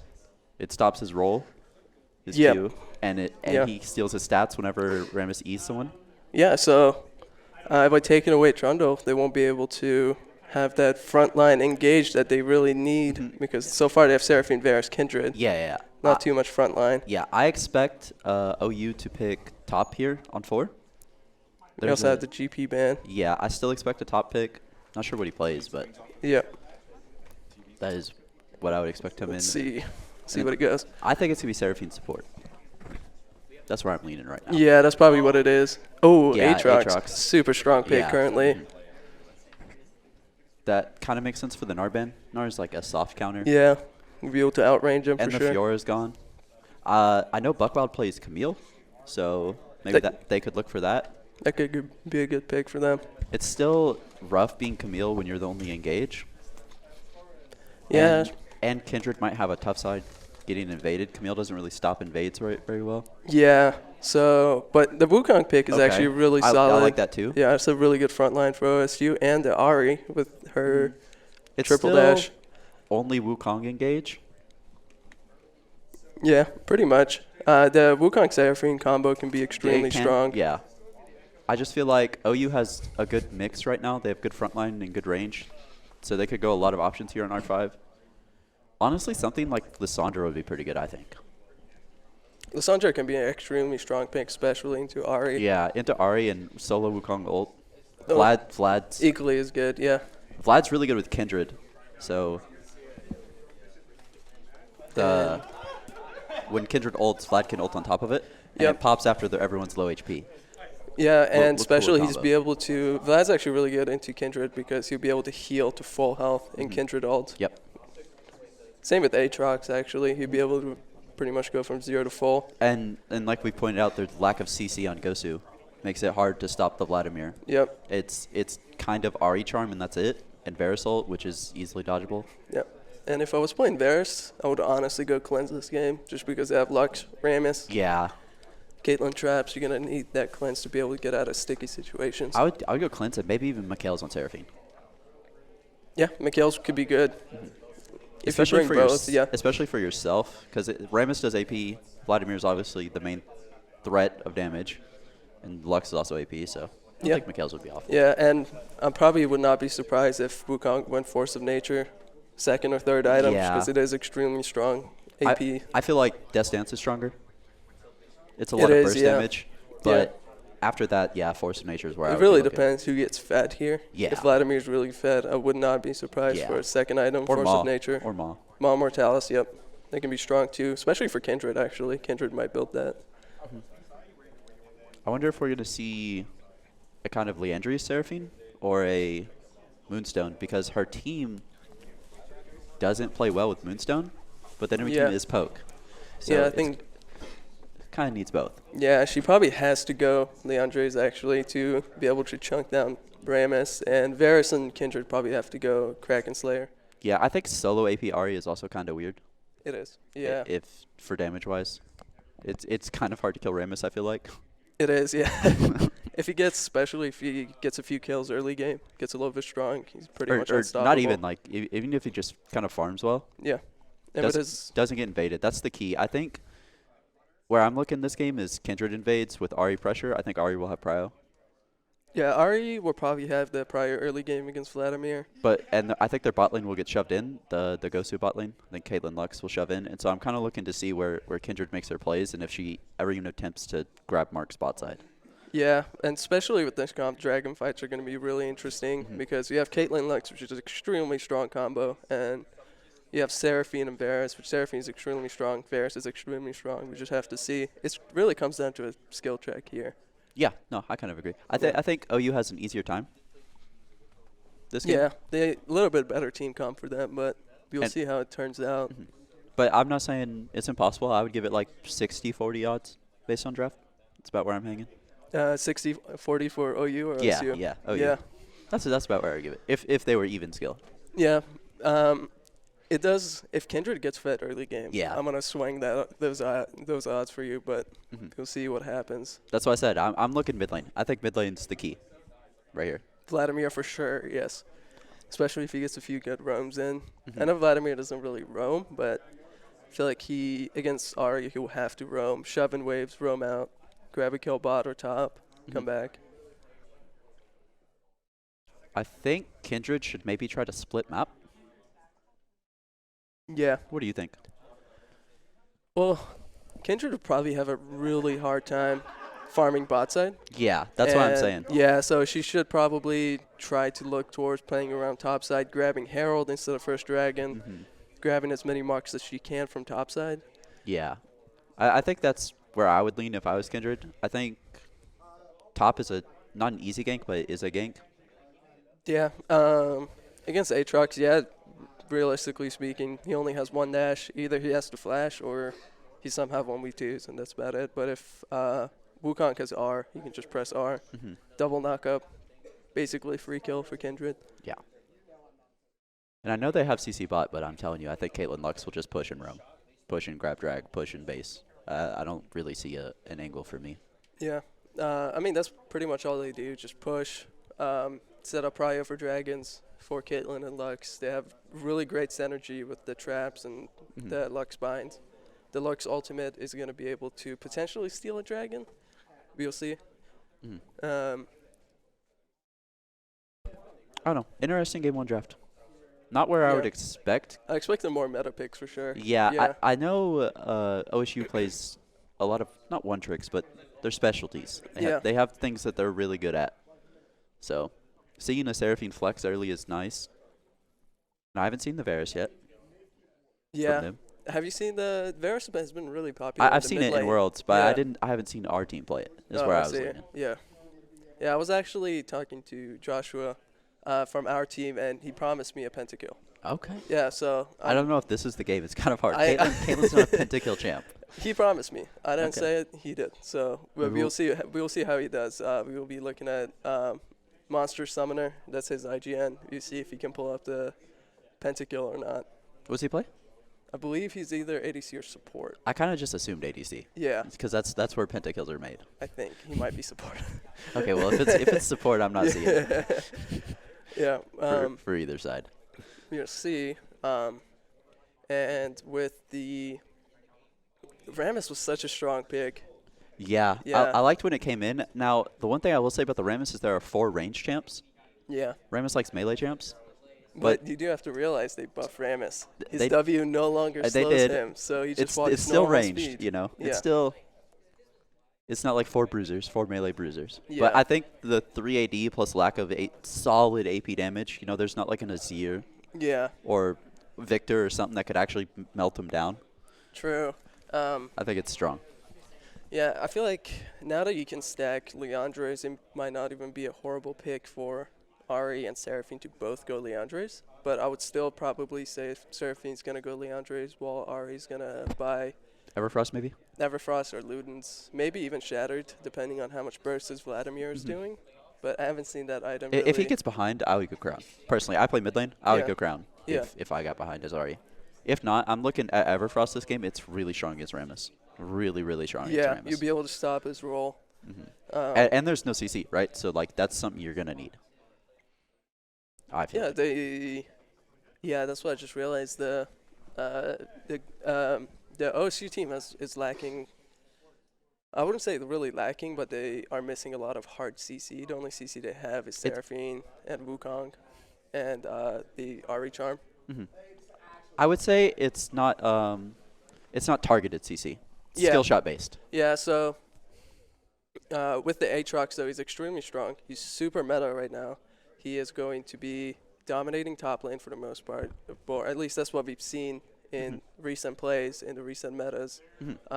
He's going to be absolutely dominating unless he gets shut down early by Kindred, and he won't be able to snowball. Yeah, that's why I was kind of in favor of the split map. Yeah. Focus the Aatrox. I think you not call bot lane a lost cause. Just say, hey, do what you can. It is hard to win. That matchup against Lux and Caitlyn, brutal matchup. I've played that personally. It is hard. It is hard to win that matchup.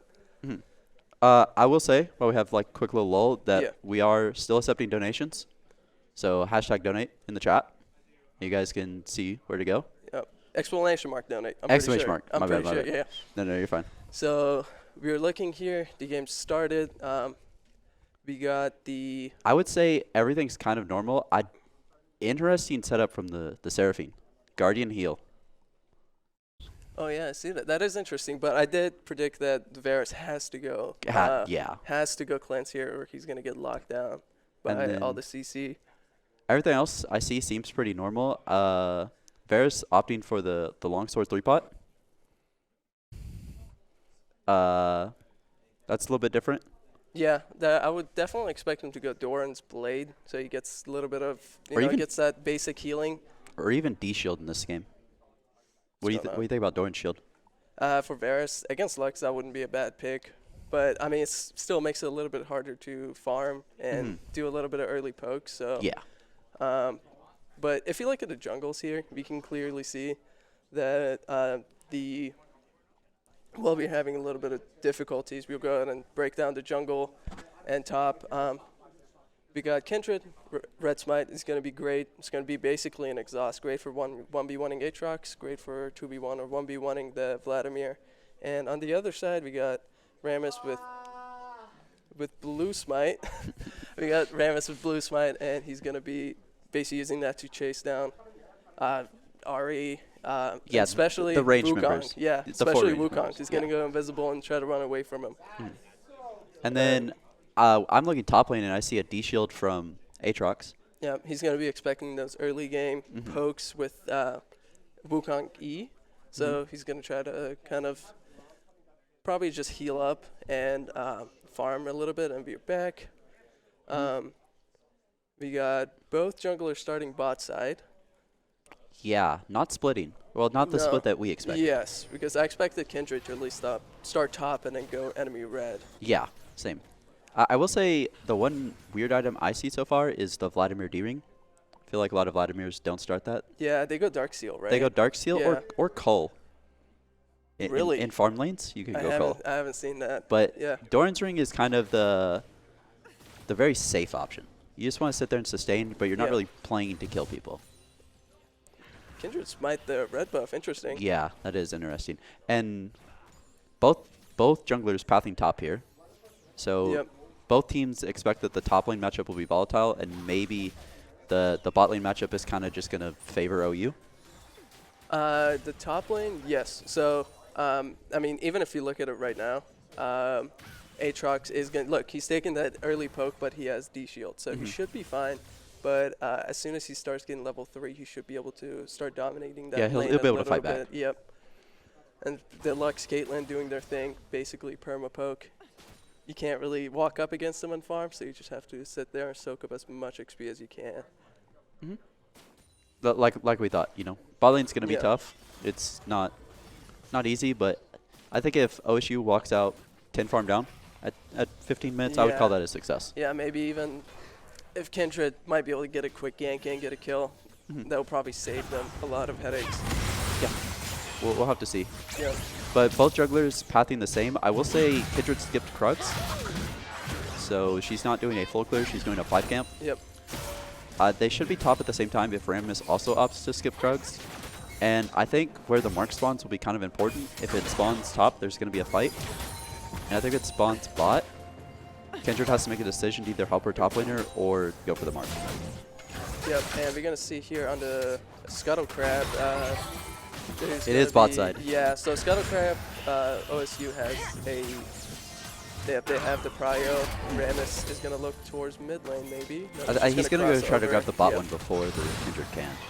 Yep. Kindred has the mark on Aatrox, so she was looking at maybe ganking top lane, but top's really pushed in, so it's going to be a little bit difficult. I will say Kindred kind of just lost the 50-50 Yeah. on where the crab spawns. She did get the top crab, so if it spawned there, that would have been great, but it didn't. And that's how Yeah, Kindred yeah, goes. that's just how Kindred is.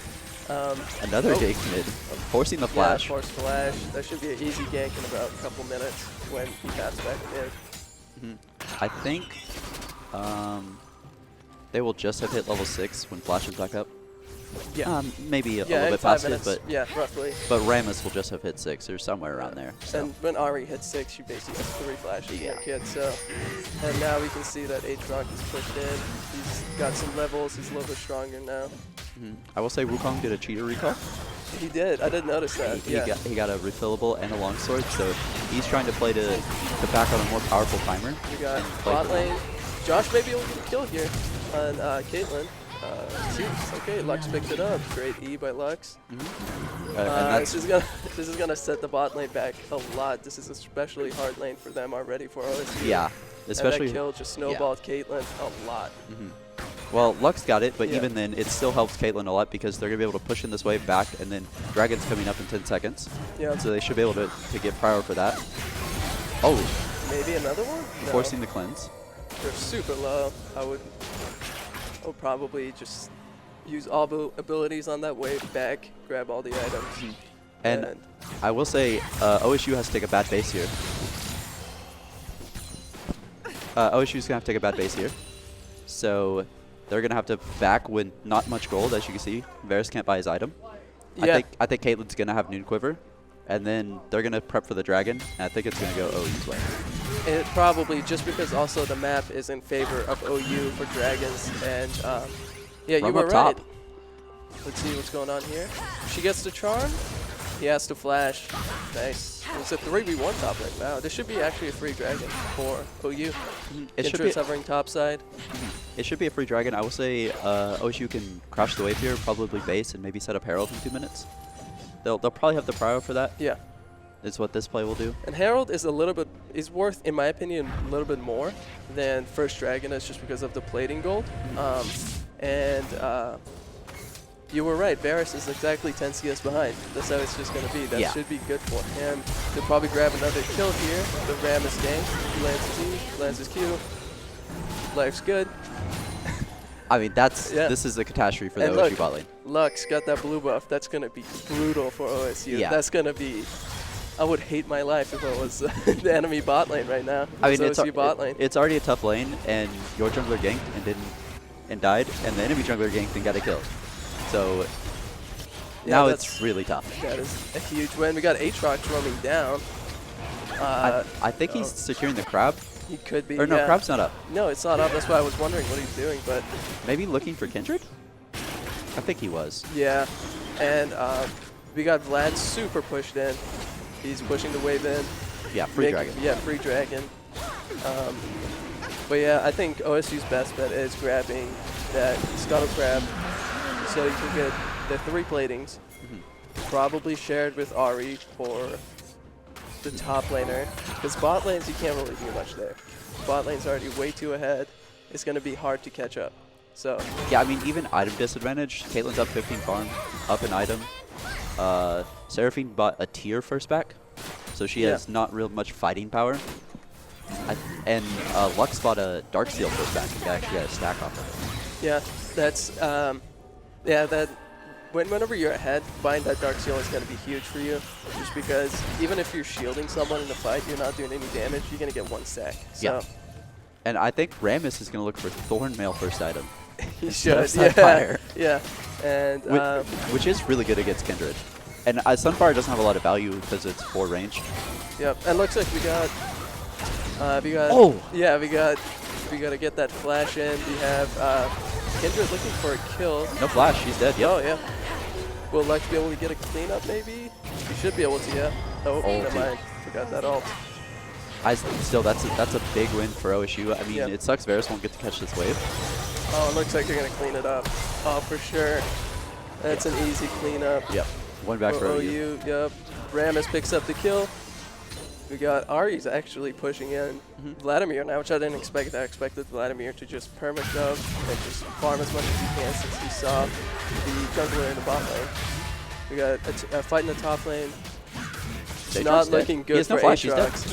Yeah, that's a great solo kill. Yeah. The solo kill is like more impactful because it actually gives OSU a lane to play through now. Yeah. Like bot lane was suffering, Yeah, mid lane's now- a farm fest, and he's down 15 farm. But getting your top laner ahead is great here. And now we have top lane winning. I didn't expect this, so I never expect kills Yeah. in top lane because Yeah. they're both of them. All they do is just sit there and free farm. So now we get a solo kill. The Kentra should be able to roam towards Rammus top side and maybe grab a camp or two with the prior that Wukong has. OU up around 1,000 gold. So that's good. They got their first dragon, and Herald still hasn't been taken. Yep, Herald should be the next thing to look at. We got Rammus going in. He's gonna hit that. She's dead. We got Vladimir. Fighting Maybe bot. looking for. She hits that. Oh, she should have let Caitlyn take that. Dark Caitlyn Seal had stacks. it. True, Dark Seal stacks, but I would have given it to Caitlyn too. yeah. Might They be could able dive to, this yeah, guy. for sure. If Lux lands a bind, But they could just free force him kill. off the wave. Look at how Yeah. much farm he's down. And Kendra's not going to be able to get that mark. at all. Or the Looks like- Herald. Yep. Like- Rammus already starting that. He's 3 steps ahead. And he is actually going to go the Sunfire. I thought he was just going to go straight Thorn now. I guess he wanted the Bramble. He might go. Kento. Yeah. Does he have 3 range? I do like Kento. Yep. Oh Solo wait! kill. Whoa! Yes, yeah. The R damage goes through and kills. And bot lane is Yeah. horrific. Yeah, decimating. Absolutely decimating. You can see those Luxies already doing like 150 damage per hit. Like pretty much true damage. Yep. You got Kendrick going in. Should be nothing here. Yeah. Yeah, just a little poke. If Vladimir has his haste, so it's kind of scary staying around him because he's going to gain 400 health, and then from there it's pretty much wet noodle fight because he's going to heal up and you're going to be kiting.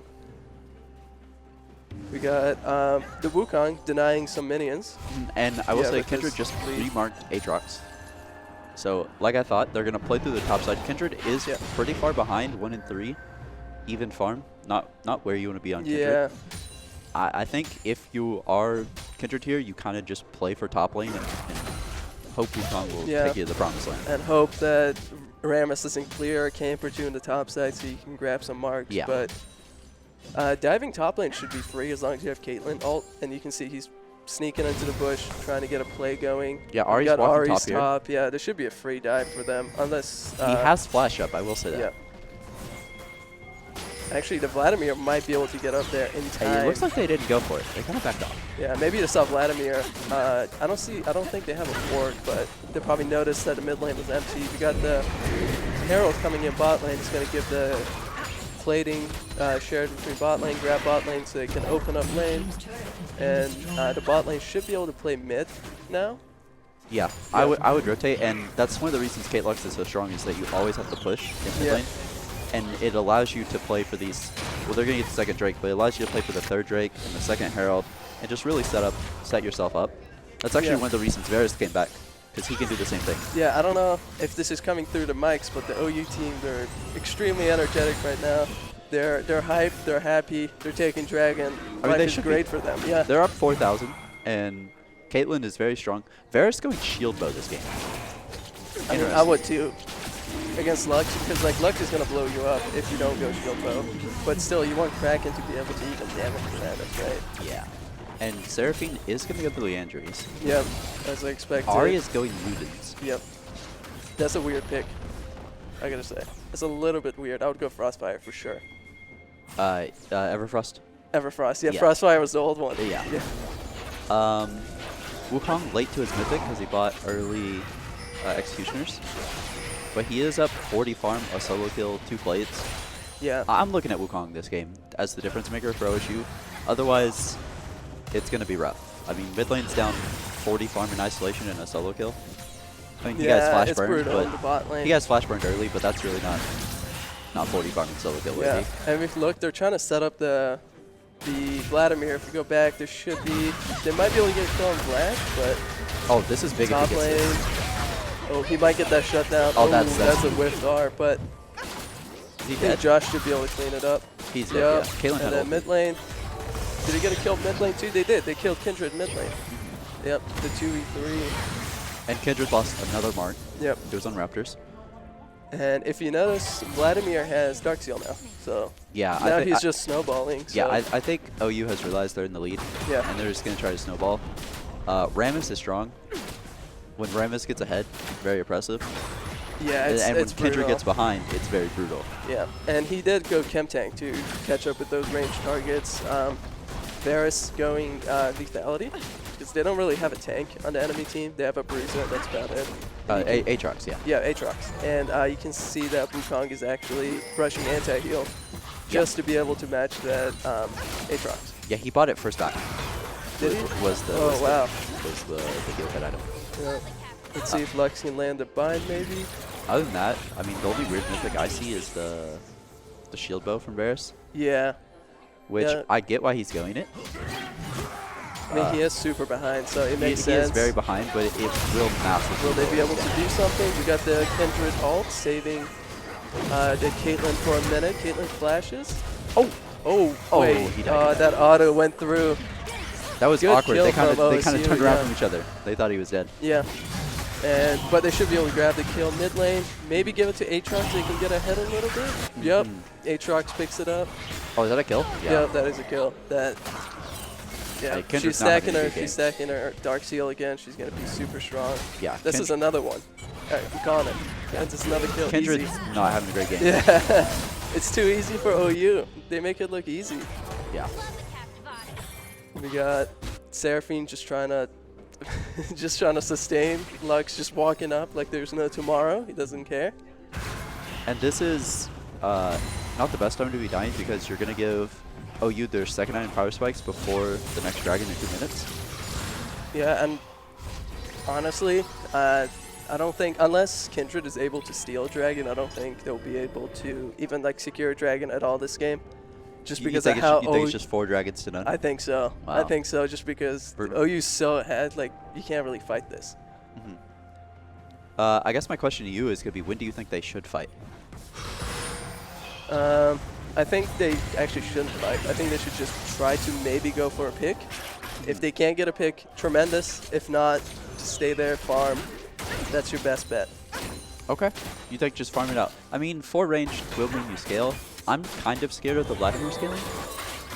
If I'm OSU, when you're already behind Vladimir scaling, I feel like playing to farm isn't always ideal, but what else can you do? Yeah, I mean, there's like really nothing much you can do against like that, especially at team comp. Like as soon as I saw the Caitlyn Lux, I knew like bot lane's over. Aatrox super strong, but so is Wukong.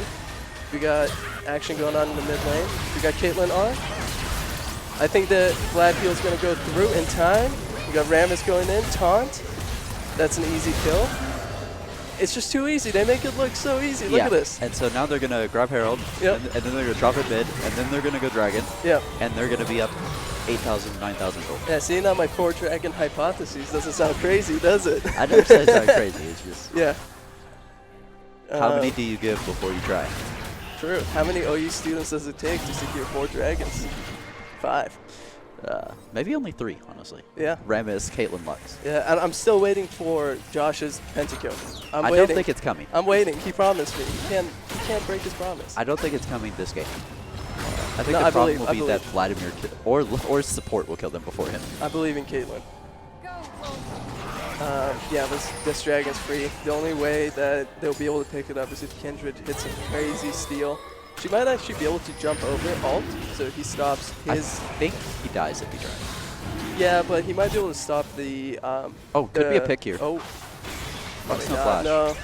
Lux probably kills that too. Yeah, they'll probably pick up those kills as well. You got the Seraphine R coming in. You got the taunt. Yeah, there goes the Kindred ult. Yeah, there's the kill this guy killed dragon. Yeah, they're just, and you can see that Vladimir has, he has ghosts, he flashes in, he doesn't care. He doesn't care. He's just walking in. It is 4 to 16. 9,000 gold lead, 3 dragon gold lead for OU. 0 care from from OU's side. They're just so ahead, doesn't even matter. And Yeah, they're fighting. let's see. Just look at the Twitch chat. Talking about Ramus. Some guy's hitting on my voice. I will say, if you are OSU, I think, like you said, you play for picks. I think the next time Caitlyn Lux goes to a lane, you kind of try to 5-man. Yeah. I think that's your because play. they are constantly side laning. I think that's your play. Yep. Vladimir's gonna split. Aatrox's gonna split. Yeah. I think next time they show up, just you have nothing else to do, man. All your camps are gone. And Yeah, you have nothing to lose at this point. If you get a kill, great. If not, great. And actually, when I look at this from OU's side, I see a lot of resemblance with the Bosnian pro plays recently. I don't know if you've been looking at it, but they're got pretty much the same team comps. They're playing just like them. I love to see how our team's taking inspiration from the Eastern European pro teams. Okay. It's looking great. It's clearly working out. And another thing is, look how many control wards OU has. I can see 4 on the map right now, and 3 of those are golden control wards. So even they have vision control. Yeah. And this is another kill for them. Yep, half HP with Caitlyn Art dead. Vladimir grabbing the blue for the cooldown reduction. Ramus is probably just going to queue down mid, right? Yeah, look Ramus's items. He has 2 items. Yeah. Caitlyn has 2 items. Mid has 2 items. Grabbing that They're bomb. just gonna fight. Lux ult, yep. Just grabbing those crits. Oh, she's flashing on the tower. She They doesn't should care, go Baron, but they could also maybe just push mid then. Yeah, we got, 4, what is that, 3 dead. 25-second timers 3 dead. on OSU. Yeah. Ari's almost back up. That's when he's not really Wukong tried to do something, got stopped in his tracks, had to Yeah, run they're away. just going to walk Baron and dare OSU to fight them. Yeah. And then after they go Baron, I think they're going to reset, push all their lanes, and try to maybe end the game. I think they could. I think they're up enough. Yeah, if they want to fight, pretty much, like, not even on Baron, but anywhere they want to fight, they end the game. They get 3 people down. I think if OSU loses 2, Yeah, for sure. And we got another control ward. I think we have 5 control wards on the map, no? No, only 3 from OU. And even if you look at the vision screen, you can tell, like, pretty much every single member of the OU is 15 plus, like, if you average it out. But from OSU's, it's not looking too good. Yeah. I mean, like I said, I think if you're OSU, you play for the pick. You play for a kill on Caitlyn Lux, and that's kind of all you have. Yeah. I think we kind of are past that bridge, though, of, like, play for picks, just because it's hard. Like, everyone's roaming in groups of 2, pretty much, from OU's side, just because They know. They know. They the know. picks. Yeah, they know. All of them have shutdowns, even the Lux. Literally all of them have Magi stacks, or all the APs do at least. So I will say Caitlyn, or not Caitlyn, Lux not upgrading to Magi is kind of surprising. Yeah. She bought the Seeker's Arm Guard instead. Little surprising to me. I mean, it doesn't matter. She's rich. It doesn't matter. She's rich. But that is something I would have bought. Soul in a minute and a half. Yeah. OU will have Baron for the Soul. Correct. And Vladimir has 3 items. And Ari has 0 KP. Yeah. 0 KP from Ari. She also has an Oblivion Orb when her top laner has a Kimbun. That's different. That is different, you're right. Especially because Wukong can apply anti-heal to the whole team with 1 arm. Okay. Yeah. Yeah, it's a free kill. They get 1 more, game's done. Game might be done already.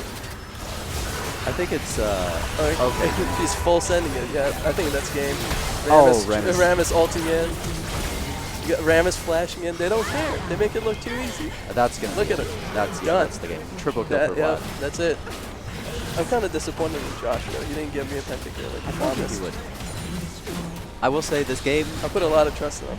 This game was very clean by OU. Yeah. Not a lot of mistakes. None. I think they played for their win con well. They did, definitely. Yeah, for that bot lane, because the bot lane likes Caitlyn, just forget about it. Forget about it. It's too strong. And we got 5 deaths total from OU. That's, what, in like, what, how long is this game? Like 20 minutes? Yeah, it's like actually crazy. I'm going to go to you on this one. What do you change next team for OSU? Probably the picks, the team comp for sure. Okay, they banned Yone, Yumi. but I remember those two. I think GP maybe. GP was second. Oh, was it? Sorry, GP. Yeah. Great job from OU here. Yeah, very clean. Yeah. Like we said. Tremendous game. Very clean win. But yes, so the biggest thing they should do is better team comp. Okay. Maybe a tank, maybe some front line, probably a better bot lane, because that Caitlyn Lux is just brutal. It's brutal. And remember, Make-A-Wish Foundation, ! donate. Yeah. Everyone go donate. This is going to a good cause. We're helping. And do we have any donations we can read? Oh, they're playing Star Walking. Yeah. I would look for an engaged support bot lane. Yeah, maybe Alistar. I love to see an Alistar. I don't think he plays Alistar. I know he plays Nautilus. Yeah, I just love watching Alistar. You like the cow? I love him. Yeah. Yeah. I think you can pull out some really crazy plays, especially with phase rush. You can be wacky. You can be wacky. Yeah, he is quite wacky. I mean, as a Shaco main, you like wacky. And let's see. I see Nocturne. In the chat, I see people want to see Nocturne. Ramus is an assassin. Yeah, but yes, please go ahead, donate. There is a QR code right here. You can scan it, and it takes you right to the donation page. Again, this is going to a great cause. Make-A-Wish Foundation, and thank you to our amazing sponsors. We got down here, Fluid Gaming. Can you point to Asus? It's over there. Yeah, Asus. And we are going to go to second phase here shortly. But what did you... So here's the thing. OU had some great picks. They also had... One thing I noticed was the items. OU had instantly, as soon as they got ahead, Dark Seals. Yeah. Dark Seals. Yeah. But OSU, you can obviously saw 2 anti-heal items. A little bit of a mistake. What do you expect to see from OSU in the next game? I personally would look for better bot lane. Yeah. I think maybe ban the Caitlyn Relux.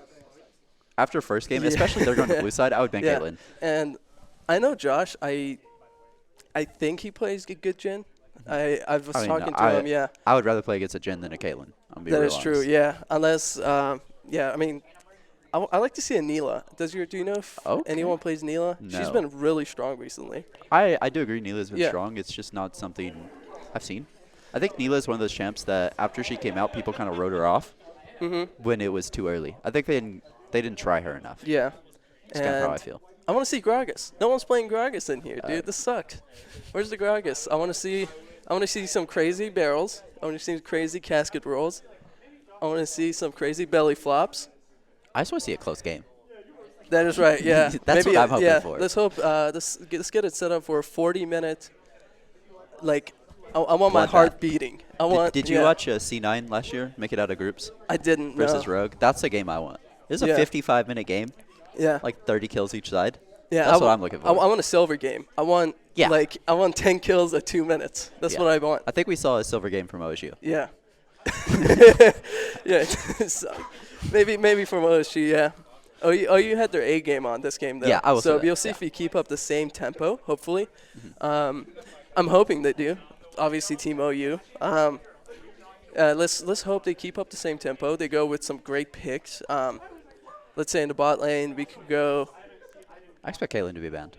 For sure. Caitlyn Lux are gone. After that, you serious? Forget about it. They're banned, right?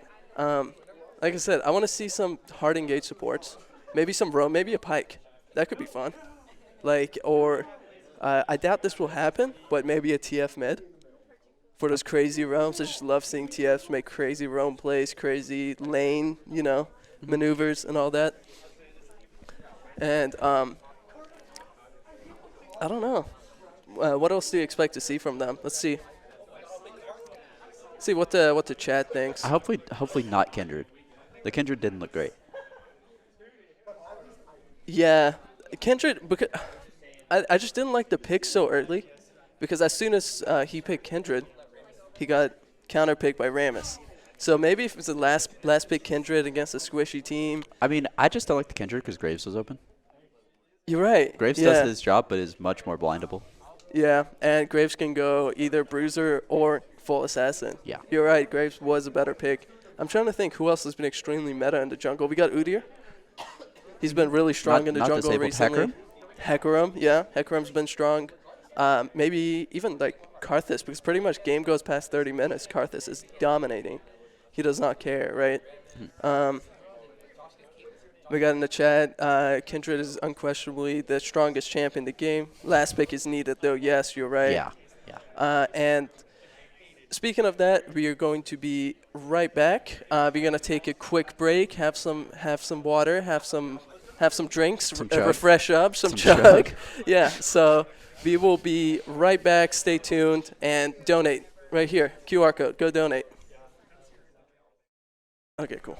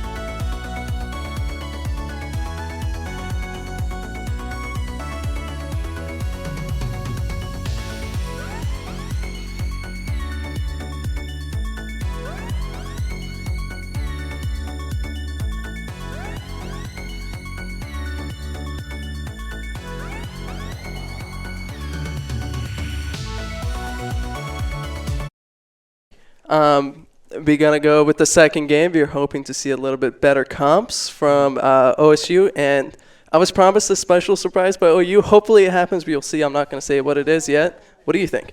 I don't think we see the special surprise. I think they want to win. No. I think even though really Bedlam's over, they want to win. Okay. But we'll see, I believe. Hopefully we'll be able to see some action. I want to see some professional silver games, right? I want to see some blood. I do. 5 kills is kind of pathetic. I just want to see red. I want to be able to... Oh, we're in. Oh, we got the bands. Yone, Ramus. Ramus ban. Yeah, from, I guess, Same bands for OSU. OU. Yep. They banned Yumi last time. I expect Caitlyn. Caitlyn, they have to ban Caitlyn and Lux, or they're just going to lock it in again. There goes the Caitlyn. We got Syndra coming in after her rework, or mini rework. She's super strong now. You think so? Yeah. No, don't do it. He's okay, a we got the Zeri. He's a Zeri one trick. Yeah, just looking at our recent win rates, Okay. not too good. We got the Yumi coming in. I like that. Yeah. Let's see what OU. I will say Zeri is pretty weak to Syndra. Squishy champ can get one shot, and Syndra has a very wide stun. And Zeri is really weak overall right now, especially in the current patch. But it does probably going to come down to I guess the skill level, and matchup. We're going to go Senna. Do you think it's going to be fasting Senna? If it's what we were promised, maybe. Oh, wait. It could be it. It could be it. We will see. Yeah, we'll see. I will say the champ is very good against Yumi. Yes, it is insanely good. We're going to see the Ivern. Okay, maybe. Okay, maybe he's hovering Ivern. I personally don't like Ivern here. Dude, Ivern's late game is crazy when he gets CD. We're going to see Rek'Sai. Okay, super strong against Yumi. That's true. I'm the biggest Rek'Sai hater in the world, personally. We got in the chat, Zeri Yumi is nuts from Charlie. We'll see. Yeah, we'll see what happens there. It could. Hold on. Let me pitch something to you here. Could it be Senna Rek'Sai bot? I don't think so. No, I think we might see the surprise here. I think we might. Okay. Yeah. I will say Rengar looks awful here. It does. Maybe if he gets super strong, he'd be able to one-shot Senna and Syndra. But the reason I don't like the Rengar is you have, like, when Yumi's on you, it's strong, right? Yeah. But you're still going to lack frontline. You're going to need it from top or mid or both. Yeah. We'll see who they pick here. Maybe Galio would be a good pick, especially against Syndra. You have that basic MR shield. You got all the engage, and you'll have a good front line. Yeah, and they double ban top, and Gosu double bans mid. They got rid of the Vladimir, so the Gangplank they banned up last time is up. Akali blind. Oh my god. Or Zero front line. Not blind. Yeah, but still zero front line. Yeah. We have in the chat we have we got Chromie saying GOSU is the best. They just have to fix everything about their team. A little bit brutal. We got Sion. Oh, I love Sion. I hope to see some Inting Sion, maybe. I will say I'm an Inting Sion connoisseur. Yes, I've been playing a lot of Sion. We got some boos coming from the crowd. Could it be Senna Sion bot? It could be, yeah, but I think it's good. going to be Sion top. And I'm hoping to see that special surprise. We'll see. Maybe. I would love Senna Sion here. Or maybe Tom Kench. Tom Kench is a great fasting Senna. It's two assassins. Yasuo. We got Yasuo. Whoa, what's going on here? It's Senna Yasuo bot. Yeah, Senna Yasuo. So the surprise was Gragas support. We couldn't see it, unfortunately. I would love to have seen it, but I will say the Camille's a little weird. Yeah, into Sion? Sion it's okay. Yeah. It's a skill matchup. I think the Camille's weird because I would have picked it last game. You know, if you're good at Camille, why not pick it in the last game when you're against Aatrox?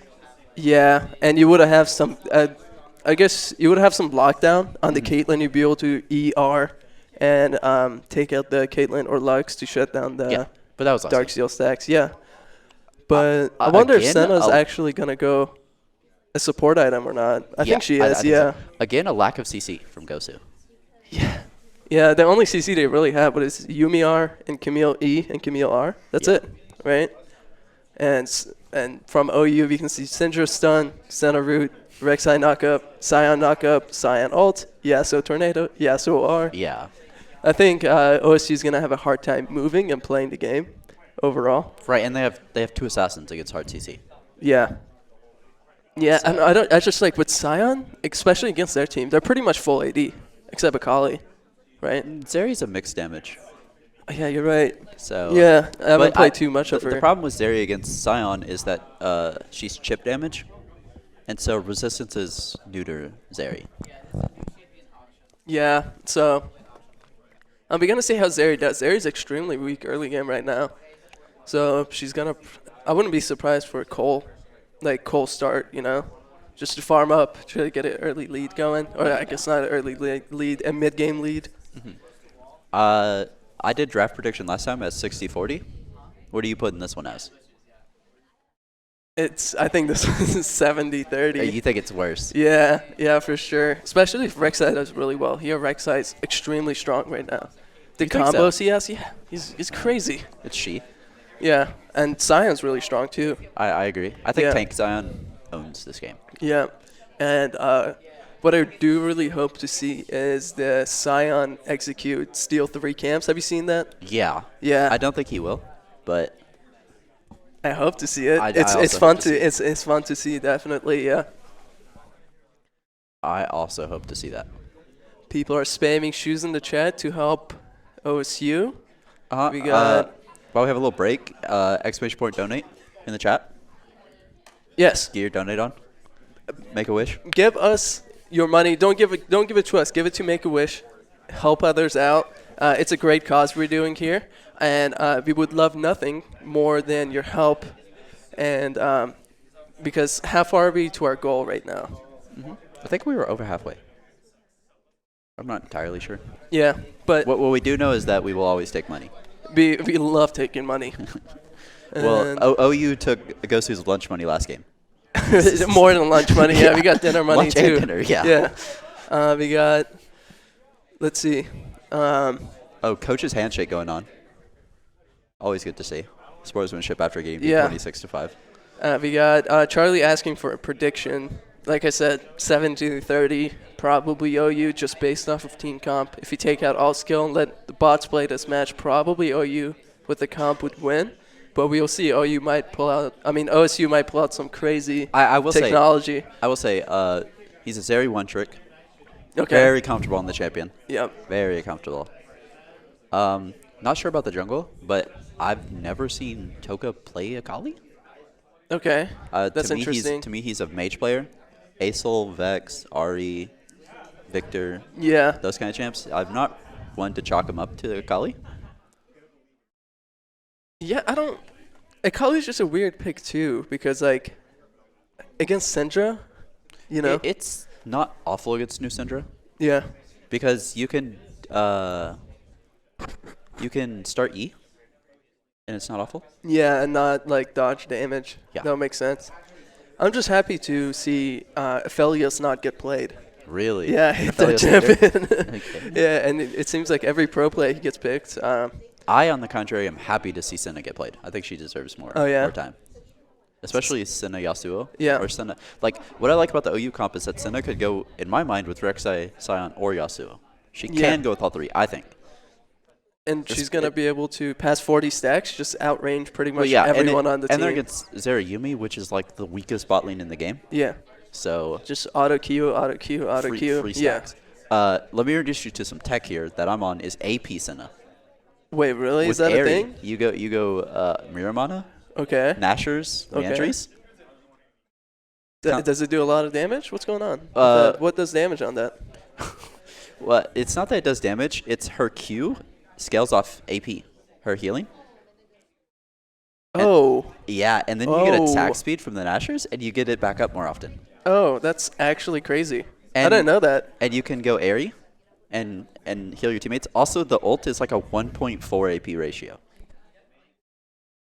I didn't know that. I've played AP Viego. That's the only off meta I've played recently, but that's about it. AP Viego is much worse. Yeah, it's terrible. Now, the AP Senna, I've been playing at top. I think its best role is support.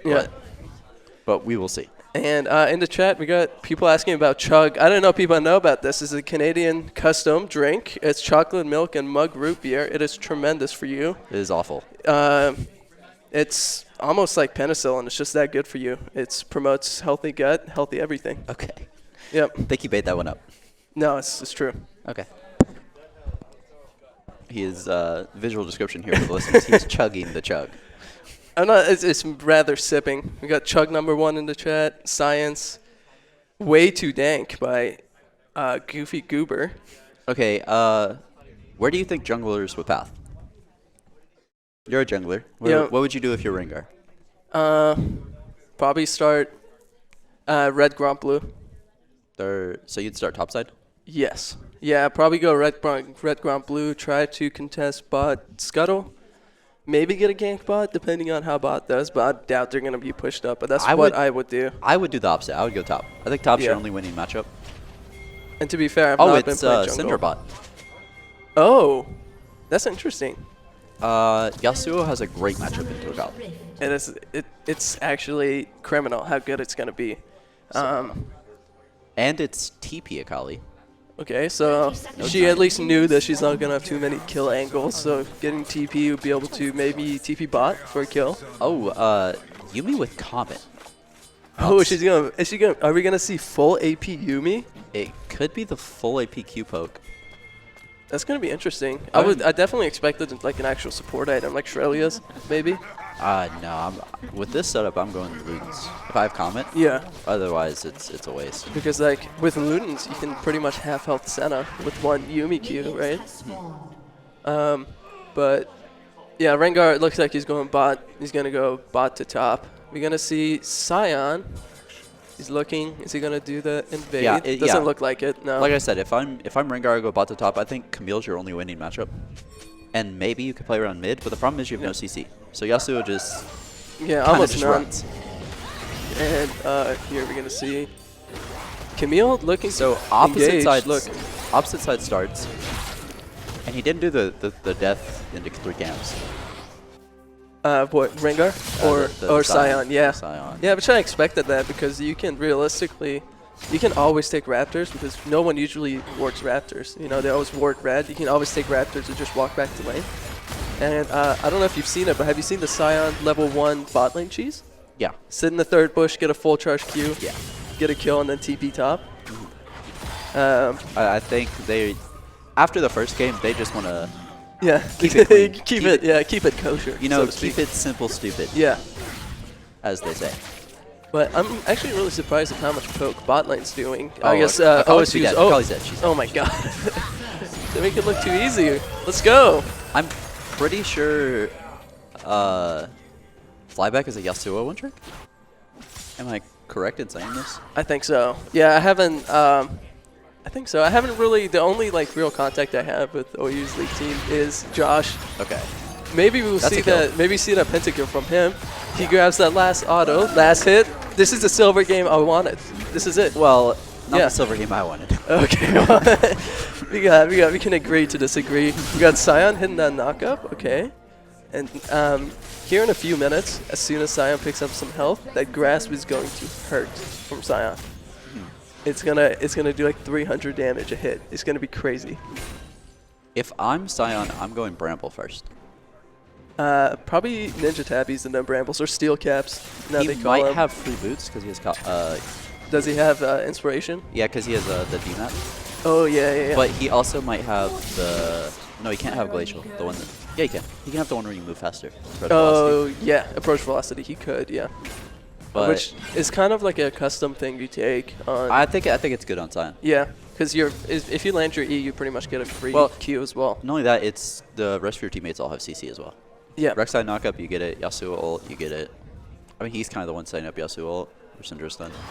Yeah, and Rengar kind of has a bad angle here. He can't really gank any lanes. The only lane that's slightly gankable is bot, and he's on the opposite side of the map, so he won't be able to do anything. I think Botling could get dope here. Oh yeah, for sure. They are. They're gonna get dope. Yeah. Maybe not even. He could just go. I think he has flash. Yeah, just go. Yep. Oh, free knockup. Josh hits that stun, picks up that kill. Will they kill Yuumi too? Probably not. Sion made actually. No, he's fine. He's fine. He might actually get a kill too. Oh, that's so close. I think the Sion messed up there. I think he could have buffered the auto then flash. Yeah, that could have probably been the move, yeah. But He might. Oh, let's see. Okay, yeah. That's a kill. I think That's he a kill. gets That's it. a kill. That's a kill. Oh, maybe. He has grasp. Oh no! Wait, the passive? Camille? Oh, the minions. minions! Too easy. Oh my god. It's already a 2,500 gold lead at 4 minutes. Yeah, this is so silver. I love this. I love this so much. It's not silver. It's like I said. I think Ghost is playing silver. Right? Yeah. And Sion still would have grabbed that kill though, even if the minions didn't kill him. Yeah, I the think passive would have killed just because she was out of mana, so no E away. Yeah. And if you look at the CS, you're somewhat even in CS, but the kills are just, I mean, what is it, 4 kills ahead? So it's kind of hard. I will say Dragon's up. It's a Cloud Dragon. Probably the weakest dragon you can roll. Yeah, so I would probably focus Rift. It does give you movement speed, which is decent, but yeah, they don't really need it though. It's not something I would write home about. Yeah. Oh, definitely try to focus up. Oh, look at that poke. Oh. Are you proficient with the Joshua Syndra? Is it something you No, can practice? I don't know. Is this some styling on them? Maybe like, oh, we beat you on something we don't even play? I don't know. I don't know how much Syndra he plays, but I know about his Jen and Caitlyn. Okay. Yeah. So I will say it also looks like he will not get a penta this game. It hurts me to see it, but because I feel like Yasuo is going to get one of the kills. Yeah. Especially with Sion. Sion hits one good R, one good Q. That's an automatic. Or Rek'Sai knockup, or even a Syndra stun. Yeah, herself could ruin it. So yeah, Malphite actually could have been a good pick this game too, but I think Sion's just simply better. I think Sion is more beef. It for sure is more like beef. As tanky as Malphite is, he's very. He's a boomer champ, old kid. I mean, super old kid. What I'm gonna say is he's randomly tanky. Yeah. Where he's not the kind of tank that just sits there and takes damage. You got in the chat, people are rooting for OSU. That's a solo kill. Yep. That's too easy. And this is a tower dive too. Like I was explaining unhurt. After the draft, I'm not familiar with the Toka Akali. It's not something I even knew he played. So yeah, it's a little bit weird, especially into like we initially thought it's going to be into a Syndra. That was super weird to me. We got Sion solo kill, yeah. too easy. Bomby grabs the kill. This is awful because Camille is in the counter matchup, right? He got the counter pick. Yeah. The R5 counter, and he is losing down 2 solo kills. You know who I would have picked to absolutely decimate Sion? Well, actually, wait. We might be able to see some action here. Yeah, OU's probably going to run this. We got... Yeah. Yeah, Rek'Sai's probably going to get another knock-up right there. Boom. Maybe... wait, maybe going to get it on the Zeri, too. Yeah. Lands the root. Zeri's dead. Okay, and now we're going to kill the Akali, right? Force ult. Hopefully? Not force ult. But, yeah, what I want to say is top lane's kind of the lane that you look at the lane here. So when it's behind, it's kind of doomed. And to be honest, a Draven could have been a really good pick into Sion. Draven. I like Draven. Yeah. The thing is, not Draven. I'm sorry. Darius. Yeah. Darius would have been a great pick. What I will say is that Buckwild, I don't think plays it. Yeah. And also he plays Fiora really highly, and so. I think what they've been doing is they've been banning Fiora and then just picking champs that Fiora is good against, kind of like rub it in his face. Yeah. You know, last game they picked Aatrox, so they're like, oh, well, we can't yeah. Fiora. And this game they picked Sion, and they're like, oh, well, you can't play Fiora, man. And we're going to potentially see a kill on the Yuumi. No, the execute doesn't kill it. That was horrifically played. Yeah. By your man. They're just literally abusing them in the bot lane. They're just standing in tower range. Bot lane. Let's see if he can pull up this Yasuo. Oh, he hit flash. the Beyblade. That's crazy. No, I think he queued and then flashed away. Yeah. I don't think he hit the Beyblade. Yeah. We switched off quickly so I can tell. Let's see. Fighting. Syndra might be able to grab a solo kill here. Oh, misses that. Never mind. I think we're getting spoilers for 3 minutes from now. Yeah. So, hopefully you guys didn't hear that. Yeah. Like you pointed out after last game, look at the Darkseal early by Syndra. Yeah. They're great at their item management. And that's another double kill. Sion should be able to tank that tower, no issues. Oh, that's tough scenes. Nope, he's dead. Got him. Easy. Okay. Yeah. Oh. He's just playing with his food, and Josh, maybe. It is 12 to 0. Yeah. This is kind of an FF15 game. If I'm OSU, I'm not FFing. Yeah. Simply to not FF. Yeah, you gotta keep the morale high. Not even the morale high. I'm just doing it to not give you the pride. I guess honestly. so. Yeah, I respect your. We got in the chat, Zeri's looking useful. We got I agree. winnable. Also agree. This game looking close. I also agree. A lot of Boomer Sooners in the chat. So what? I'm gonna look at itemization here. Rengar is either going Duskblade or Prowlers. Dusk for sure. I think Both it's gonna of be which I Dusk. feel are worse than Eclipse. Yeah, even Gore Drinker wouldn't be a horrible pick this game. Yeah, I also might like the Gore Drinker just because they need a tank. Yeah, or at least yeah, more Bruiser. frontline. Yeah, I got you. Someone. But I am not a big fan of Duskblade, and I'm especially not a fan of Duskblade when it's 12 to 0. Yeah. When you're behind, and it's already looking like it's going to struggle to get 1 kill. Yeah, I mean, much less the 2 or 3 you need to make Duskblade work in a fight. Yeah, it's definitely looking tough for Rengar. Do you think this is going to be a flawless game? No. By OU? No, I think. You think so? I think a Kali kills Senna, or maybe Syndra. Probably not Syndra. Yeah. Syndra's probably got too much HP, but Senna's weak, man. Senna has no HP. But you gotta remember that Senna range goes insane after like 40 stacks. Yeah. You got Yumi blowing R. Is he dead? You got Josh Oh, he missed the kill. hitting all of his abilities except one. Senna R grabs the kill. We probably will see a kill from Sion too. Maybe. I don't think he needed a flash. Yeah. I think he's tanky enough. I think he could have tanked it, yeah, especially if his W came up. Oh, probably walked right into that one. Dead. He's fine. He has ult. And flash. I believe Rek'Sai has ult too. No? Okay, now he Yeah, Rek'Sai has ult. I mean, that's what I'm talking about, the lack of a Kali experience. Personally, I feel like... I mean, I'm not playing it right, but I feel like he could have played it better. Yeah, and I don't know why, not go with another super strong meta champion like Victor, maybe. I mean, he's a mage player. Yeah, I would like the Victor. Go Victor. You'd be able to win the matchup against Yasuo super easily. Just poke him even out. if it's Syndra. Yeah, even if it was Syndra. We got lose early, but it's we got Zeri trying to make some moves, perhaps, indubitably. I think this is when we heard the scream. Yep. Okay. Oh, yeah. it's not. That's a double kill for the maybe. Wait. Okay. Yeah. Double kill. That's huge shutdowns for the Zeri. That's pretty big. Zeri might become a champion now. It's 14-2, and the flawless game is ruined. Yeah. Yeah, rip the flawless game. And it was your boy who ruined the flawless game. You might have to get him after that one. Yeah, Josh, you're getting it in computer science class on Monday. Rek'Sai up 2,500 gold. Mid lane up 2.6k. Is not looking great. Yeah, 17 to 25. Like brutal. that's a full item worth of gold. 2,500. Yeah. So there's the Duskblade. So he's even gold for now, but I think Rek'Sai has a base.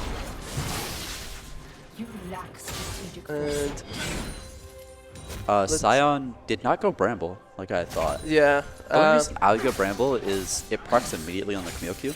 Yeah, so you would be able to get the Popper Shield, right? Mm-hmm. Yeah. Yeah, it's kind of weird, but at this point, I don't think it matters. I also think he's going Q-Max. When I play Take Sion, I go W. I think it's better. Q-Max is more Yeah, way but clear. you're ahead. It doesn't matter all that much. When you're pretty much a full item ahead, but he doesn't have full item, but I think he has the gold to buy it. Bot lane, we're going to see a crazy dive right here. See if you can pan over. Yeah, That's an easy double kill, maybe? Oh, maybe? I think he's got it. Oh, Ooh. wait, he doesn't care. I think he He's dies, full though. sending it. He doesn't. Oh. Wait, Josh is going that's crazy. the Kali I'm talking about. Oh, maybe? Let's see. He's dead. He's dead. Yeah, that's a 700 gold shutdown too. Actually, it's 400 with the gold bounty. I don't think it 700 matters. gold. Yeah. I think that's Sion proccing his grasp on repeat. I will say Camille wins the matchup at 2 items no matter what. Like it doesn't matter how bad you are. Because of the true damage. Well, it's the Sunder. Oh. The Sunder healing just becomes too much for you. Yeah. But I think we won't even get there. I don't think so. You agree with me? Yeah, if they make a good play with Rift, which I think they already dropped it, but when the next Rift comes up, I think it's over. I will say slow dragon stacking. goal at 24 minutes or so. Yeah. It's not too slow. Yeah. We got 2 dragons right now for OU. We got a cloud and a ocean. And if you look at the farm, it's actually like looking pretty even except the bot lane. Mid's only 40. 30 behind, or like yeah, roughly 40. 35. Yeah, 30 behind. We got But jungle pretty much even, top pretty much even. Yeah. But it's really the kills that are adding up and giving OU all that gold. The extra, what is it, 10K? Yeah, it's a lot. Yeah. It's rough. And he's taking the chug. I gotta again. take a drink. I'm getting thirsty. The chug. I'm feeling my real levels falling off. We're gonna see if any. We're gonna see if. Ooh, that Yasuo's not doing a lot of damage did not like anymore. that flash, Whoa. by the way. Yeah. I think you have Sion behind you. Yeah. Should be able to take that. That tower should go down. We got Rek'Sai. I think OU is playing this the worst they can. Yeah, but You win a they're silver winning. game. You win a silver game. We're seeing it right there. Yeah. Yeah, I think we're hit 3 turning on abilities. silver mode. We got Camille going in, and now we have Senna. It's really like a 5v4. Yeah. If OU wants to take this fight. I will say Zeri down 50 farm is not pretty looking. When she's doing No, 6 because as well. she already needs 3 items to even play the game, right? Yeah. So her being, what is it, like 30 gold behind or 30 CS behind? It's 50. Yeah, 50. So not looking good. It looks like we got. I can't tell if Josh is rushing, or I guess Centra's rushing. Shadowflame. Shadowflame, or. Yeah. You go Shadowflame Rabba now. Yeah. I didn't know if you just want to full send. I would go Death Gap. Rabadons. I would go Yeah. Rabadons, yeah. When you're 5-1 up 50 farm. But Yeah. the Shadowflame does do more damage. Yeah. Until you have 120 Especially stacks. with the Yuumi around, the shielding. You get that extra little AP. And It's actually just because the item's passive gives you magic resist. Yeah. Or magic pin based on the enemy's health. Yeah. And the cutoff is 2,000, which like almost every champion will have. Yeah, so that's a free double kill on the Zeri and the Yuumi. And we also have Herald. OU has Herald. Wait. The Kali gonna be able to pull through with this? Grabs 1 kill. Okay. Can Yasuo do anything? Unfortunately not. You just walk away. Yeah. Akali getting kills is good. But I'm And- still not seeing who's going to kill Sion. Yeah, Are you? it's gonna be tough. Are you seeing No. who's going to kill No. Because like he's missed every ability on this Camille and he's just owning it. Yeah. And especially with Sunfire now. Look, wait. Great stun. Too clean. He's too Look- nice with it. Look, Rek'Sai's second item. Different. Yes. Actually, that's not too. I've seen that quite often, actually. I think now that I it's, think about it. I think it's not great to Zeri. Zeri Q procs it. Yeah, I think so. Yeah, I think it's any attack, really. Yuumi Q. Yes, but I think it's mainly for the. I mean, actually, I don't know what it's for. Maybe Camille R? That's what I'm saying. Yeah. Maybe it's just for the health, because it does give you 300 health. Well, so. why not go Black Cleaver? That's true, but I don't really have any tanks to go Black Cleaver for. I think Black Cleaver is good no matter what. That's where I stand. But it's just different. I will Yeah. say Rengar looks like he's gonna go Essence Reaver, which normally Yeah. when you buy Essence Reaver, you buy it first or you never buy it. Yeah. Because it's kind of just the early game spike that you buy it for. Yuumi went Moonstone. Not the That's Ludens. weird. Yeah, I was expecting her to go Ludens. Maybe she thought they're behind, they need it. Yeah. And let's see if they can kill the Scion. They can't even Scion's break a- his W shield. Yeah, Scion's a raid boss right now. Yeah, he's going Frozen Heart. Oh, this might be a ace angle from OU. Oh. Scion flashing in. Not a care in the world. Are you a fan of the Frozen Heart? On Scion? Yeah. Yeah. No, Frozen Heart is extremely strong right now. I agree. I actually like the Randuits more this game. Rengar Q is guaranteed to crit. Okay. Camille doesn't care either way. Right? Yeah, she doesn't care. you're right. And Zeri's also going to crit. And you're going to see another dragon. We're going to put OU on soul point. Yeah. I think they're just going to grab this dragon base. Look for look for even a fighter Baron. It's 2 items to 1 on almost all the carries.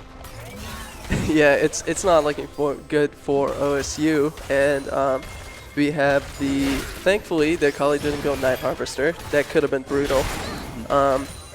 We got the Hex deck coming in. Yasuo going basically shield bow. He's not going to die. Well, we have a little downtime. Exclamation point donate.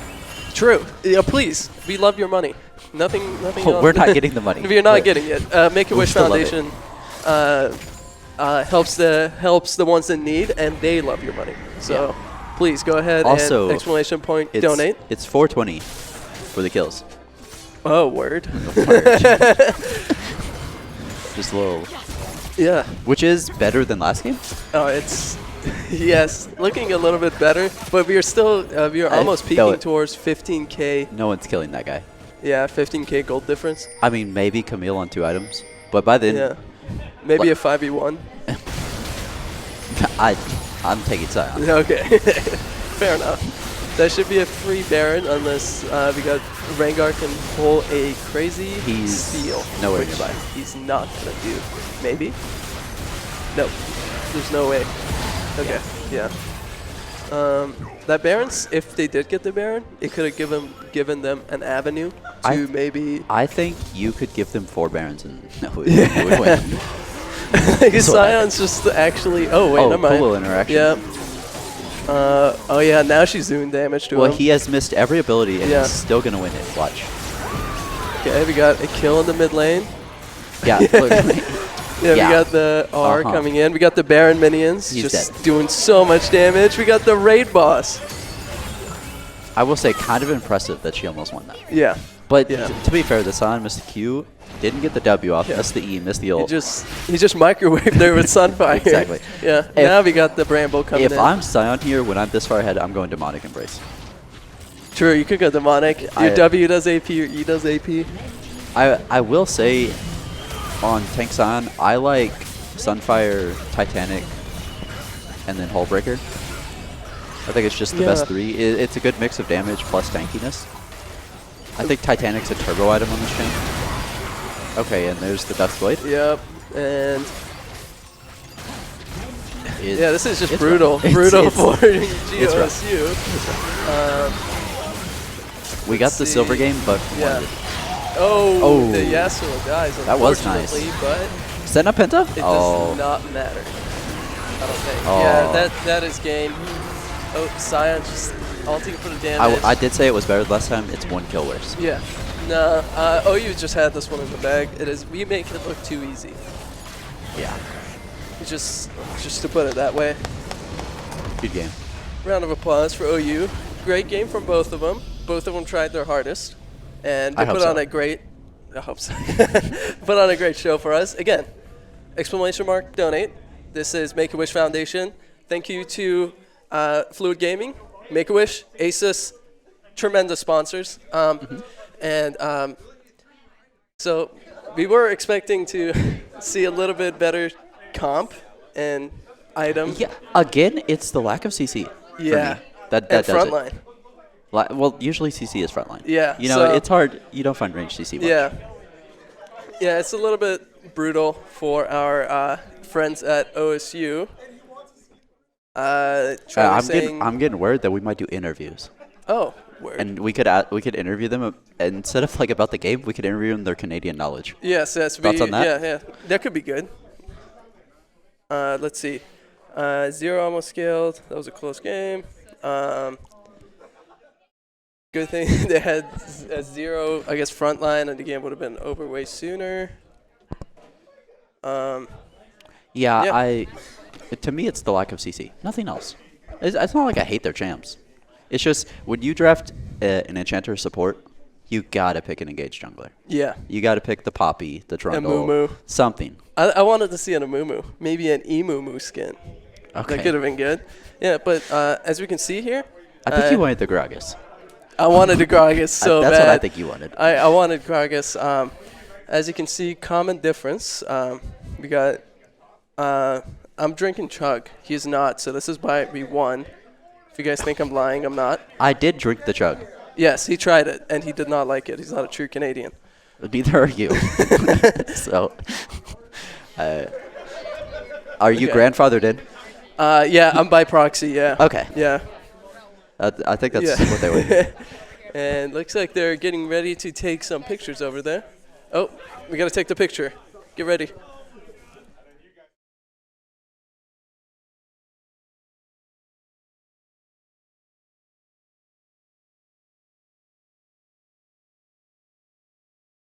Currently, team picture is going on. Yep. That's why we're a little bit you're in silent. it. What do they do in Canada? Wayne Gretzky. No. what's the hand sign? Oh, that was just like I don't know. Wayne Gretzky. Pretty much every answer about Canada goes down to Wayne Gretzky. Okay. Can you speak French? No. Okay, so No, not I speak German. Not Quebecois. Nah, 9. Okay. Okay.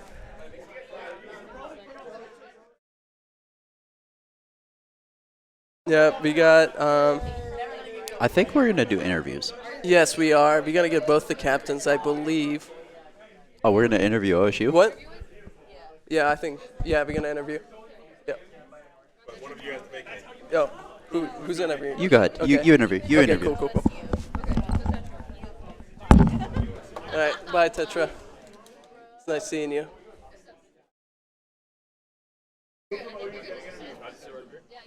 Yeah. Just put that on. Get the mic going. Right. What's your name? My name is Detrick. Detra, nice to meet you. So, we saw that game. Wasn't great. We saw some. It was a large gap. What do you think could have been done? How'd you feel about the game and the performance and overall? We didn't bring our best. We were hoping to go for the 40% win rate champions, but unfortunately we only got the Zeri. Yeah. So if we got all 5, I think we would have hit like the trifecta type thing. Yeah. And we would have like scaled. I was also trying to get 3 items on Zeri once I did that and hit the O10 power spike, that too, but I accidentally got 2 kills, so I kind of screwed it over. Yeah. The first game was pretty close. We got a couple of kills, which is the best you could ask for. Other than that, it just was unlucky. Yeah, in the first game, the mid lane wasn't looking too bad for you guys. You guys grabbed some really good picks. You shut down the Lux and the Vladimir with the Dark Seal stacks. He did get that. Yeah, yes. so you guys were looking good, and then obviously the bot lane, the Caitlyn Lux is extremely strong. It is hard to play against. Yeah, it's really hard to lane against. Yeah. They also got the Herald, and they also took top towers. So they had at that point they got 2 full towers worth of plates. So she's so far ahead. She had like 2 items on R1, so it's like we can't really play against that. Vladimir also hard one lane, so you can't really beat a skilled Vladimir at 20 minutes. So. Yeah, and like I said, all it matters is that we're donating to a tremendous cause. Yes. Yep. Can we get exclamation mark donate from you? Exclamation donate, please. Yep. Put it in the chat. Come on, guys. We got to donate. Make-A-Wish We're almost there. Foundation. We're getting closer. We're close. And me game here, everyone gave out their A game. We had a tremendous time. I had a lot of fun watching. Oh, yeah. I hope so. I heard you guys yelling in the background. Yeah. And we can get our coach going. And I wonder if Tetra wants to interview our coach. Yep. Looks like he's coming over. I'm still disappointed in Josh. He didn't give me a pentakill. Oh, but yeah. see, yeah, he trolled, Yeah, honestly. but good game. Mad respect for you, and I'll let Tetra take it over from here.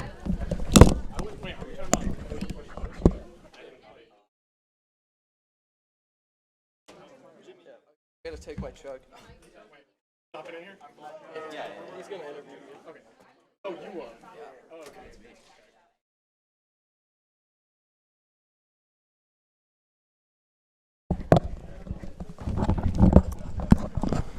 Okay, we're back. Hello. Oh gosh, it's weird seeing me. You're okay. All right, who am I with? My name's Gabe. I was Chachi OKC, the top laner. Okay. So. One quick question: why'd you get solo killed first game? Hey, I know Aatrox is broken, but Wukong, he bought Executioners, bro. He also he's scared. counterpicked you.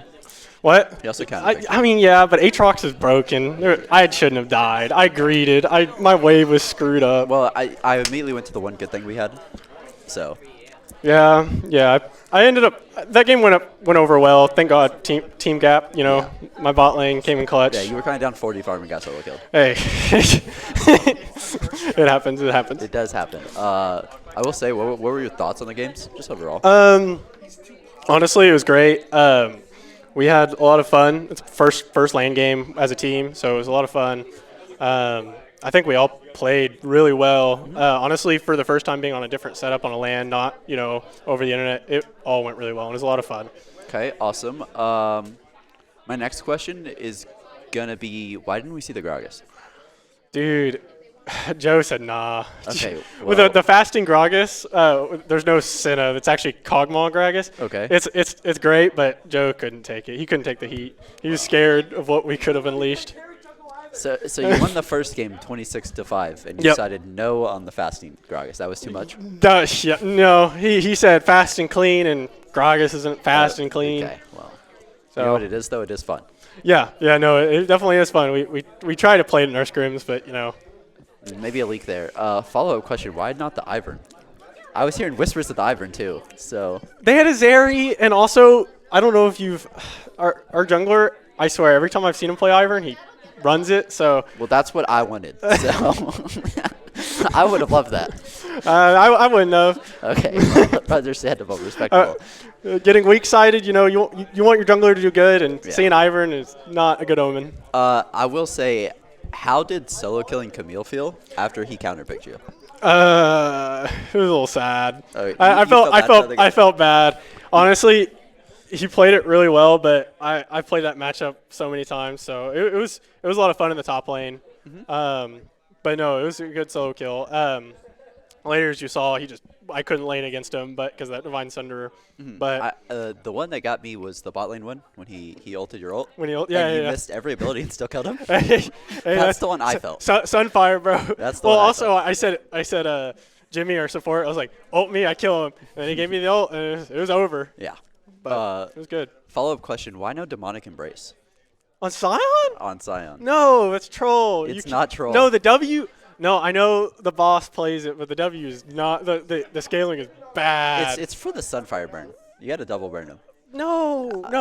You go Titanic. The amount of 8, dude. You could go both though. Yeah, but. And you wouldn't either. I couldn't even get 3 items that game. So. I'm disappointed. Oh, whatever. All right, I'm getting told that that's enough. Yep. But I had a wonderful time tonight. I hope you did. Yep, I did. Any closing thoughts? Just want to thank OSU for coming out and playing some games, and it was a lot of fun. Yeah, I want to say donate. Over here, scan the QR code. Go to Make-A-Wish. So that's where we leave it on. All right, thank you. Nice to meet you. Yeah, that was fun. There's more to the game than what's on the screen. Each competitor pours their time, energy, and passion into the game. We push competition to the next level because we know it's more than just a game. Replay on. Shot from Bono. Shot. Top right. Bono. No. Bono. Save. Bono. On the horizon of a new frontier, OU Esports is spearheading the collegiate scene.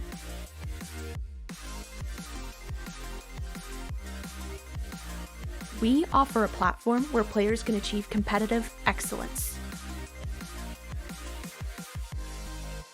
A career, a community, a passion.